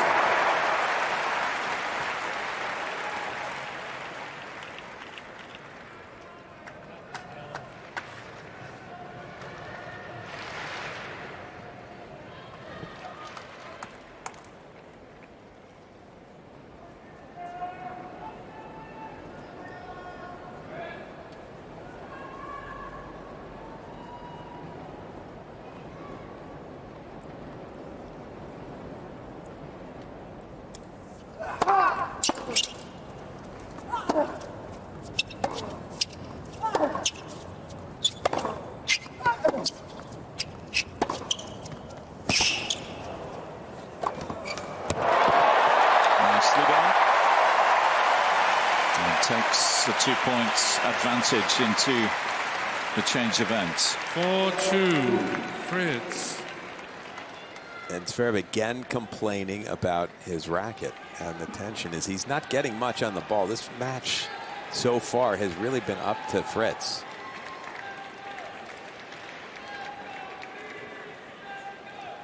His forehand has been the biggest ground stroke on the court.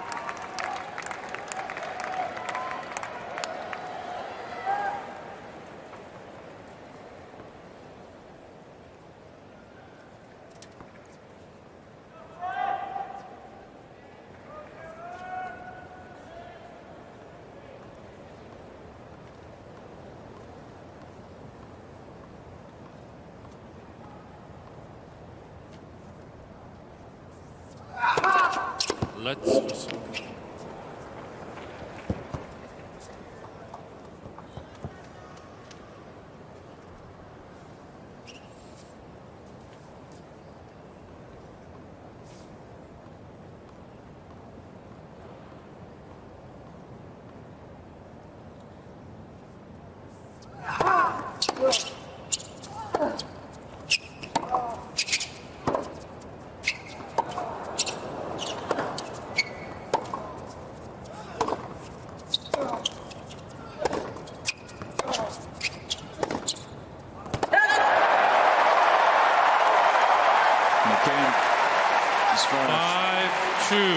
gesticulating. It seems like the racket is the issue. String tension, something bothering him. I thought he said too tight, which would make the ball not do what it just did, fly long. But perhaps that's because he's thinking, I'm not getting anything on it. I need to swing a little harder. Yeah. Well, he's in the ascendancy again. Can he turn this into a one-set advantage? He's had those 3 set points, remember, when Zverev was serving 5-6. He'll get a look at a few more now. 6-2, Fritz.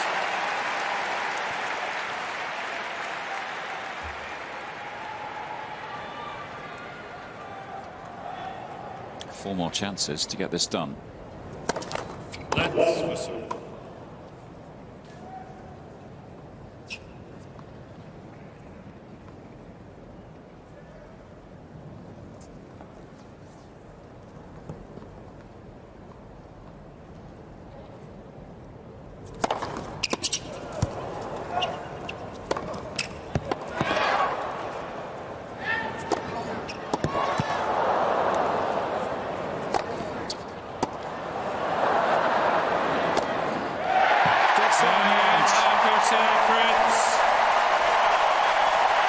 And he has a one-set lead. 7-6.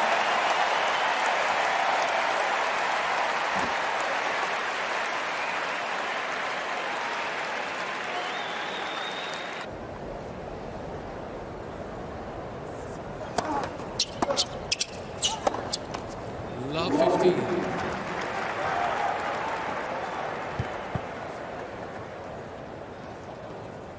First time this tournament, as Jimmy was telling us earlier, he's dropped an opening set.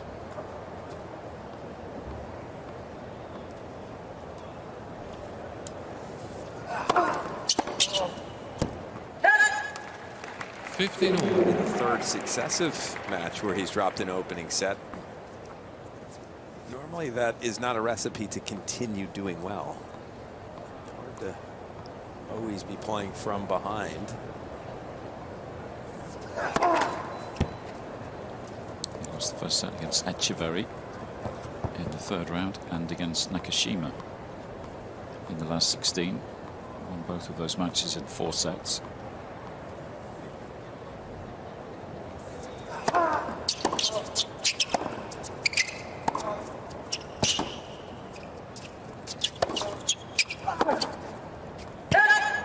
I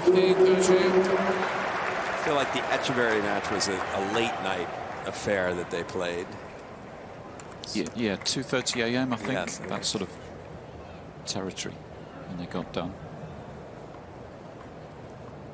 It's a little slight opening to start set 2 for Fritz.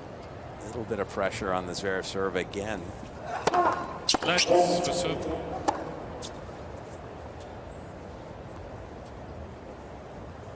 This is maybe where Taylor should be looking to the forehand return, because he's framed 3 of them on important points. It's a serve that Zverev prefers to hit anyway. If he beats you wide, too good. But don't let him beat you again to the forehand.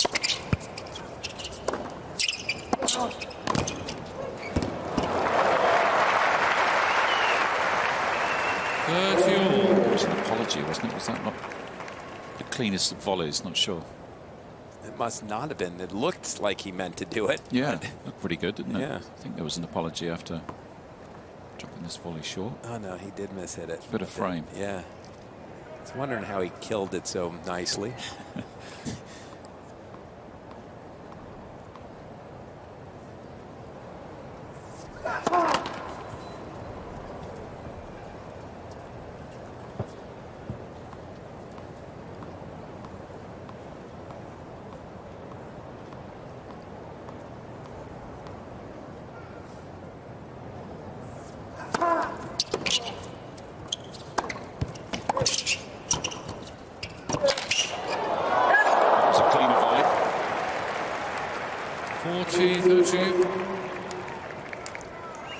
Shows you that the little dump volley, if you can kill it like that, is more effective.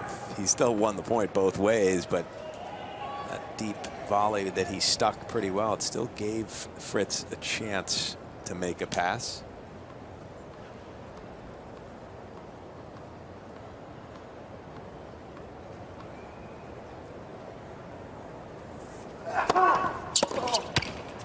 Game, Zverev. First game, second set. So back to First the old set, Fritz. routine. Another service hold. We'll reset mentally. Best of. Antsy, however, a little unsure.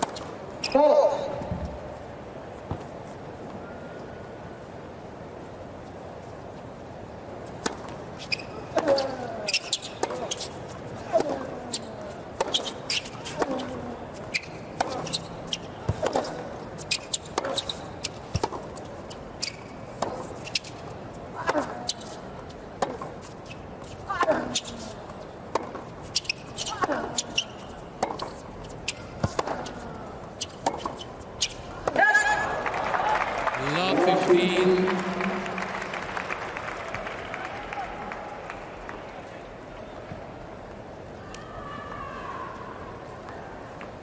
In his last match with Nakashima, Zverev lost the first set and then won fairly comfortably from there. Was 15 all. Did Zverev raise the level of his game? I know you were on that match. Or did Nakashima's drop, or a little of both? Yeah, a bit of both, I would say, would be a fair assessment. But it happened very quickly. That was the takeaway. Immediately in the start of the second set, and Zverev got on top, and Nakashima wasn't really particularly competitive after that.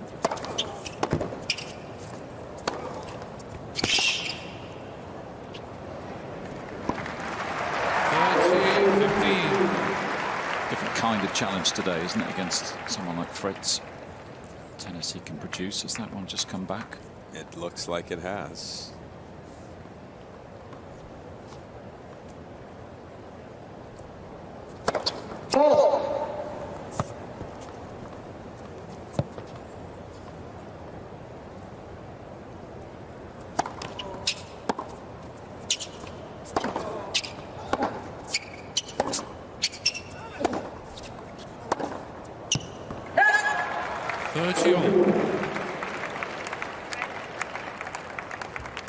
There are a few backhand errors, unforced errors early in the first set. And Fritz cleaned that up as time went on, but he's just made 2 in this game. And put himself under a little bit of pressure. You have to know he's going to serve for the forehand. It was a great serve, so probably would have been good enough to win the point anyway, but you got to be leaning to the forehand if you're Zverev on an important point. And there again, yeah, that's both of these players are going to get a heavy dose of forehand returns under pressure.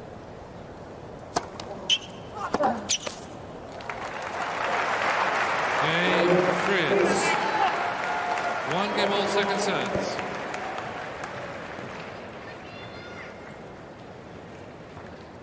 Still no breaks of serve. Building a good consistency at this tournament. Zverev, just looking at his last few years. So we mentioned the final 2020 as we take another quick look at Mike Russell, and I think that's Wolfgang, part of Taylor's team, just to Mike's right on that shot. Final 2020, semis here in 2021, lost to Djokovic in 5 sets in that semi-final. That was a tight one. Friday night under the lights. Didn't play 2022 because of the ankle injury.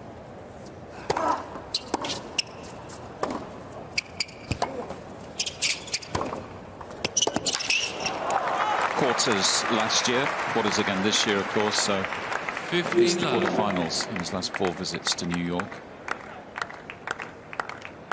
And then you look at this season at the major semis in Australia. As we mentioned, a set away from winning Roland Garros. Was playing well at Wimbledon, was telling everybody it was the best grass court tennis he'd ever played before losing to Fritz in the 4th round. Quarters here, feels like it's getting closer and closer. Is it coming one day, Jimmy, that Grand Slam trophy? It's a tough school, isn't it? It is. I do think he has the ability.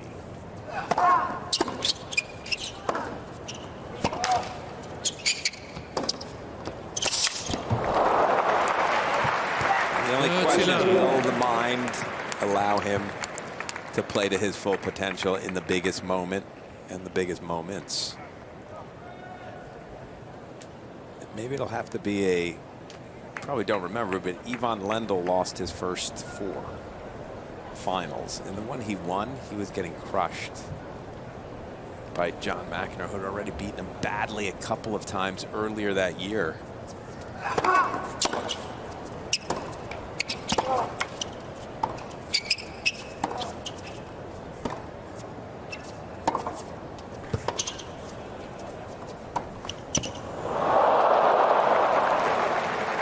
It's almost as if the pressure went away from Lendl. He's getting killed again by McEnroe. Gets a set or two, and it was one of the hottest days in Paris. The whole rest of the tournament had been hot, and McEnroe physically wilted. And that is what allowed him to get his first one, and then obviously Lendl won a few more after that. Okay. Clean service game for the German. Started the second set well, 2-1. 2 games to 1, second set, first set, Fritz. Story, that shot.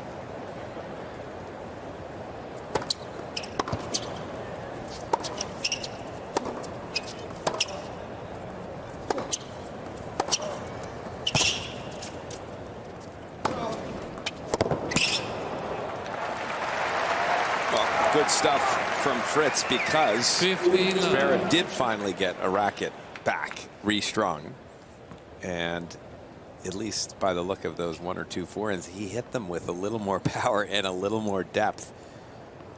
He did complain about the racket maybe being too tight. And when you think about it today, it's been maybe the coolest day that we've had.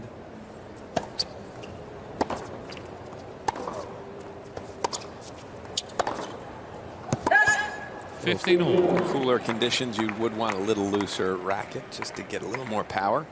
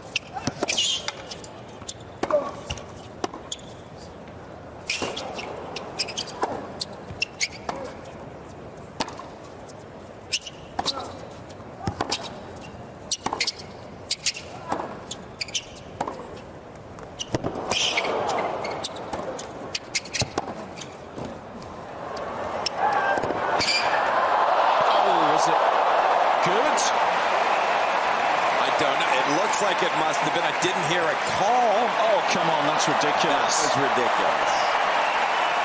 It looked like it was going long. That's why I hesitated. But right on the junction. I mean, such a physical point, because the entire point, Zverev was being pushed from corner to corner. Look at that thing bending onto both lines. Incredible. No wonder that's how he reacted. 30 all. That's a pretty good reaction from Fritz after that shot. No reaction at all. Just stepped to the line, bounced the ball once, and hit a 120 mile an hour, 28 mile an hour. And he's just hit one of the shots of the tournament, but it counts the same, doesn't it? It's just 1 point. It's only worth 1. No bonus points in tennis for style.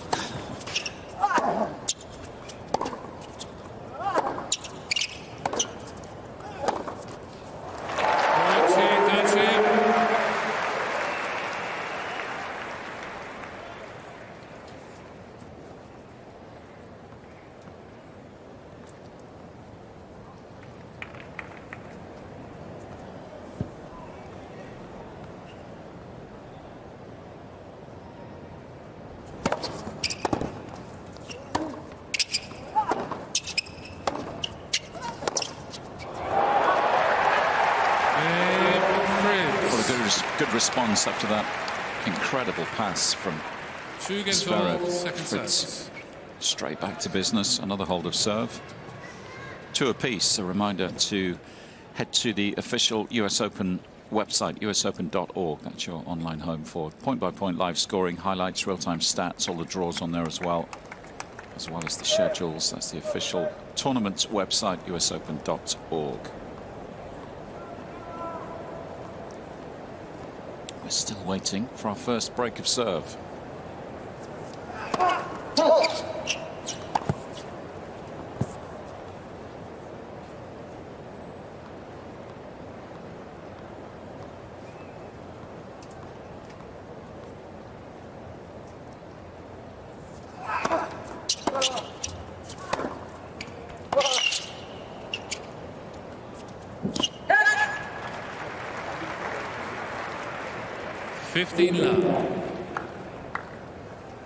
It is difficult for these two for a break of serve, simply because they seem almost so evenly matched from the back of the court, and both servers, when they're getting the first serve in, they have such an advantage to start the point. They get free points or they get a weak reply.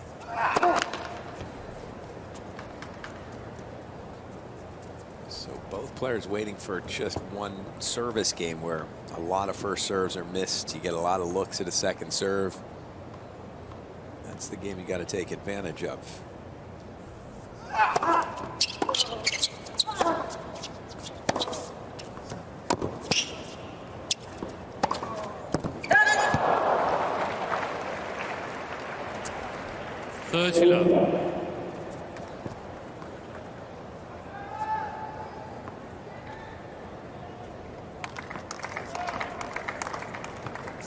A little bit surprised at how well Zverev's done on his second serve. Now, granted, he's only hit 1 double fault, and he's hit a couple of big second serves.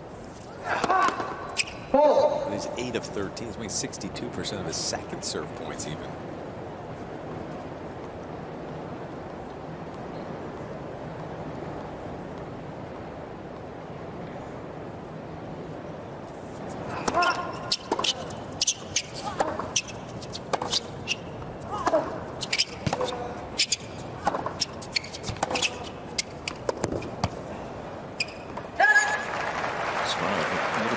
There was no call there.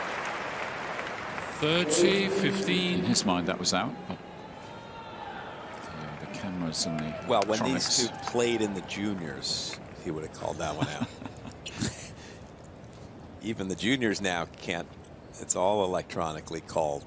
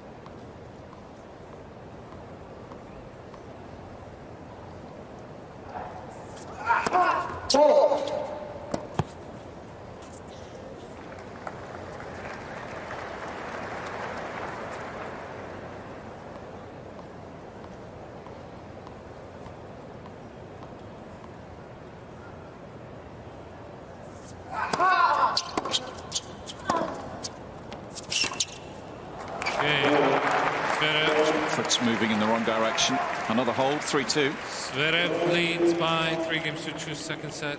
First set, Fritz.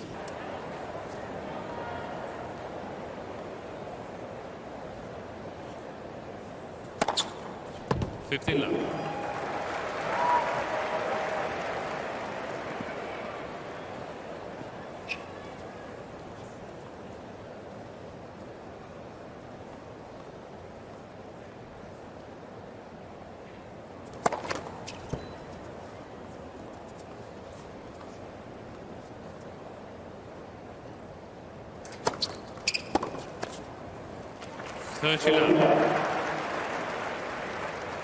Just a few more serves than Zverev so far, but the German hasn't really been able to turn those looks at second serves into anything too special so far. Seems so seldom that the server lately has been falling behind. They jump out to 30 love every game seemingly quickly. And maybe a loose point or two, but it feels as though the server has had the edge.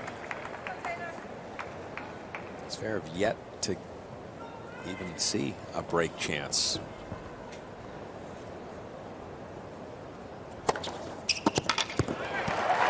There we go. Big serve under pressure.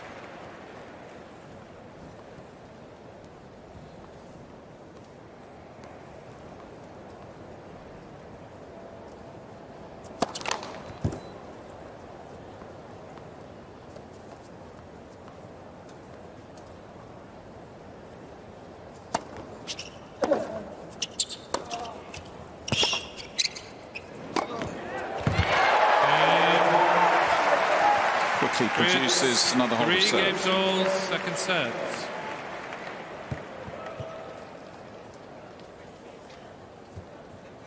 Сильно бей.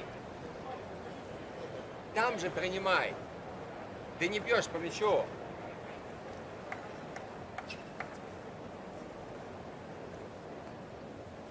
Fritz playing his 5th Grand Slam quarterfinals, 0-4 his record. It was Musetti who beat him in his most recent Grand Slam quarterfinal. That was at Wimbledon on the grass. Musetti making his first semi-final.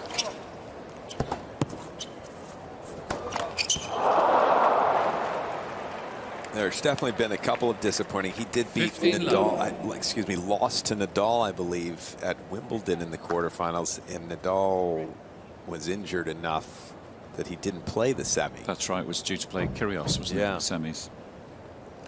And wasn't 100%. I think that's the one that probably that one and Musetti, both of those two. Obviously, Nadal is Nadal still, and if he finishes the match and you have to beat him, not easy. Musetti on grass. Fritz would like his chances more than 50% of the time in that matchup.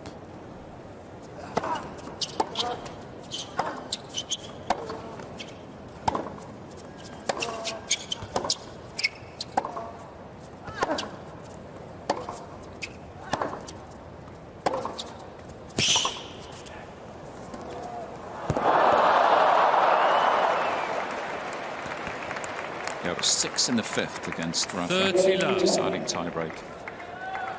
Can't remember whether that was back in the days of first to 10. I think it was. I think it was 10-4. Nadal came through that. Taylor was up 2-1 against a Nadal who wasn't fully fit, so that's why that was a painful defeat. Lost to Djokovic in his other 2 major quarterfinals, US Open and one down in Australia. Beautiful.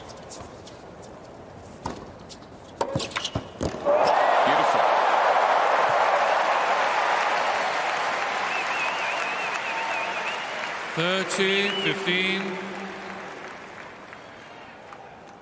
Well, had to guess here, Fritz, and you can see he guessed just a half click early, and Zverev didn't see him. Still had to come up with a beautiful pass.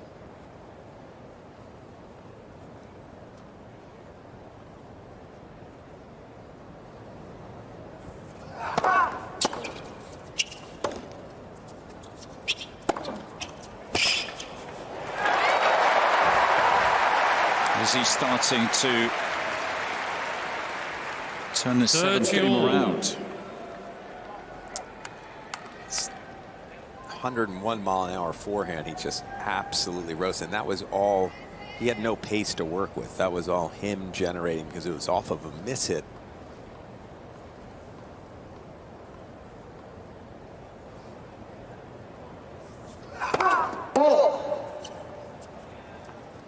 Here's an important point with the second serve to come. Keep waiting for Zverev's second serve to show the cracks that it often does, but we haven't seen it yet.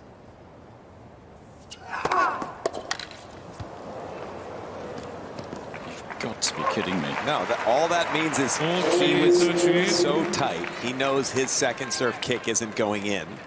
So I'm just going to go big as I can. He hit that almost as fast as any serve he's hit. 133. His fastest serve today, 135. That's a second serve. Yes, that's what I'm saying. He knew if he tried to kick her, it was going to go into the bottom of the net. So if I'm going to double fault, do it with style. And it worked out.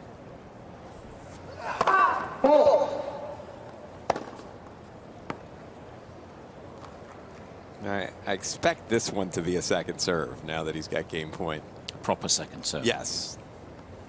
Not a first serve again and hope. No, he went big again. So he is feeling it in this 7th game. It's a mental test. This is where, for him, it's strange because he does serve in the 70 to 80% range first serve percentage. Would you take something off, spin it, give your safest serve? I mean, I'd probably rather him serve wide to the forehand here. Because that's his favorite serve, and he hit it perfectly. Advantage, Zverev. First serve percentage has dropped off dramatically in this second set for Zverev, just 45% at the moment.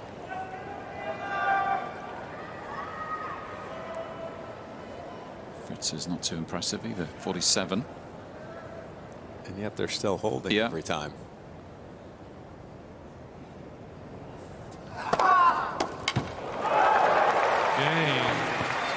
And right on cue, another hold of serve. Zverev leads 4 German games to 3 ahead, 4-3.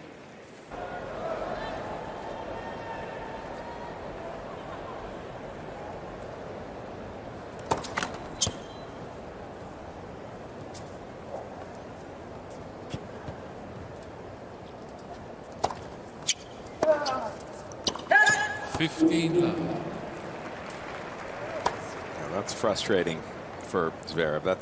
That was an 89-mile-an-hour second serve right in the slot. Too many free points off those type of serves. That's better. 15 all. Something to build on here. As you've been saying, Jimmy, it feels like the server just so often 15 love, 30 love, and then maybe they'll get to 40-30 possibly, but it always feels as though the server has had the edge. Here's a little bit of a chance for Zverev to create some pressure.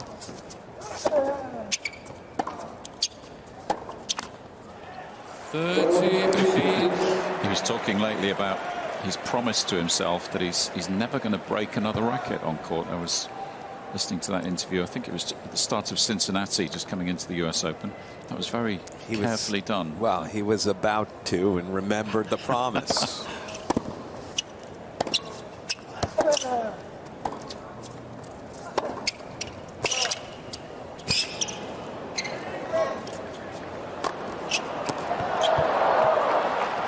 It's a great point. 30 all. Feels though if Zverev could ever just let his full game flow, you would see a few more points like that, where his backhand is so good. He could take it early. He could put it on a dime. He's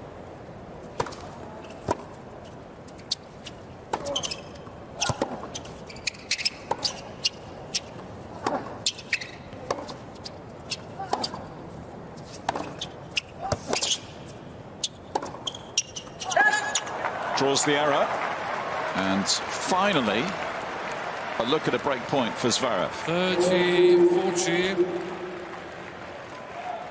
And if he doesn't break here, he missed a second serve routine return and a rally backhand where he wanted to throw his racket down and didn't. He really could be out of this game. He's played a couple of brilliant points.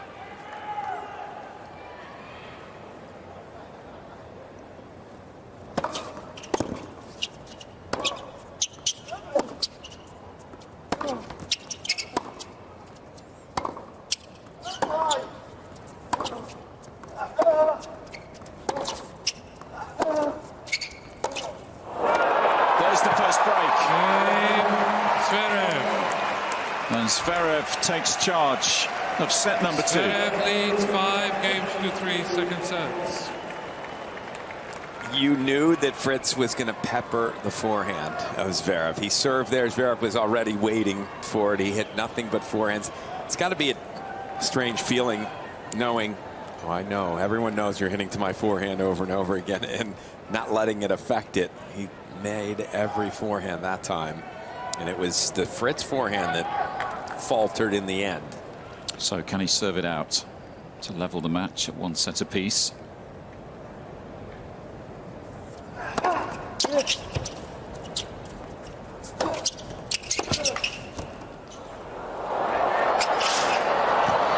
a lovely pickup. To be really careful that he took enough pace off that. 15 love. When he has come in, he's done some pretty nice work, and this was another example of it. That was not an easy half volley. Fritz got there, I think, a little more comfortably than he thought he might have. He might have been able to do more with that.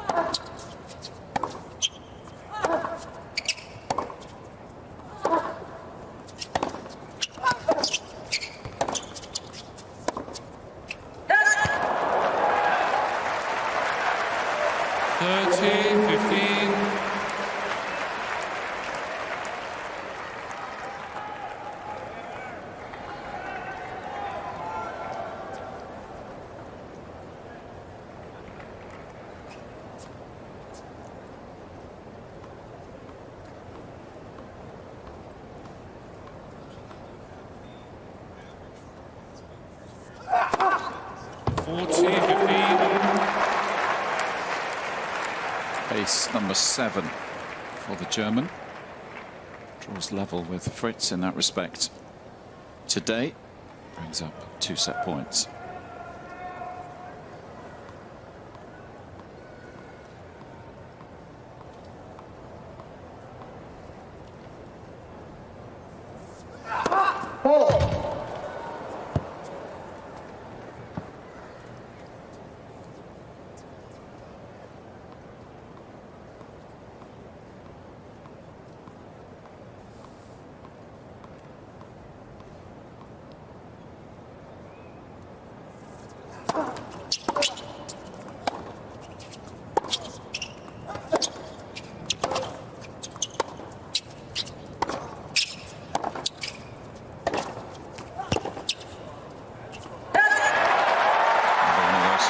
Where Fritz just changes the pace all of a sudden.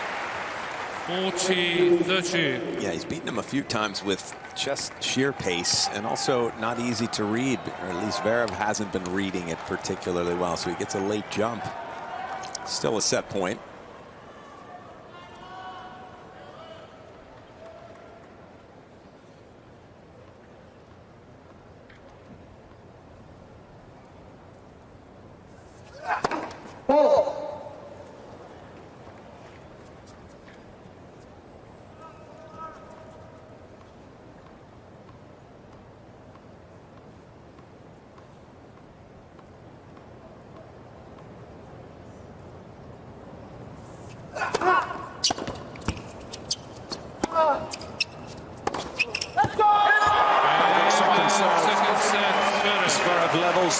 Nash will be pleased with the way he's bounced back. 1-0.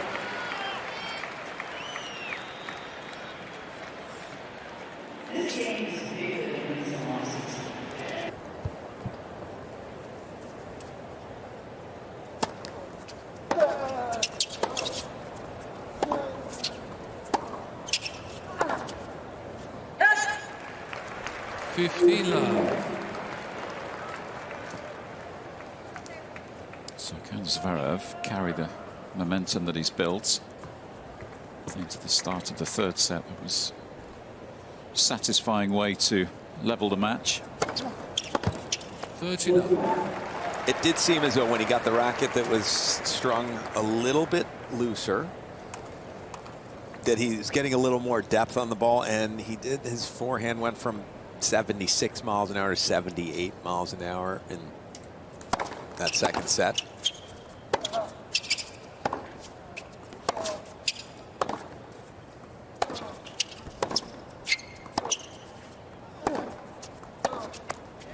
And remember, early in the match, it was at 72 miles an hour for the first 5 or 6 games. So slowly building confidence on his forehand, and that's not great for Fritz, because that was a comfortable get out of trouble play for him. Just serve to the forehand, get a few to the forehand, and you'll be good enough.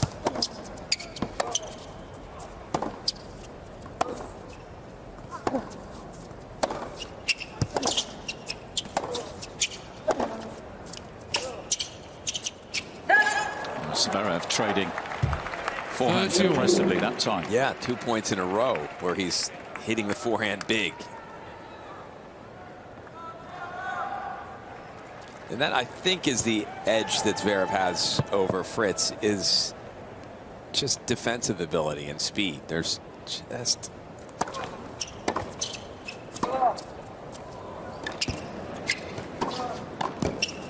That's a nice move. Nice crisp volley. 40. Oh, would you believe it? Here we are again, Jimmy. We waited for, what, a good hour and a half for a Zverev break point. And now he gets break point every game. It'll be 2 in a row. And Fritz has to save one.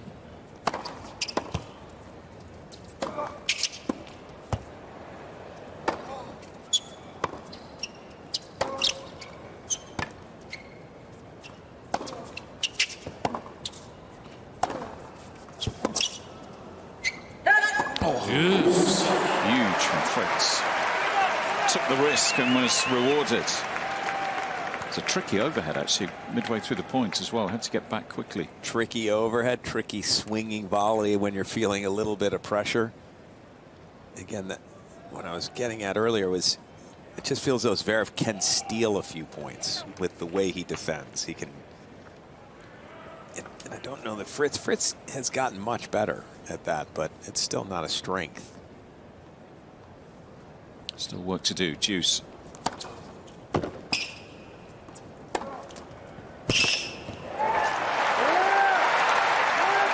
Advantage, Fritz. Not easy to combat what he just had. Fritz, beautiful serve out wide. Zverev was ready for it, but he was pulled so far out. A lot of room for Fritz to hit into, and he did it perfectly. Impressive hold of serve in the end. He spent the entire week standing up at the change of ends. Obviously didn't want to get into that. It's a similar thing. Painful here. position. Yeah. Just kept on moving. Sometimes see that, don't you, when players are starting to cramp up. They don't want to get into one of those chairs and not be able to get back out. I know the feeling, but it's got nothing to do with tennis.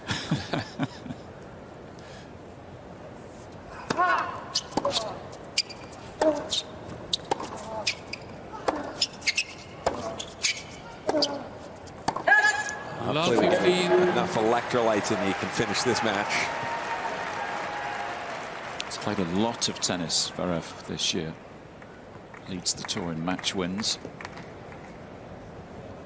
He's up to a #2 in the race, incidentally. It reflects how successful this season has been. Masters 1000 champion again in Rome. That was on the clay.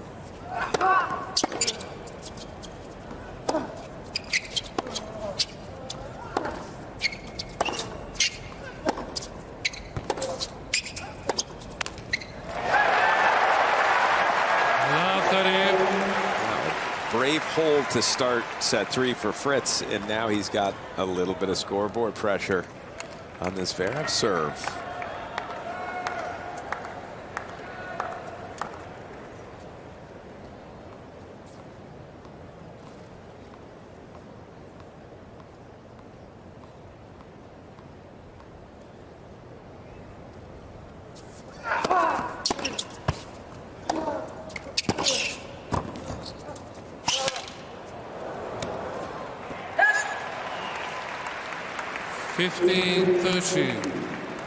It's been very impressive work up at the net from Zverev when he's gotten up there. A couple of times when Fritz has had a pretty easy look at a pass, and Zverev has guessed right and knocked the volley off. It's amazing you're talking about Zverev number 2 in the race. Number 3 in the race has won 2 majors this year in Alcaraz.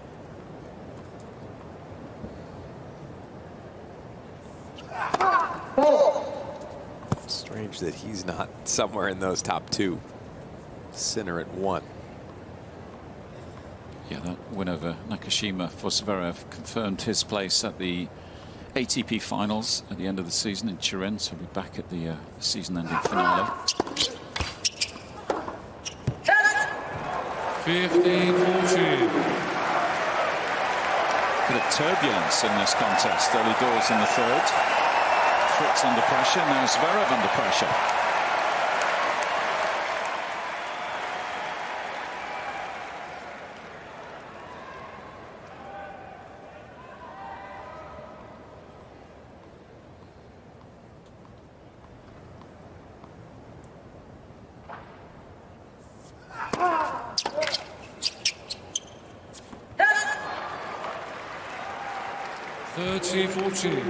Great serve, almost a good stab from Fritz.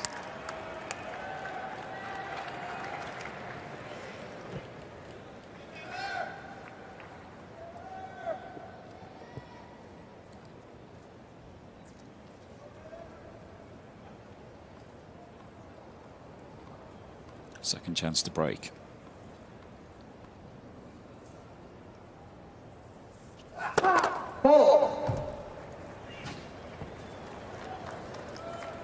Again, I hate harping on this, but second serve for Zverev on a break point. Will he go for the big 1-2 first serves?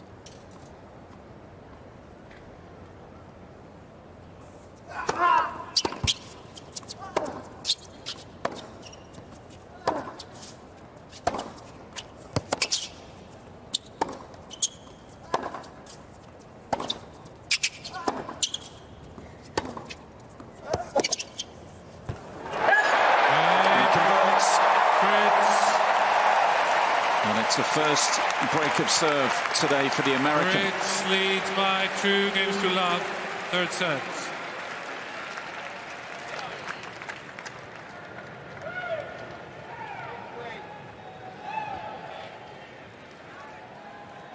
Having come so close to going down a break in this third set, it's Fritz who is on top early.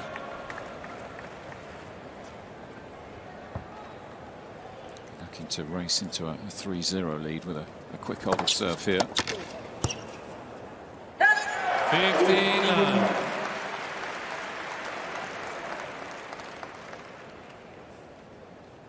Can't imagine we're going to see too many breaks today, so could well prove to be a decisive break, even though it's so early in the set.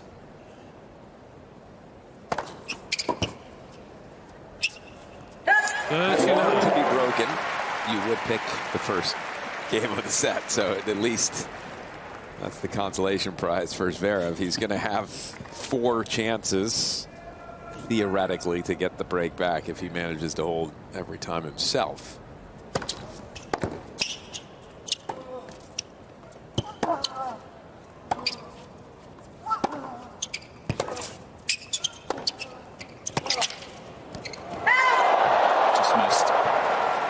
And I do think Zverev is hitting the ball 30, better 15. towards the end of set 2. And even though he's down a break here, he's hitting the ball with more pace and a little more depth. Early on, it was really Fritz's match. It was on his racket. He was determining one way or the other who was winning.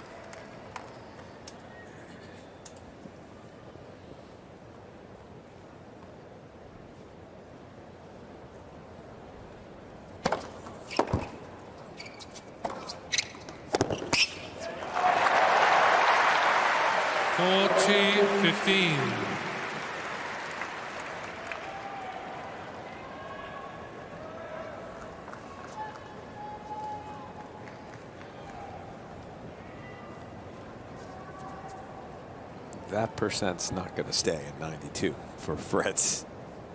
For the match, he's at 66%.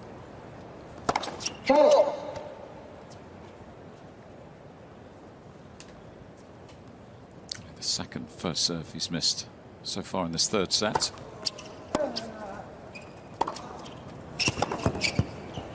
it's been a really good response after losing the second. New balls, please. 3-0 leads. Fritz leads 3-2 third set, 1-0. Lead, yeah. Zverev wandered back to his baseline twice, actually. Once and then remembered he hadn't changed his racket, so a fresh set of strings for the German to take on game number 4.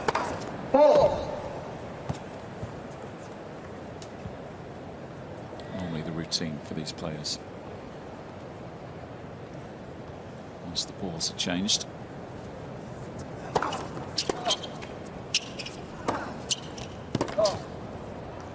Just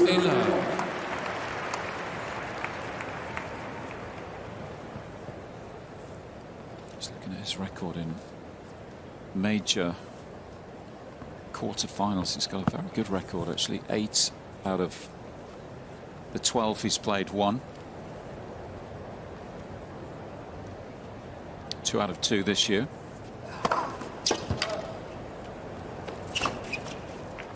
How many of those has he been the favorite in a ranking situation? Most of them? Yeah, just casting my eye down. Most recent one's been Alcaraz in Australia, so arguably not there in that one. Although it was early in the season, obviously maybe slightly more unpredictable. De Minaur at the French Open, so would have been expected to win that one.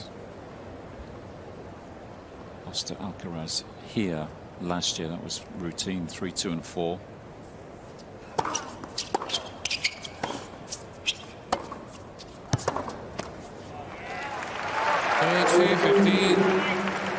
And 4 before that.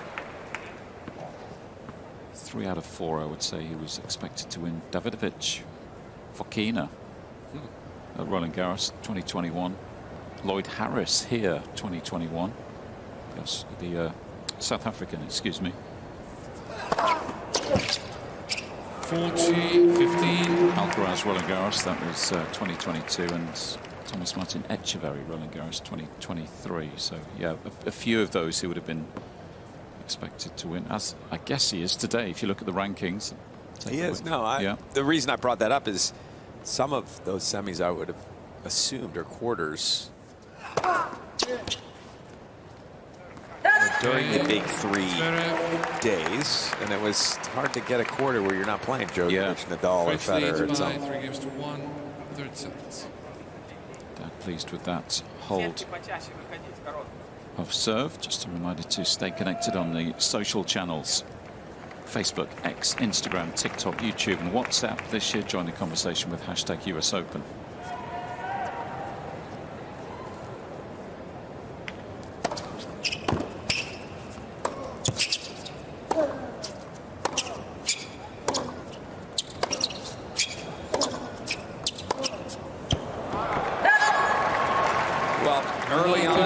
Set 3, Taylor Fritz is not just getting more first serves in, but he's hitting them 3 miles an hour harder, and he's hitting his second serve bigger as well.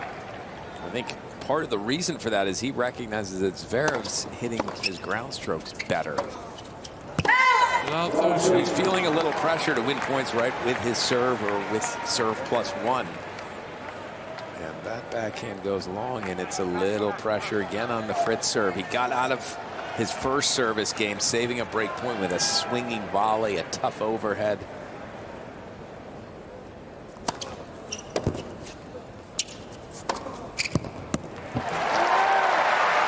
That is a play that seems to be open to him, where he gets the serve out wide enough. Fritz Zverev then pulls the return a bit cross court, sitting there for Fritz. We've seen that serve +1 in that exact pattern a few times.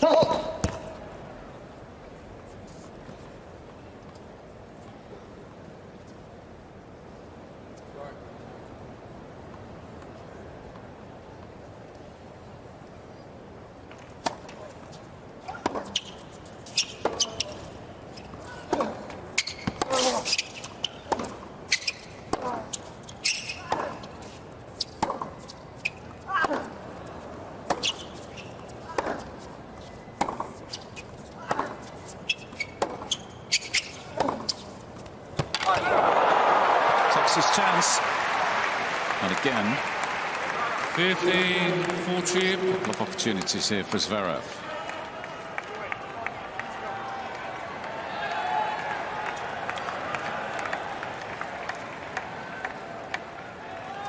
It's funny as the forehand does break down at times, but technically there's nothing that you would point to say this is why.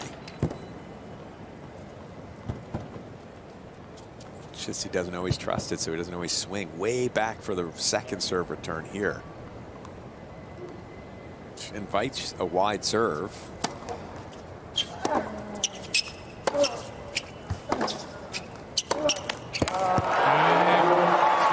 And there's the break back.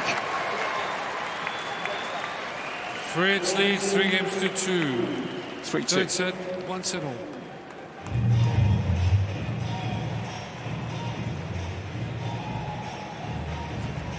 This evening, and then the same tomorrow on this court.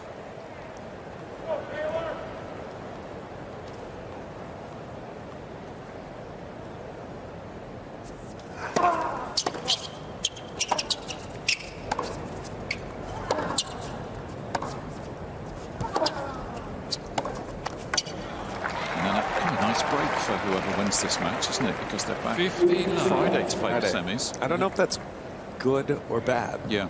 It's almost too long. You get into a rhythm every other day. And then 2 days off. Try not to get distracted by New York City on your doorstep. Something that Jack Draper has been telling us the last few days. Trying to keep things simple this year, conserve energy.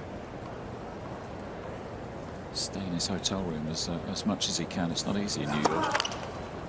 15. One of the most electric, vibrant cities in the world. It's working so far for Jack, though. Here's De Minaur tomorrow.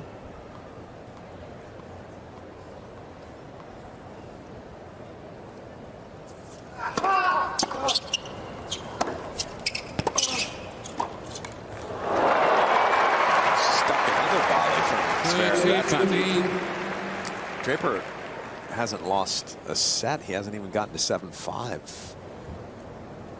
As he has been dominant by staying in his hotel room and playing tennis, and that's it. He's lost serve once in the tournament as Jack, a lefty. 47 of 48 service games won.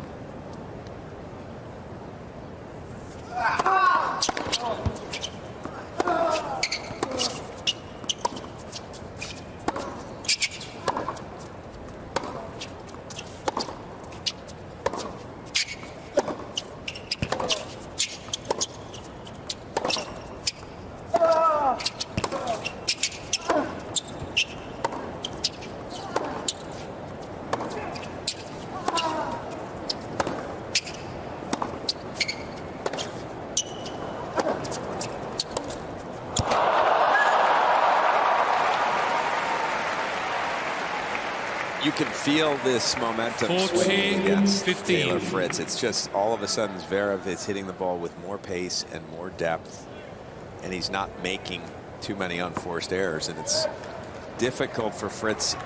He hit some beautiful shots throughout that rally, but he's not gaining an edge from those shots the way he was early in the match.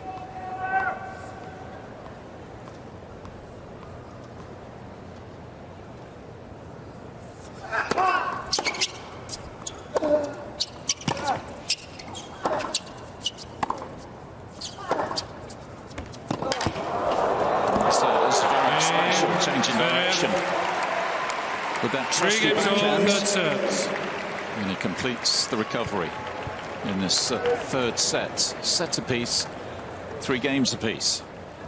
Set 3, all of a sudden Zverev's forehand 83 mile an hour average now. Started the match at 72. He's up 11 miles an hour and more consistent, if anything. His backhand has stayed at 75. Very steady, the same backhand throughout, but it's a forehand from Zverev showing that he's gaining confidence as the match wears on. And as an opponent, if you're Fritz, you're starting to feel that, presumably. You definitely are. I don't know if it's the pace. Yes, you're feeling the pace, but it's the length, the depth. There's more depth now, and so Fritz had it pretty easy. He could hit a heavy ball to the forehand and then get a shortish ball that he could take advantage of with his forehand. Those kind of plays are drying up a little, so now Fritz feeling a little extra pressure on his serve, trying to do more with his serve. And Russell recognizing his man. Just needs a bit of extra encouragement here. The fans too. Quickly behind the American, love 15.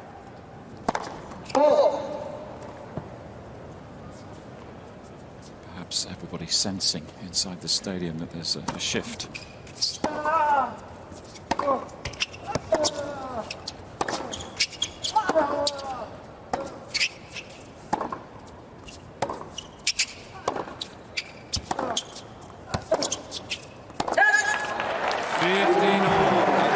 Difficult. I think the crowd does sense it, and the thing that's difficult for Fritz, what you have to not let seep into your mind, is that quarterfinals again. Oh no, I won the first set. I was up a break in the third. Don't let it slip away again. So far, through most of the adversity that we've seen, Fritz has bounced back pretty well.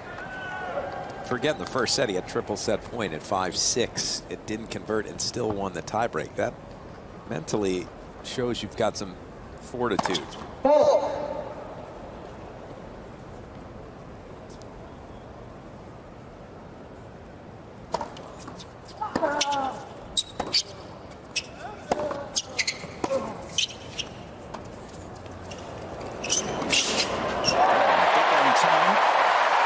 Distracted by Zverev moving forward. 40-15. One shot I've seen a lot this week is at drop shots, and the ball, players get there easily, and it's almost as if the ball skids a little faster than they expect, and they've missed that shot often. Fritz did a nice job that time.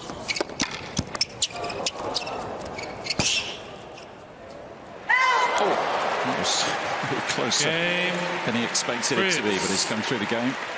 He's up 4-3. Fritz leads 4-3, third set. Sharp end, if you like, of this third set. Zverev playing catch-up, serving second, 3-4.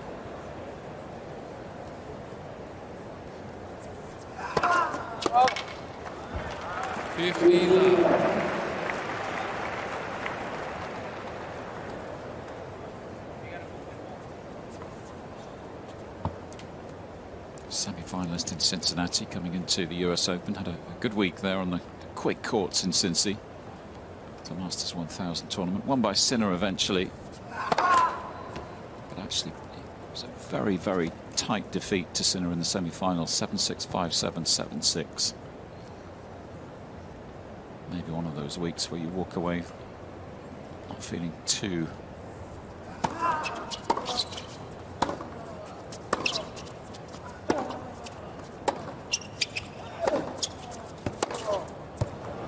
despondent after a defeat, knowing that you're very, very close to a win over the Depends how that match ends, that kind of match. So yes, if you played a great match and a great player just comes up with something special at the end, then you feel pretty good about yourself. If you threw in a couple doubles or missed a sitter overhead, then you're a little bit tougher to get over.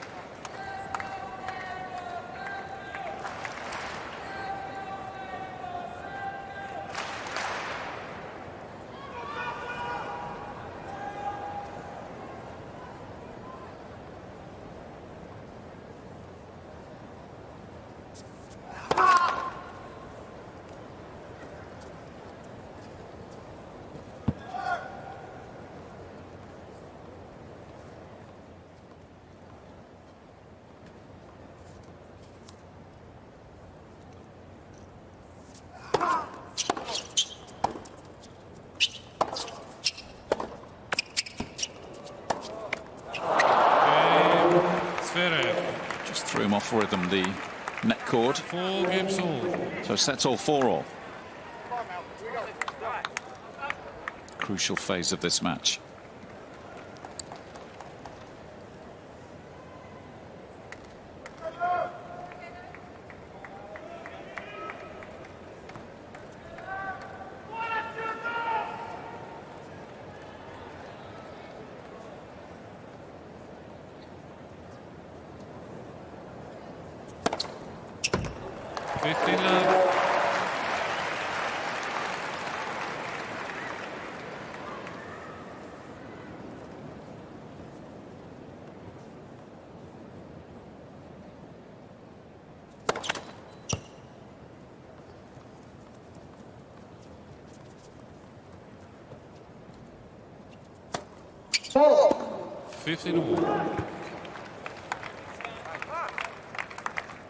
Doesn't look to me as though Fritz loves it when Zverev backs way up for that second serve return.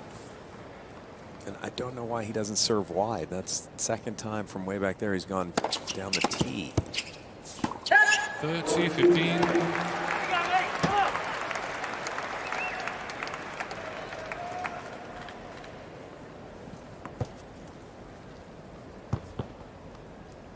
Himself just to get through this game and put Zverev under pressure at 4-5. So again, Zverev backing way up. You got to just go ahead and give him the kicker, even though it's his backhand. Nice mistake again. 30-all. Second double of the game. You might be onto something there, Jimmy. Bit of anxiety amongst the Taylor Fritz team now. Big moments these. He's hit 2 big tee serves in the deuce court the first 2 points of this game.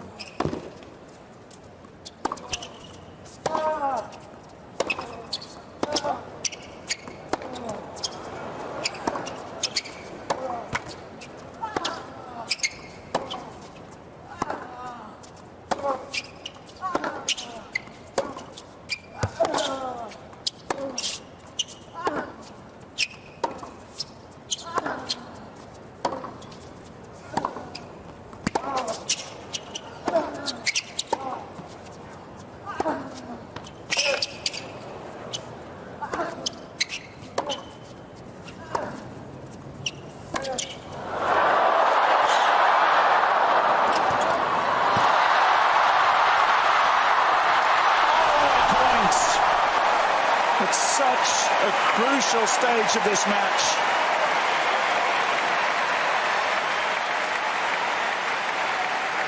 These two have had some unbelievable exchanges. That was so physical. And then we get to this part of the point. After we've already been through a barrage of big shots, that lucky stab from Zverev allowed him to get that sitter volley. I mean, that first volley, there weren't too many strings involved with that. That was just running the wrong direction, sticking the racket out, and it hits the end of it and dribbles over. So what a moment. Break point at 4-all. Set apiece.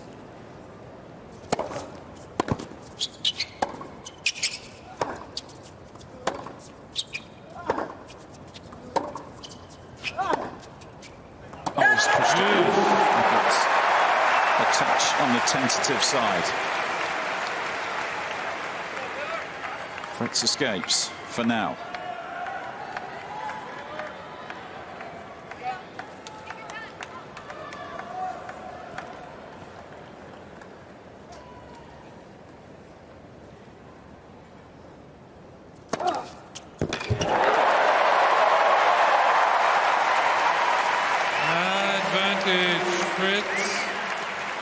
This would be a massive hold if Fritz gets out of this game. And if you remember, he started this set in a difficult situation, saved a break chance, and then broke the next game.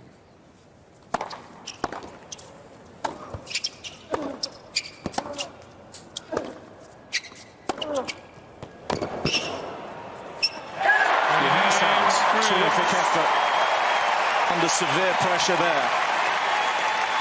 Fritz leads. Gets himself into a 5-4 lead.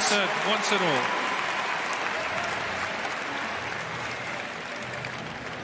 Television business.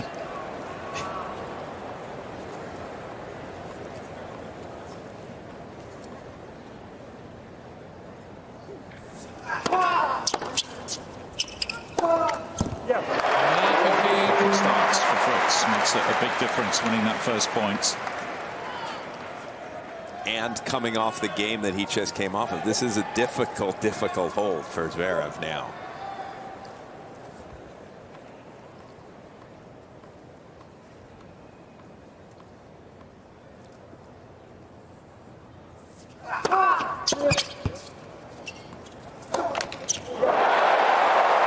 And there's the evidence of how the tension can creep into the game. These stages of these big matches. Fritz could be in business here, 2 points away from stealing this set.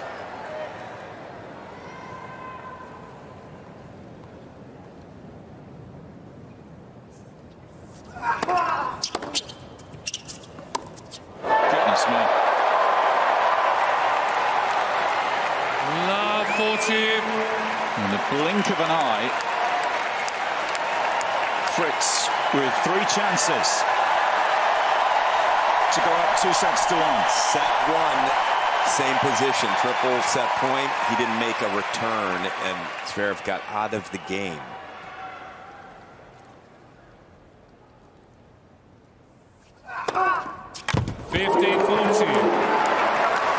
I said that because there's still that opportunity. If Zverev hits 3 bombs off the line, which he's capable of doing, he's going to get right back to do so. Fritz's job here is be a goaltender and put the ball in play. And if you can get it to the forehand, even better.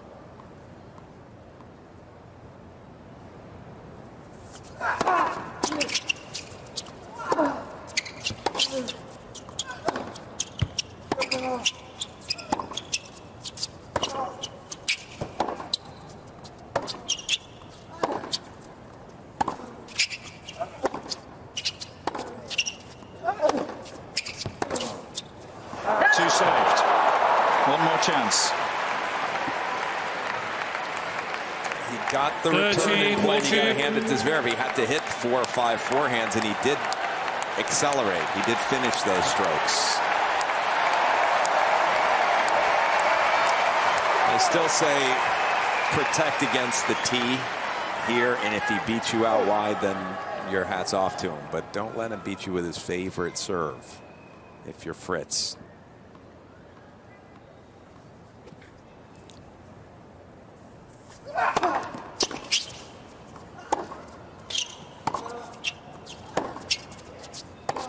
All three disappear.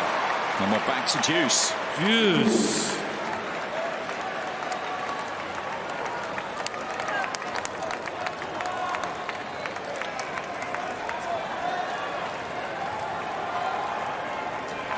Gotta love Fritz's attitude. Just lost those 3 points. He see the little discouraged, and then immediately told himself, "No, come on!" Jumped up and down. Let's go.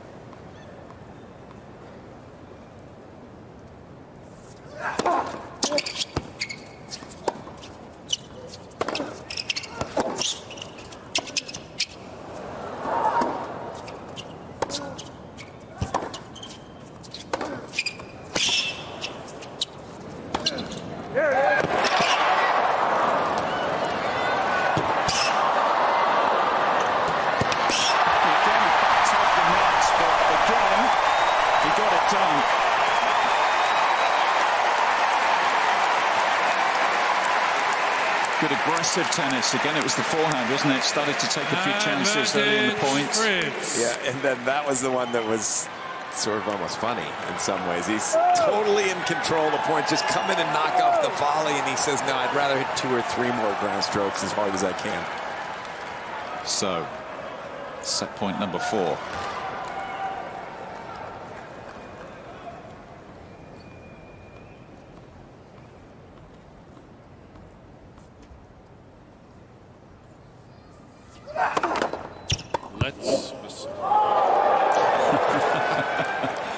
Great irrelevant return from Taylor Fritz.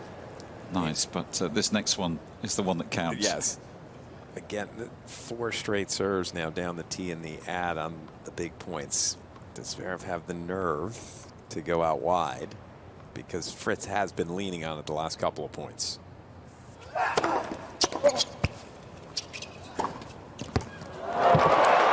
pretty cool. Big serve. Yes. 132. That's just 3 miles an hour off his fastest today. 4 set points saved.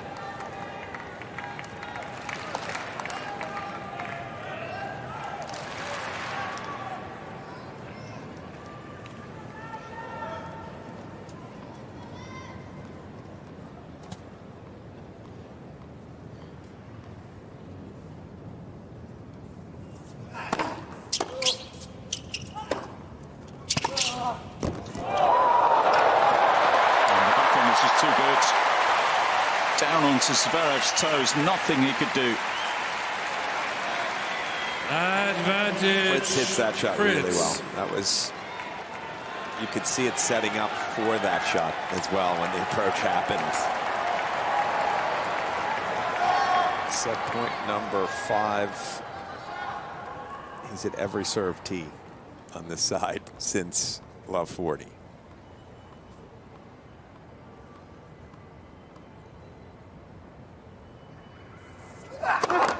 Let's for service. What do you think would happen if Fritz just walked over to the middle and put his racket back and said, "You're going here, I know it, you know it." When he tried to serve out wide.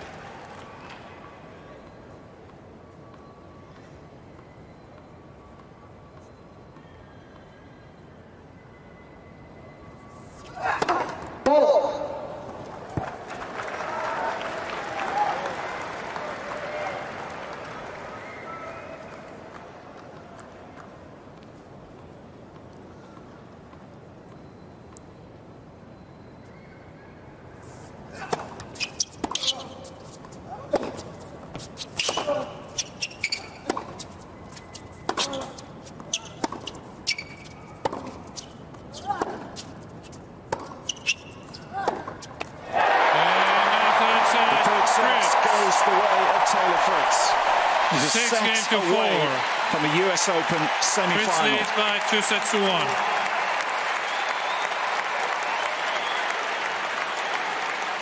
in the US Open semi-final, his first Grand Slam semi-final. That's the size of the prize today.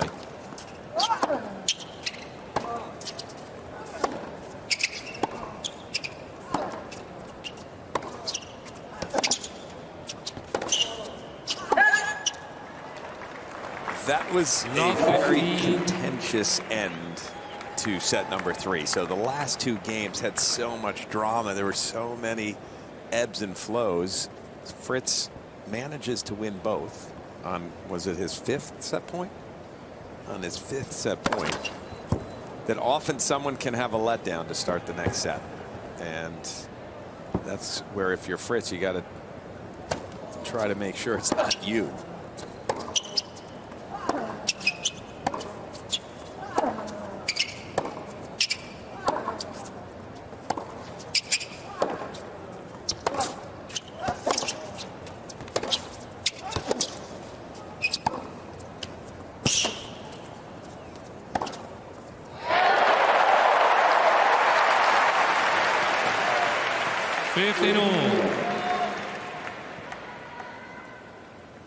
Beautiful stuff. This well-controlled backhand with depth.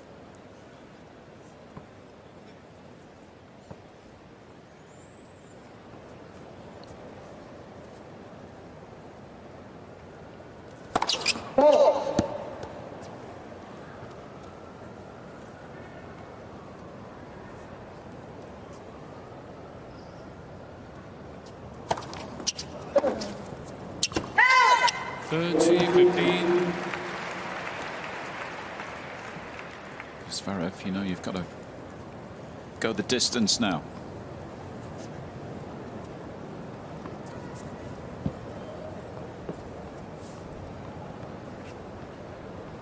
Should be okay physically, shouldn't it? I think.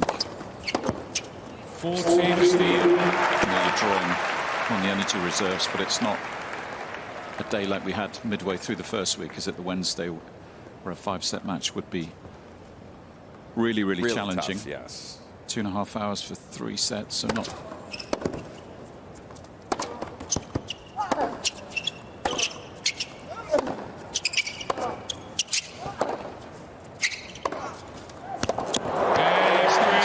Crazy long there. 5-set standards. First game, 4 sets. No, it's interesting because when they have had some of the rallies, they've been very physical, but both of them serve so well that there's rests in between those very physical points, so you can recover with a couple of big serves and get your breath back. It's not often that they have a 25-shot rally followed by another one. It's not quite Djokovic-Murray or Djokovic-Nadal, where every point seemed to be an absolute grind.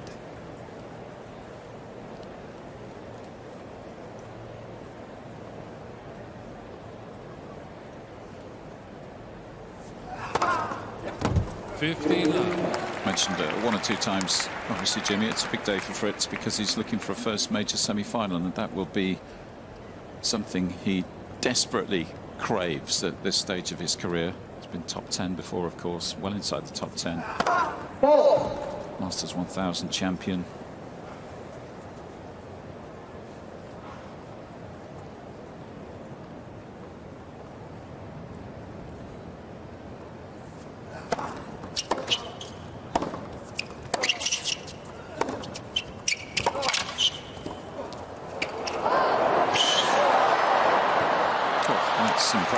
Net play from Zverev. So does that 30 love. Getting over that hurdle come into play in this 4th set? Is that going to play a part, do you think? It could. That's what Zverev's hoping, right? Yeah, it could. Guess we'll especially because he's lost 4. Yeah. So that's where it really starts to get to you, and because people will talk about it. People like you will say, hey, you've lost 5 in a row. Give me your thoughts on that. 5-setter against Musetti as well. That was the most recent at Wimbledon. And he's been in this position before, up 2-1. That was against Nadal, the match we were talking about earlier. 2022 at Wimbledon. Lost those last 2 sets, 7-5, 7-6.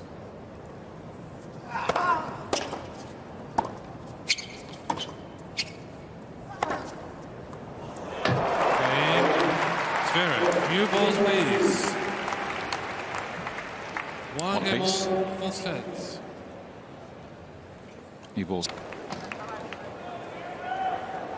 So he's kind of been the leader in other respects, hasn't he? Winning that Masters 1000 title in Indian Wells. Getting to top 10. Getting all the way up to 5. 15 love.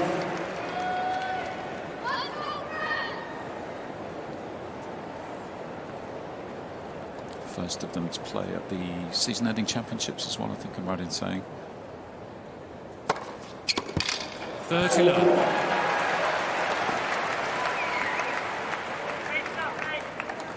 Well, at the end of today, if Fritz can finish this match off, Francis Tiafoe finds a way to win at night, we will have an American finalist. Still a long way and a lot of ifs.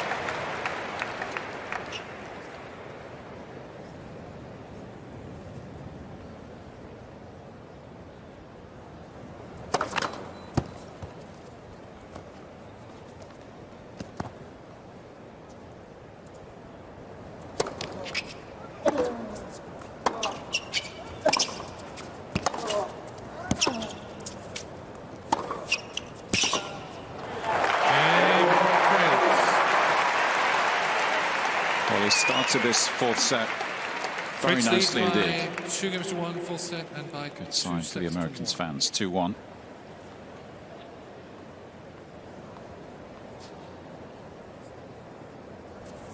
Oh. 15 possibility of an American reaching the final, as you were saying, Jimmy, with Francis Tiafoe in action tonight. Plays Grigor Dimitrov. He had a good win over Rublev previous round. Just looking at the most recent American finalist in the men's singles. Is it Roddick? It is. Yeah. That seems like a while ago now. 2006, lost to Federer. Of course, Andy Roddick won in 2003, beat Alcaraz's coach, Juan Carlos Ferrero, in that final.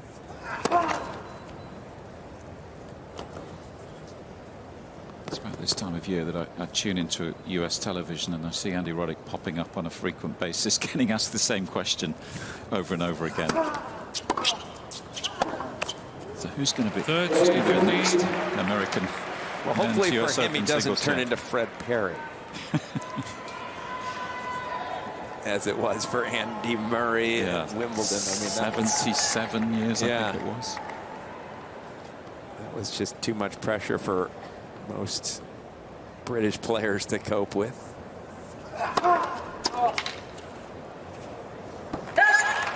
15. It's been a strange experience for Andy Murray, wasn't it? Sitting back home or wherever he is at the moment, watching Grand Slam tennis. If he's like every other tennis player that's ever lived, early retirement, he's watching, saying, "Man, I should have been playing. I think I could beat these guys."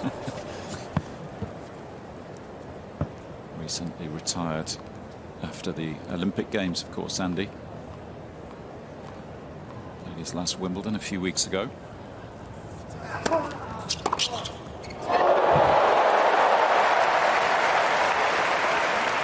Did you think he should retire at Wimbledon, or do you think it was the right play to go play the Olympics? Well, in hindsight, I think it was the right play because it got exciting. Incredible drama. It did get exciting. Playing doubles with Dan Evans. And I guess he got the best of both worlds, didn't he, with the send-off and the nice ceremony and the video with all the greats involved. Former players on courts. Playing doubles with his brother as well, which was significant. One more Olympic experience as a two-time gold medalist. Here comes Fritz in game 4. This could be a significant moment if he can sneak another break. This was a routine hold in the making at 40-15 and a big return and a double fault, and all of a sudden a pressure point for Zverev.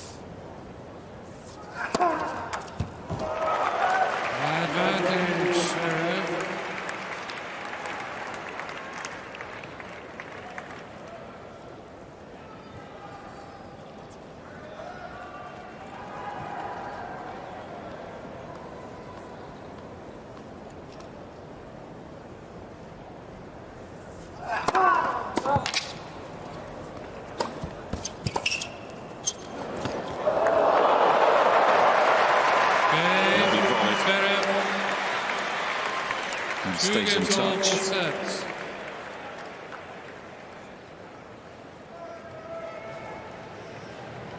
USOpenshop.org is the official home for 2024 US Open merchandise. Get your game face on and your game day fit on too with US Open gear. All the accessories for the whole family. That's the US Open shop at usopenshop.org. 15 love.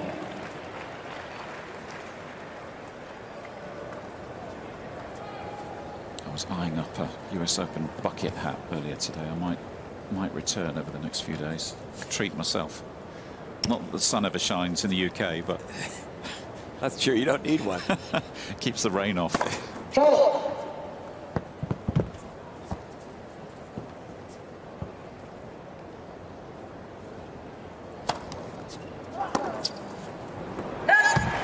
That has happened too many times for Zverev's liking. That was a nothing second serve again. 82 that he rolled in. You can't miss that return when you're standing in the fence.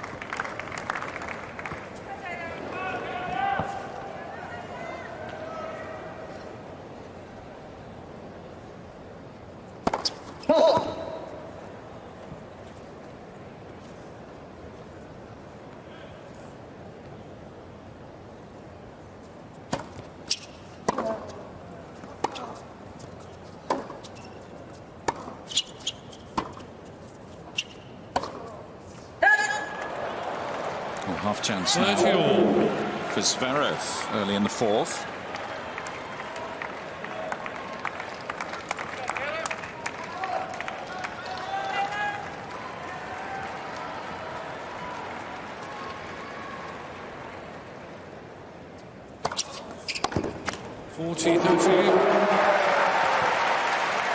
Goes back to the well with that serve out wide to the juice court. It does. When you look at these two's serve profile, both of their fastest serves are 135, but their average serve is 126 for Zverev, only 118 for Fritz. Because he uses that quite a bit, and he doesn't go with pace.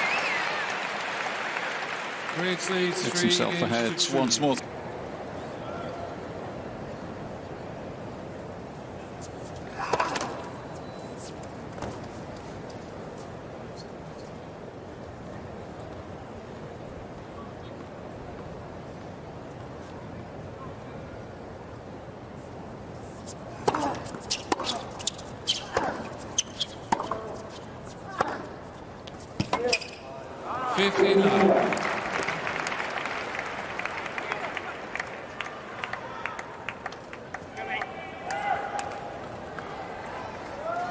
Too far away from entering that uncomfortable phase of this fourth set, given he's trailing 2-1 and serving second, so always playing catch up.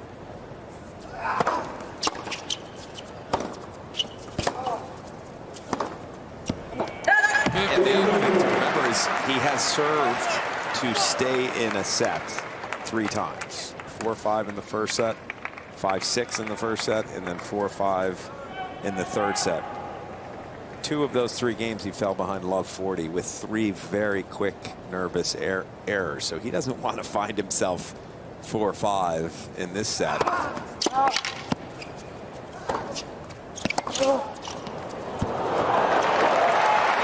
volleyed beautifully at times today.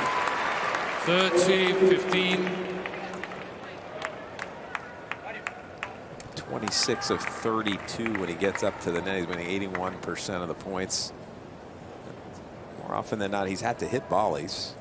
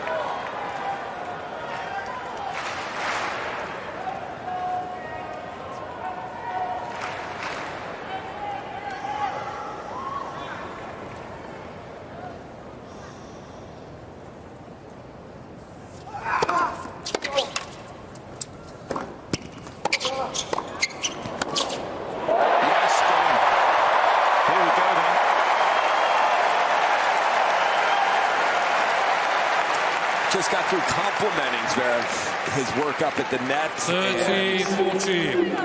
That one wasn't quite as sharply put together from the approach and through the volley. Wow, 2 of 11 for Fritz, but that's partly because he's at a love 40. He didn't convert, and 4 break points before finally converting on a 5th. A different game.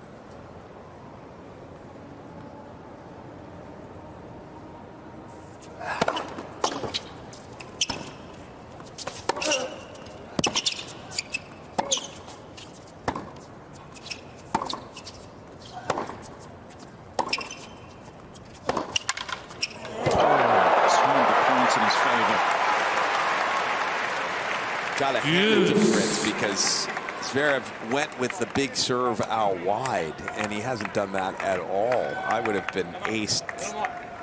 I would have been already in the middle of the court covering the tee. So good job from Fritz to put that ball in play and be even in the rally through much of it. Back to deuce. Big 6th game of this 4th set.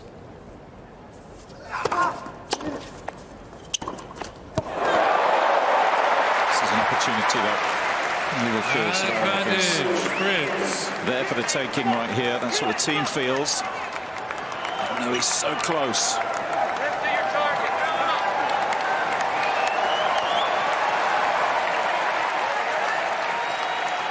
want them to get this return right down the center. Think about your target. As the instruction, first thing you got to do is get your racket on the serve.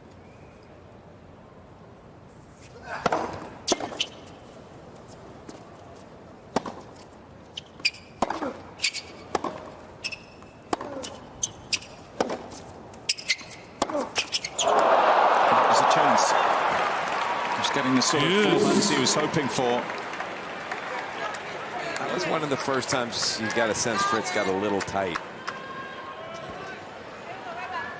Because when he's had the opportunities beforehand, he's ripped.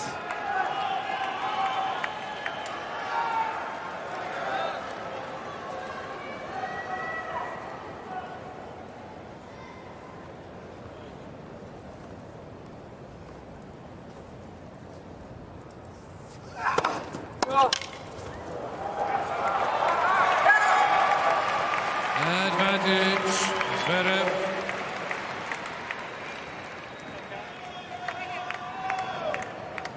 Equal biggest today. Both at 1-3-5 serves.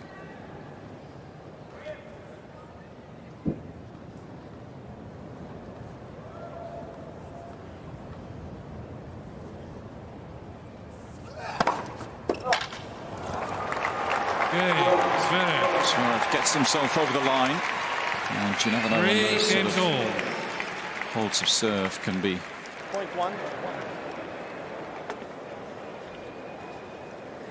important moments in these matches. Was that another stringing instruction? Yes, that was a .1. Wow. If anyone can field .1, my hat's off to you.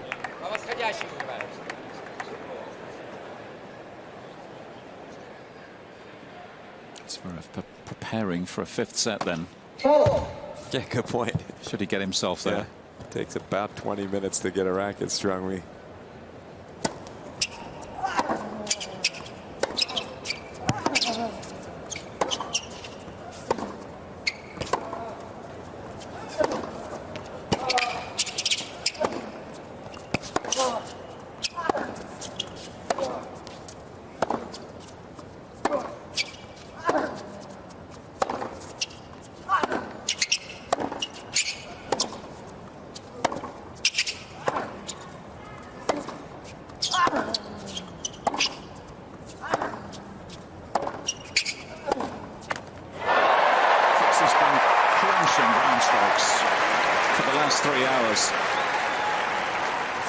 Closer to the baseline than Zverev also. He can take balls right off the ground on a half volley almost bounce and still rip.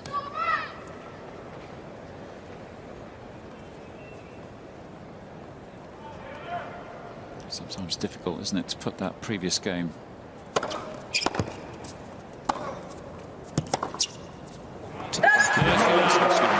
close to winning it's a Grand Slam quarterfinal. No question. It's been difficult for Zverev in this match. The games where he's had break chances and didn't convert, he's lost his serve the next game. It happened to him twice in set 3. He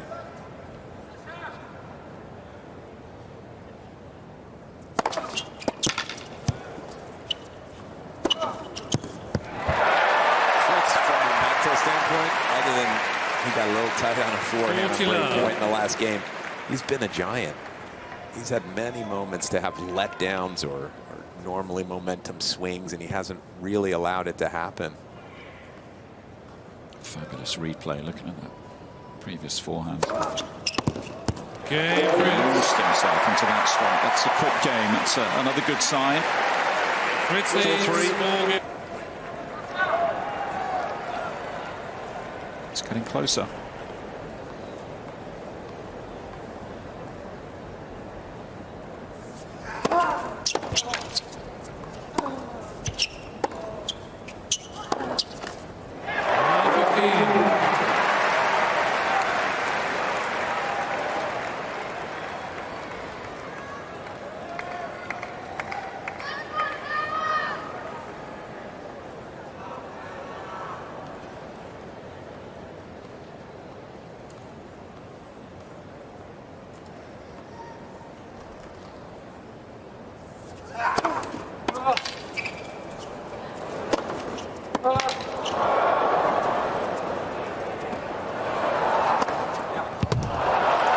Not coming back. That was fairly calm from Zverev off of shots where I would have thought he felt as though he'd hit a winner off the serve, off the first overhead. And that wasn't the easiest volley. Excuse me, overhead from right around the baseline. Handled it as if it was nothing. Considering the score, especially.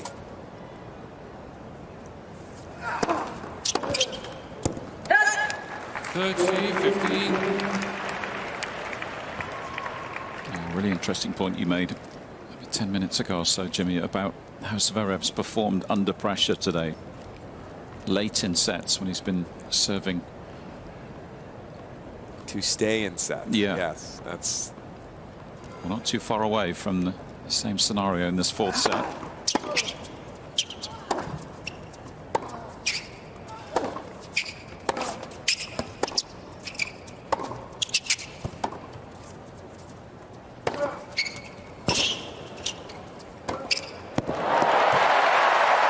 Impressive stuff.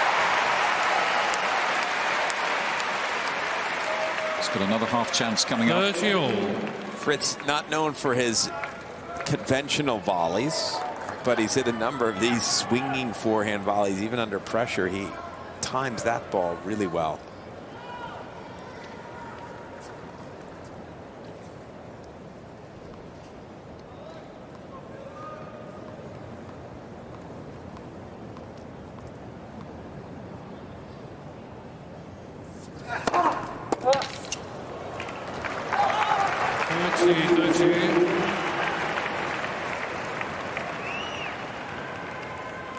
Fritz has had 11 winners and 3 unforced errors in this set. So it's been a very clean set. Zverev's done well just to stay even.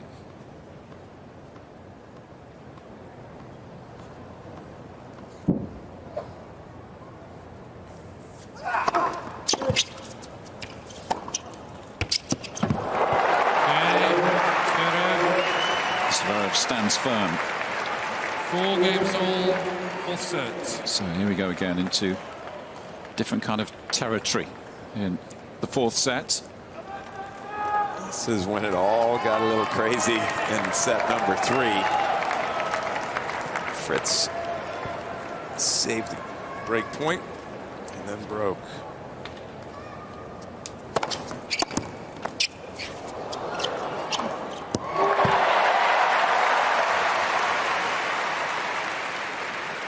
Love. 12 of 12 when he gets the first serve in this set.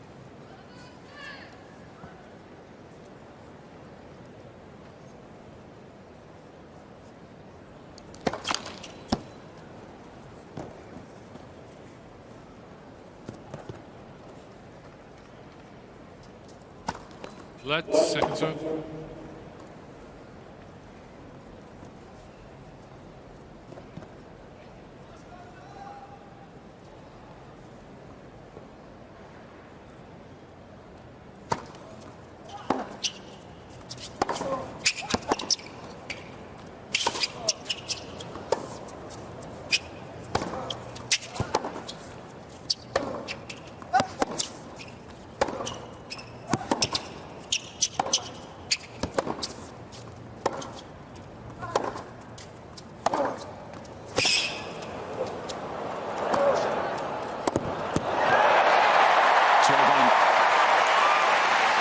Controlled aggression towards the end of the point.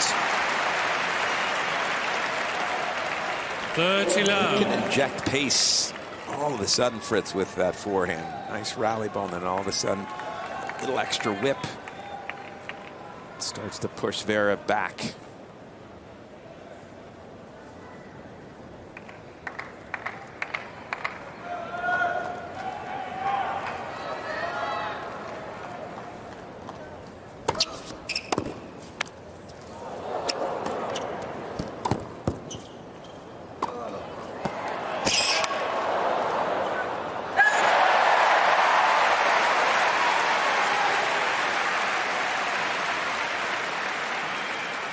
Love.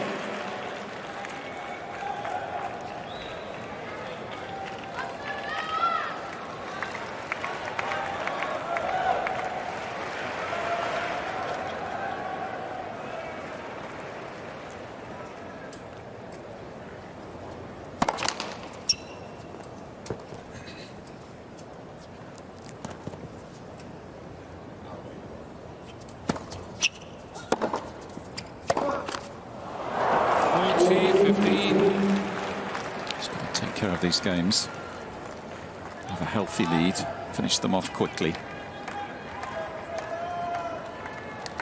get into the sit down, and then let Zverev worry about holding serve. It's time for the 135 down the tee. Sit in your chair. So Zverev will serve to stay in the tournament. Fritz leads 5 games to 4. All eyes on the German in a few moments' time.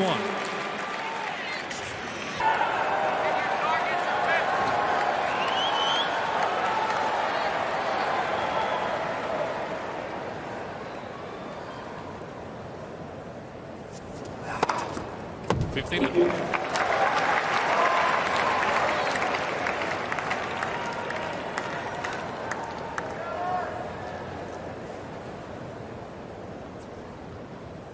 Impressive start, 1-3-3 up the tee.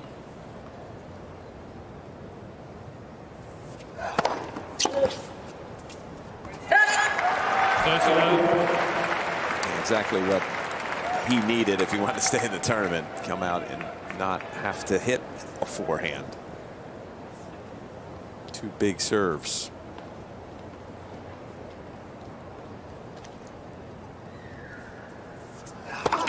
Let's serve.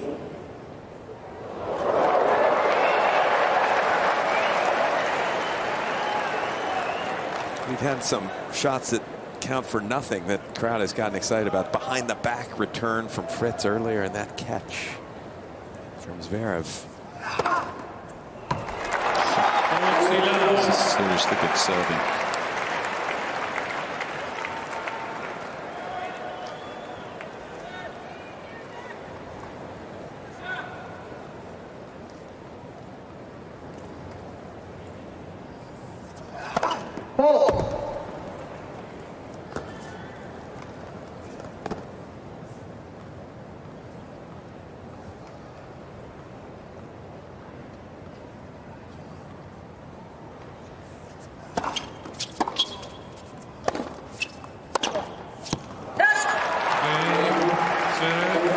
Pretty good. 5 games all. Very composed service game. And on we go. Maybe we'll need another tiebreak to settle this 4th set.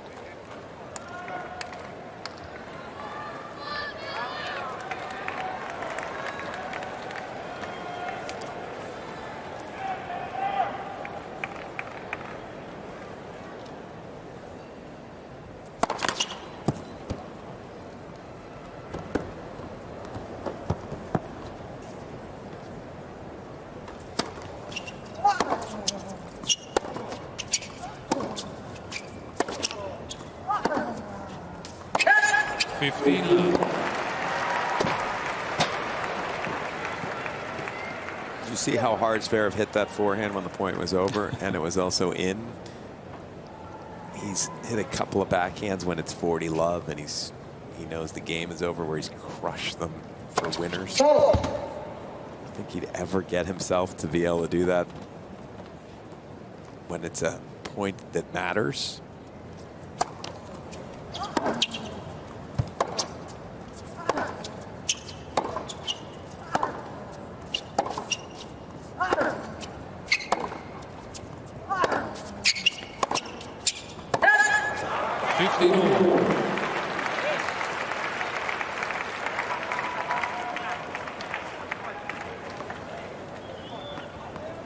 The pressure quickly switches back down the other end of the court. Even if you're up 2-1, this becomes a tricky service game.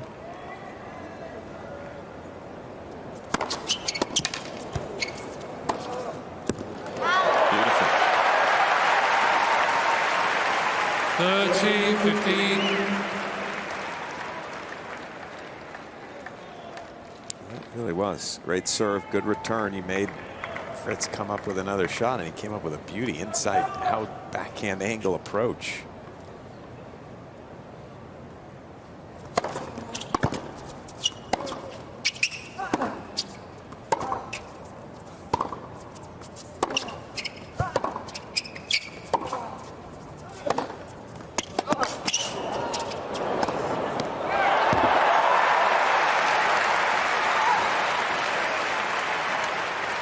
Threatening to make a move here, Zverev. Yeah, again, this is the type of power I'm talking about, when he wants to.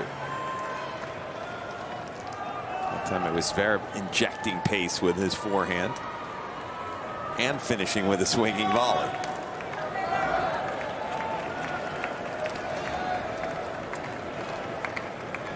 Both performing well when moving forward in this fourth set. 30-all.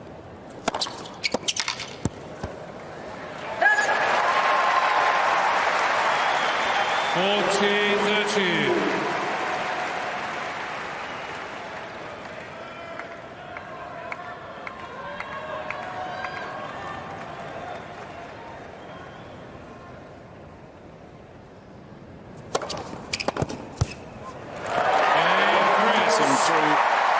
Another game. New balls, please. And once more, a game away from a place in the semis here in Fritz New York. leads 6-5.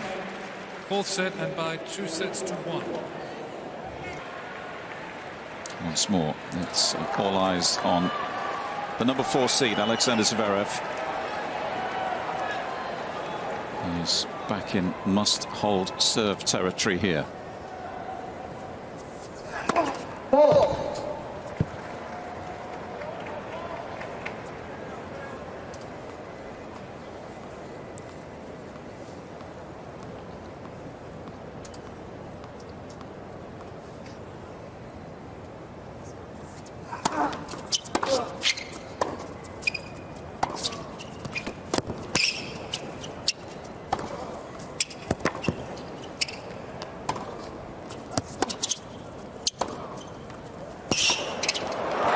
Superb first point. Thought he might have been able to just sneak forward and maybe finish things off with a volley, but in the end he didn't need to. Love 15. Or want to. He never wants to sneak in and finish with a volley, even when it seems the sensible thing to do.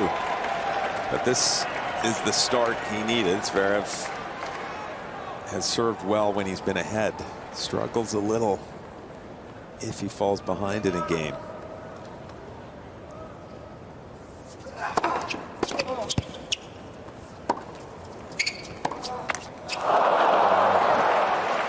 Got to give him a forehand there to deal with.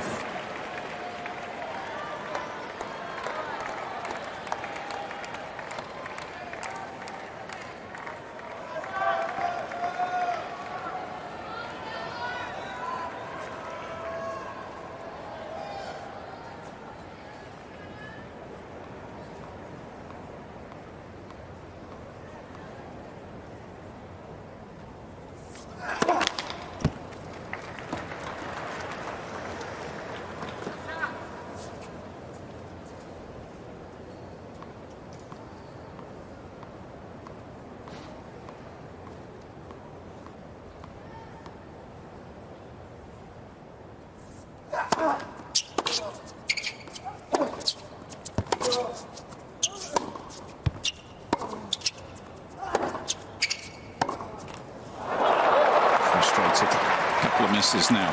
38-15. Try and make it as difficult as possible. And that was an opportunity. These last 3 points, he's been in play all 3. And just missed routine rally ball, backhands into the tape.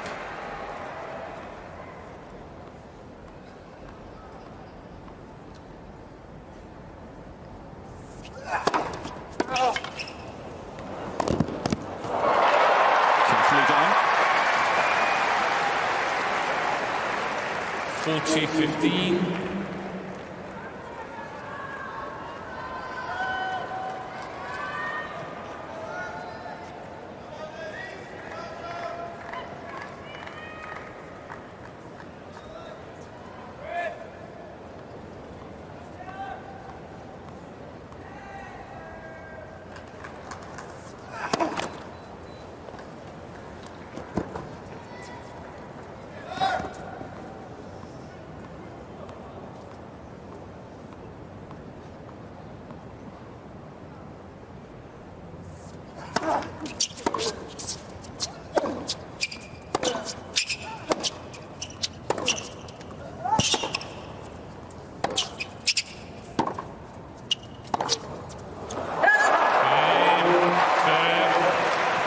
So into a breaker. Zverev doing a better job. 6 games old. Under pressure than he did tiebreak. in sets 1 and 3 in similar sort of territory, serving under pressure late in the sets. And here we go. Under pressure still, because we're now in a tiebreak. He's lost the first set tiebreak.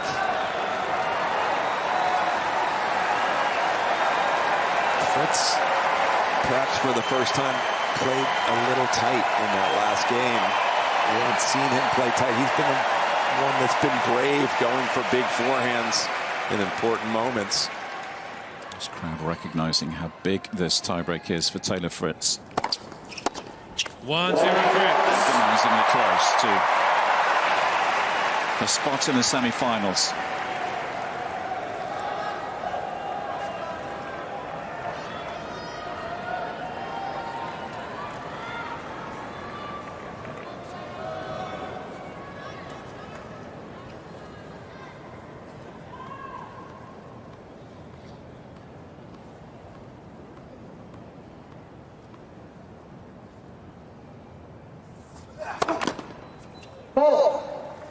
Please.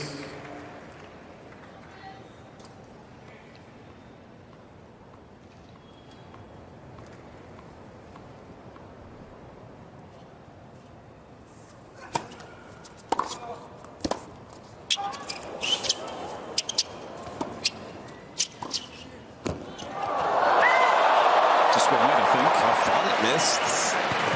Difficult to hear the call, it did. 2-0.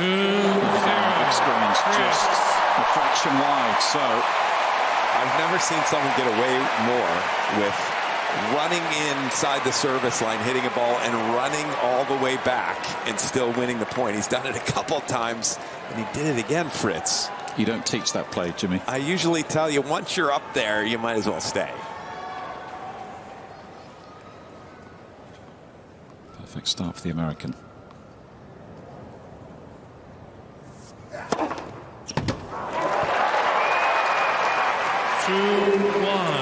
Fritz. Close to his biggest serve, just 1 mile an hour off. And needed. Now there's very little room for him. I find it hard to believe he can get out of this if he gets down 2 breaks.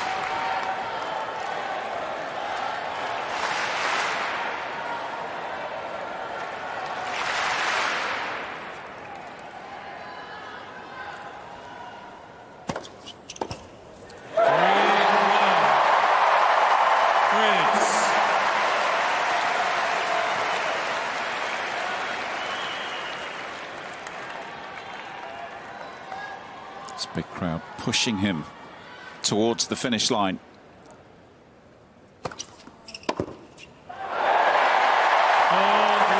Getting closer.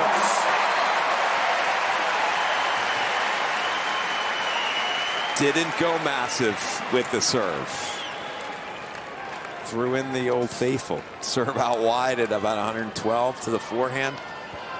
And he's gotten a lot of errors off of that return from Zverev. Now Zverev really needing both of these service points.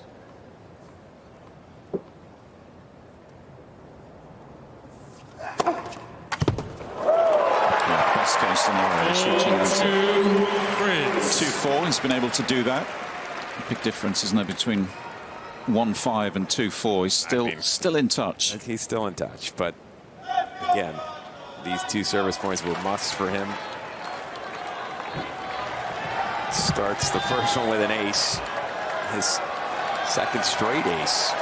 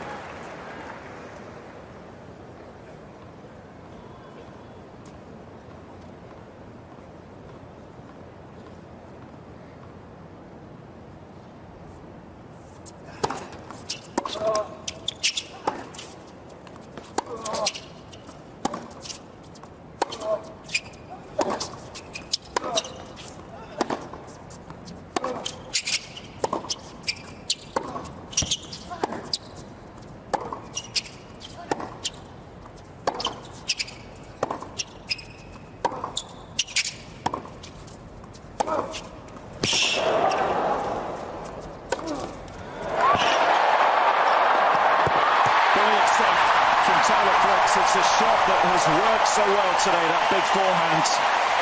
This time he did get forward.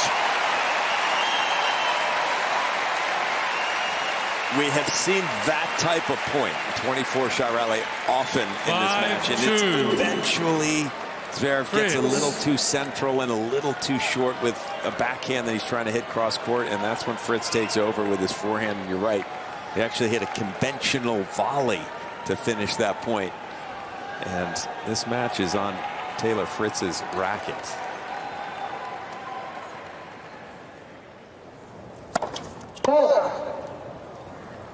Missed by a long way.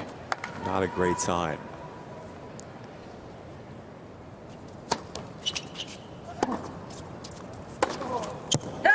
Misses the forehand. There has to be tension. 5-3. Such a big deal, isn't it? There's no question the first serve sent the message that he's feeling tense, and that forehand, he almost had the look of, I don't want to stay in a rally. I want to hit a winner right now. Absolutely agree.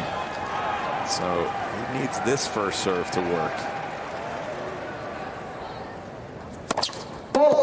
Again, it missed by a mile. Maybe there's more drama around the corner.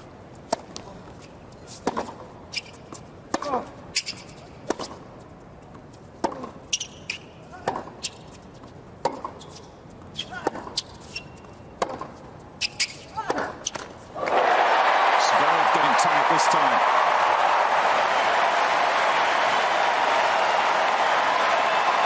A routine ball for a guy with such a good backhand. That's the interesting part about it. He knows his opponent's getting tight, so now you think he just makes sure you make every ball.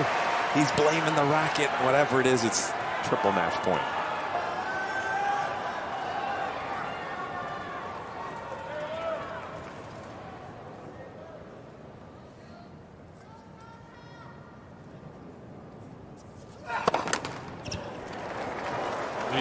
Please, thank you. Southrush Stadium crowd doing everything they can. Yeah, they really are. Trying to make this second serve even more difficult.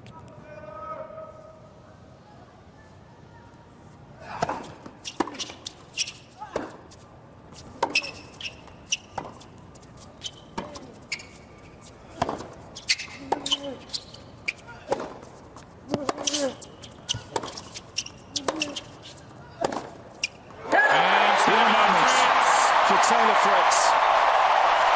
3-1, 7-6, 3-6, 6-4. He's a Grand Slam semi-finalist at last.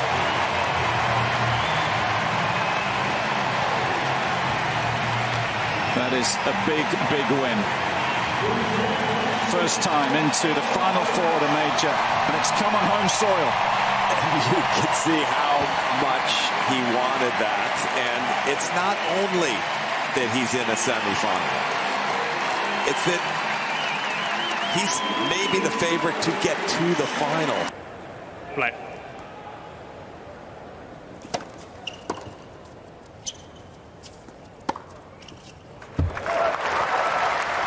Why would it be that Taylor Fritz has such a commanding 6-1 head-to-head? He's had more command over his game, by and large. And what I mean by that is a better understanding of his strengths and weaknesses. Taylor knows exactly. He's got a good handle on his identity. First serve, big forehands, control the center of the court.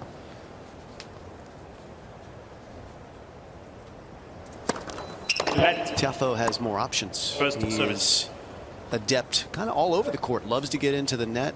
Really nice slice backhand. You will almost never see Taylor Fritz hit a slice backhand.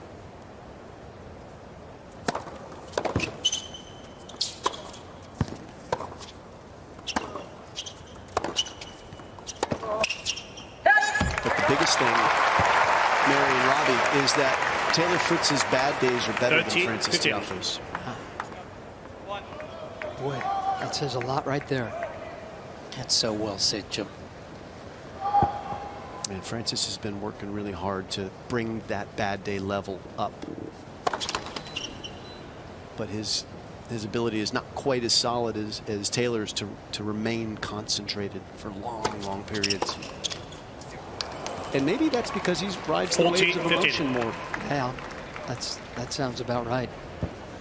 And if you are that emotional and that high energy as Frances Tiafoe is, a few bad moments and there's the set. Could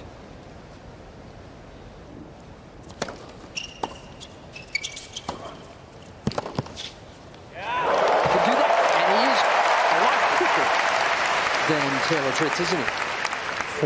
40-30. You can see how quick he is onto that, Mary. It's a frozen rope of a backhand.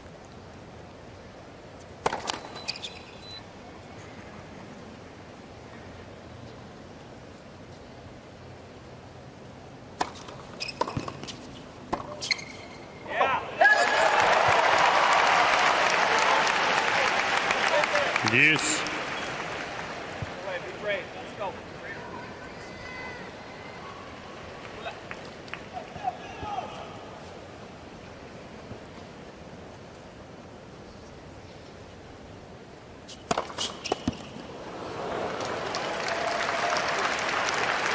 Advantage, Fritz.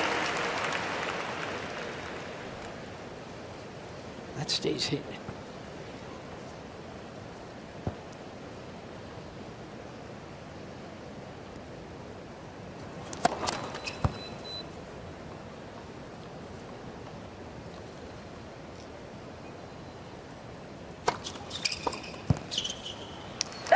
Game, Fritz. Taylor Fritz can. That was pretty special. Frances Tiafoe to serve.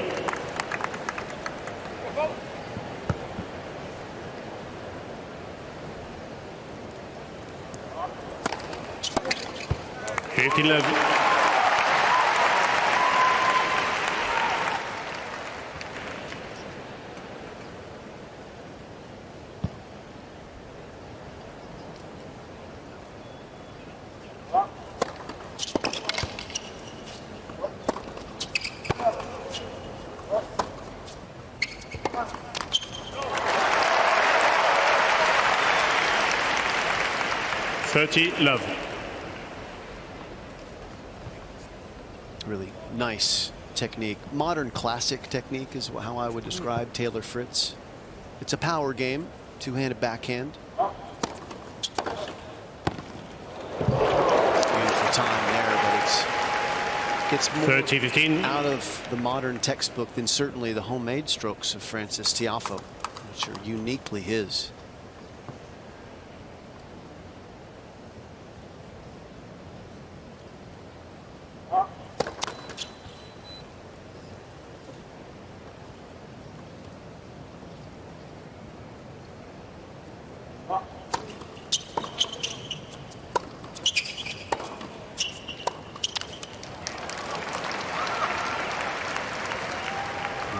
Technique.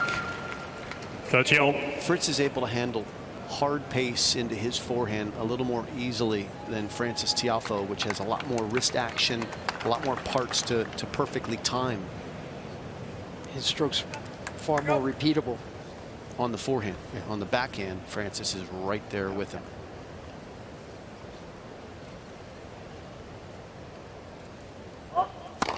But they're both highly repeatable when the ball's coming slowly at them. It's when you take time away from Francis's forehand and it gets rushed.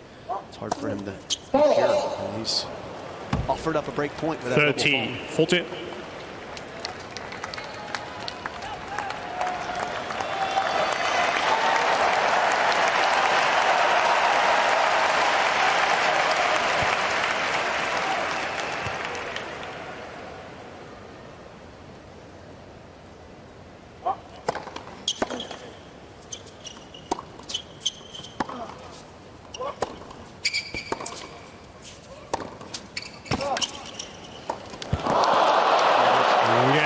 Fritz.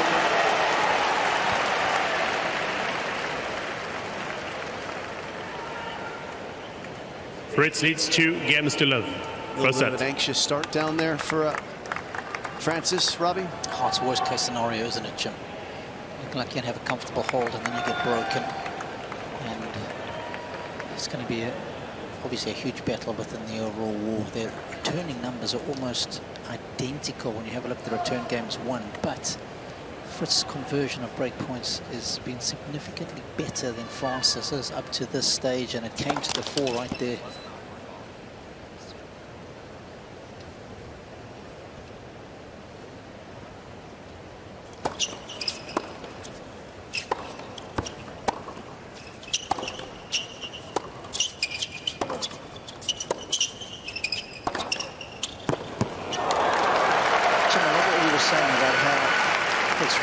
His game, and I think that is, for me, it's the most clearly evident under pressure, where I see very little change in the way that he plays in big pressure moments versus how he plays earlier on in the game.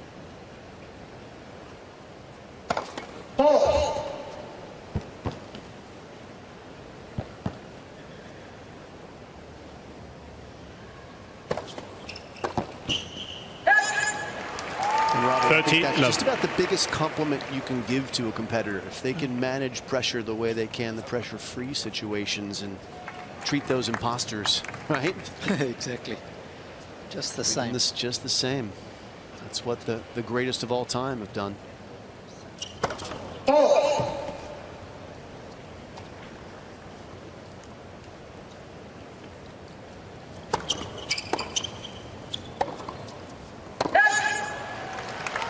30-15.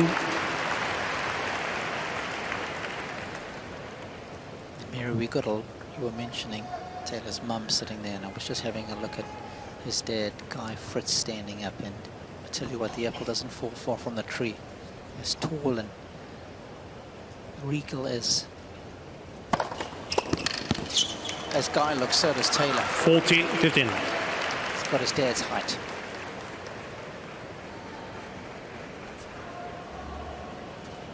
.6'5" is Taylor Fritz. Tiafoe about 6'2".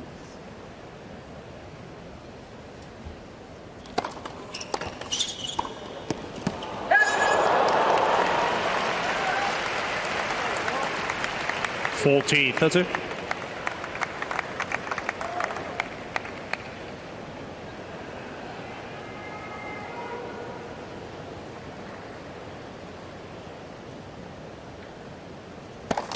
Let for service.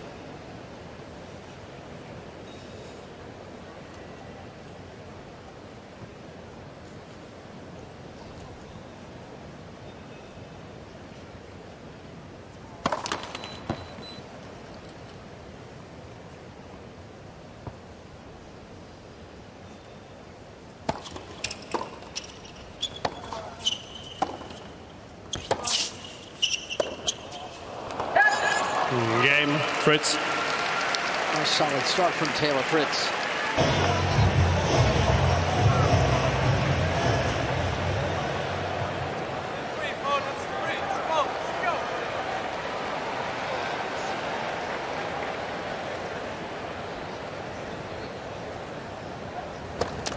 Let first service.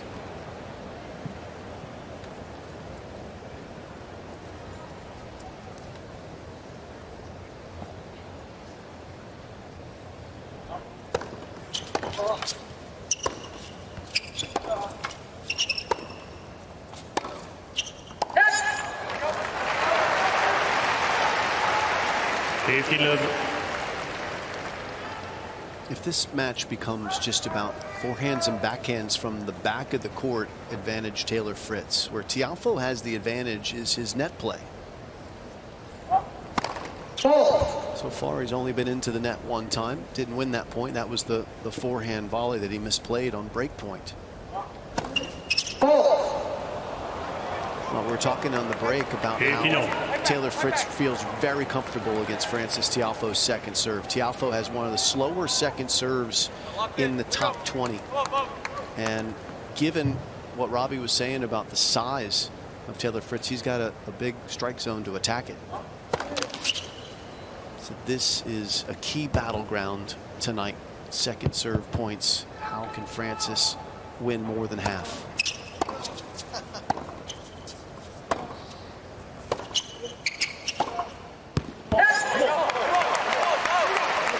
And just off the 4 semi-finals, Frances has actually visited the net by far and away the most. And with some decent success as well. His conversion rate at net has been in the high 60s. Almost been in about 50% more than Yannick Sinner. Jack Draper and Taylor Fritz are about the same. They've come in 108 and 109 times respectively. And that return right there, Fritz hits it better than most. I think you were talking about how often players lean to the left after they hit that second serve. And that's just 81 miles an hour, Robbie. That's not going to cut it. That is just sitting up on a tee for Taylor. You got to jam him into the body probably more. That's a good look at the backhand. That is a clean shot. And that is welcome for Tiafoe to get a chance to get on the board. 14, that's it.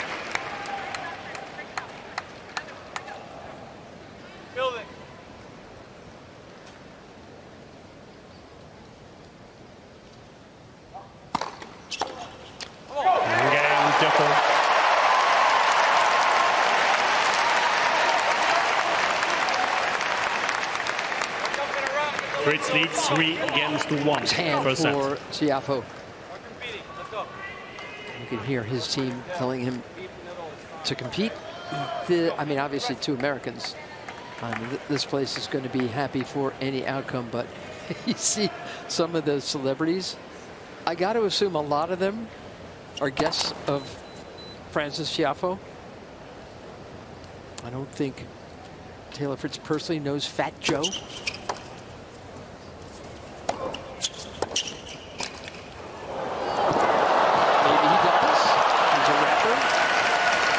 Mustard. He's a DJ and a producer. I'm thinking that's a Tiafoe guy. Bunch of basketball players, including Klay Thompson. He's here from Dallas Mavs.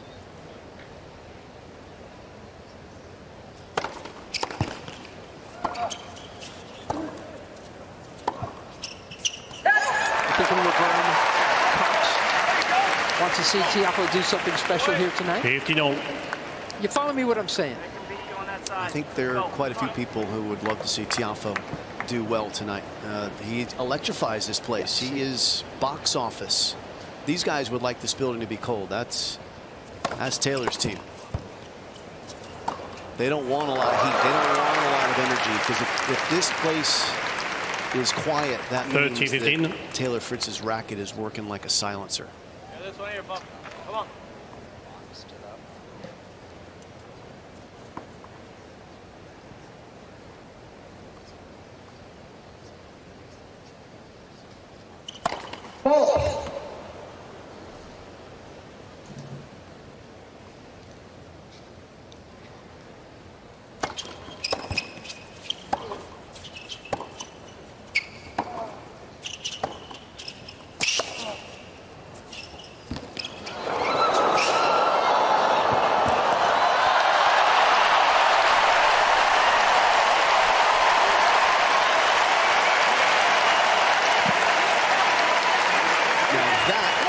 Is the kind of point that Tiafoe wants to play.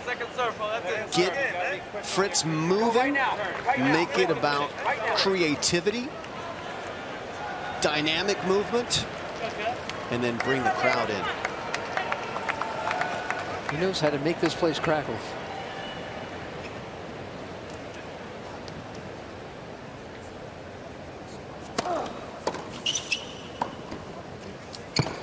Boy, is that good.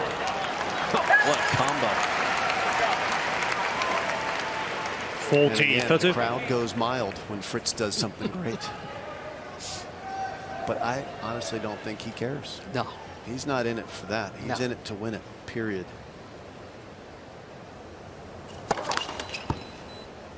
And Francis is in it to win it too, but a byproduct of that is it's fun for him because the crowd really boosts him.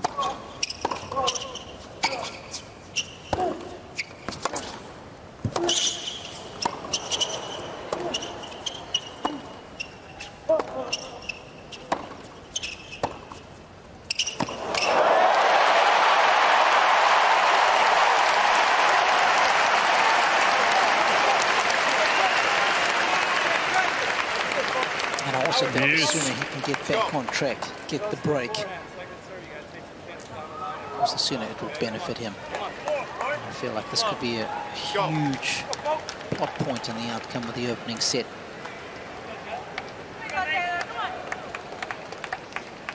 Fritz has only been broken 5 times thus far in the tournament. His team told Francis to take a chance on these second serves.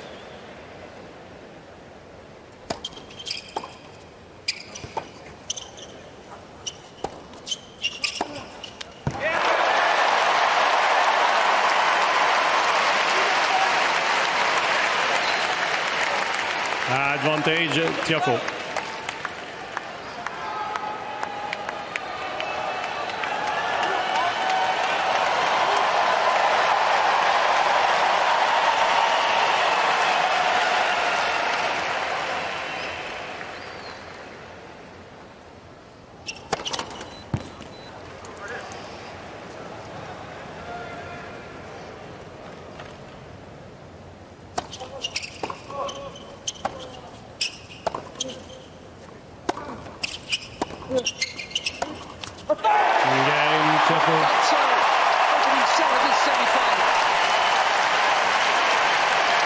Seeded Brit in straight sets.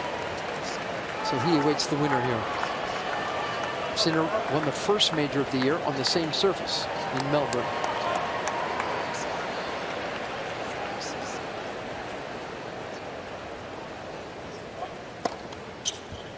There you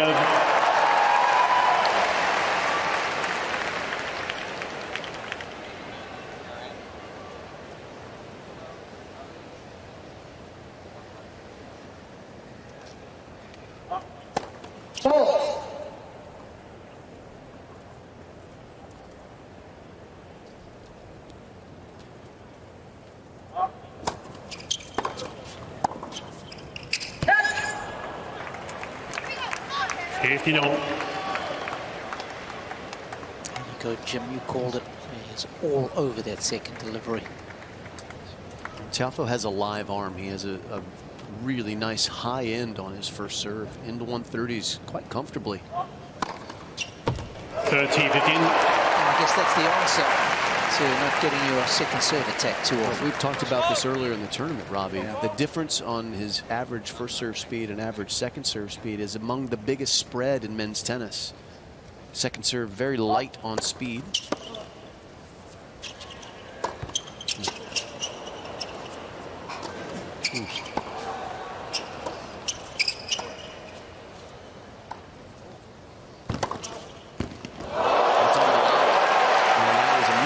Point by Tiafoe. Should have won it 3 or 4 different times. 30 on. Where'd it go sideways for him? Well, it didn't hit the overhead hard enough. Yeah. That was, for starters, to hit the forehand approach shot before that straight into Taylor Fritz, who was moving early. So good job by Fritz to hang in there and steal it. But this game should be 40-15. Good chance for Taylor now.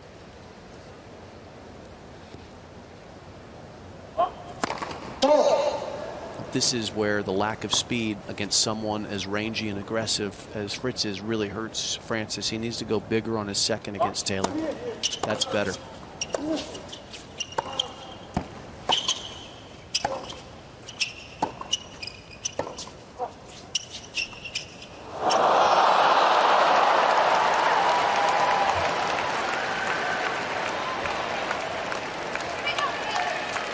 $30-40.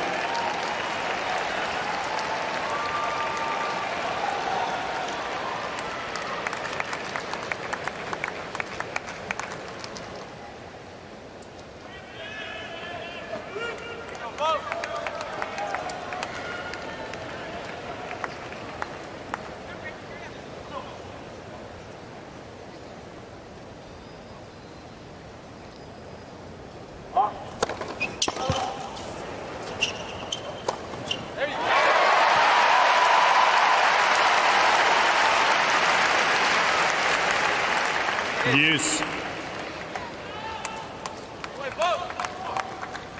Averaging for the tournament 56% first serves. I think tonight he has to better that number if he wants the right result. Just my gut feel, Jim.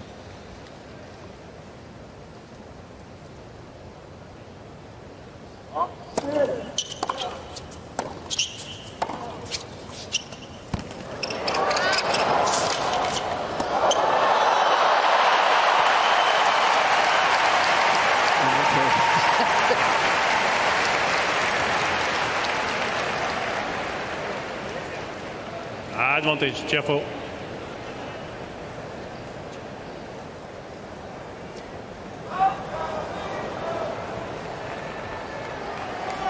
Just caught the inside of his shoes where the rub is a little harder and it doesn't grip as easily into the court.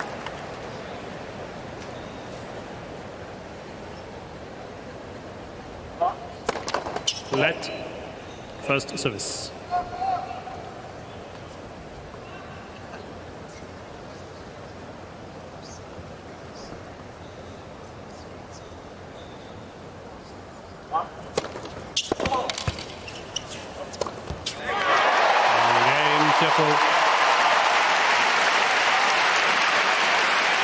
Slow start, but dead even now.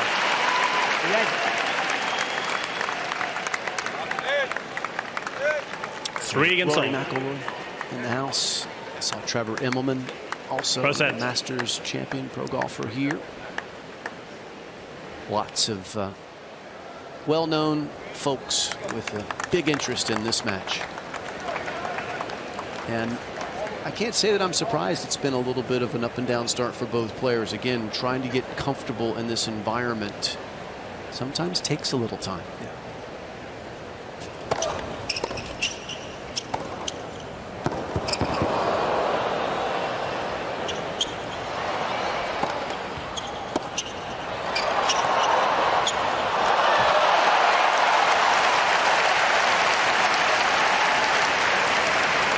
There's a little glance down the court to each other after that one, a wry smile. These guys have been battling since at least 2014 that we know of in the juniors, Mary. I think they were playing for 5th place at Kalamazoo. I mean, nothing changes, right? Only the destination. They were both a few feet shorter when this rivalry began. I find that so cool. Playing on these smaller venues and then 10 years later on the biggest of stages. In the juniors, it was all Tiafoe. And Tommy Paul. Tommy Paul. They had Taylor's number at that point. Yeah.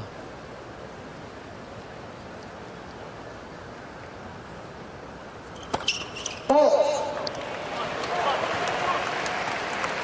15-30.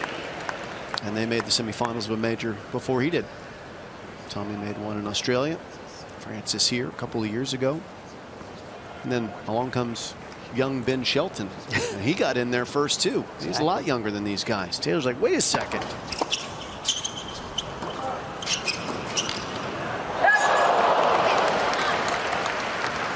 But he's here now. Sure is. 30-all. He wrote a note to himself July 3rd, 2021 at Wimbledon. He lost to Alexander Zverev. He typed a note to himself, and I'll dry clean this message for you. He wrote, "Nobody in the whole world is underachieving harder than you. You are so bleeping good, but 40 in the world," because that's how far he dipped after that loss to Zverev. "Get your bleeping bleep together." Here at the Open, he beats Zverev to arrive at his first major semifinal.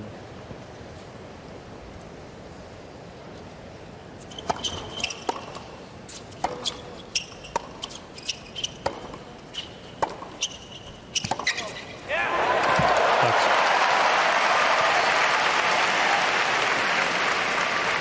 30-40.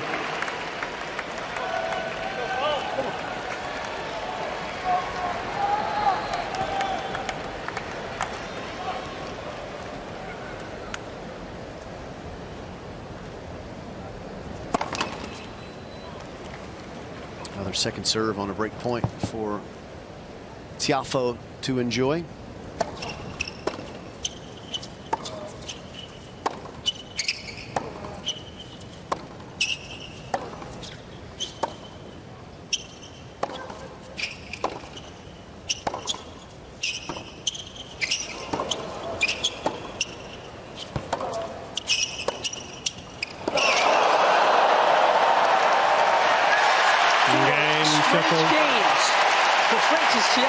New balls, please.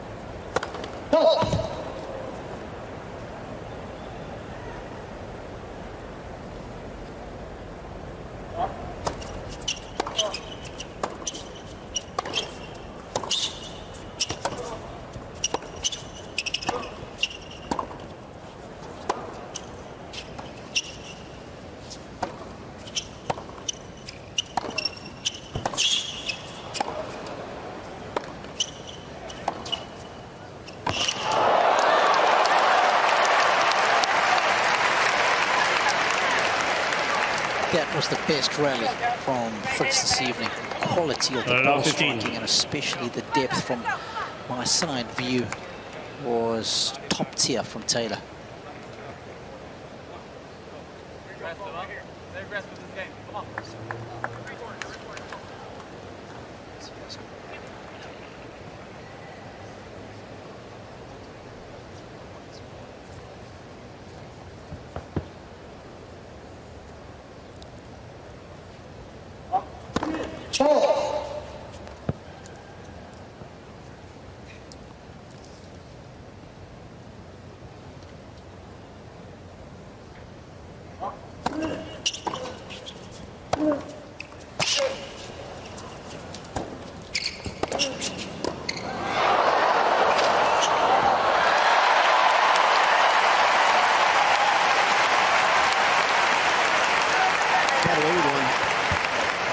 Late on the volley.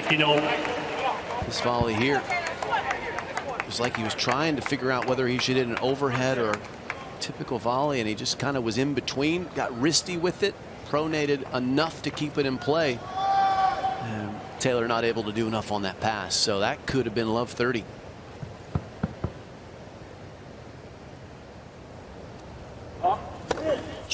That's a great serve. Always make that serve a little more challenging to return. This surface, so speedy here in Flushing Meadows, also makes it difficult. Not a lot of friction on this tennis court. These balls, they slide through pretty quickly.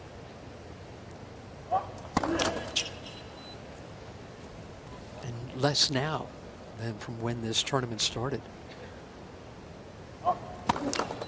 Let.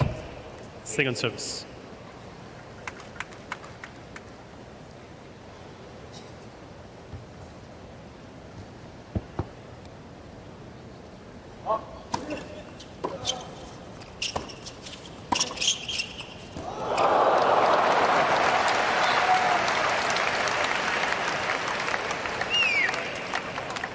Virtual.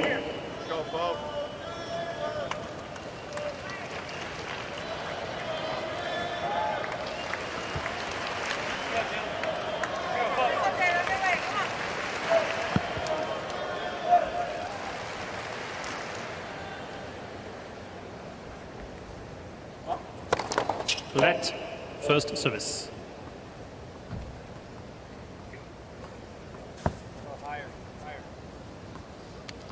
Just been told to get his toss higher.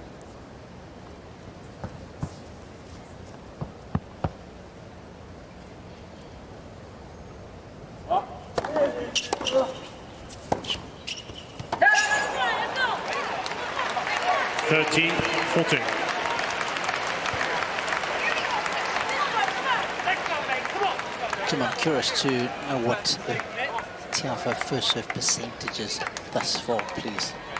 Sure, 56%, Robbie. He's made 14 out of 25. Okay, so he's when second serves won, he's had 11 points, and he's only won 3 of those. So if he misses, he tends to pay a big price.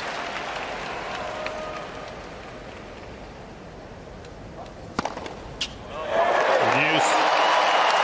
56 is tournament average for him.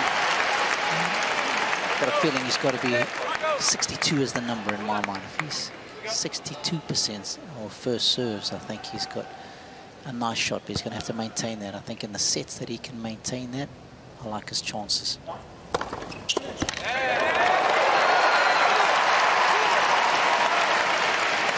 Advantage, Tiafoe.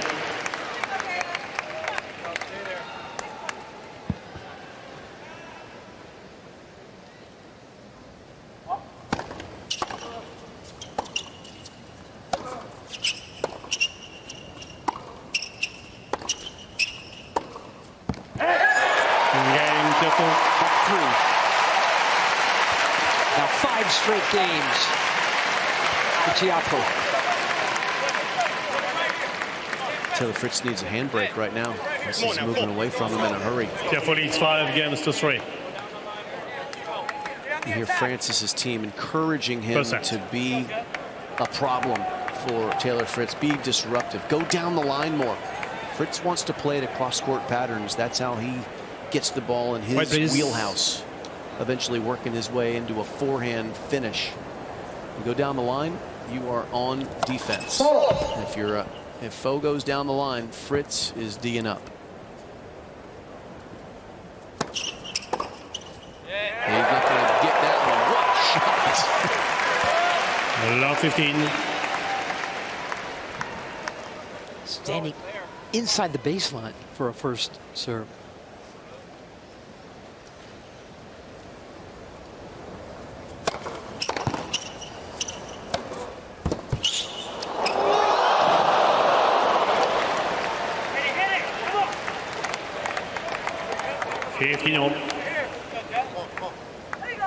Thought about it.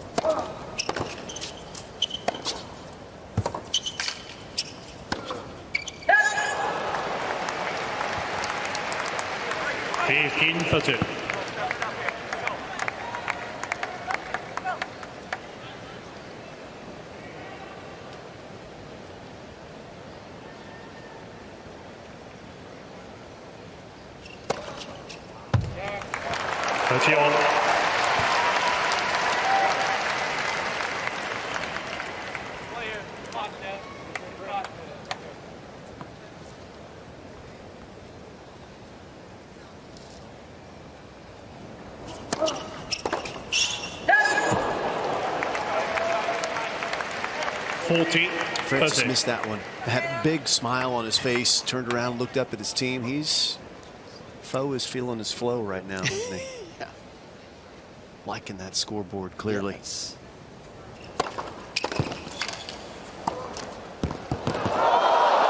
Feeling himself a little too much on that one. He 360'd after the returner serve and tried the behind the back, but he still will sit down and think about serving in the opening set. Or did Taylor Fritz? Or was it a combo platter? Well, it was an unforced error on the break point that allowed Francis to get back on serve. Taylor handed that to him, missed a first serve and then missed a forehand in that same point.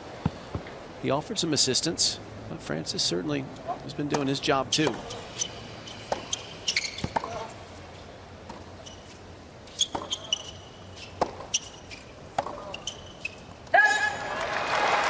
Francis's job is to make this an unpatterned match. His job is to confuse and confound Taylor Fritz and unsettle him. Go down the line, get to the net, use the slice. Asymmetrical attack. That's the one.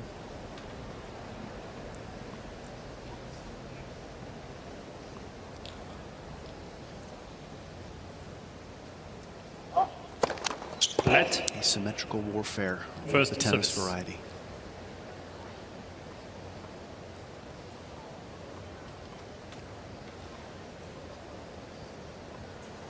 And Francis is a guy who can do that, as he's showing us. The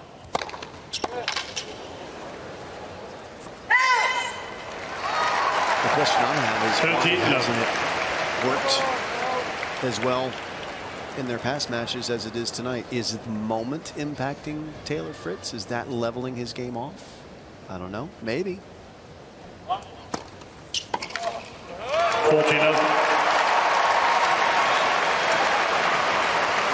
From love 3 down. Set points.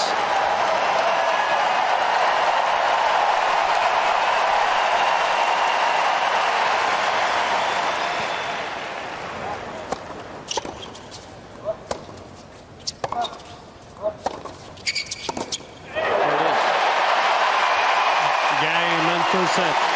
Careful. 6-4.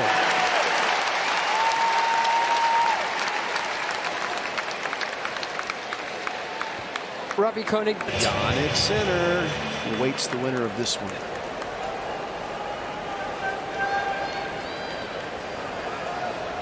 Fritz to serve.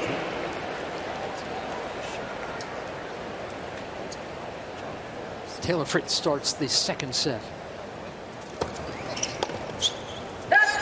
15 left.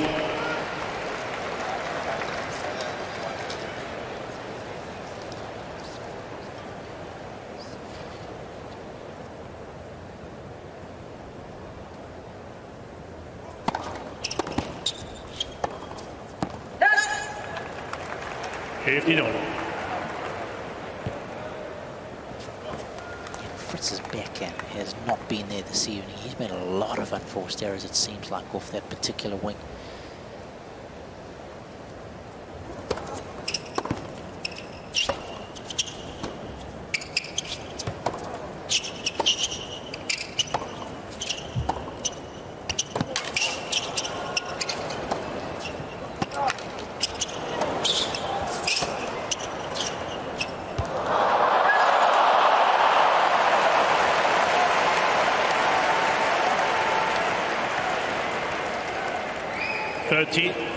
These guys, as you both beautifully brought up, they know each other so well. They're basically blood brothers in arms trying to make it out to the Pro Tour together, and here they are. But that knowledge for Taylor Fritz, he knows that Francis Tiafoe can come and go concentration-wise.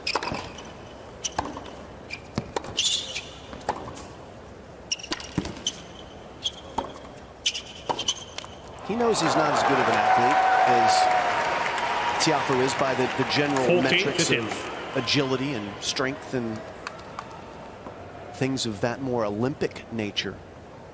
but he also knows that shot for shot, he's right there, if not a little better. And concentration-wise, he's had an edge historically. So for Fritz, you wouldn't see him panic anyway. He's not that tight, but he's going to trust that he's going to get a chance. He's going to trust that Tiafoe's going to have a little minor dip. First game, second.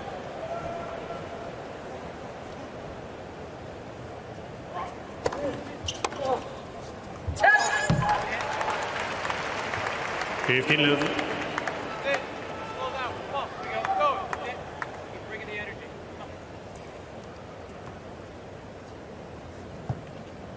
Stan, bringing the energy. I think that's a good tip for Taylor Fritz. I don't know if Tiafoe is making him look slow or he is a little slow tonight. This court can make you look slow too, because it's so speedy. And Francis drives so hot.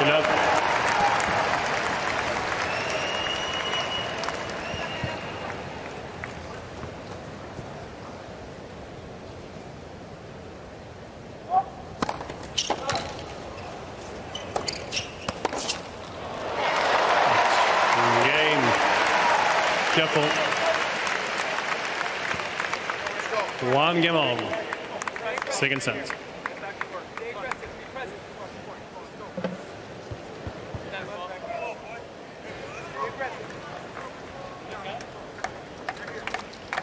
Just a constant flow of encouragement and instruction coming from Frances Tiafoe's team.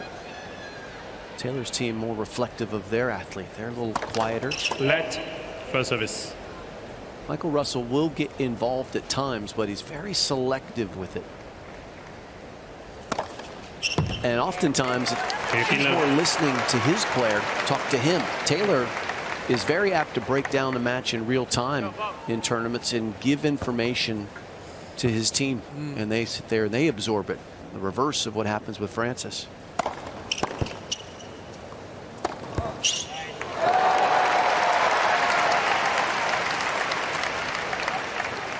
Love.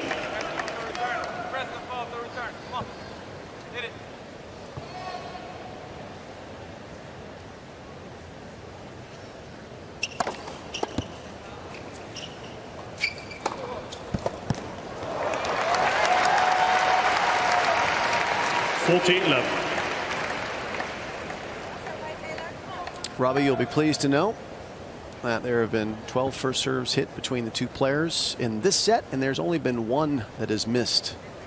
Both on fire. How about that? Again, Fritz. Brilliant serving from both players to start the set. Fritz leads 2 games to 1. Second set, first set, Tiafoe. Your favorite, how do you go from being the gambler who's hoping for a hot hand to be in the casino where the odds are in your favor?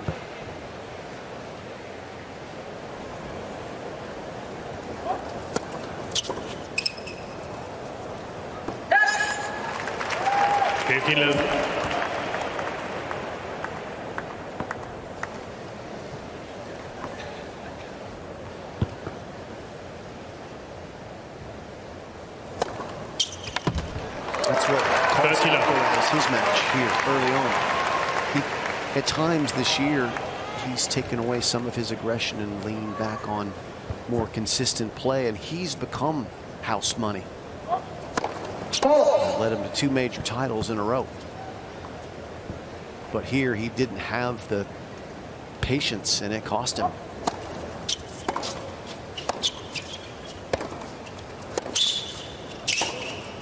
I think it's fair to say that Djokovic suffered from that same fate. Both on Olympic hangovers. This guy got a medal. He got a bronze medal, didn't he? Yeah, in doubles with Tommy Paul. Yeah. They had to work hard for it as well.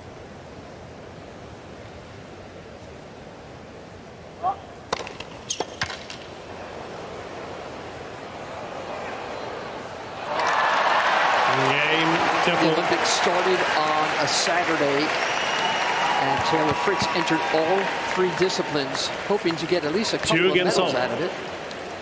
He's playing mixed and Coco Golf. That felt like a medal. But by that Wednesday, the following Wednesday, he was only in one event, and that was the doubles. There was one day, that Wednesday, he played more than 9 hours of tennis because he was still in everything. He was looking pretty ragged by the end of that day.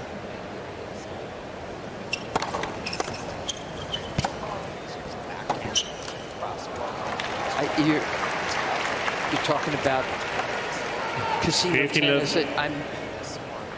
I'm just thinking of Andre Agassi. When he first started, you know, he was a big gambler, and then he got so solid, didn't he, and so professional. Then he became the house, which is what you want to be if you're living in Las Vegas. 30-11.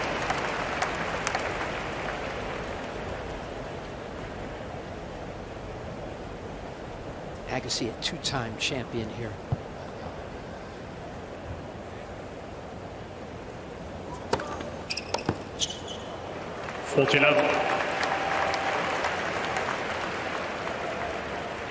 He really doesn't panic, does he? He doesn't complain either. He played all that tennis at the Olympics. You didn't hear a peep out of him in press about how unfair and unjust it was. No, he was peepless. He just got on with it. Yeah. Peepless. Game, Fritz. Well, the good serving continues unabated here. Both players nailing first serves, and we are on serve. The second set has been full of good serving on both ends of the net.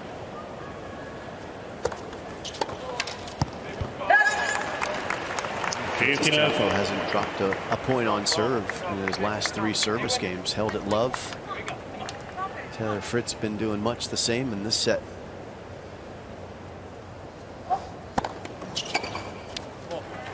One point has gone against the server, so this has turned into some serve bot action out here from some guys who had trouble holding serve in set 1.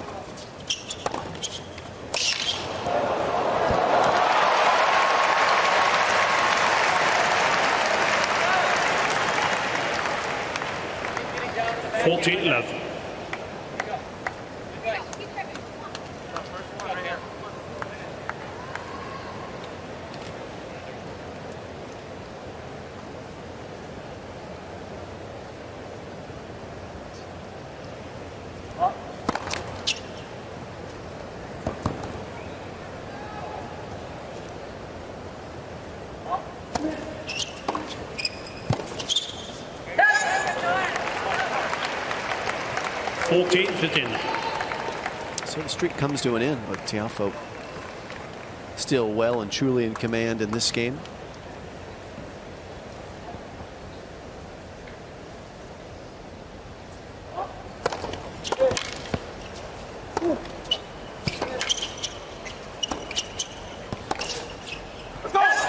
Game, careful. New balls, please. 3-game all. Second set.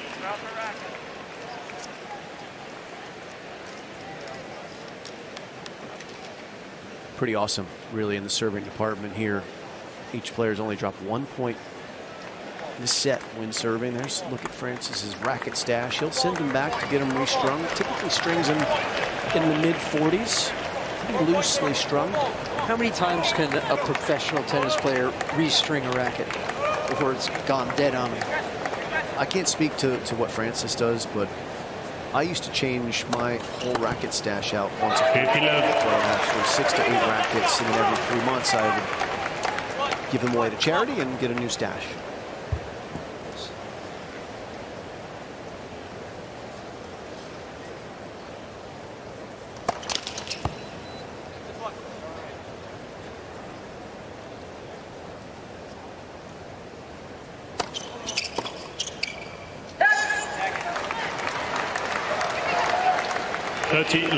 This set's moving so quickly. In its 7th game, they have not played more than 20 minutes in this set yet, and it's this going. Seemingly inevitably to a tiebreaker, but boy, these guys are serving. No one's missing much.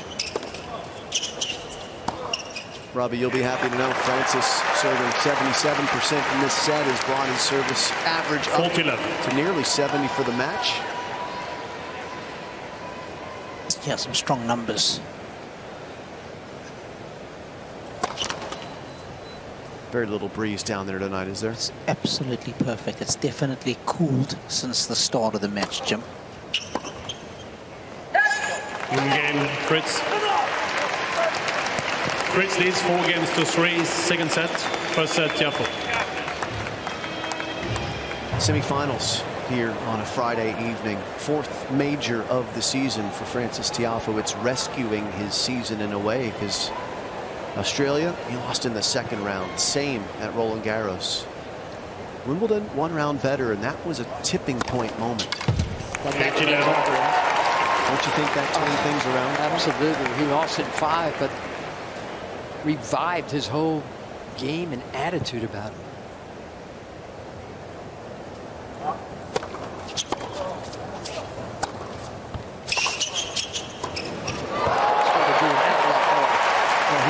So heartbroken when he lost here in the quarterfinals last year to Ben Shelton that it really sent him spinning, and he didn't really reclaim his mojo until that Wimbledon result, and then it's been pretty positive since then. But for Taylor Fritz,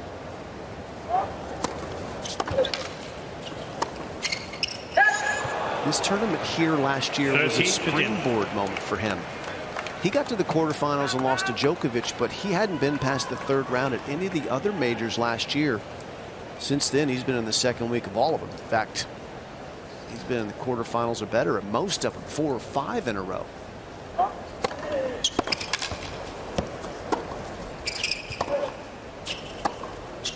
That's so sweet. But slams were bitter for Fritz. He was searching for some slam swagger and really struggling to get any. I mean, this is a guy who came here a couple of years back and said he thought he could win the tournament because Novak wasn't here, right? What happened in the opening round? Tracy Austin's kid, Brandon Holt, played great. Got him. Game, Tiafoe.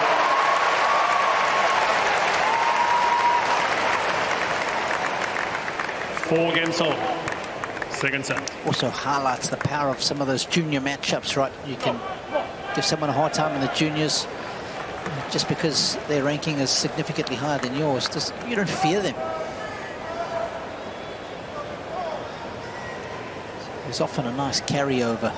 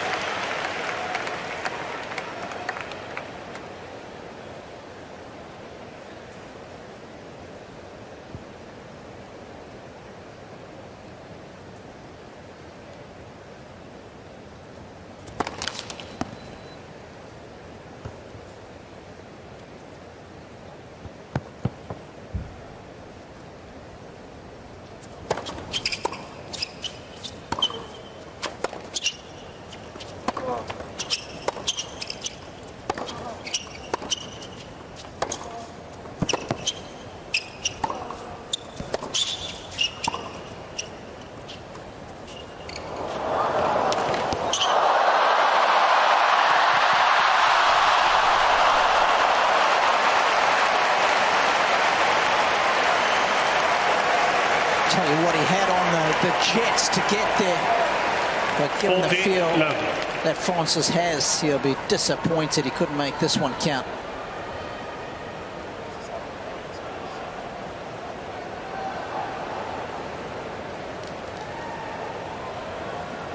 Comfortable service game here. Without a little bit of drama, but Taylor Fritz has really cleaned up his act in set 2. Only one unforced error against 8 winners. It's a good thing Tiafoe is serving so well to stay with him. Yeah. They're both throwing down. Fritz leads 5 games to 4, second set. Fritz on the brink of a set if he can get a break.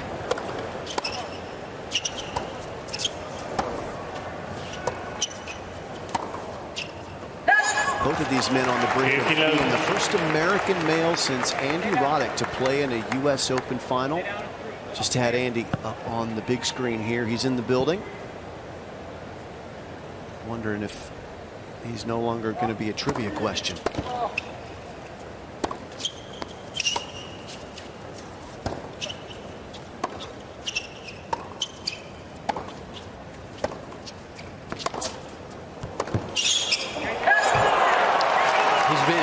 He'd love to kick that one loose. 21 years. There's Andy just stepping out. 21 years since an American male won a major, and that was this man here. He beat Carlos Alcaraz's coach, Carlos Ferrero. Tracy also won this twice at age 16 and then 18. No, Andy, that seat's taken. I'm sorry, you're gonna have to move along.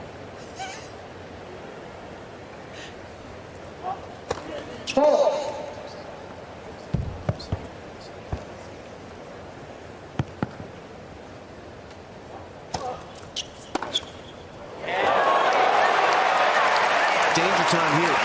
Neither of these players have felt any tension in their service games in this set. And now, just 2 points stand between a set apiece and Taylor Fritz.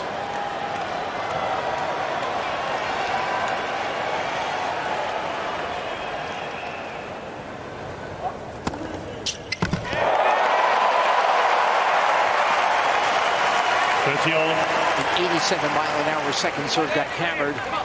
A 125-mile-an-hour ace gets him out of trouble. And Taylor Fritz hopped around after that point, getting his feet moving. You don't often see him do that after a point. He's trying to rev up.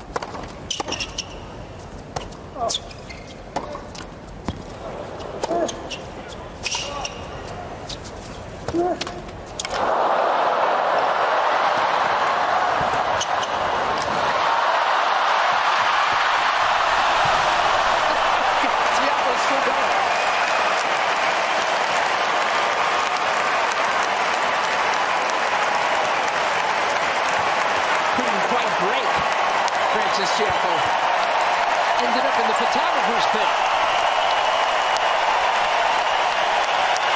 13-14. Trying to track this down. It's a really good stab volley by Taylor Fritz. Did just enough with it. He's not as comfortable up there as Big Foe is, but he's gotten what he needed. There's Francis just trying to hit the brakes. Can he put the brakes on this break point? He jammed him up and did it. Service winner. Yes.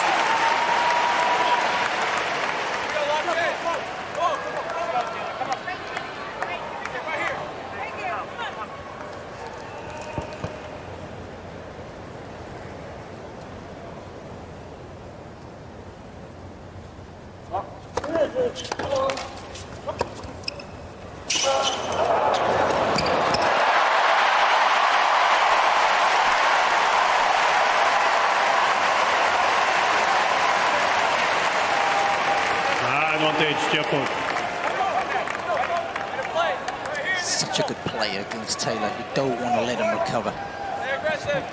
As good out of the corners as some of the other top 20 players.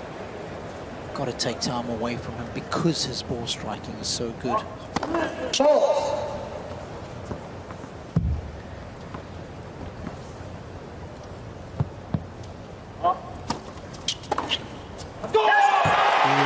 Careful.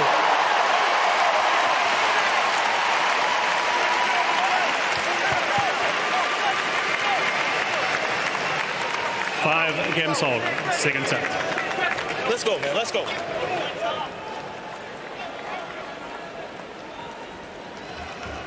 Energy here, folks. Energy. Good time.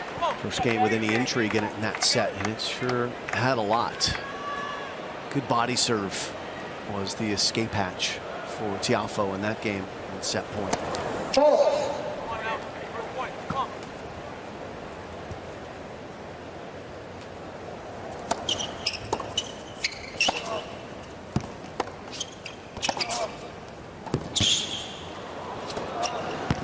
So good. What a shot. And the spin control was gorgeous.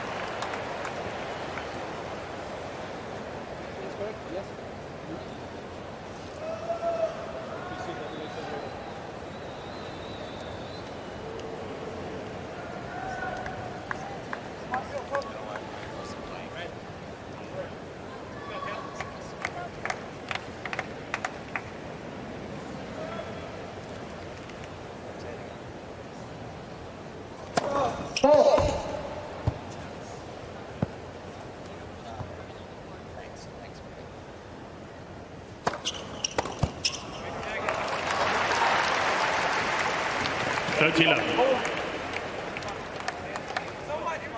believe he's requesting more towels. Here's Taylor. It's an odd time to do it. Oh, no.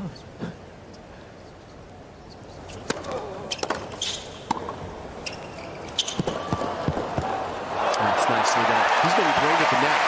Taylor Fritz is hardly put a foot wrong when he's got 14-11.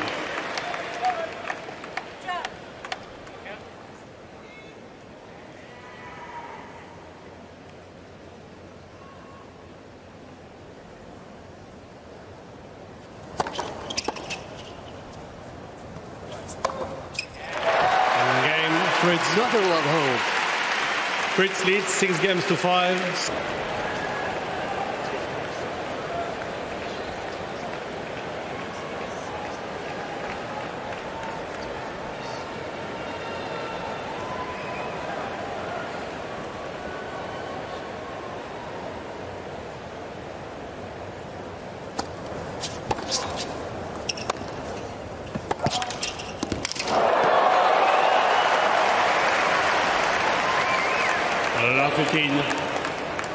Tiafoe's gotten a lot of value out of that wide serve in the deuce court and then going to the open court, following it in, but Fritz burns him with a beautiful backhand pass.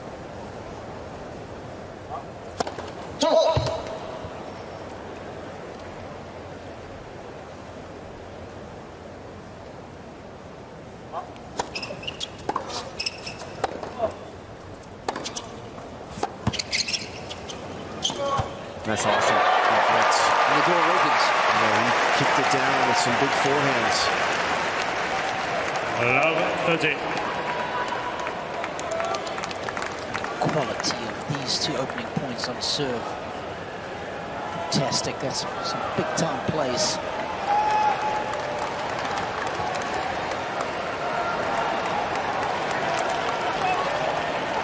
This will test Tiafoe's nerve here. Love 30.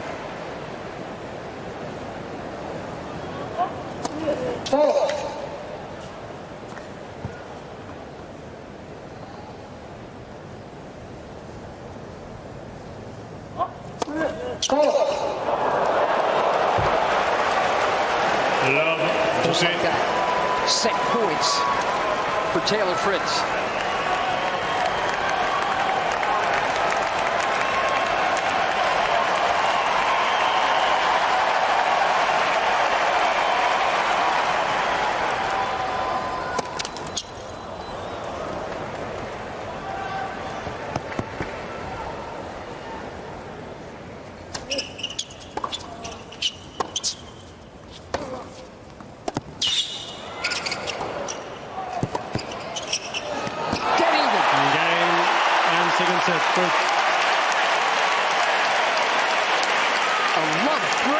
Besides a 2 out of 3 set match, the winner plays Yannick Sinner for the championship on Sunday.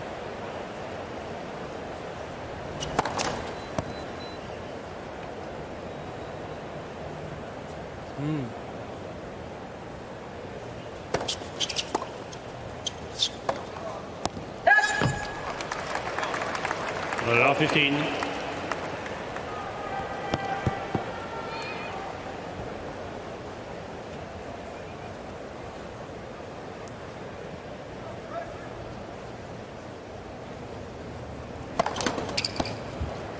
Love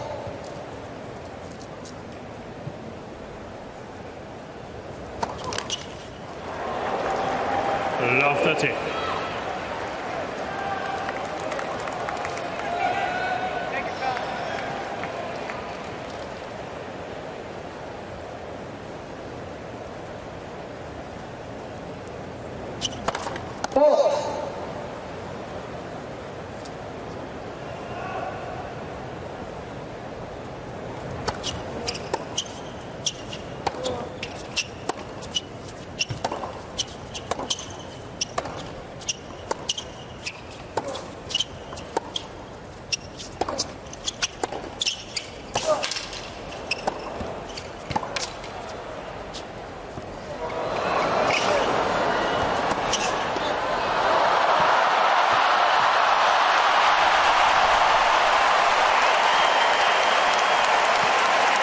What a save.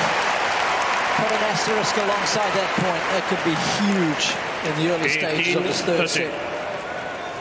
Tiafoe should have been in. He had a golden opportunity to come in earlier, Jim. But have either of you ever seen Taylor Fritz look this comfortable at the net? No, he's worked so hard on it, hasn't he? Michael Russell and Paul Annacone working so hard to convince him that he could be so effective up there with all the weight of shot that could get him to net.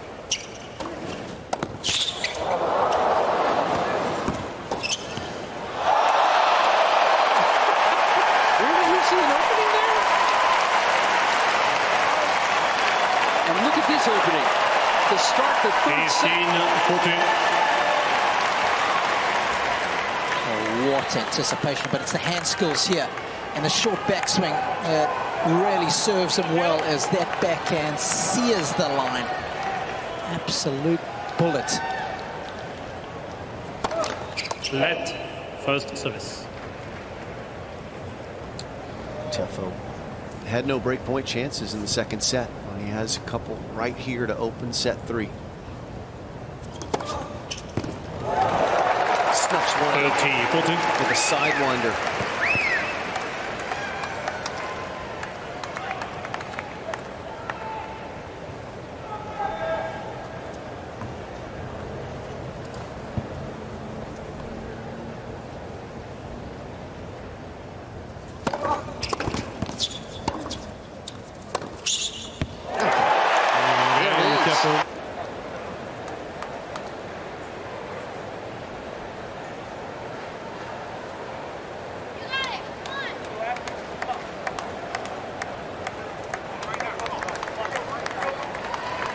Massive props to Michael Russell all the way there on the right. I'm highly respectful of the sudden glut of race car-like sponsor patches he's gotten in the last couple of days.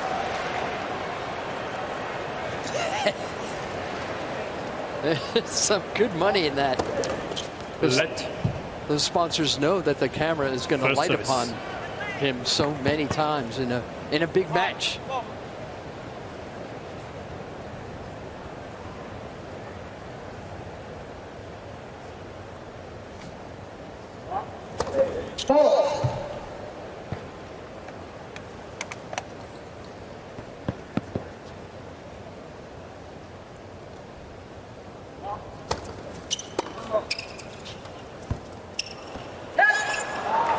Michael Russell played the tour for 17 years himself. Got up to 60 in the world. Played for the University of Miami. Had a lot of injuries. Taylor's coach's most famous match was against Gustavo Kuerten at the 2001 French Open. He had match point in the third against the top seed. And Kuerten somehow got out of that fourth round and ended up winning his second of 3 French Opens.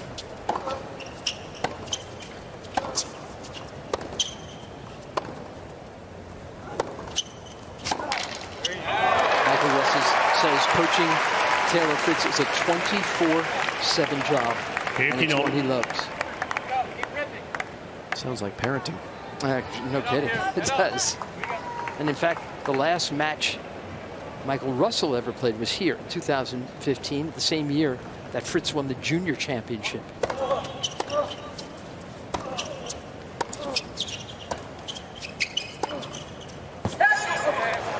was also famous at the end of that match. I don't know if you remember when Guga drew that huge heart in the middle of the court when he came back after saving that match point.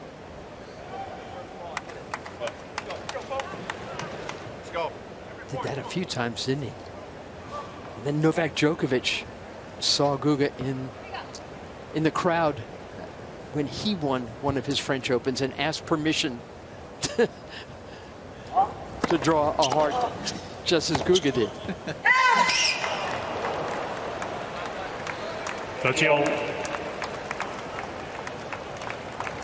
These guys both have heart right now. Does Tiafoe have concentration now that he's up a break? This is one of those moments that are really vital for Francis to be locked in, as Taylor will be focused on trying to get right back in this.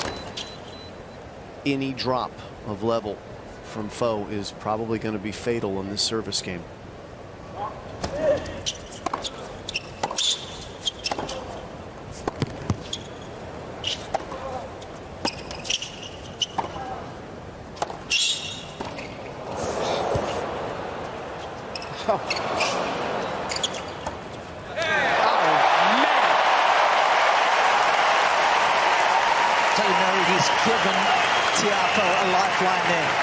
Because from my angle, that was going out. Oh, the one he took in the air. Yep. And then he got tangled up in this part of the rally, and it was over. That was a piece of art right there, that little forehand flick.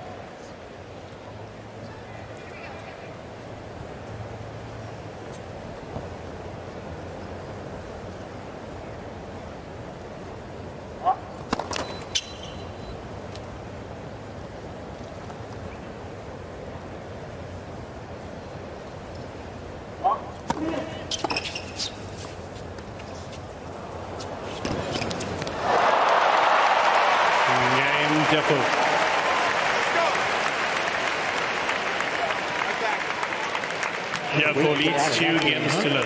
Mike Tyson right now, man. Third set. Mike.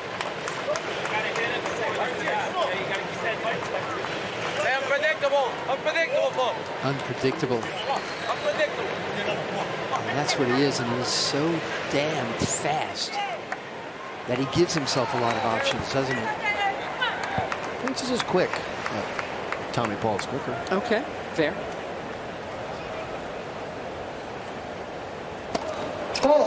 But apart from Carlos Alcaraz, who also has remarkable foot speed, is there anyone as compulsively watchable as Tiafoe? Not on this court. No, not on this court. Something about this court lights a fire under Francis, and then everyone else catches the heat wave.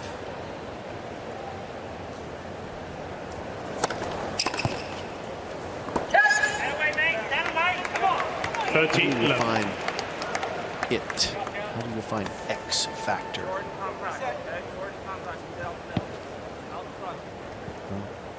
I don't know, but I know it when I see it. I was going to say the same thing.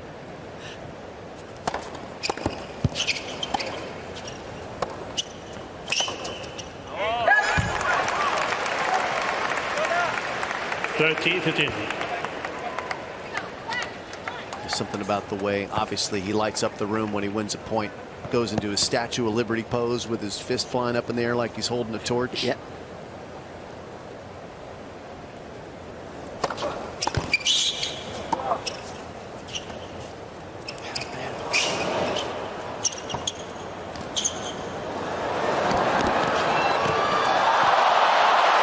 Fritz gets the last word.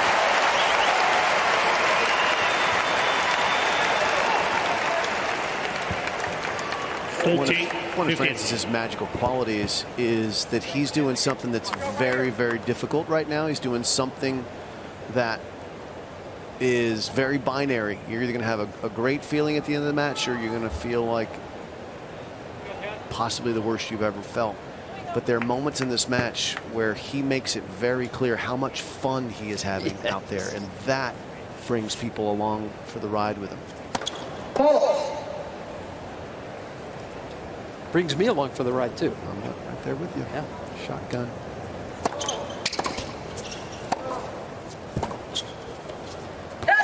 car out in the back seat. Game, Fritz. New balls, please.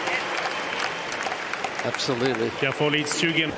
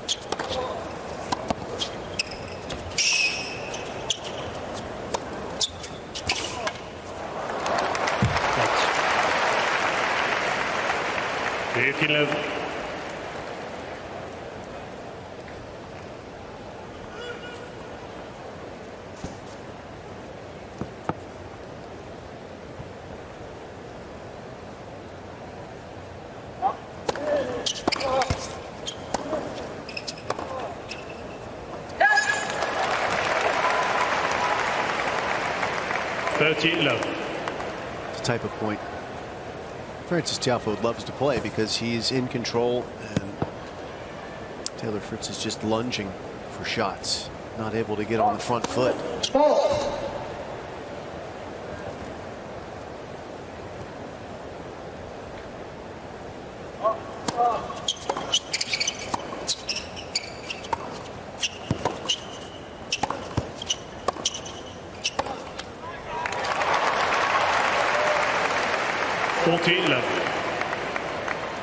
If this match wasn't a one-on-one contest, if this was just target practice out here, someone was just feeding balls and they set up targets on the court, Taylor Fritz might be #1 in the world for ground strokes. Might be, might not be. But my goodness, when he's in position to dominate, he's as good as anybody. Tiafoe leads 3 games to 1. With his feet underneath him to rock the forehand very often, did he? That's a good job by Tiafoe. Keep him at bay. Yes, Rob. Sorry, Jim. I wonder how much of that comes from the fact that he wasn't a great mover as a youngster, so he had to compensate by being really accurate and a good ball striker. And of course, as his movement and fitness has improved, well, that's almost like the best combination, right? Because then you get into better positions, you can go for your shots even more often. Yeah, I don't know the answer to that, Robbie. I wasn't there watching his game develop, but whatever they did it well.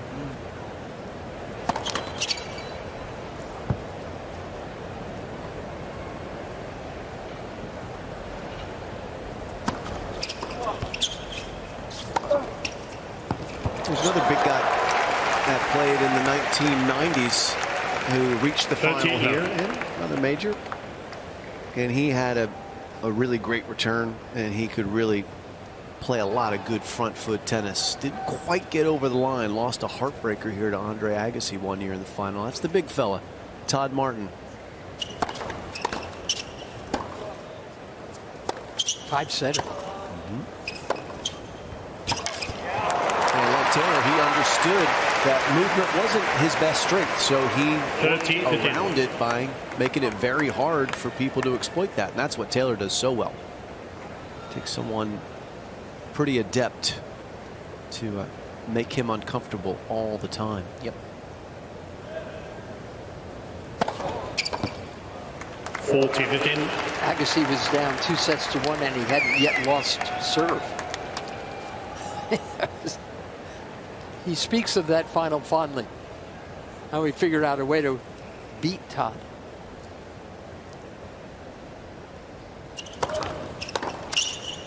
Game, Fritz. Tiafoe leads 3.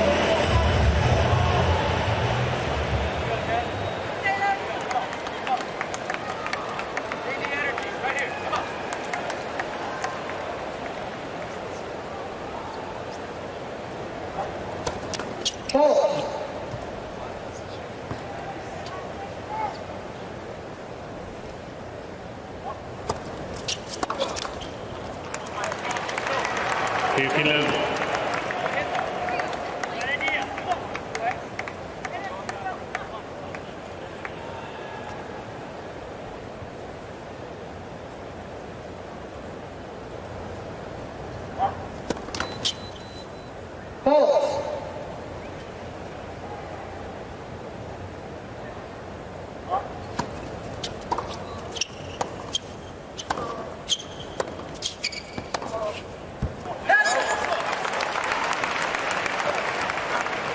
love. Stay down. Come on.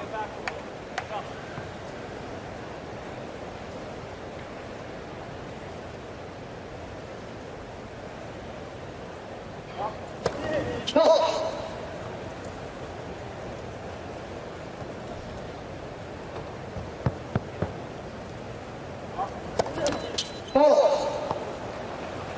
13-15. Not making for serves in this game, not making a lot in this set, but doing well with his second serve for the most part here in set number 3.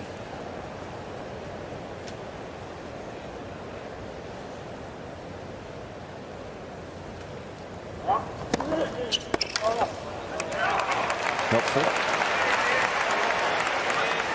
A lot of the time in this tournament, David Witt on the right, Jordi Arconada on the left. The coaching staff have been barking at Francis to try and encourage him to get more net clearance on his serve with different styles. Chin up, left arm up, stay up.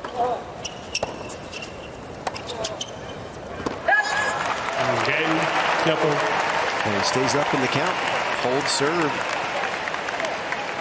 Tiafoe leads 4 games to 2, third set. That's one of the big challenges. You spoke about keeping your concentration. When you break so early on in a set, there's still a long way to go. Hold that serve a number of times with the lead.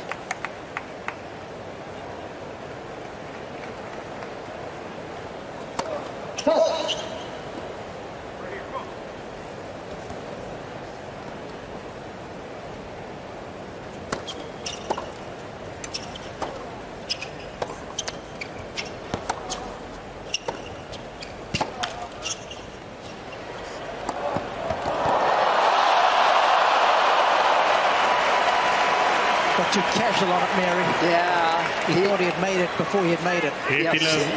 That's right. And, I mean, he has such soft skills. This is a shot he makes blindfold. That's a blindfold shot for him. All right, good point. Come on, let's go.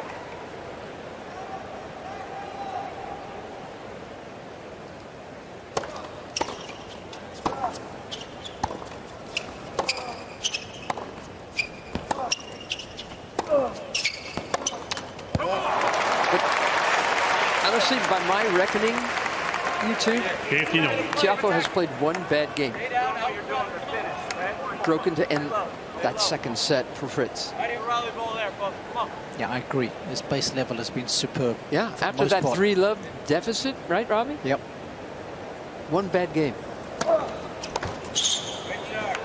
At 30-15. He's talked about, yes, the head-to-head record against Taylor is suboptimal. 1 win against 6 defeats, but he said, I've also never played him here on Ash.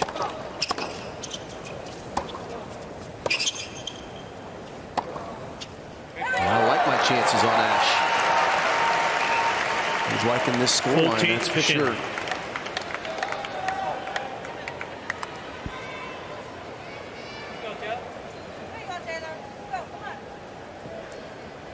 Just improving the strike on his backhand, I feel now.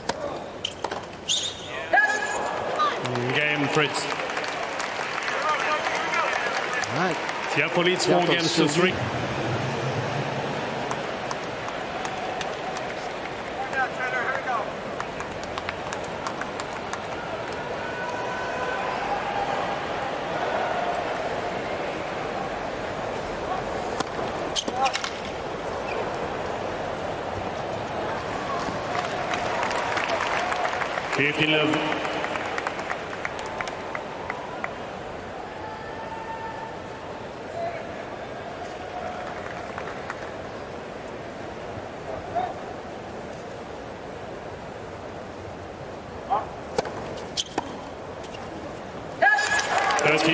An effective serve for Tiafoe at times in this tournament, and it's been called for at times by his team with hand signals. to go right into the chests of his opponents.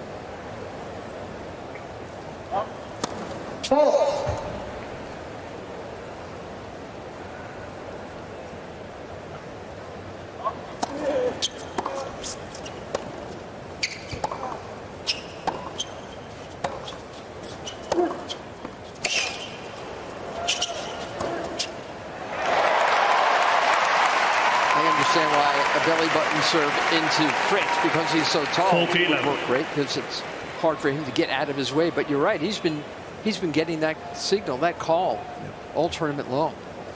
Remember the Poprin match, guys, when he was trying to close it out. Another tall guy. Another long big guy. Arms. Yeah.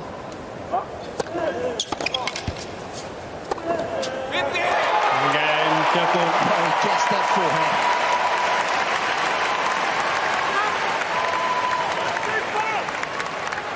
Careful leads 5 games to 3. Third set. Manufacturing these service games magnificently. He lost 2 points on serve this set. Tiafoe, and he's not made a lot of first serves, Robbie. Well under 50%. Good enough. Playing so well behind it.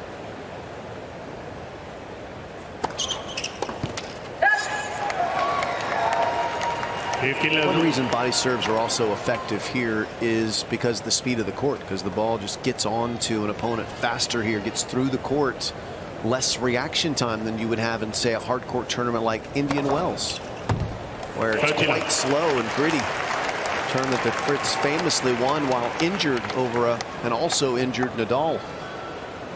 That was his dream tournament. That's his home tournament for Tiafoe. Washington, D.C. is that tournament. It kind of feels like this one is. He's yet to win in D.C., but he's kind of, I think, shifting allegiance to New York based on his performance the last 5 years here.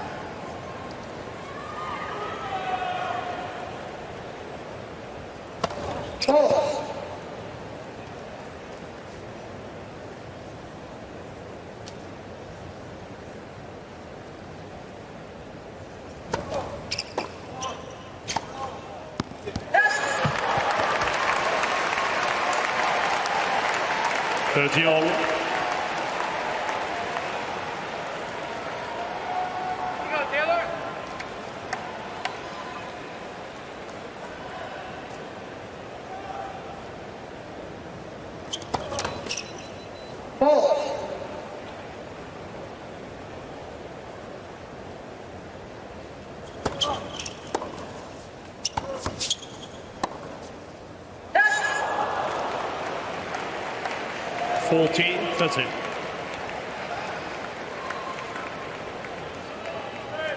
Just going to put a little note alongside that forehand.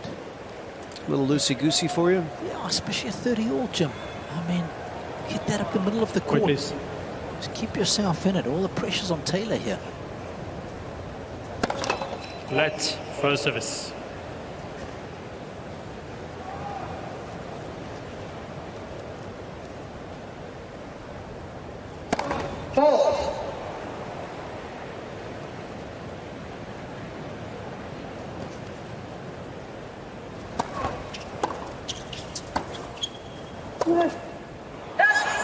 Game, Fritz.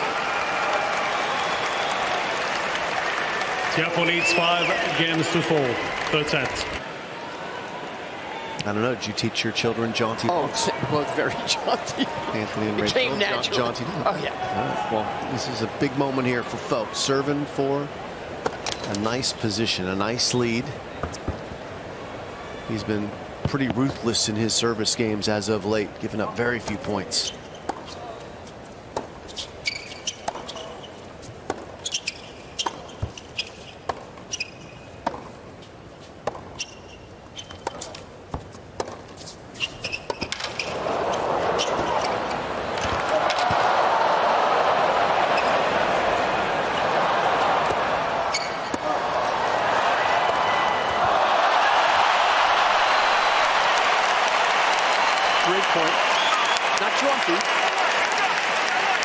That was gritty, and that is something you got to give credit to Taylor.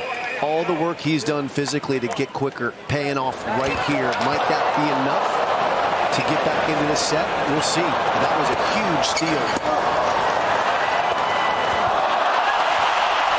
That's 3 loose forehands now in the end from Tiafoe. 2 in the last game and that 16th shot.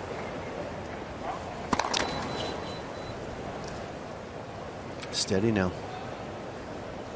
Here's a big chance for Fritz.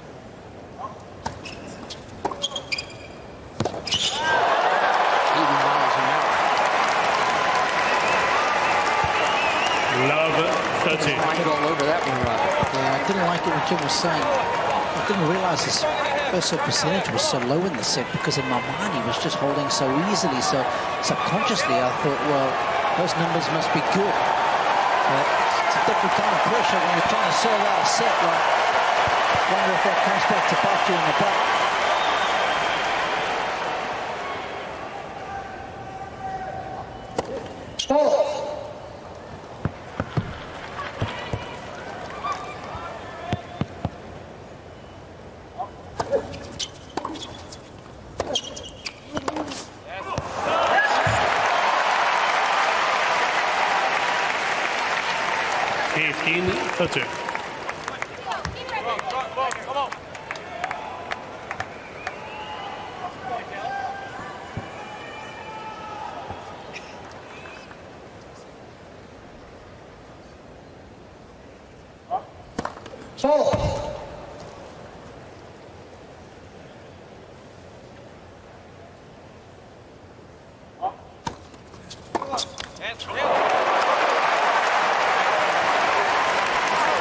It's a couple of flictions from Fritz.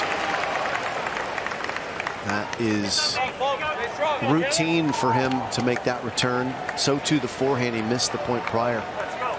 That's just pressure. That's what this is all about. Who can handle it better? It's so much at stake.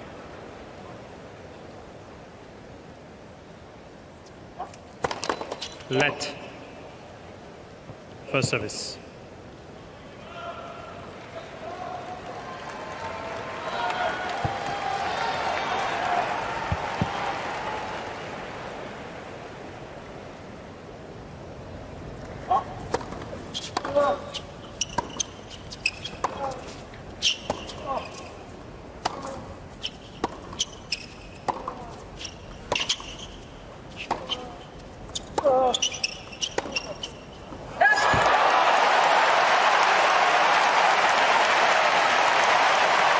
Who loses this match? This is the game that will haunt Taylor Fritz. 40-30.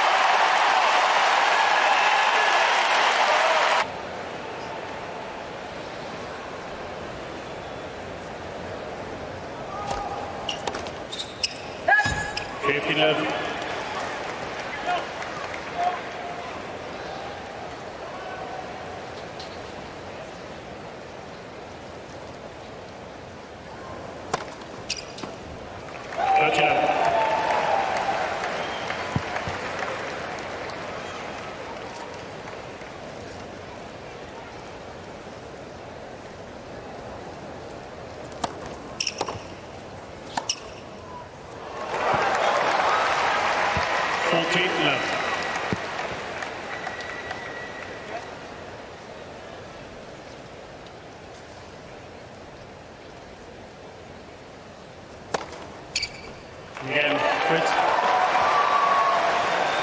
A little better hold in the start of the third, or the end of games in the low bowl, rather than having to wait 3 games as they did last year. So the energy levels that would dissipate quickly at the end of a set, and you'd have to wait till the 3rd game for them to replenish. Not anymore. better. They really had to hustle after that first service game with Taylor. They did. They had but 49 seconds. It's fan friendly. No, it's just, that's not exactly how it works, Barry. I'm just joking. I know. But it's been a big improvement for the fans to not miss out. No kidding. You might miss the whole thing.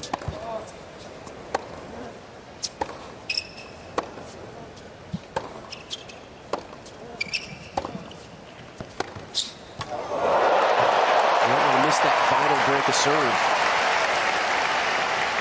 You don't want to miss highlight shots.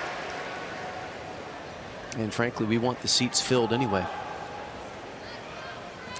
This forehand was out of order. It could be the best forehand he's hit all match. So the adrenaline must be coursing through him at the moment. 2-1. Yeah, when he played the semifinal and lost in 5 sets here to Alcaraz a couple of years ago, he was down 2-1. He had to grind in the 4th and a breaker to get it to a 5th. He's never been this close.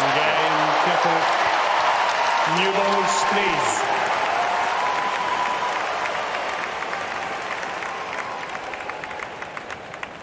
He got thumped in that 5th set by Alcaraz.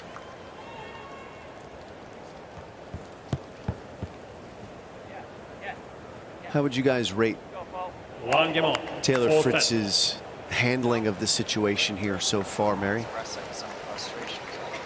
You know, you say he doesn't panic, and I kind of wish sometimes he did panic a little bit. up his intensity level a little bit. You know what I mean? But if he's not worried, I guess I shouldn't be for him. I am.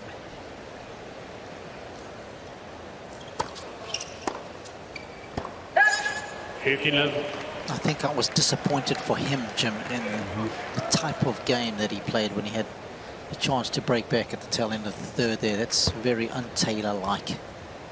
Yes, he might not be able to break, but he would ask tougher questions from the person on the other side of the net. Yep. And he didn't do that. Too right. Too right.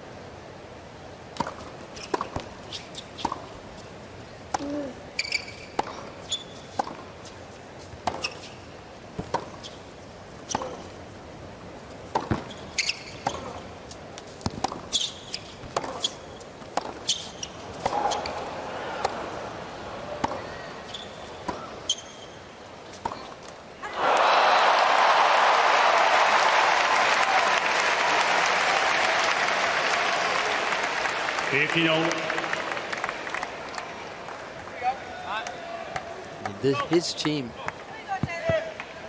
Tiafoe's team, has not let him relax at all.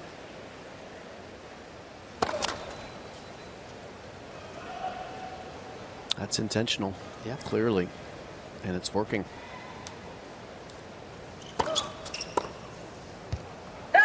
They're fighting hard to keep him focused and to keep him locked in, as he likes to say. And the biggest focus for them has been on return of serve games, when he was maybe apt to be just a little less intense.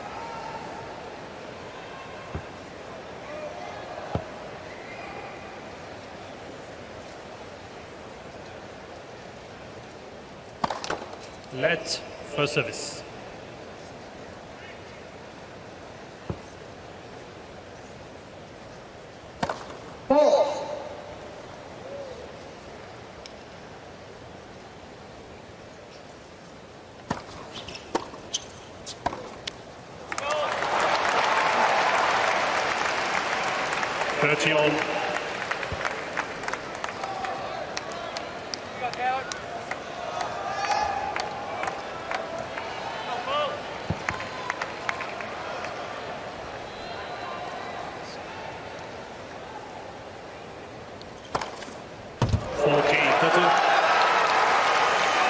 That's pounded 135 miles an hour, and Tiafoe was guessing for a wide serve there. He was nowhere near that. Didn't even make a move. Good time for your 10th ace.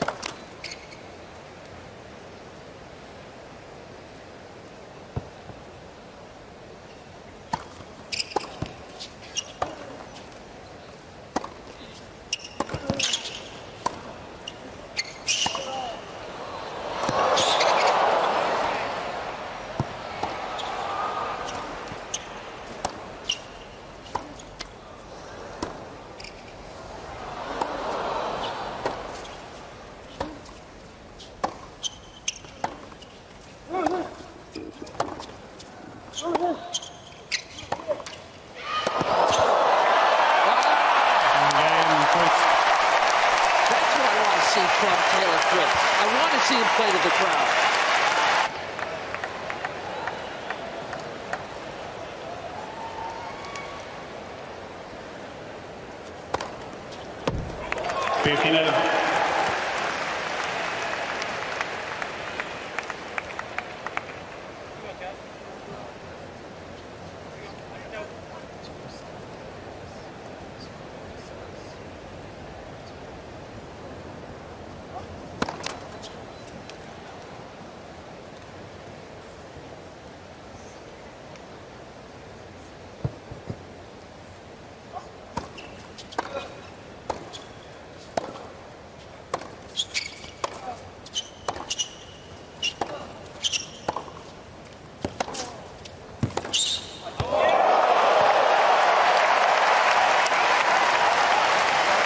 There's a few things that have surprised in this match.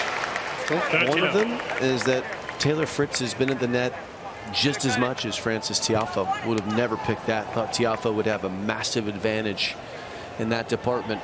And Tiafoe has nearly as many forehand winners as Taylor Fritz. Both of those definitely eyebrow raising. Taylor Fritz's forehands are consistently in the 90s.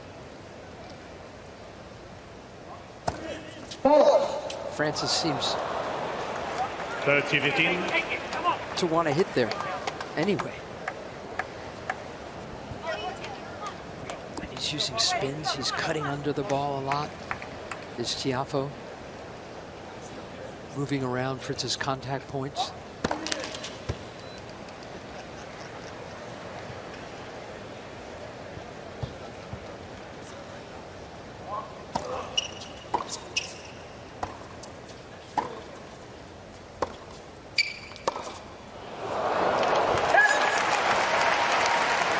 Another forehand miss. 14-15.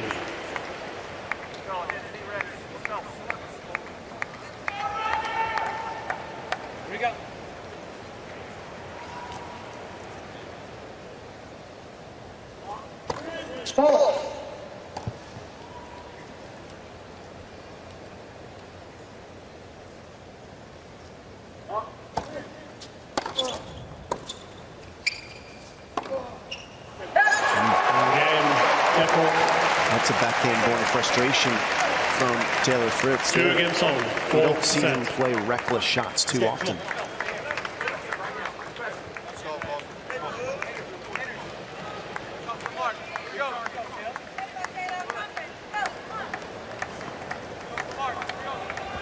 Again, Tiafoe's team telling him to keep up the energy.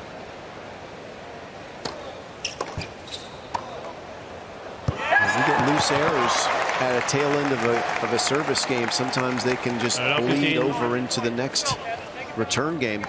And great return from Foe there. And Fritz is normally a reliable two-hander. Not there right now.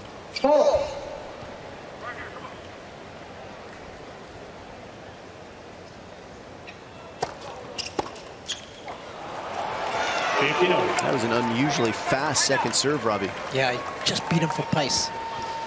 Just over 100 miles an hour, 105. Yeah, but that to me is like, that would make me feel good if I was on Tiafoe's team, that Fritz feels like he needs to take risk on his second serve.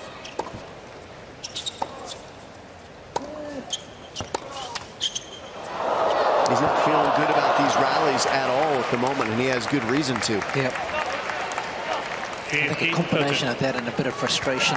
We saw it at the tail end of the last game, as you said, the reckless backhand. Yeah, I'm just going to go for a big second serve here. Yes, I mean, this is annoying. The shot selection is indicating distress from Fritz. Yep.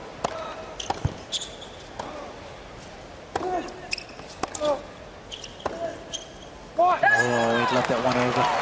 His beloved backhand. 30-all.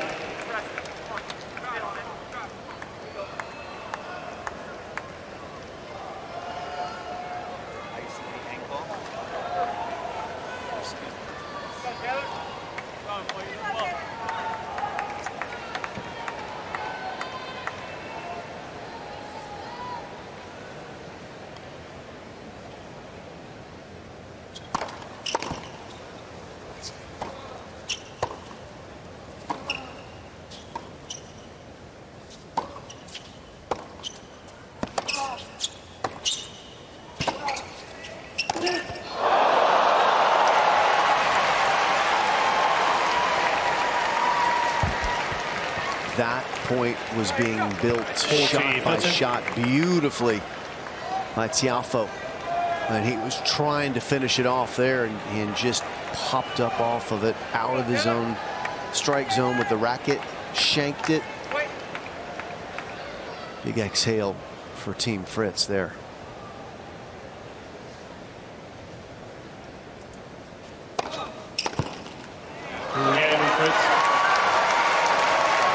Fritz leads 3 games to 2. 4 sets. Therefore leads 2 sets to 1. Both trying to do something they've never done before. Get to the Sunday of a Grand Slam.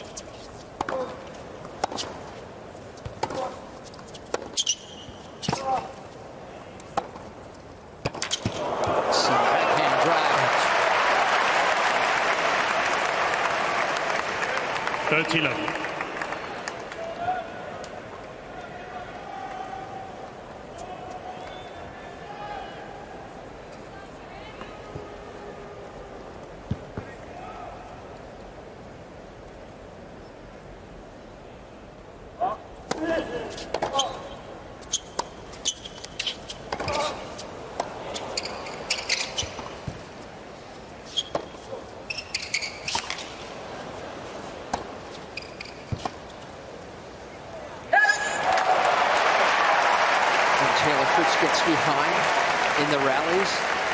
He's on the run. That's when he's most vulnerable.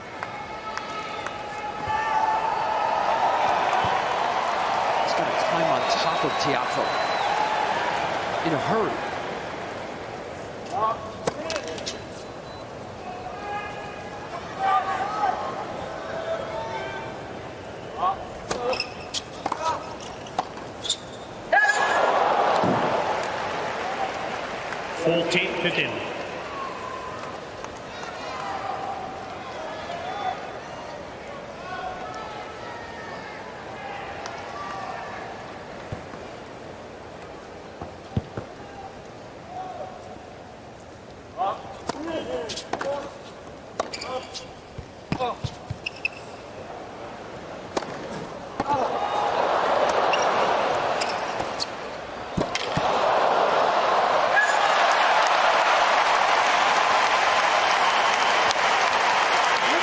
Taylor as a pickpocket, but he's picked Francis's pocket on a few of these points tonight.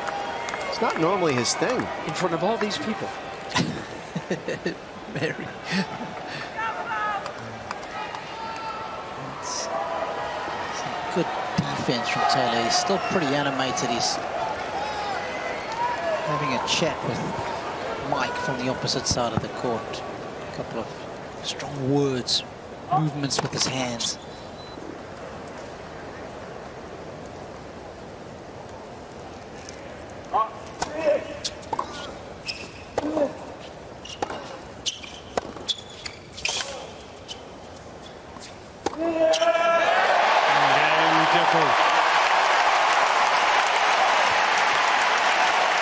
The words from Taylor Fritz were his forehand is a joke.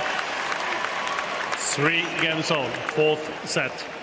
And that is a work of art yet again off that side. Go, Taylor.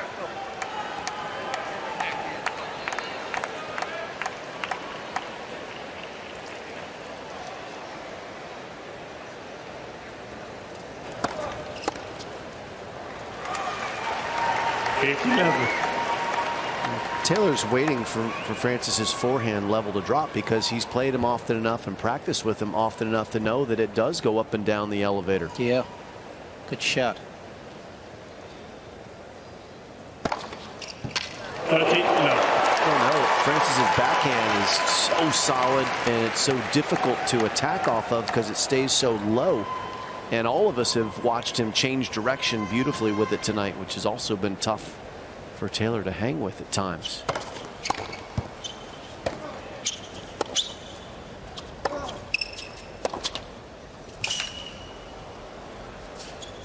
It's awesome right now. That forehand is incredible. And you're right, it's got to be incredibly frustrating for Taylor. Because that's the first one that he hit in this rally sat up, and that's the one that Taylor's probably used to getting. And then whip, two big forehands, and the point's over. You go to the Tiafoe forehand to get a ball that's going to have a lot of topspin up that sits up high, and then you can go to work on attacking that. That was a highly sarcastic smile. You better believe it.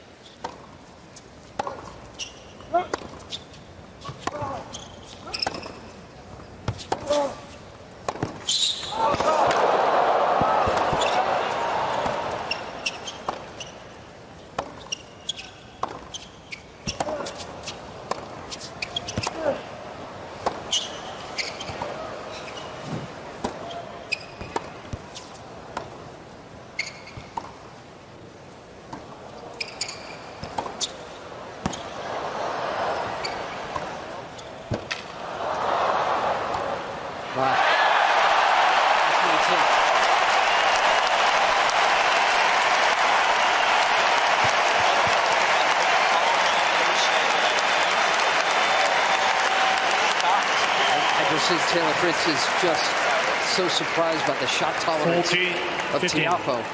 But he went to work, didn't he? Didn't he just?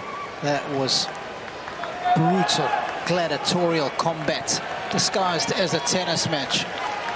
Right there. And on the 30, after the 30th shot from Tiafoe, he stopped play, left the open court for Fritz to hit a winner. He conceded that point at the end. Was it fatigue? Maybe.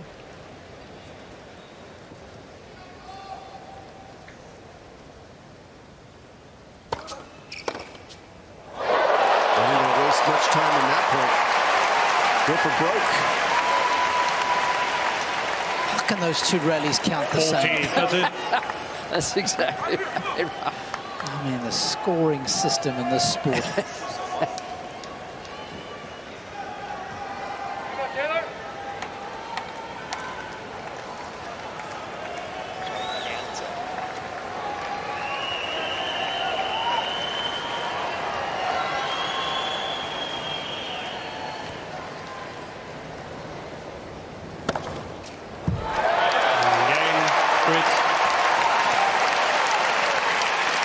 Fritz leads 4 games to 3. 4 sets.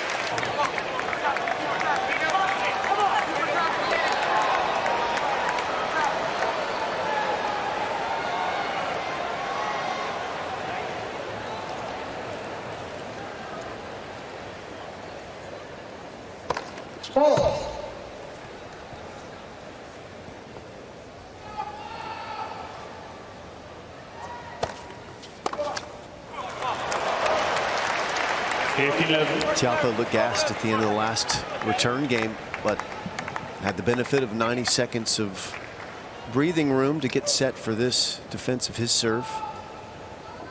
Look for clues here to see if he is feeling winded or if that was just a temporary moment. Fritz isn't really testing him, is he? His first couple points. That's what you'd want to do if you're Taylor. Want to play some extended rallies again here and see if Tiafoe is starting to fade a little bit physically. Do you see that? I did in the last game for a moment. That 41-shot rally? The 31-shot rally certainly tapped him out, and he was not interested in giving much energy the next couple of points.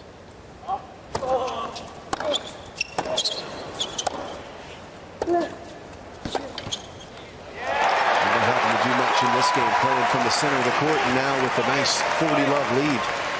40-love. Fritz tried to Tiafoe a couple of forehands. He came back.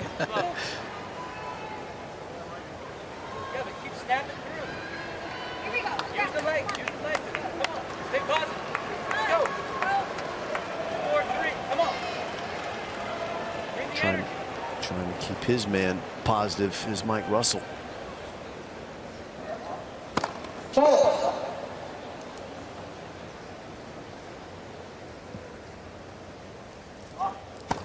Four. 14-15.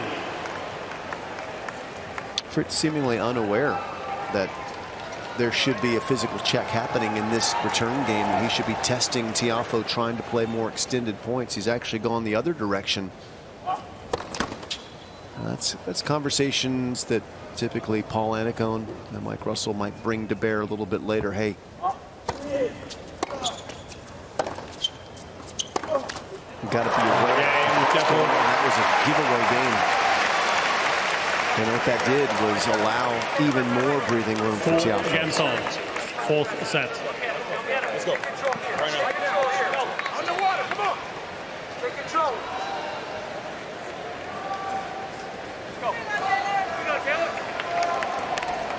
There's no way to know if he's tired unless you ask the question, and Taylor didn't ask it there.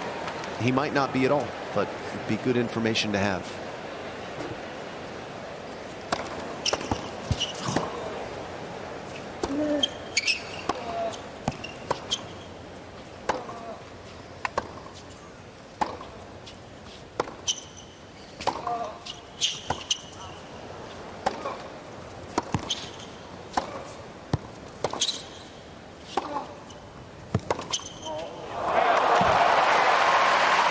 Tell you what, that first backhand of Taylor's must have caught the very back edge of the line.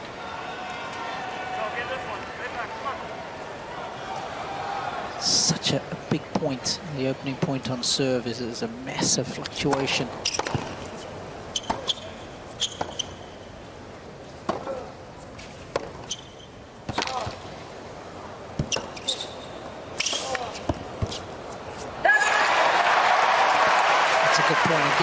It's a big fluctuation and the chances of holding serve. If you win the first point versus when you lose it, it goes from about 89% chance of holding down to 62. Those numbers are here at the US Open and men's singles. Of course, you can fine tune them for the better service. 4.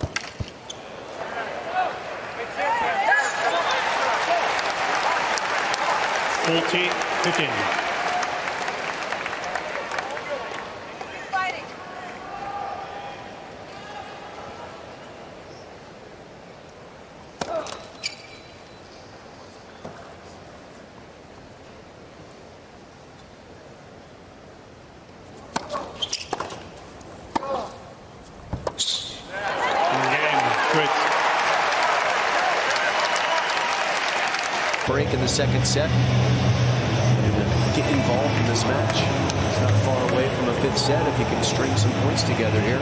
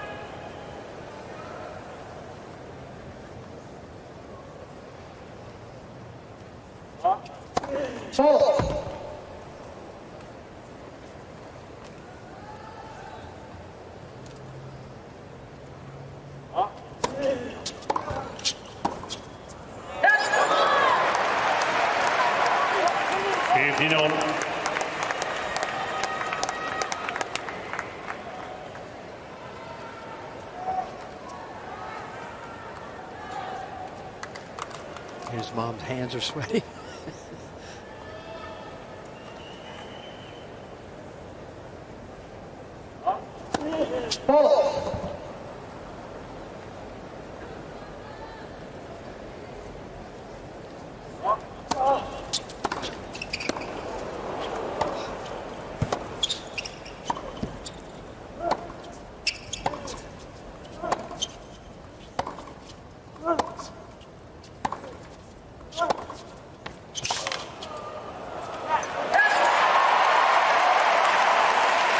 Francis Tiafoe's never been this successful defending his second serve against Taylor Fritz in a match. 13, never. Even 15. the match he won, the 1 out of 7 that he won, the best he's ever done is win 50% of those points. And those are the break-even points. You're playing from the baseline.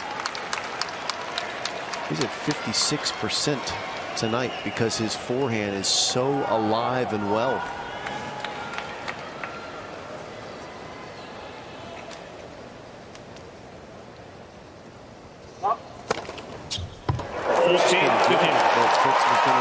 Baseline points than Tiafoe up till now. Maybe this environment, this stadium, this moment, the speed of court, all of it congealing and putting a lot of concern on Team Fritz for sure.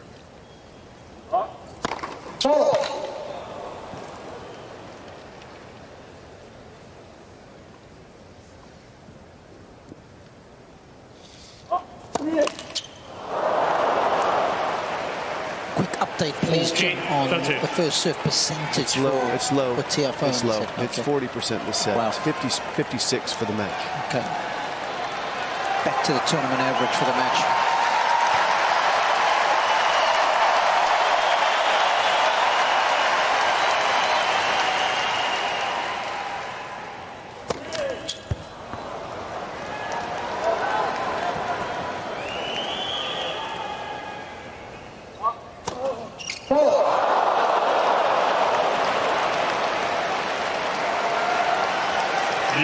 Didn't mean to jinx you, Francis. Wow.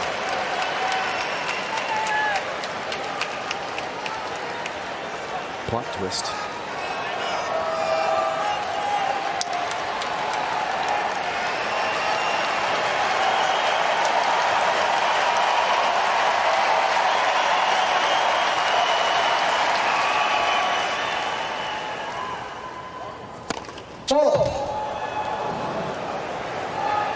Please.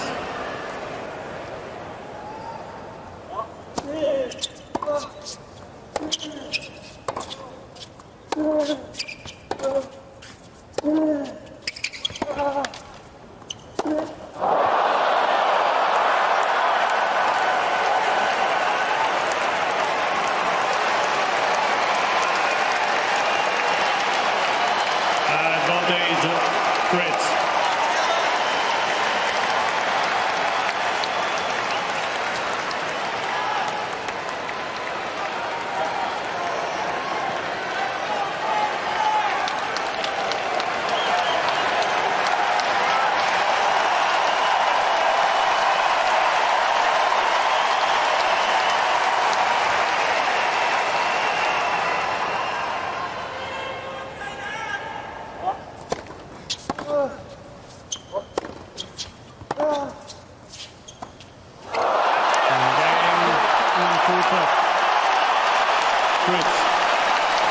Tiafoe 7 wins against 13 losses, but he had a big win here in the third round over Ben Shelton, the man who beat him in the quarters here last year. 15 left. 1 set for the final. 1 set to join Jannik Sinner on Sunday.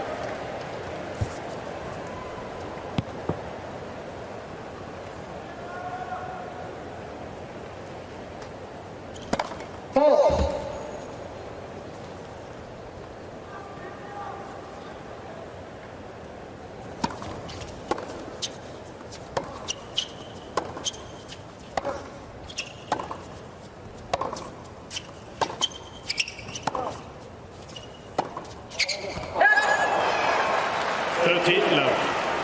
Fritz won his last round against Sasha Zverev. I wrote to Paul, saying what a tough guy Fritz is, and he said of Taylor, he's got terrific composure and trust in his game. 40-love. Those two things, composure and trust, have gotten him to this final set. I'd say he also got a fair bit of help at the tail end of that match against Zverev in the tiebreak. There was some shaky tennis. Both were nervous. Hey, there's a lot at stake.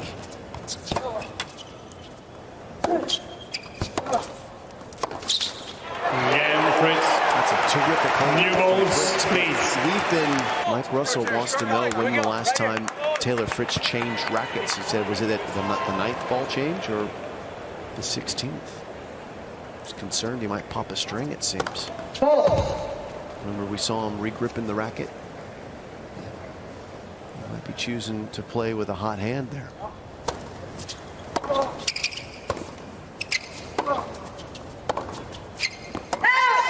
Everybody's tense. Love 15. Well, Tiafoe had his reprieve, if you want to call it that, the opening game of this 5th set. He cannot have a longer hangover than know what he's got now. He needs to hold here. I feel like the match could slip away from him right here, right now, if he gets broken.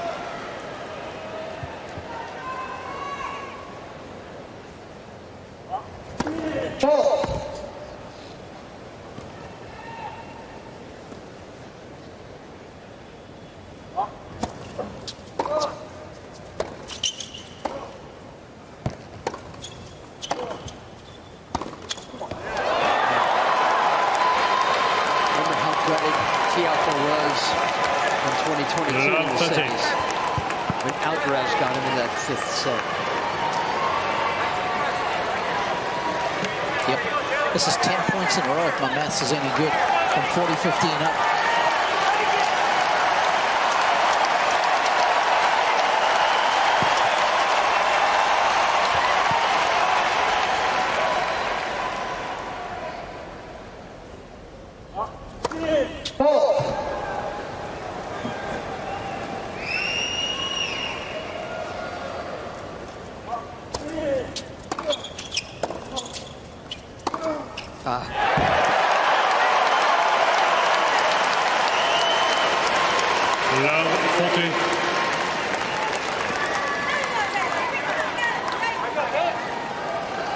How did Taylor Fritz stay so patient, so assured that a moment like this could come?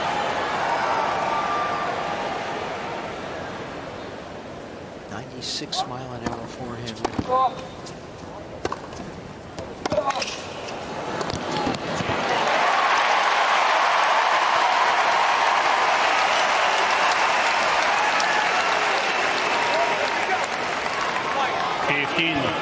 14.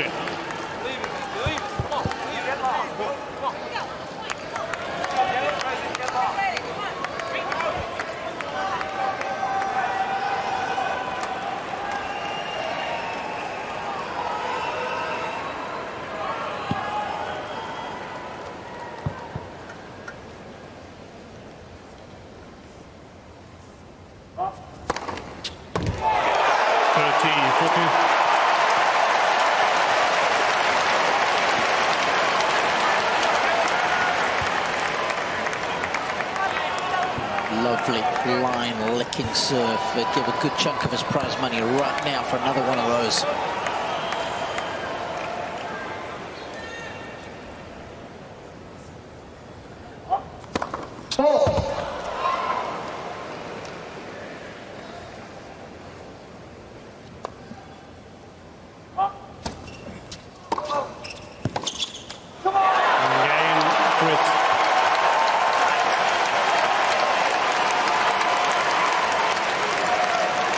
Fritz leads 2 against 11. Final set. The 3-hour mark we crossed over. Around about 2 hours and 35 minutes into this match, they had that 31-shot rally in which Tiafoe stopped moving after he hit his 30th shot and conceded the next 2 points quickly. Seemed to reset, seemed to resettle until that horrific sequence of events from his lens. 4-5 serving.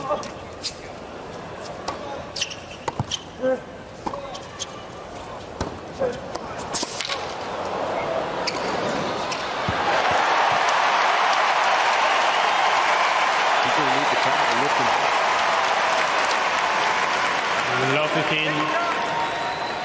Take your time, get rhythm. Here we go, use the clock.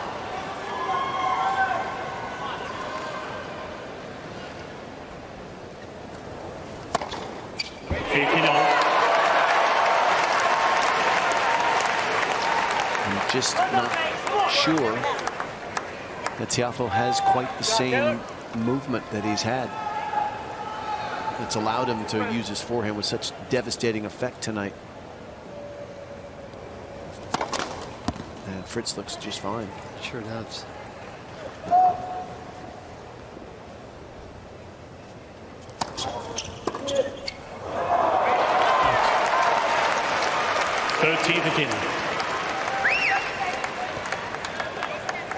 And how in the world does Taylor Fritz have the type of endurance that he does? He never goes home and takes a week off and trains, which is what most people do. They need training blocks to build strength and stamina. I mean, he plays like the guy who wins his first round all the time does, but he doesn't. He's in the business and in tournaments all the time, right? Right? Honestly, you're so right. I mean, I tell you, I respect him a lot during the clay court season. Early on in his career, Americans would stay over. He would be the Lone Ranger every week on the clay in Europe. 15 leads 3 again. Wouldn't you like to have a look under the hood of this guy?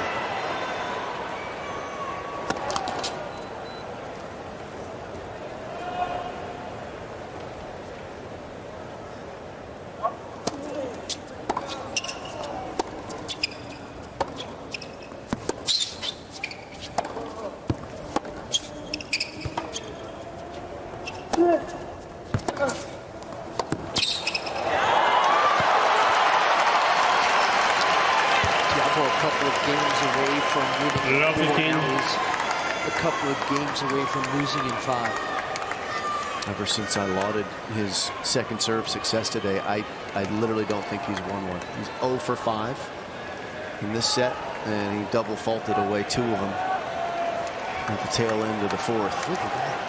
Total points 1-3. Tiafoe. 13-3. Fritz doing his job exceptionally well. Some really difficult questions. Tell you what, the reaction from Francis after he couldn't get that volley over was it was a big exhale. He knows he has got a mountain to climb here. And again, the beauty and the brutality of our scoring system, where you can be so close to the finishing line, and then just a couple of moments later, it's a long way away.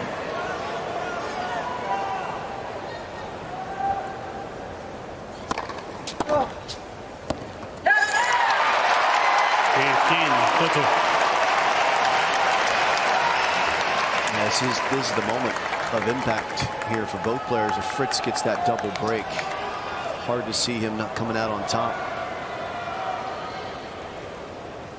How does he react now with a chance to put this match effectively away? 0 for 2 on those.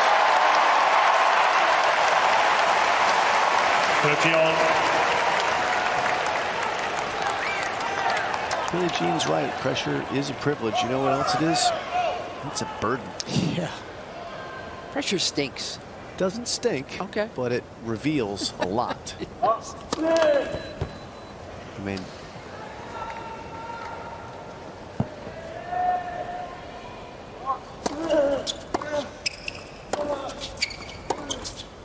Oh.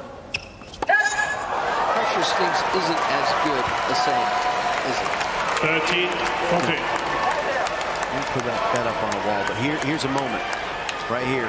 Francis Tiafoe has to have, and if Taylor Fritz can get it, he's probably going to have his way with this match.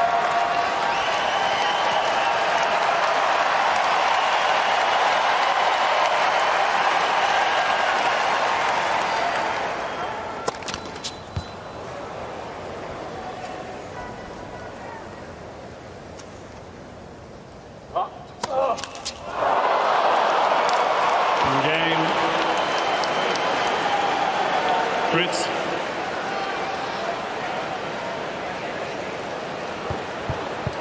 Fritz leads 4 games to 11. It's supposed to be even in defeat. They're supposed to be these two guys playing their best tennis and someone coming out on top. This is disappointing for Francis that he's just not able to find it right now. I don't know if it's fatigue or frustration, but it's evaporated.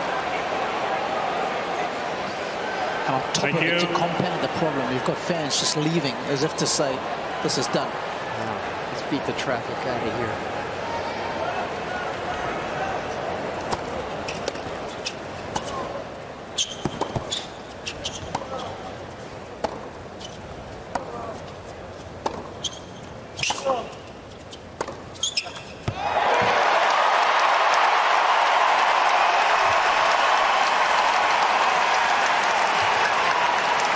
Love 15.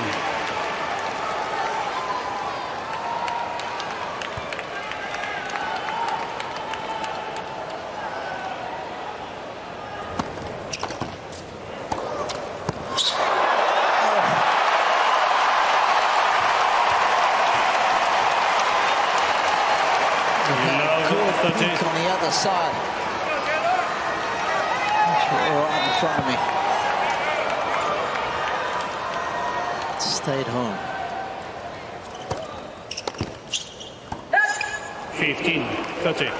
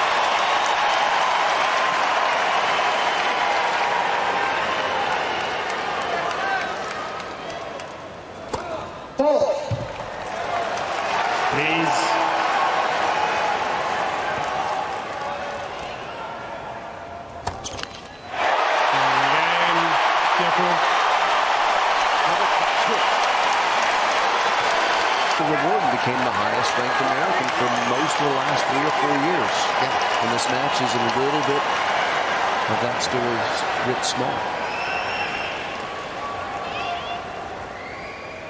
But it's not done yet.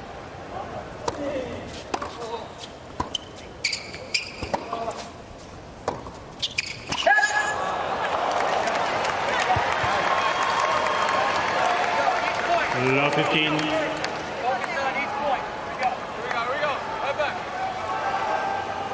It's the brutality of this. Is the beauty in this sport, but there's a brutality that's binary. There's a winner and a loser and not much in between. Clock doesn't run out.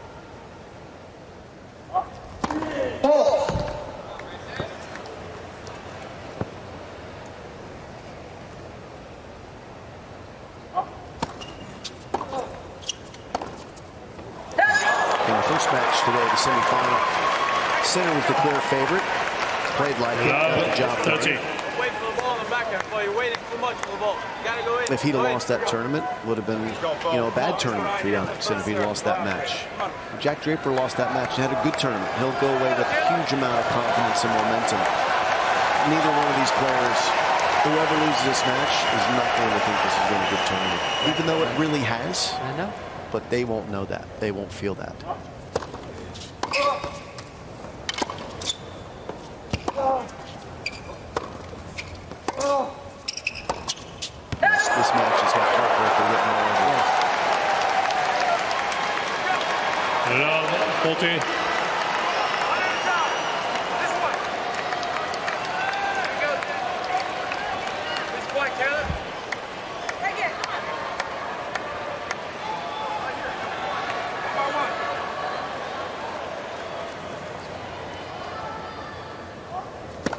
Game,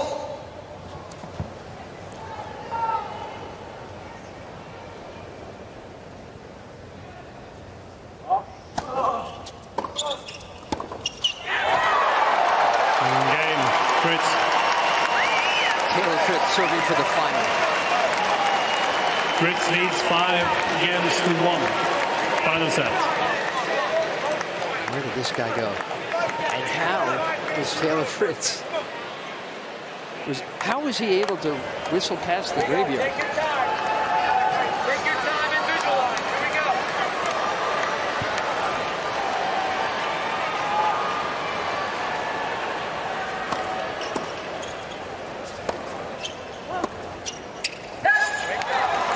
Here we go. Tell you what, this is a tough watch if you're a TFO fan. This has got away from him so quickly.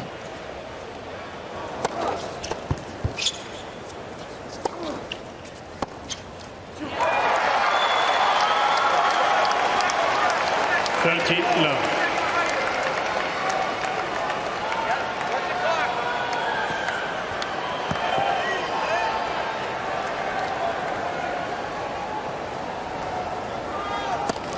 Let first service. He just never stopped believing that he could win this match. Yep.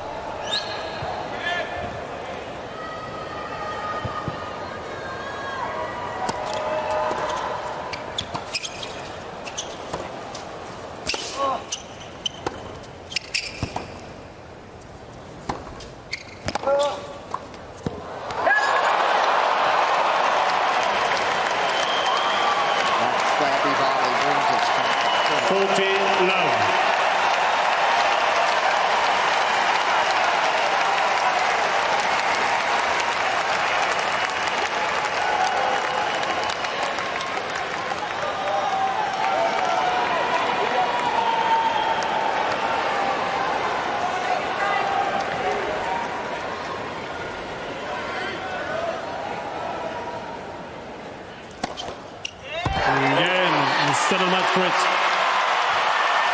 3 sets to 2. 4-6, 7-5, 4-6, 6-4, 6-1.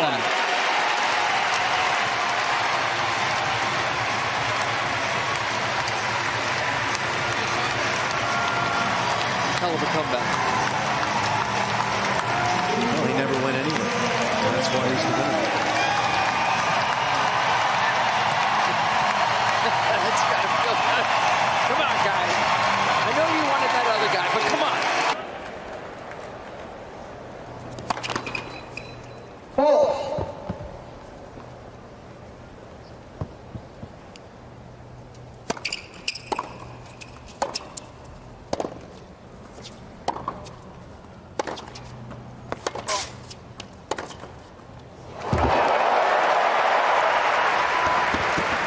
Love 15.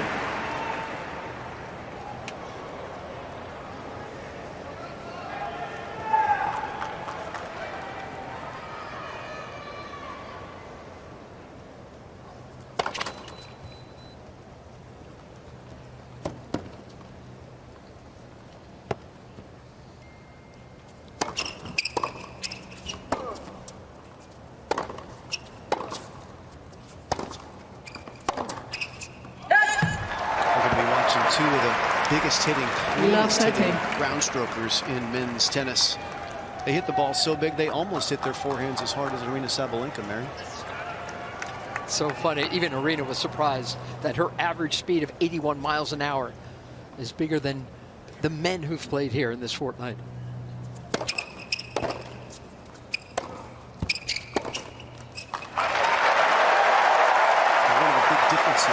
Is going to be defense. 15-13. Yannick Sinner is simply better at it than Taylor Fritz. That's going to mean that Fritz is going to need to stay front foot. Uh-oh, look who's here. How about that? Another Taylor. Swift. I wonder who she's rooting for. And her boyfriend.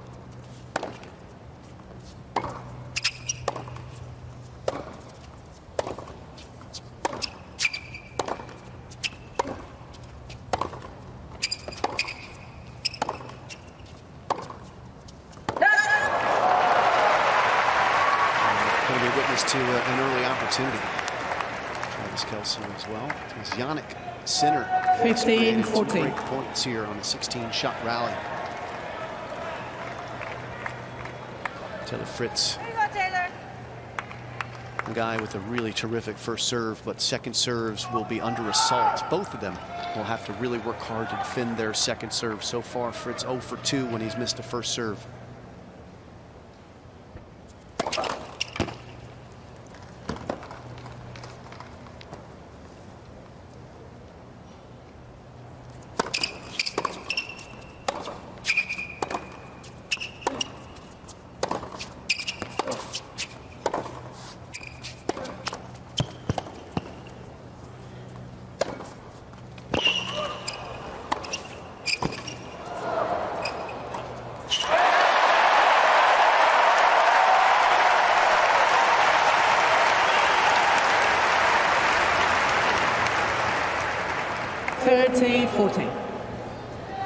There's a look at the defense of the Italian, stretching, scraping, forcing Fritz to come up with the goods one more time. And the American delivers.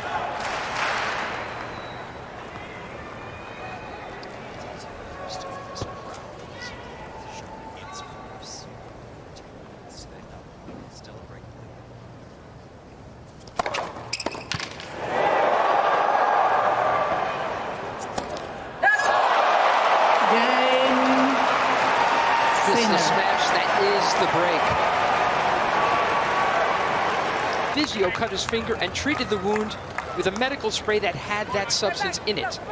Infinitesimal levels. In Yannick Sinner's system, when he got massaged by that guy and his fitness coach were both Yannick Sinner off of the team.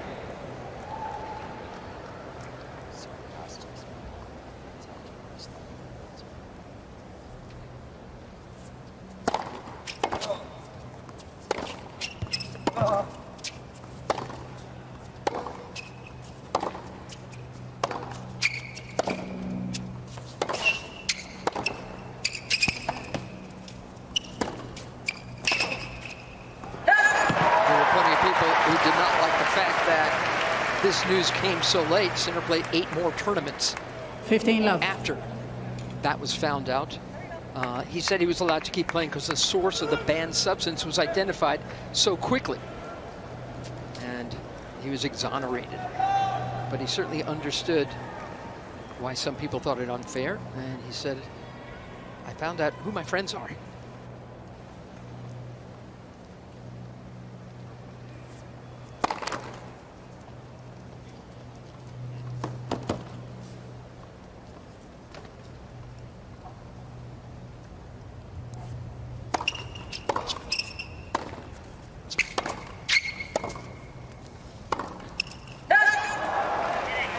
Yeah, Mary, and that loss, but it's perhaps the most important because a lot of people didn't understand why he was exonerated so quickly with the resolution that he had. But the key bit is that he identified where it was from, whereas other examples could not identify as quickly as he did.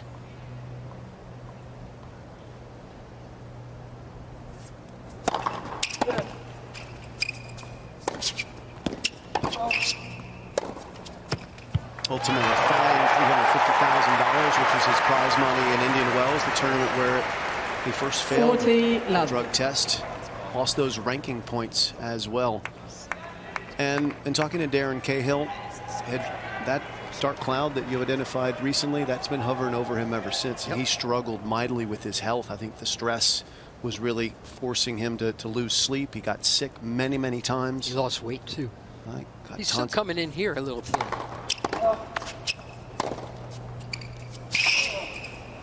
Got tonsillitis, which kept him out of the Olympics, but he's come out flying here. And seemingly, according to Cahill, feels like a 50-pound weight has been lifted off of him since the resolution came, since it's been announced, and since he, commendably, answered every single question head-on and directly.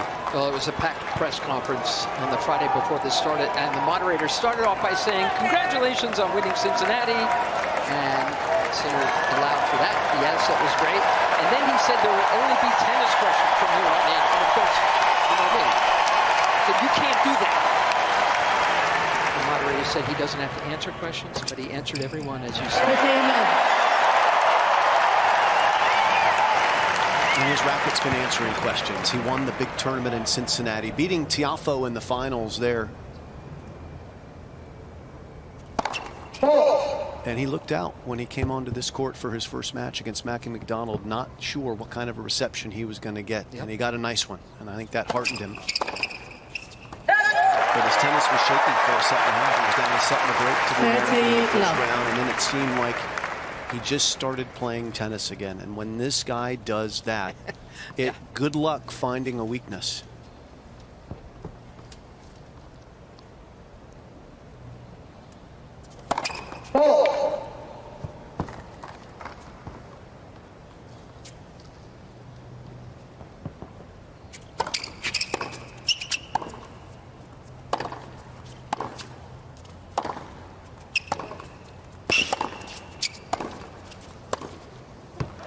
What does Taylor Fritz do better than the world's number one?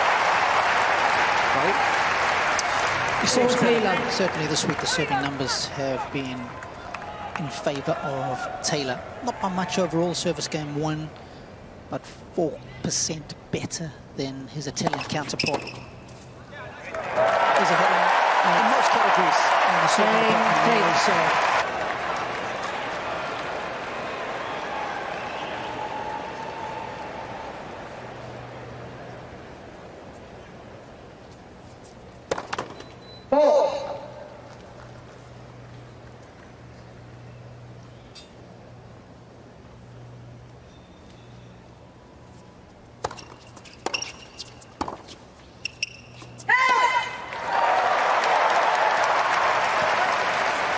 Love 15. I really do think that first serve percentage, Robbie, will be critical because the second serves are going to be under attack by the returner most of the day. It's slower conditions down there with the cool weather, isn't it? Yes, absolutely. Gives a returner an edge on those second returns, a little more time to unwind a shot. Both of these guys like to stand close to the baseline. They're both tall with range. Body serves might be advisable.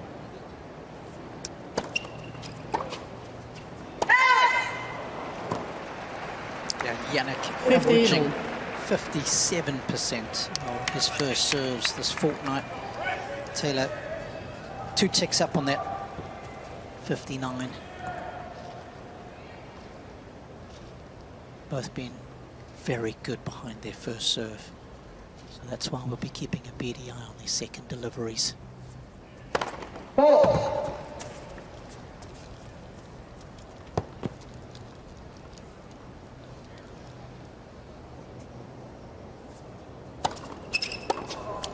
That's the spot you do not want to hit the serve too. Anywhere where these guys can unwind their swings and let their arms be full length, you're in danger. And the off backhand, brilliant there. The body serve for me is one I expect the coaches will have instructed their players to utilize some, and we might even see them using hand signals or voice cues if they're not having the success they want on second serves, to get those players to change that location, because that's dangerous for sure what Center just did.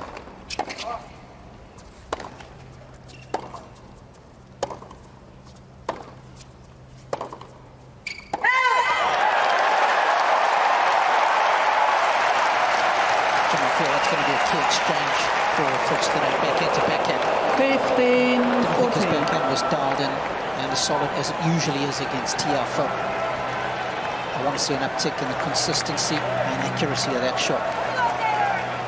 Sinners is world class.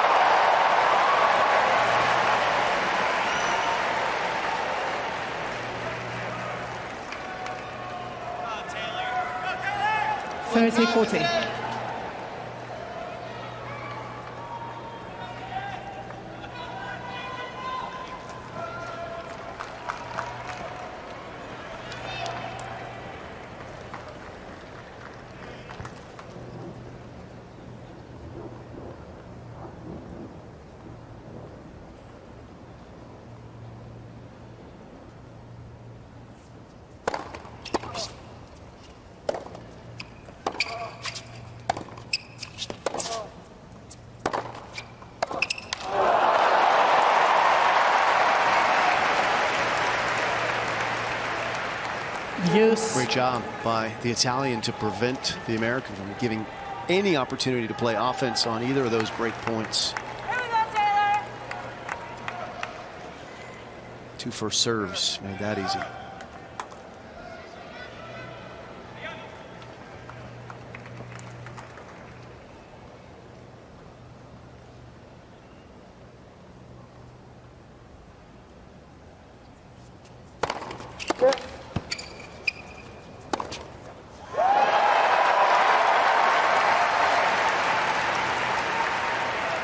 Advantage, Sinner.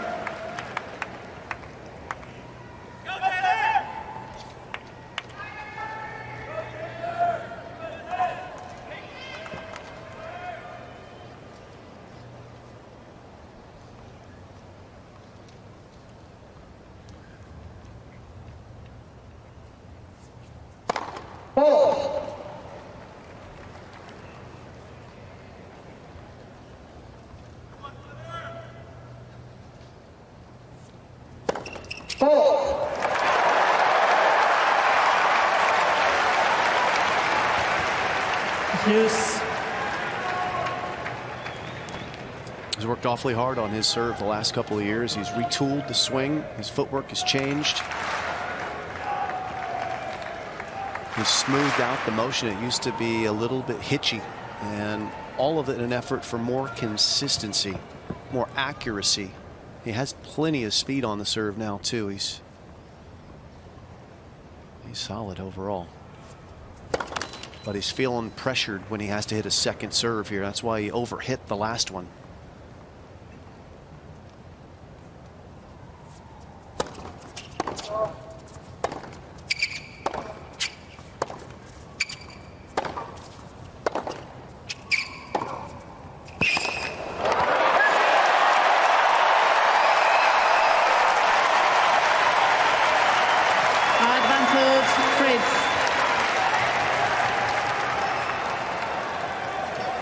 Taylor just motioning after that backhand. He liked it.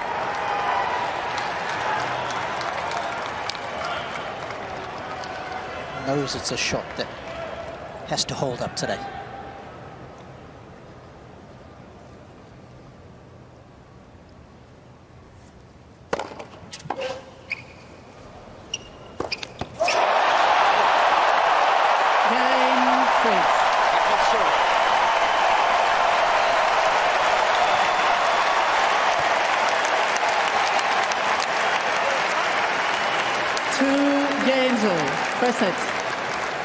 Jim Mary, I tell you what's interesting is the lights are already on. The floodlights are already on. I'm surprised so early on in the day. And I'm just wondering if Sinner was looking into some of them as he hits the shot.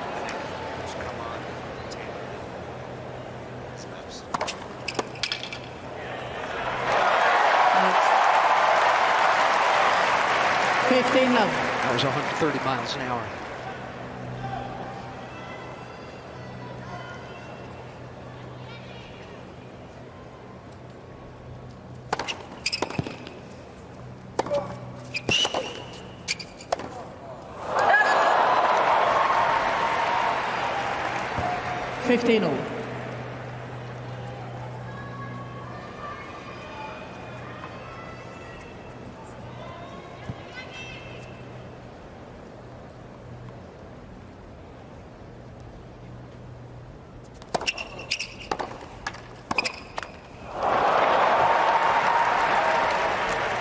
Fifteen, 30.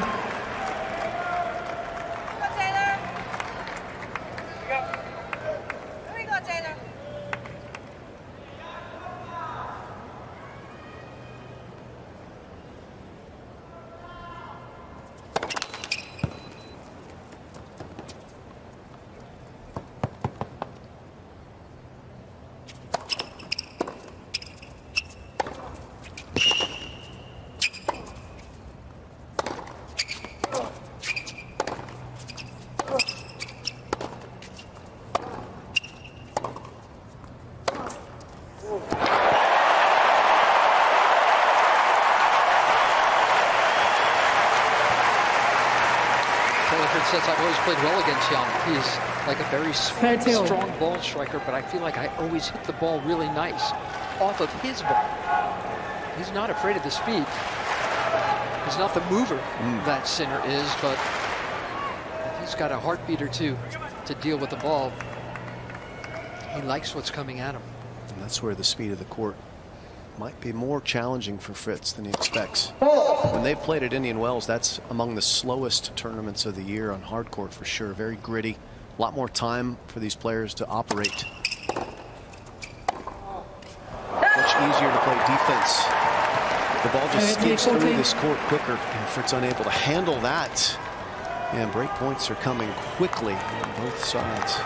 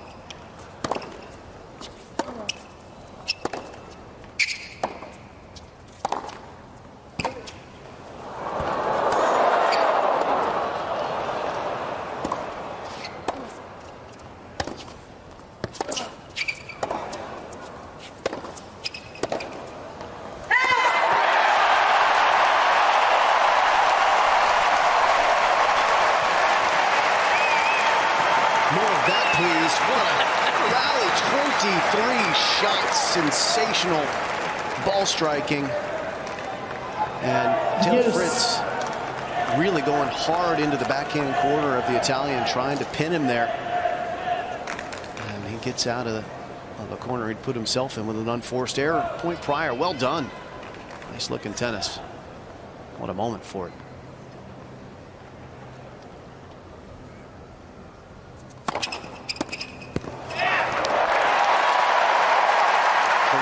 Taylor's going to need to occasionally use that backhand down the line to just keep Sinner honest, because if Sinner can just camp out in the backhand corner, he's more deadly, isn't he?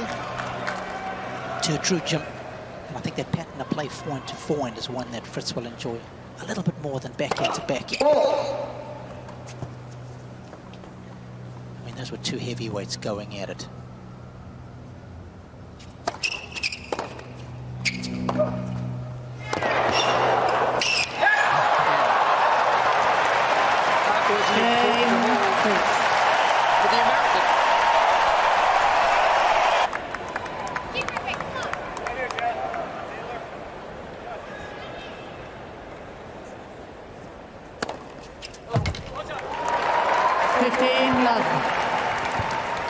First ace for Jannik Sinner. There was a time when Tiafoe was up 2-1 on him in the semis, and that's when Michael Russell started talking to him. Standing up even in the box.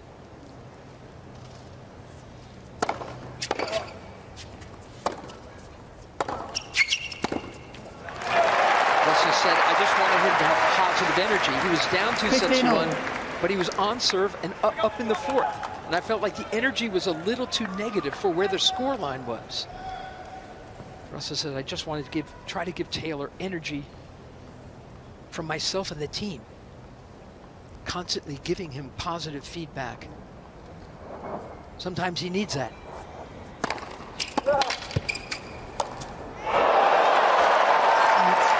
He was leading 4-3 in that set, and eventually would get the vital break. 15-13. At 5-4, take the set on Tiafoe. Double faulted twice, serving at 40-15. Shanked a forehand and missed a drop shot. Fritz didn't have to do much there, but he needed to stay present and stay in front in the set to get that opportunity, and that's what he did. And he's clawed his way back in here, and at 15-30, might be up a break for the first time in a couple of points.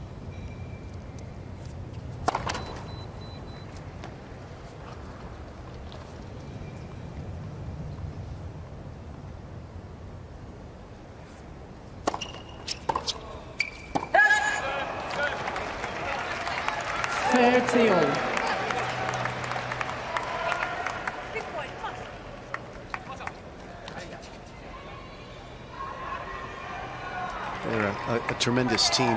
Cahill, master tactician, someone with experience with world #1s, both genders, different style players. But Vagnozzi, the Italian, he's the one who delivers the information to Jannik.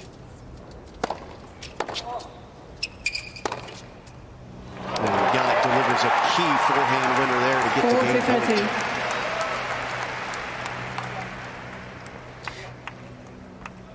Yeah, I saw the Italians this morning at the local coffee shop nearby me.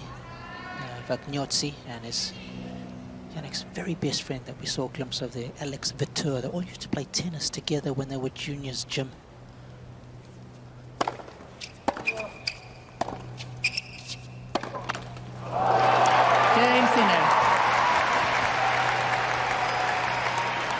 I think it's pretty cool how close they are. You've got people that you can really trust since the early teens.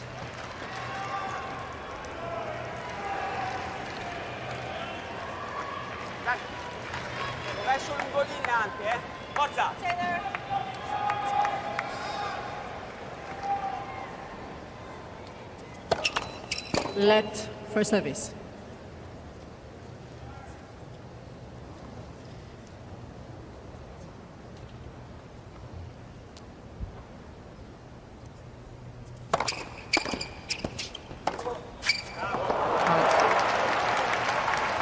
La 15.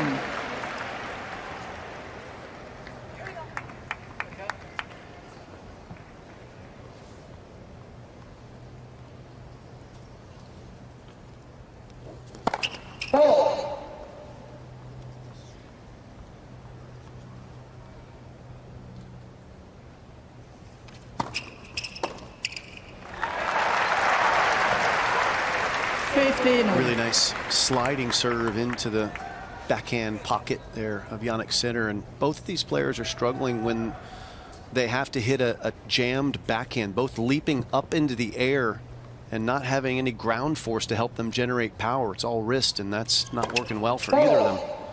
So the serve to the body backhand has been highly effective for both players. You got to keep your feet on the ground to really add some big force.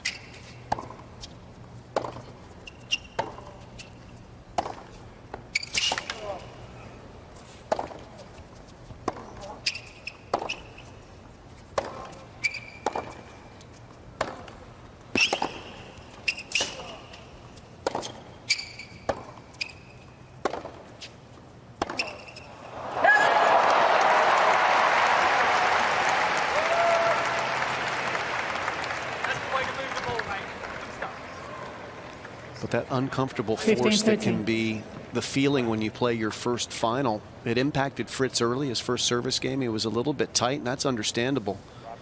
But he has settled in, and this probably is feeling a lot more normal for him now. Doesn't mean it's going to be easy. Jannik Sinner's world #1 for a reason. Sinner at 15:30 here, knocking on the door.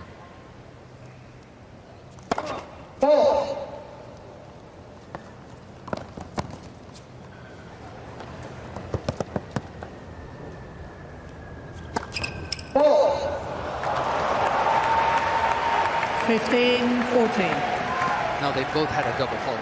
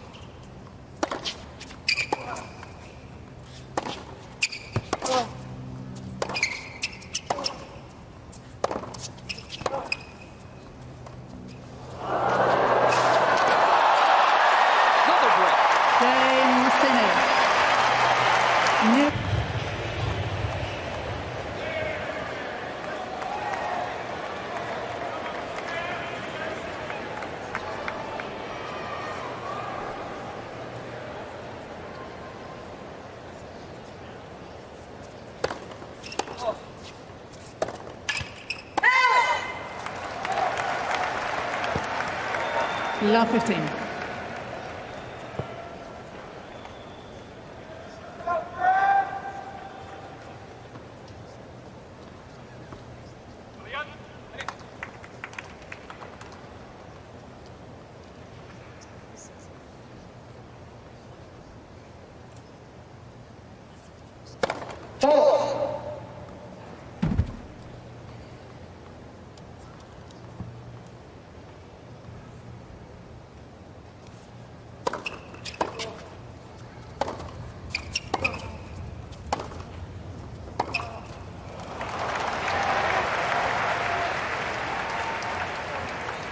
All. It's an important point there. Fritz has done so well to fight off a significantly bigger second serve from Sinner. Annoyed that he's given away an unforced error at love 15.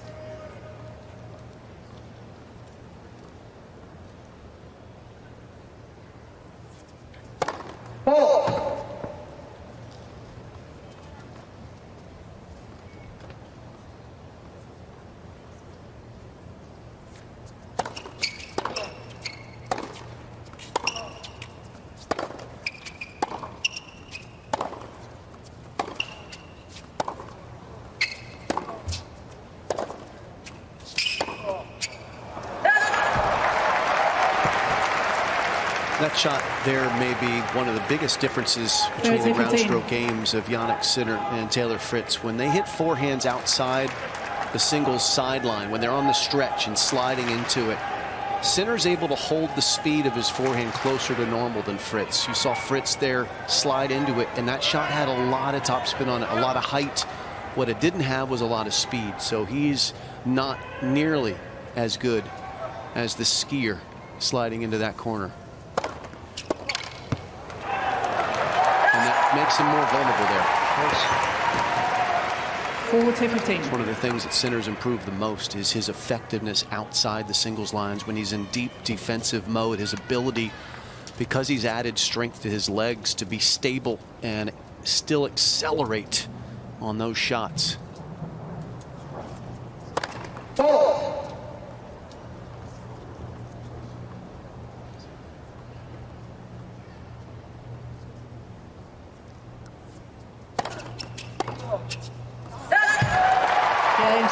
What's absolutely also true is that both of these guys are hitting the ball speedier today than they have en route to this match. Both of them highly aggressive on the forehands especially, but even the backhand speeds have ticked up a little bit, and maybe some of that's adrenaline, but a lot of it's probably the feeling of kill or be killed in these rallies.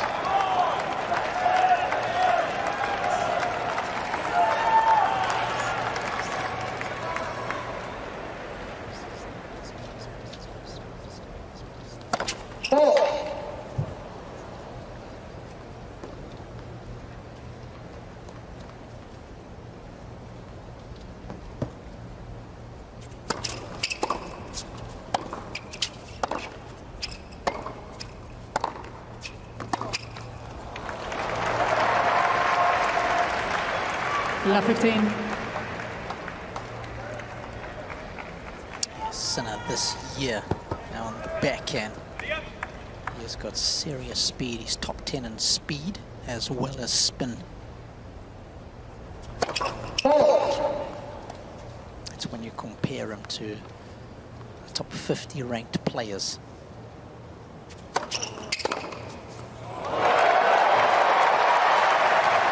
Love 30.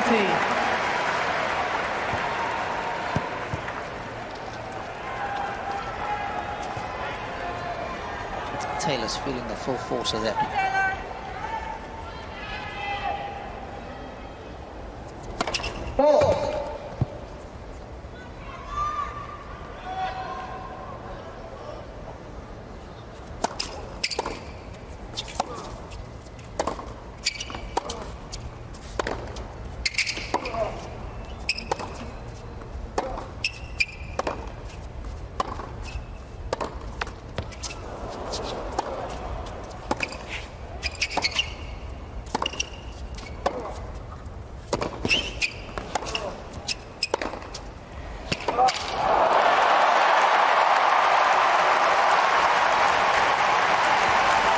set points for the Italian.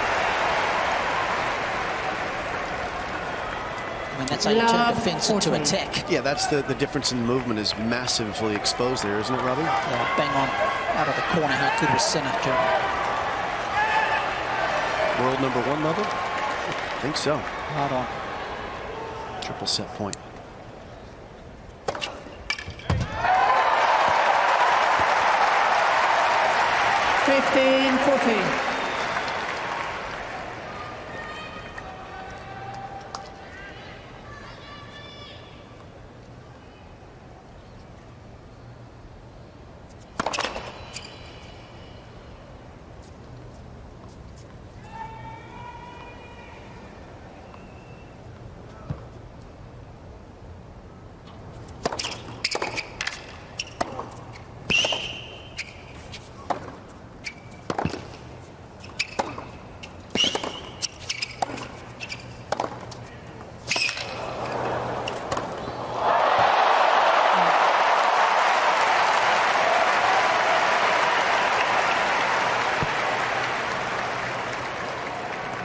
Fritz has worked hard to improve his movement, 30-40. and that is a payoff for that work. He's still in this set.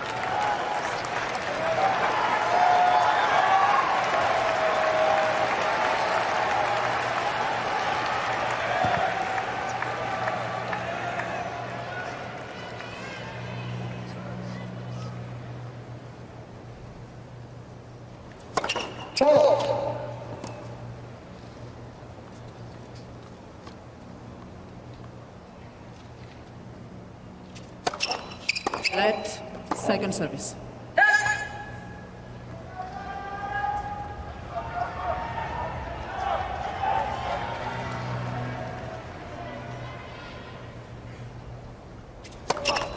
Let second service.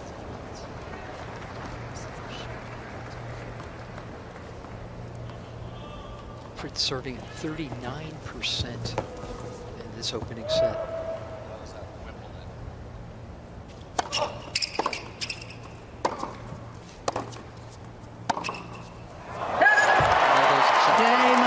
The Australian Open champion this year is a couple of sets away from being the US Open champion.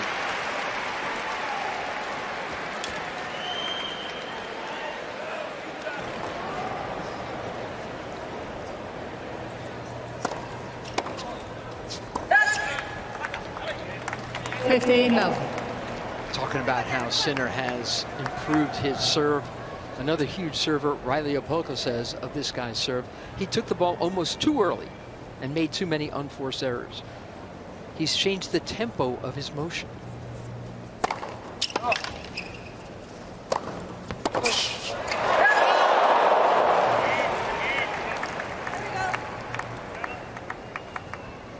Love.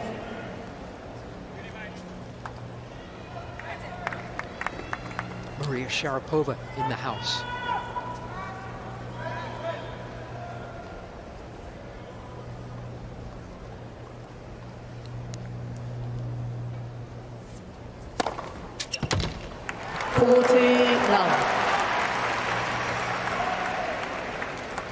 The folks at home might ask, well, what does tempo do? It just sets the rhythm of the serve. If you start taking your racket back too quickly, like a golf swing taking the club back, it just affects the coordination chain.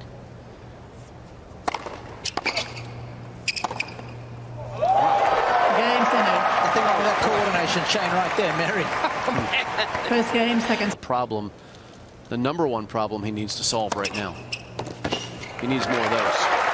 3 points for first serves. 15 love. That might give him freedom to be a little bit more open for a break back.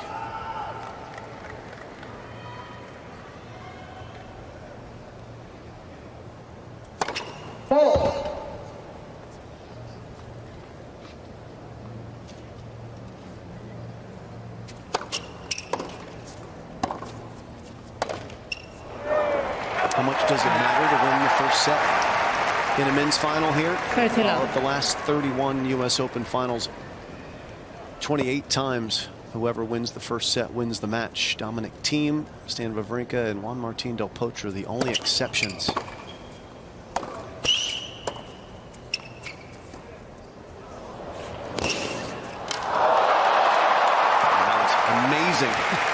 Yannick Sinner. Fritz, of course, hoping to add his name to that list. 30-15. When he's up against it, I mean, look at the movement and feel on that shot. That was pinpoint with precision.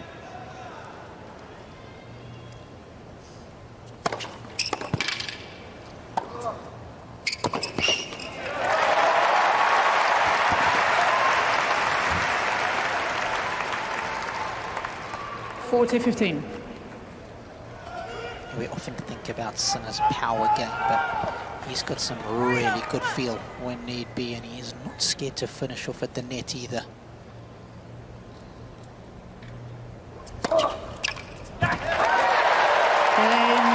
Fritz.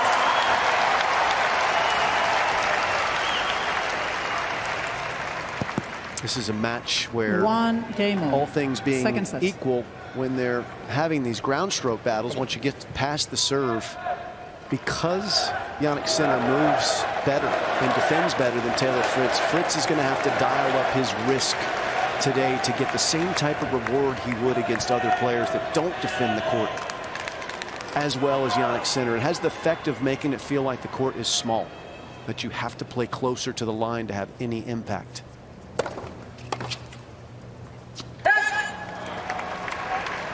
And if you take a look at the winners and unforced error count, you can see that Sinner is able to manage his a lot easier because he's playing a match that he would normally play against everybody. And Taylor Fritz is feeling the pressure to do more than normal. And that's tough to do, especially in best of 5 sets. And then you throw in that old, hey, here for the first time factor.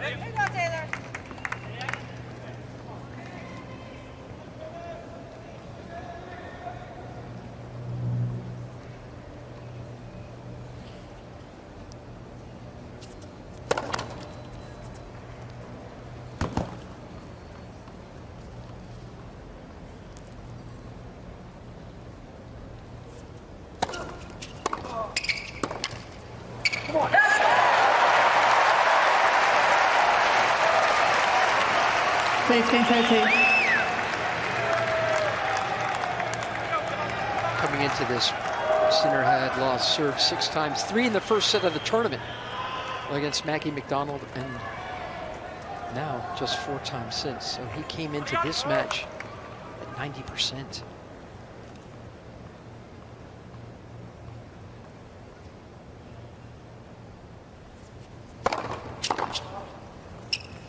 And you can see why.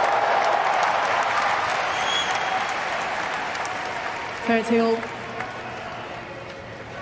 It's just relentless, the firepower. So quick up the court, takes time away from you.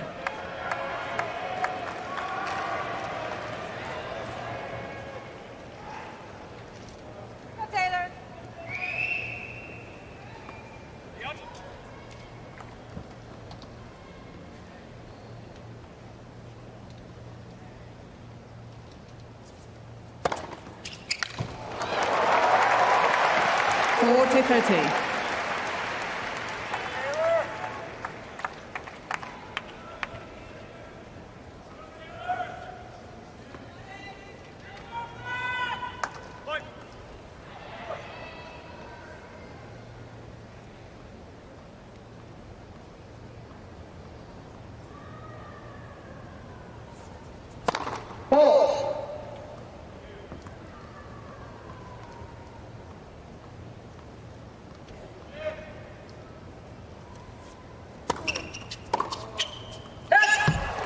Game Sinner. Sinner leads by. There's just this loose-limbed grace about Yannick Sinner that I find very appealing.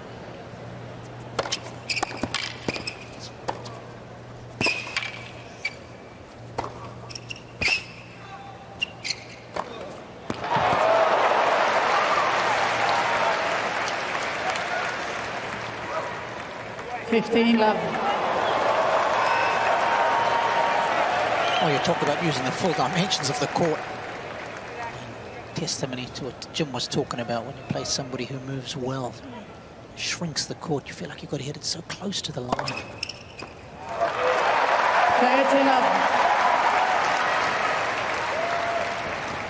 Just the body language of Taylor's looking a little bit better in the second set. Definitely looking more relaxed. The fend-off has been a great point so far in this set. Serving. We talked a lot about Jannik Sinner and his development with his relatively new team. Fritz has a team he's been with now for quite some time, led by Mike Russell and Paul Annacone, but they've put on the hard hats and done a lot of hard work with Taylor to get him where he is today, too. They've helped transform and crystallize his game.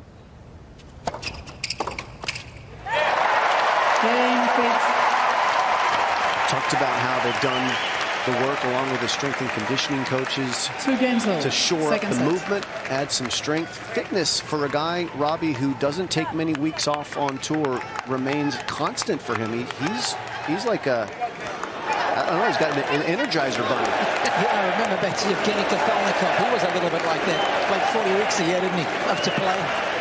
And of course, as you well know, Jim, it's so important to get those training blocks in to work on specific stuff on the physical side. And I guess there's a case to be made. By playing a lot, you do get match fit.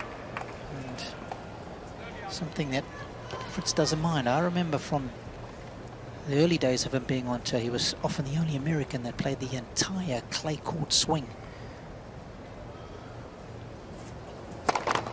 Jannik Sinner has not played as many tournaments as Taylor has, but they've played virtually the same amount of matches this year. Fritz is a workhorse.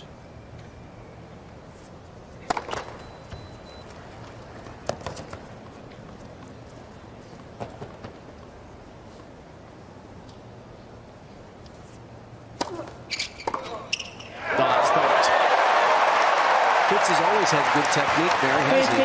His parents are pretty good at this sport. Guy Fritz, terrific coach. Kathy May, his mom,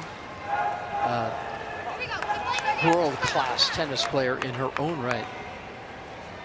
Grand Slam quarterfinalist.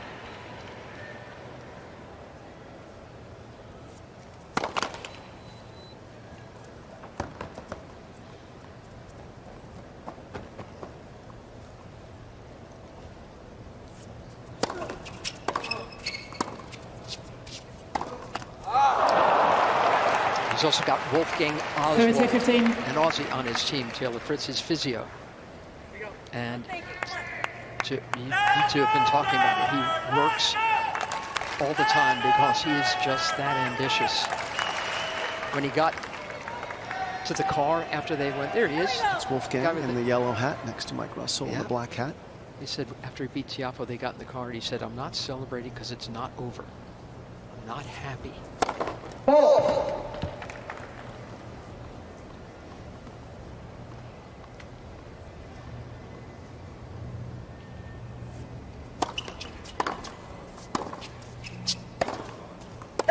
Oh, I just missed. He may not be happy, but what he is consistently determined and focused.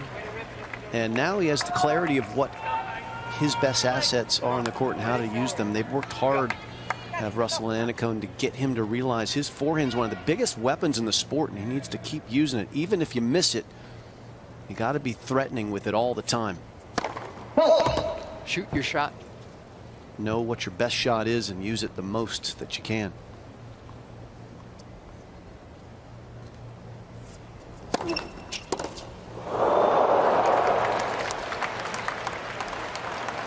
James in it. A little extra speed on that second serve was too much to handle. Here we go, Taylor.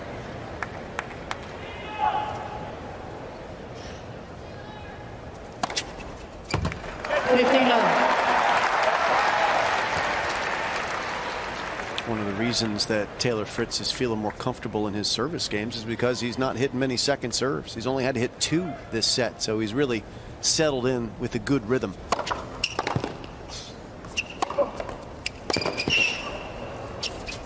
That's allowing him to play front foot tennis. 9 out of 11 first serves made in this set. And that just de-stresses everything, Robbie. 8 winners and only 2 unforced errors for Fritz now in this set.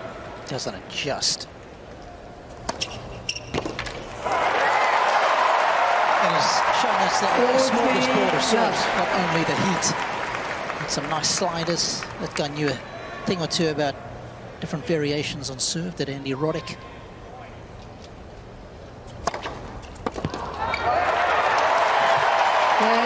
Won this 21 years ago, and no American has won a major since, and all Andy wants is for that record to go away. Second set. Yeah, we've had so much success in women's tennis since then. Coco Gauff winning here last year. But there's been a drought in even playing in finals since Roddick played Federer in 2009 at Wimbledon, losing that epic 5-setter. It's high time, and it's Taylor Fritz's time. Can he do it?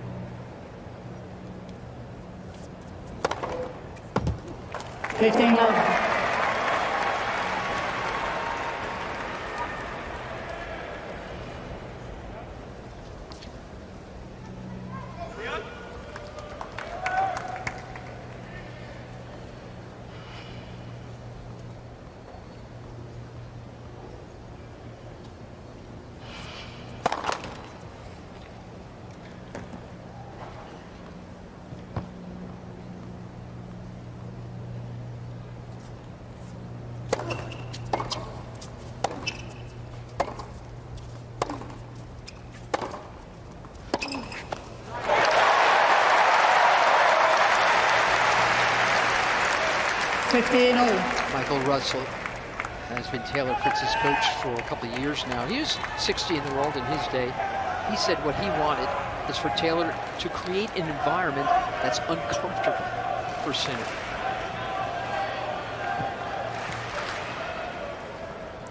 He's been able to do that in his service games, but not when Sinner's been serving in the set. No break points yet in set 2.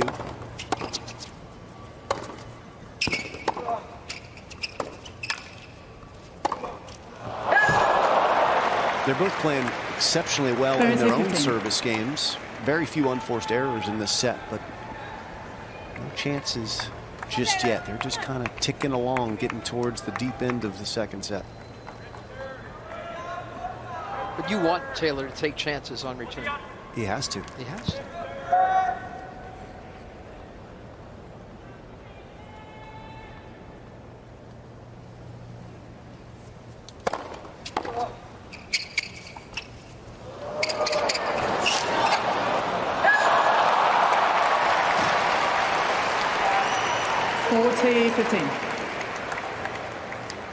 Now those are 2 kind of points that have just come and gone, where he said, certainly in the first one, more than a 50-50 chance.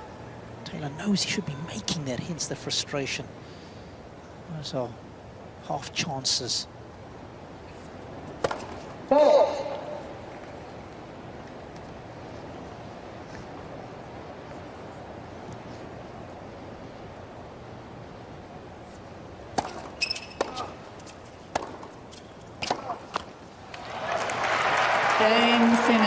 New balls, please. He looks pretty relaxed, doesn't he? Lots of energy, Taylor Fritz is hearing.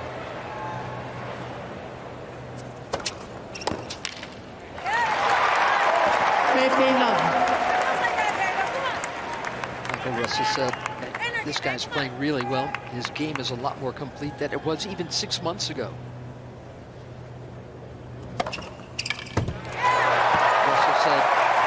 He's moving forward better. He's a lot more explosive, and when the opportunity is there, Taylor needs to play controlled, aggressive tennis, finish points at the net when he can.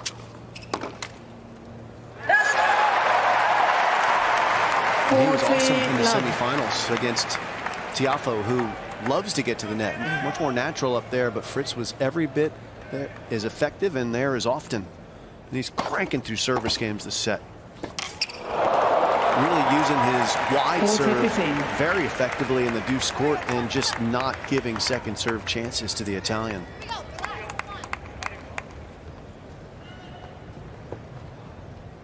And Sinner's changing his return to serve position, trying to see if he can throw the rhythm off of Fritz's serve. But that means it's Murray tried to interrupt him. He was almost in the box seats. Well, that's a smart move from Jannik Sinner. When someone's not missing serves, if you change your return to serve position, offer them a different view, sometimes they might press and try and hit a different type of serve. Fritz didn't fall for it. He found his mark and finds his way to 4-all.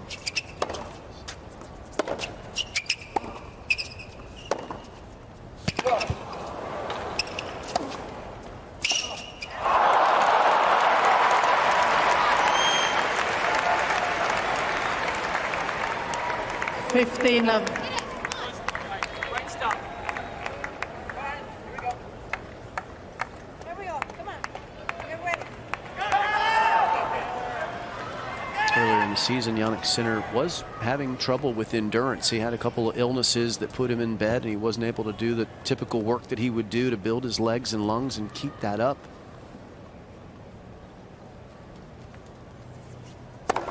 Saw him really struggling at times through the spring. Weather like today helps, though. It's a lot easier on your body, not much humidity.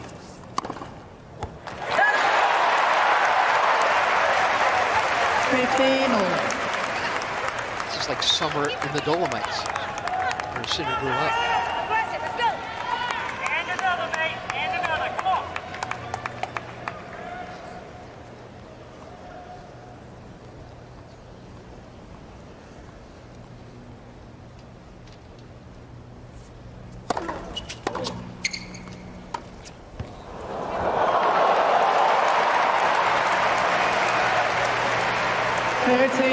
That right there, testimony to what a complete skill set he has. Yeah, he can go from being a flamethrower to this cagey little drop shot. 2 years ago, he couldn't. That's right. He added this in at the urging of his team and probably out of envy for Alcaraz's incredible ability to do it off of both sides, forehand and backhand.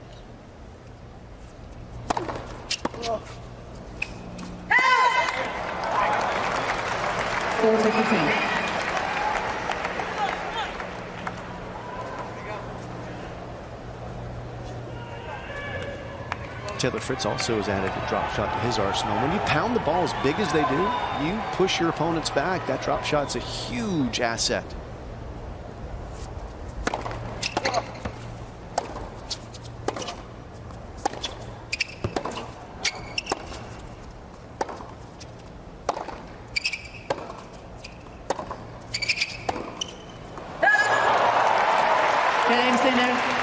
Neither able to make a dent in the other serve in set 2.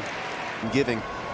And Sinner is giving a much deeper return to serve position visual to try and get more of these second serves. I mean, he is back there in Medvedev's territory. Can't even see his legs.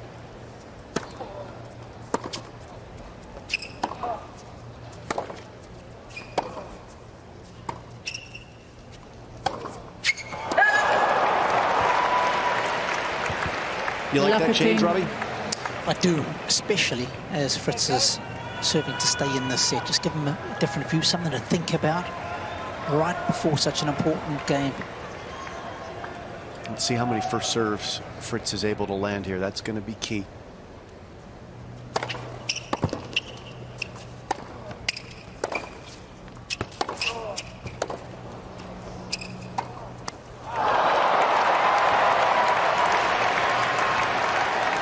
Love 30.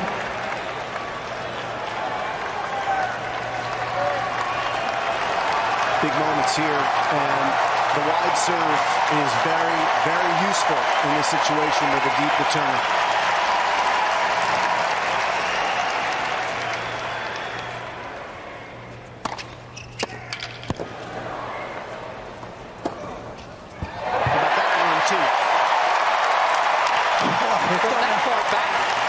That's it, Mary.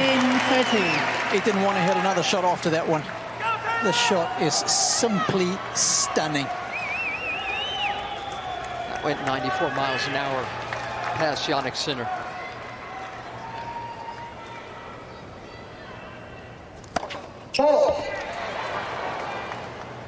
Sinner's going to stay deep for this second return as well.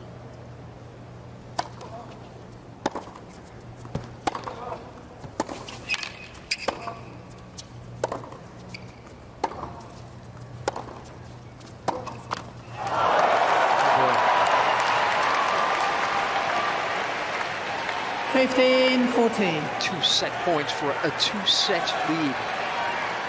And 2 is the magic number. Fritz had only had to hit 2 second serves prior to this game, and he's had to hit 2 in this one, and they've cost him big moments in the match.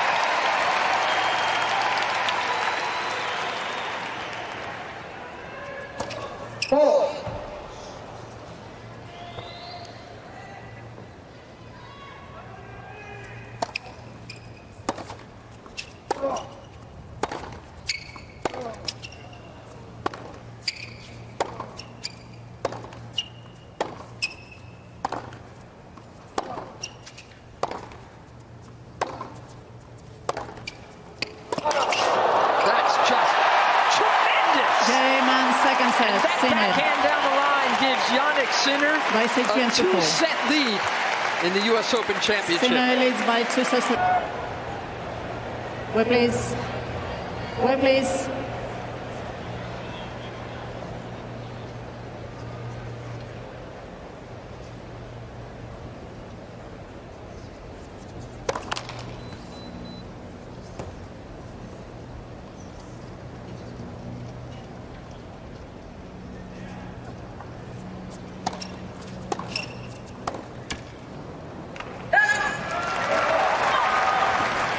Love 15. Taylor Fritz lost early at Wimbledon in 2021. He lost to Zverev. And he wrote a note to himself. And I'll clean up the language for you.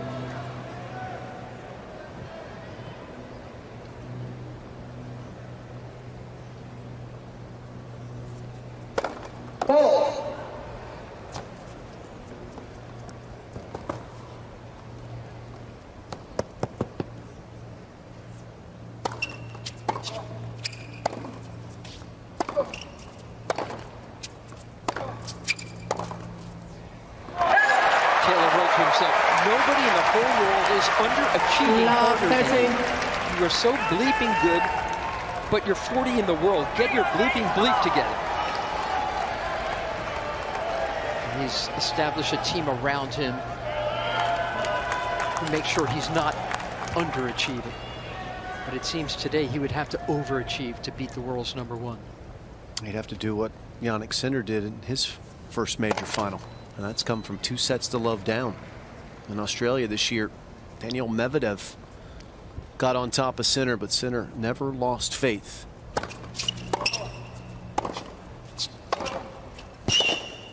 Don't expect Taylor Fritz to either.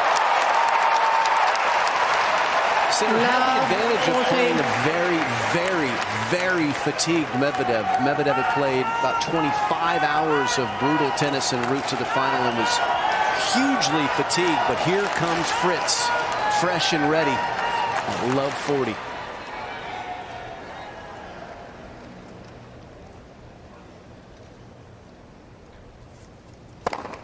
Oh.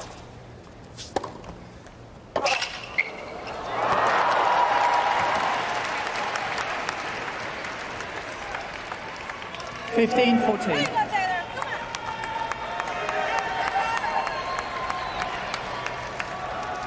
Because last time a player Came back in a US Open final from 2 sets to love down was Dominic Thiem. Remember that one against Sasha Zverev? Unforgettable in the US Closed Open 2020, COVID Open. No fans in the building, just ghostly echoes. That was quite a match.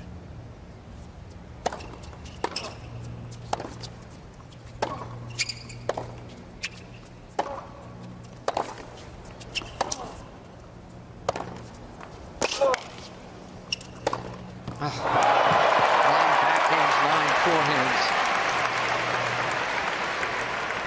30-40. It's just relentless. Combination of depth and power, heady cocktail.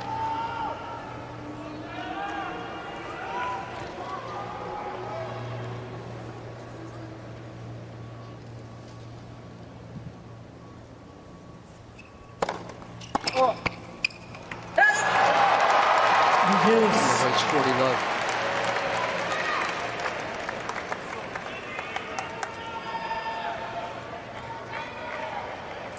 He's not looking frustrated, Fritz. He's focused. He's trying to problem solve and work his way methodically back into this match. But he likes to play through the court, Fritz. He doesn't use a lot of short angles. And this guy, Sinner, absorbs big shots coming at him as well as anybody. I mean, you guys remember this player? You probably heard of him. Novak Djokovic? Yes. Novak can kind of handle a lot of big pace coming his way through the years. He did pretty well. Still doing it pretty well. This guy has that same ability, doesn't he? That's a great call, yes. You can't go through Sinner. You got to go around him. And that's not Fritz's A game.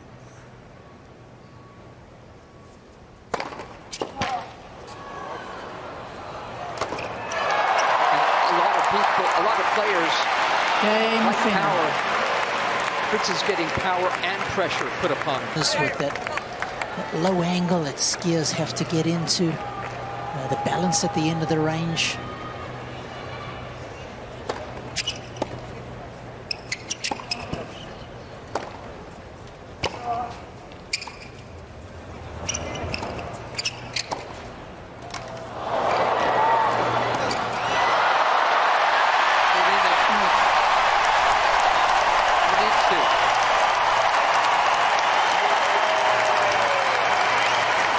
Taylor Fritz seems to be cheering for the two Taylors. Taylor Swift cheering for Taylor Fritz.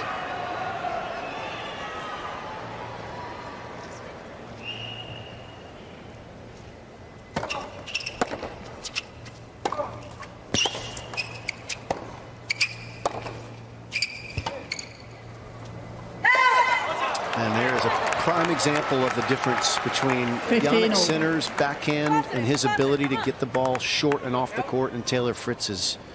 Sinner has about 600 more RPMs on average on his backhand. That's just topspin. That just gives you the ability to dip the ball with control. Fritz is a much flatter through the court player.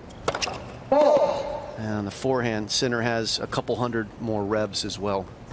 And that just gives him the ability to hit those short angles and make Fritz move.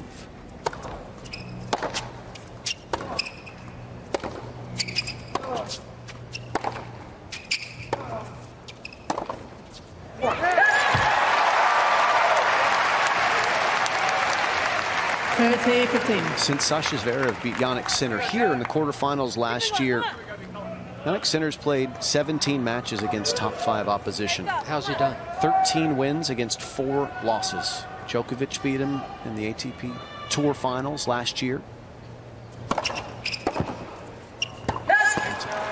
Sinner beat him earlier that week in the round-robin portion of it. Alcaraz in the Indian Wells tournament this year. Semifinals of Roland Garros, also Alcaraz. And Medvedev beat him at Wimbledon when he woke up not feeling great that day. But all of those players, besides Medvedev, they've got short-angle options. And if you don't, you need Jannik Sinner to have a bad day at the office, and he doesn't have many of those.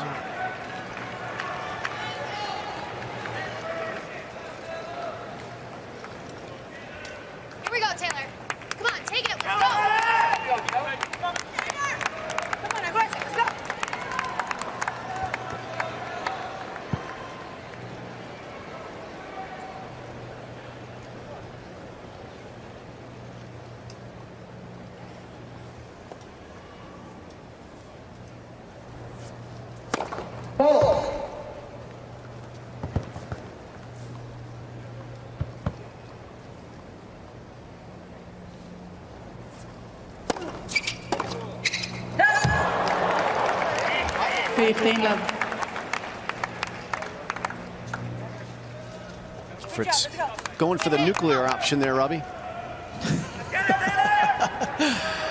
Oh, tell you what, sometimes it needs to be done.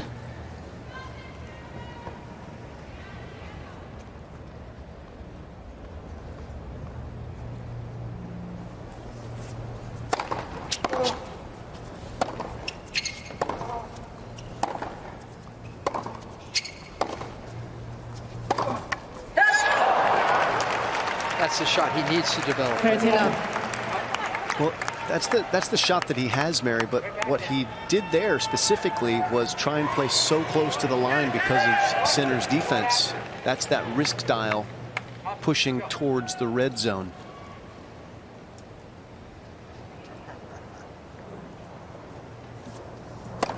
I'd like to see him hit the short angle forehand cross court when he pulls it towards the opponent's forehand, and the backhand cross court short. Those are the shots that would be helpful. That's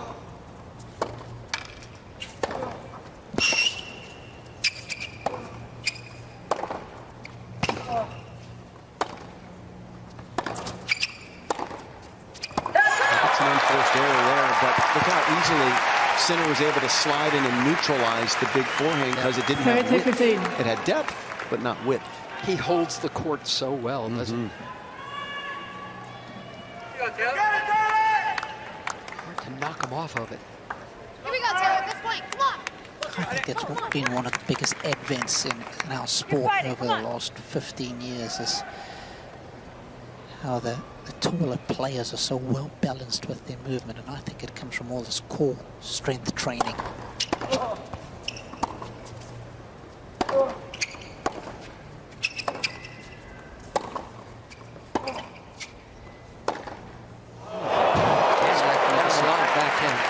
You just watch his footwork in isolation. Don't watch the ball. At some point at home, on maybe not an important point, just watch Sinner.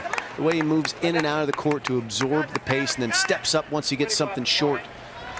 A time thief taking it away from Taylor Fritz and delivering another gem of a backhand. But there was a big forehand early in that rally, and Sinner took 3 steps quickly back to give himself more time. Again, he wasn't worried about getting beaten short angle. He just backs up, accepts the pace, and waits for his chance to pull the trigger. Look how beautifully low he stayed for that forehand.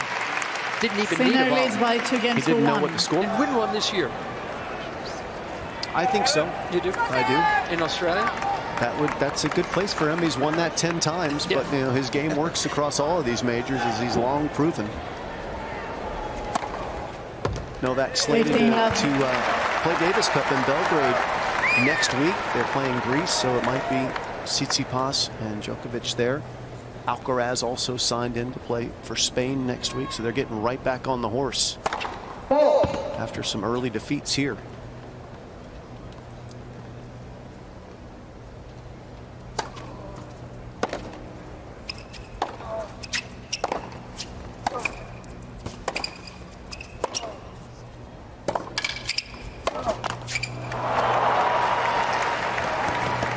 Fifteen-all.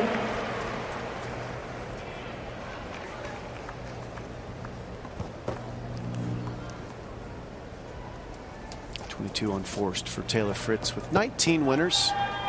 19 winners also for Jannik Sinner, and 10 fewer unforced.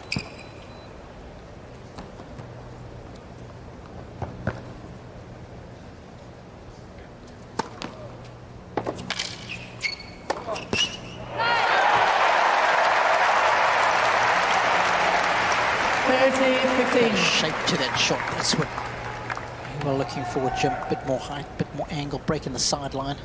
This guy knows how to break the sideline. Quarterback Patrick Mahomes, the Kansas City Chiefs. Just got word that Stefanos Tsitsipas of Greece, he pulled out of Davis Cup. Did he? Yeah, he needs a rest. He needs They a all, lot of they all do. They all do. Yeah, an Olympic year can make you feel that way.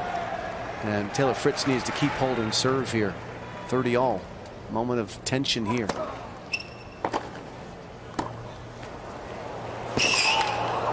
That's out. 40-30.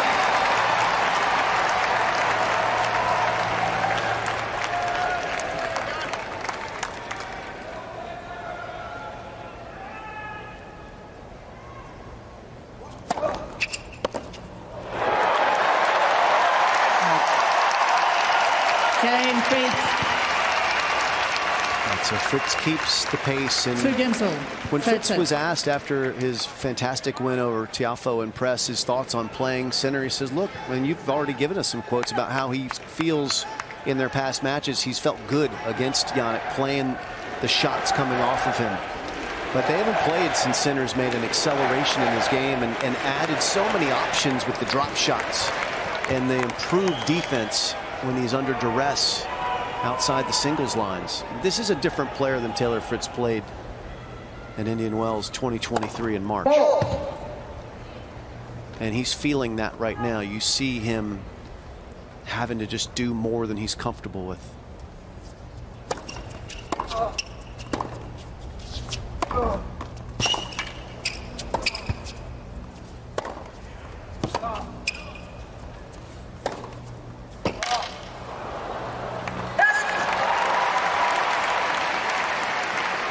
That mentioned Indian Wells.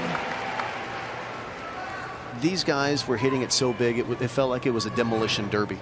It was amazing, because also that slower court gives them more time to wind up and rip they did. And I was lucky enough to be commentating on that match, and from my notes, the backhand down the line from Jannik Sinner was a key component to his success in that third and final set. And hasn't it been important for him today?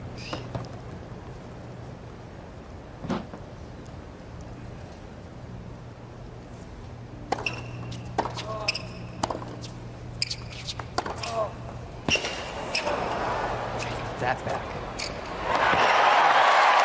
He needed 2 winners to win that round.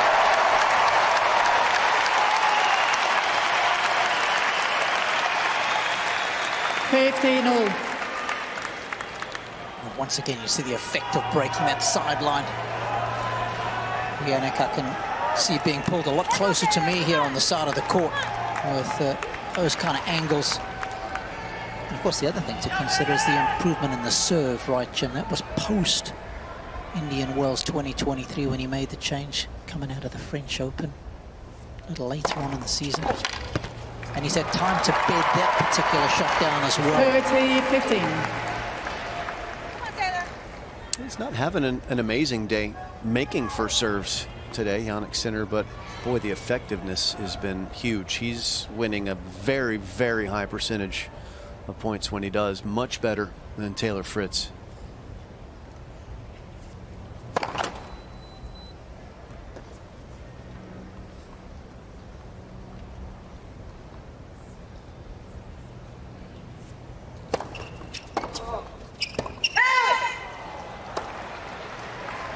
Full 15.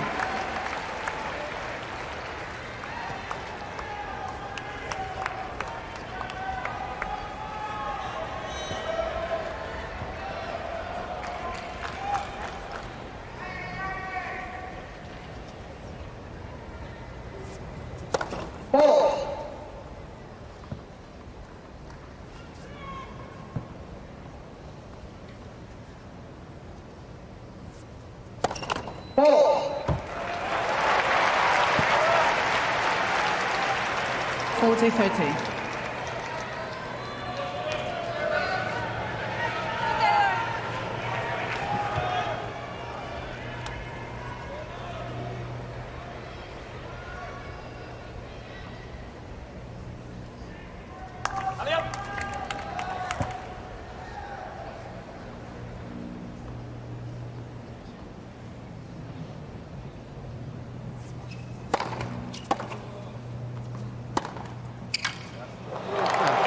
The casual winner decides that game. To do it. Tracy Austin next to him. She knows what it's like to win here too.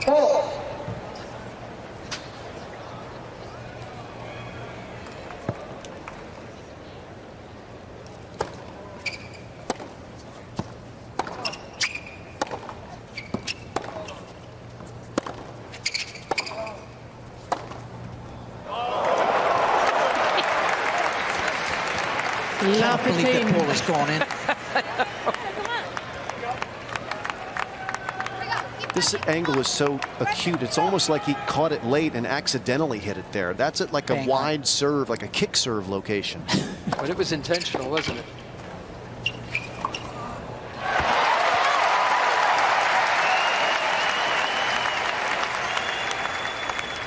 That's the only way. Come on. That's the only way, come on, someone yelled at. Oh, that was Lily. That was Mike Russell's wife. That's a hard way to do it.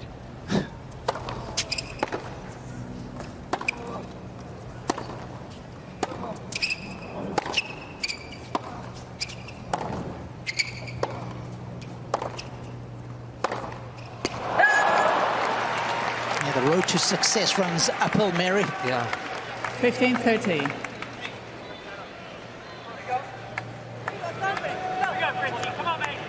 That's a big moment here. 15-30. Not much distance between Jannik Sinner and a finish line if he gets a break of serve here. And he's put a lot of distance between himself and the baseline on this return. And here come two big break point chances. And that collective groan inside Ash Stadium means that they know exactly what they are looking at right here.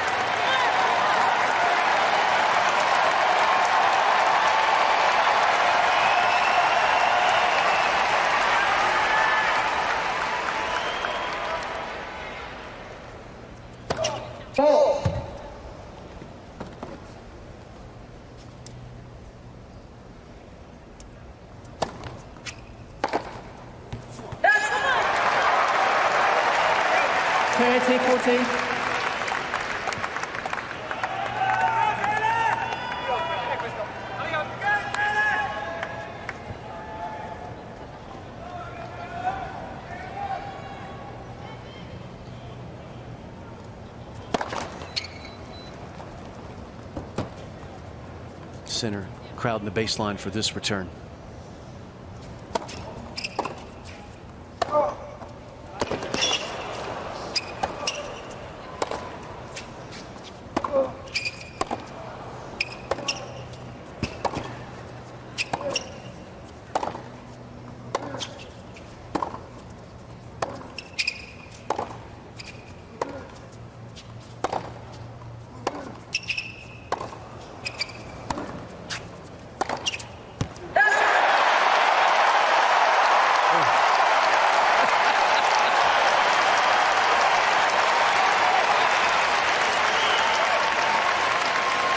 That's what is impressive about Taylor Fritz. He's being comprehensively beaten, but it's like what we tell our kids, right? Give your all and live with what comes. That was all grit from Fritz.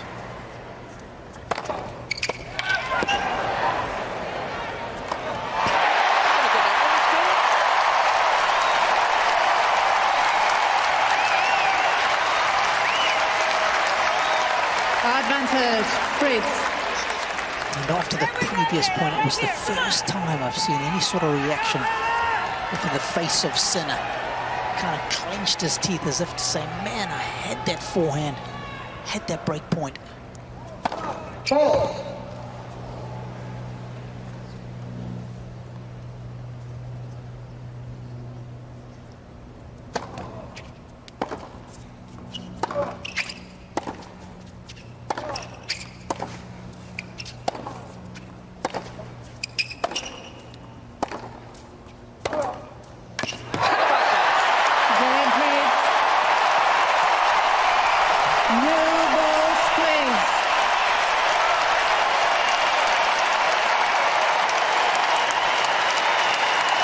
these fans are on their feet for that hold.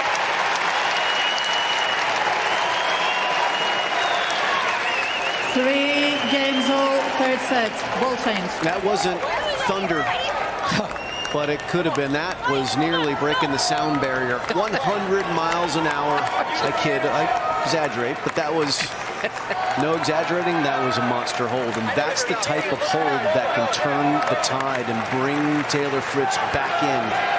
He has momentum now. Can he ride it? The crowd is up.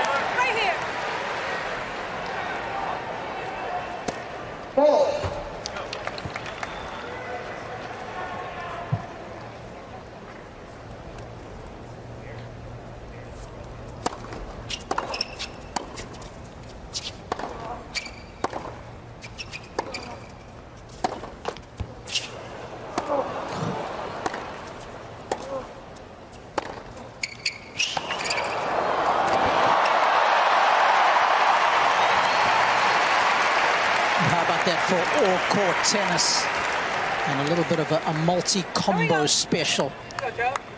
15 Beautiful forehand, magnificent backhand, and then the skill set to finish off in the forecourt. And he just, I mean, it's just a seamless transition from the baseline to the net. Well, he's got the keys to the rankings penthouse. He can do it all.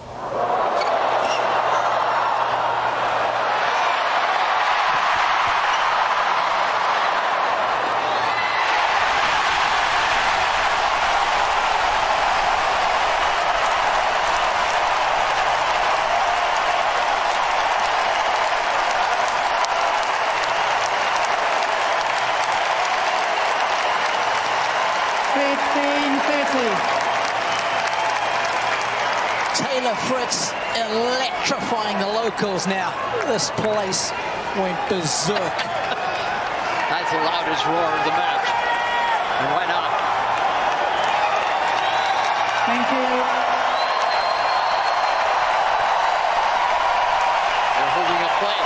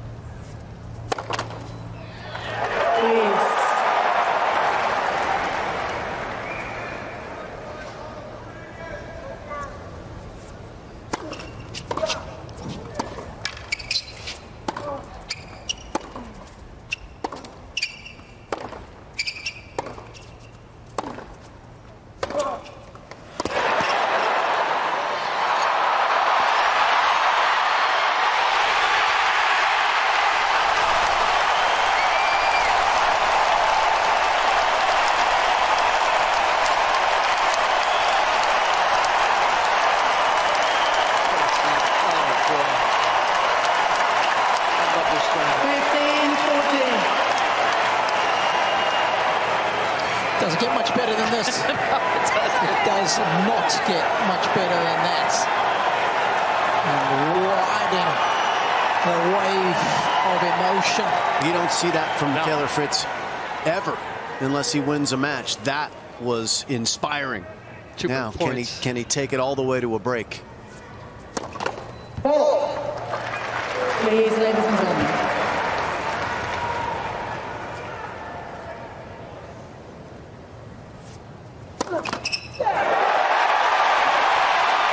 Game 6.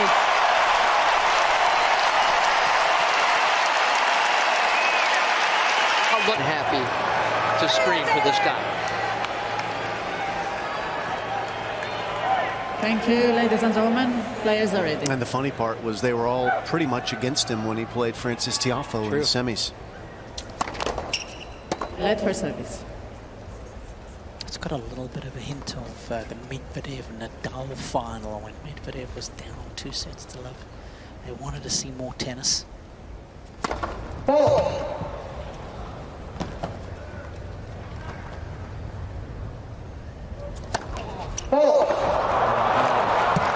Love 15. Now they're moaning. And Fritz has got to control that adrenaline spike that no doubt just arrived into his body on the heels of that break.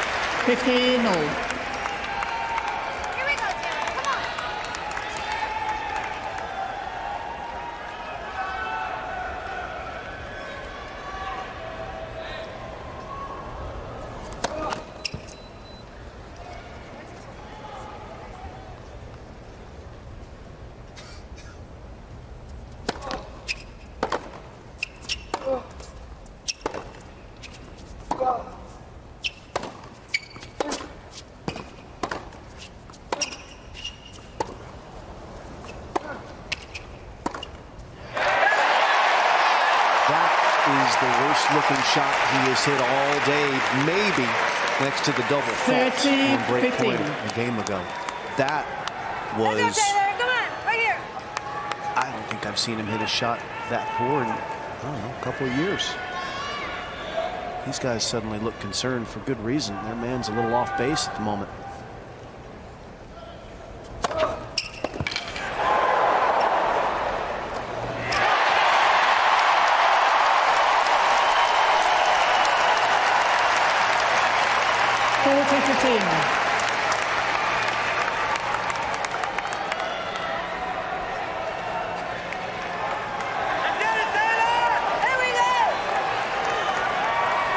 .7-mile-an-hour serve gave him that forehand.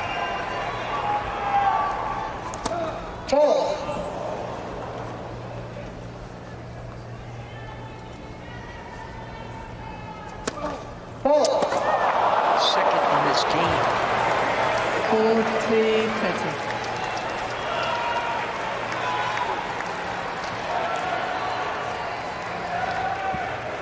There was a fan calling out through the entirety of the start of a second serve there.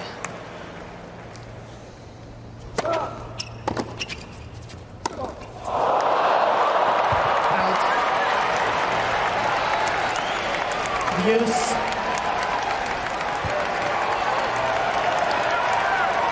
Don't know if he was a little too conservative with that first serve, Jim. Just 114, wanting to make it perhaps after the double fault.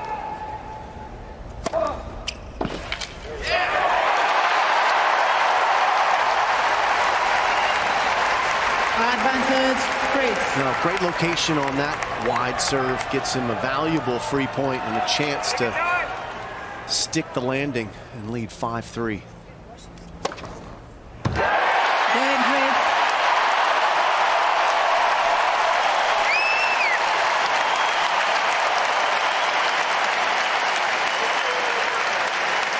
Fritz leads by 5 games to 3. Third set.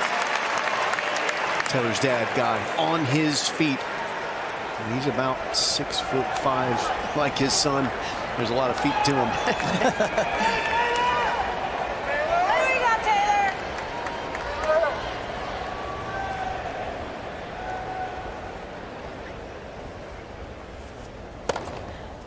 15 love.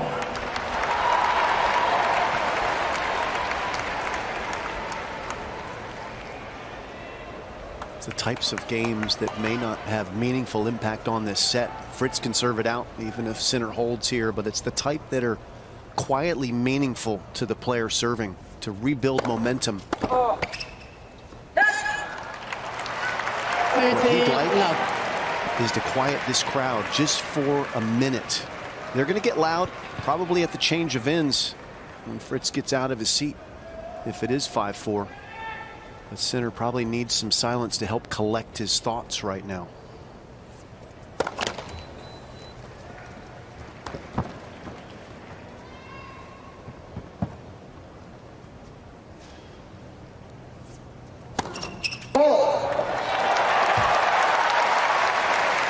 Seems like there's a lot of noise between the ears of the Italian. It's hard to destabilize this guy, too. To be honest, he did it to himself. The second serve return at 15-40, 3-2. Nowhere near the court. Forehand unforced error on a 21-shot rally. Brought that on himself. Fritz was there to take advantage of it.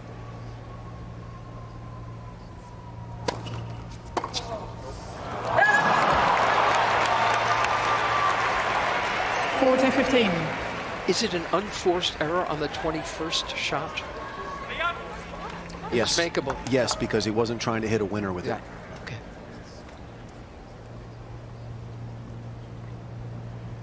That's how I would define it.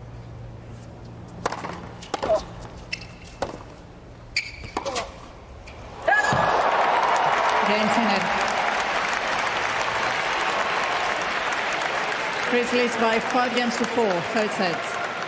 Sinner leads by 2 sets to love. Can he do it here? This crowd wants to just urge and help this man into a 4th set. He's serving for it now.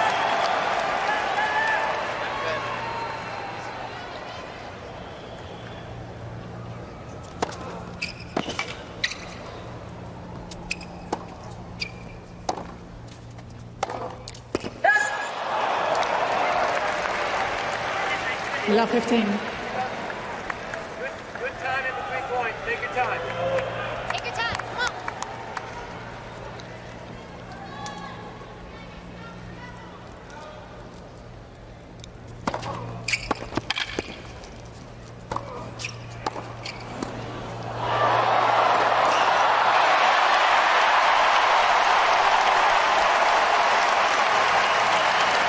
He's done so well there, guys. Because that backhand from Sinner was a net skimmer.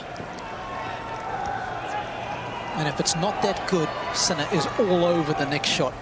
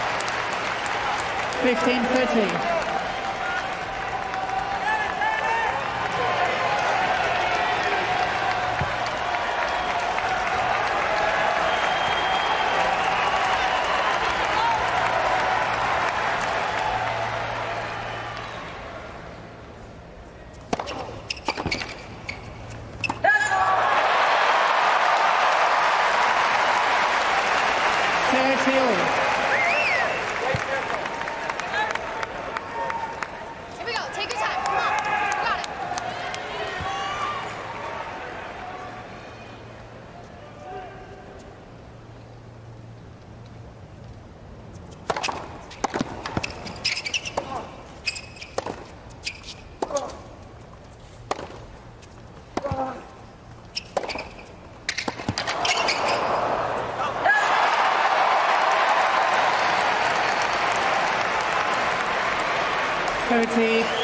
One tentative shot in the rally and you pay the price. Slight miss it, little bit of deceleration, and Fritz is in trouble.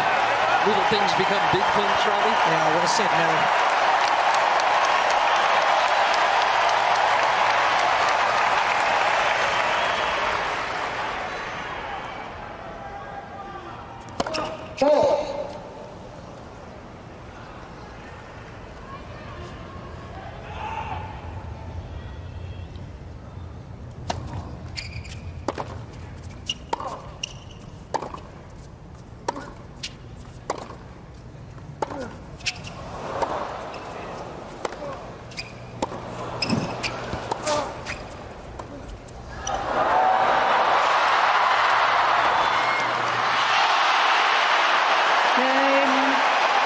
Sinner. 5-all.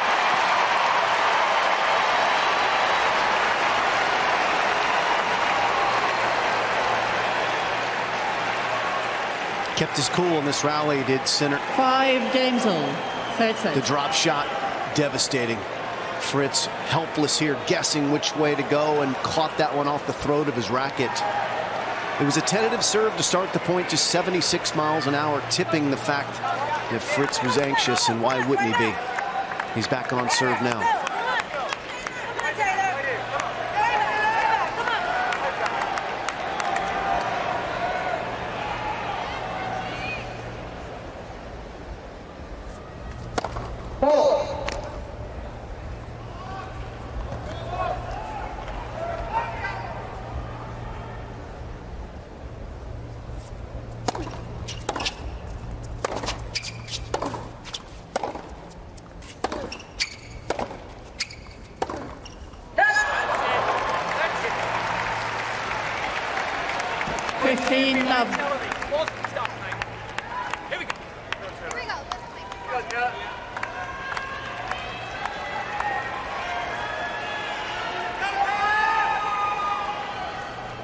Starting to hear a little bit more out of Team Center. Darren Cahill trying to pump his man up.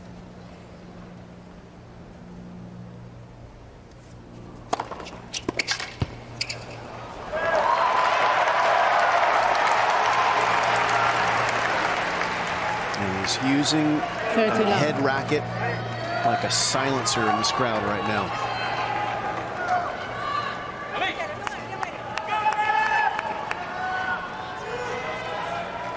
Sky, WTA player, partner of Jannik Sinner these days, watching on.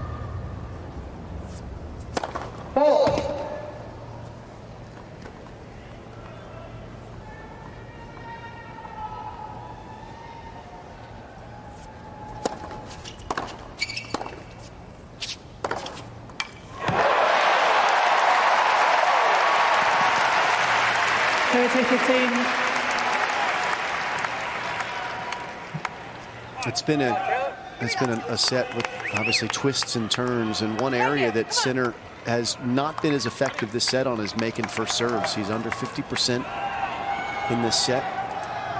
There it is, 38%. That's given Fritz a chance to go big on those second returns. Get down with his bad self, Mary. That's what he's doing.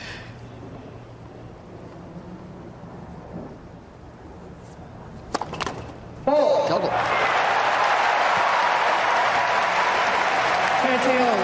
He only had one double fault in the first 2 sets, did Jannik Sinner. He's obviously had to hit far more second serves in this set overall, but 4 double faults just in this set alone. Some of that's the crowd, some of that's the nerves, and a lot of it is Taylor Fritz's threat.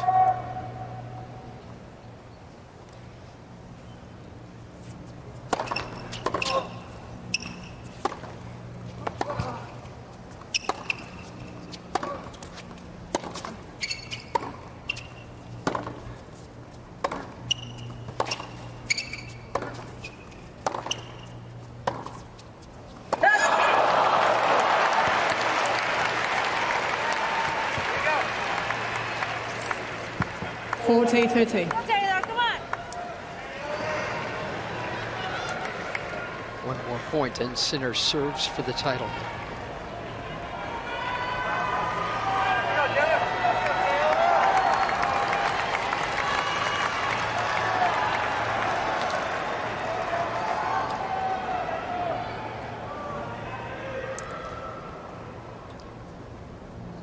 Big error, 6-5.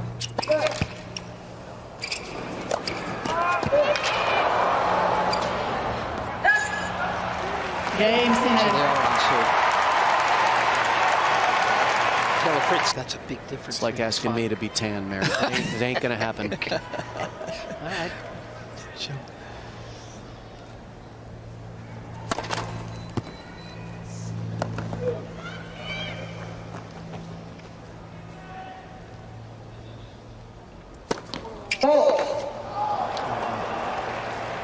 lap 15.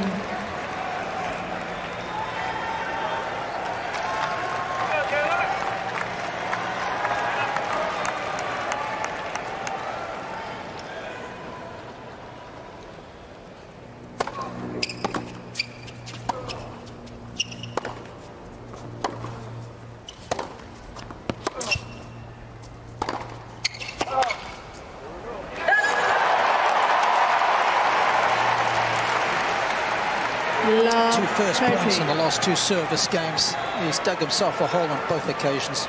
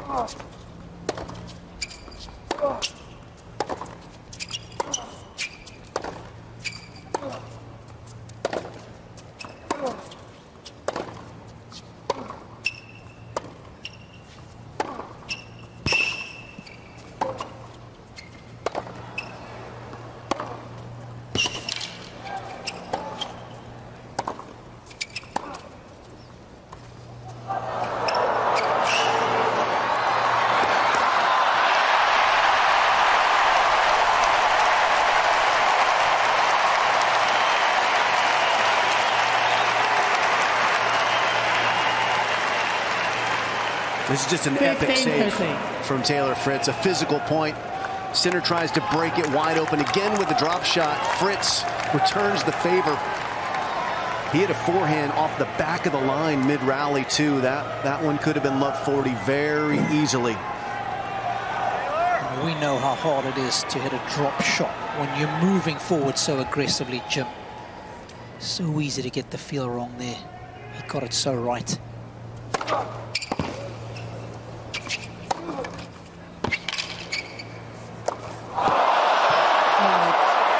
Indecision. Fritz not sure whether to come forward and hit a normal volley. Opts for the swing volley, and this match is swinging away from him. 40. It's double championship point for Jannik Sinner.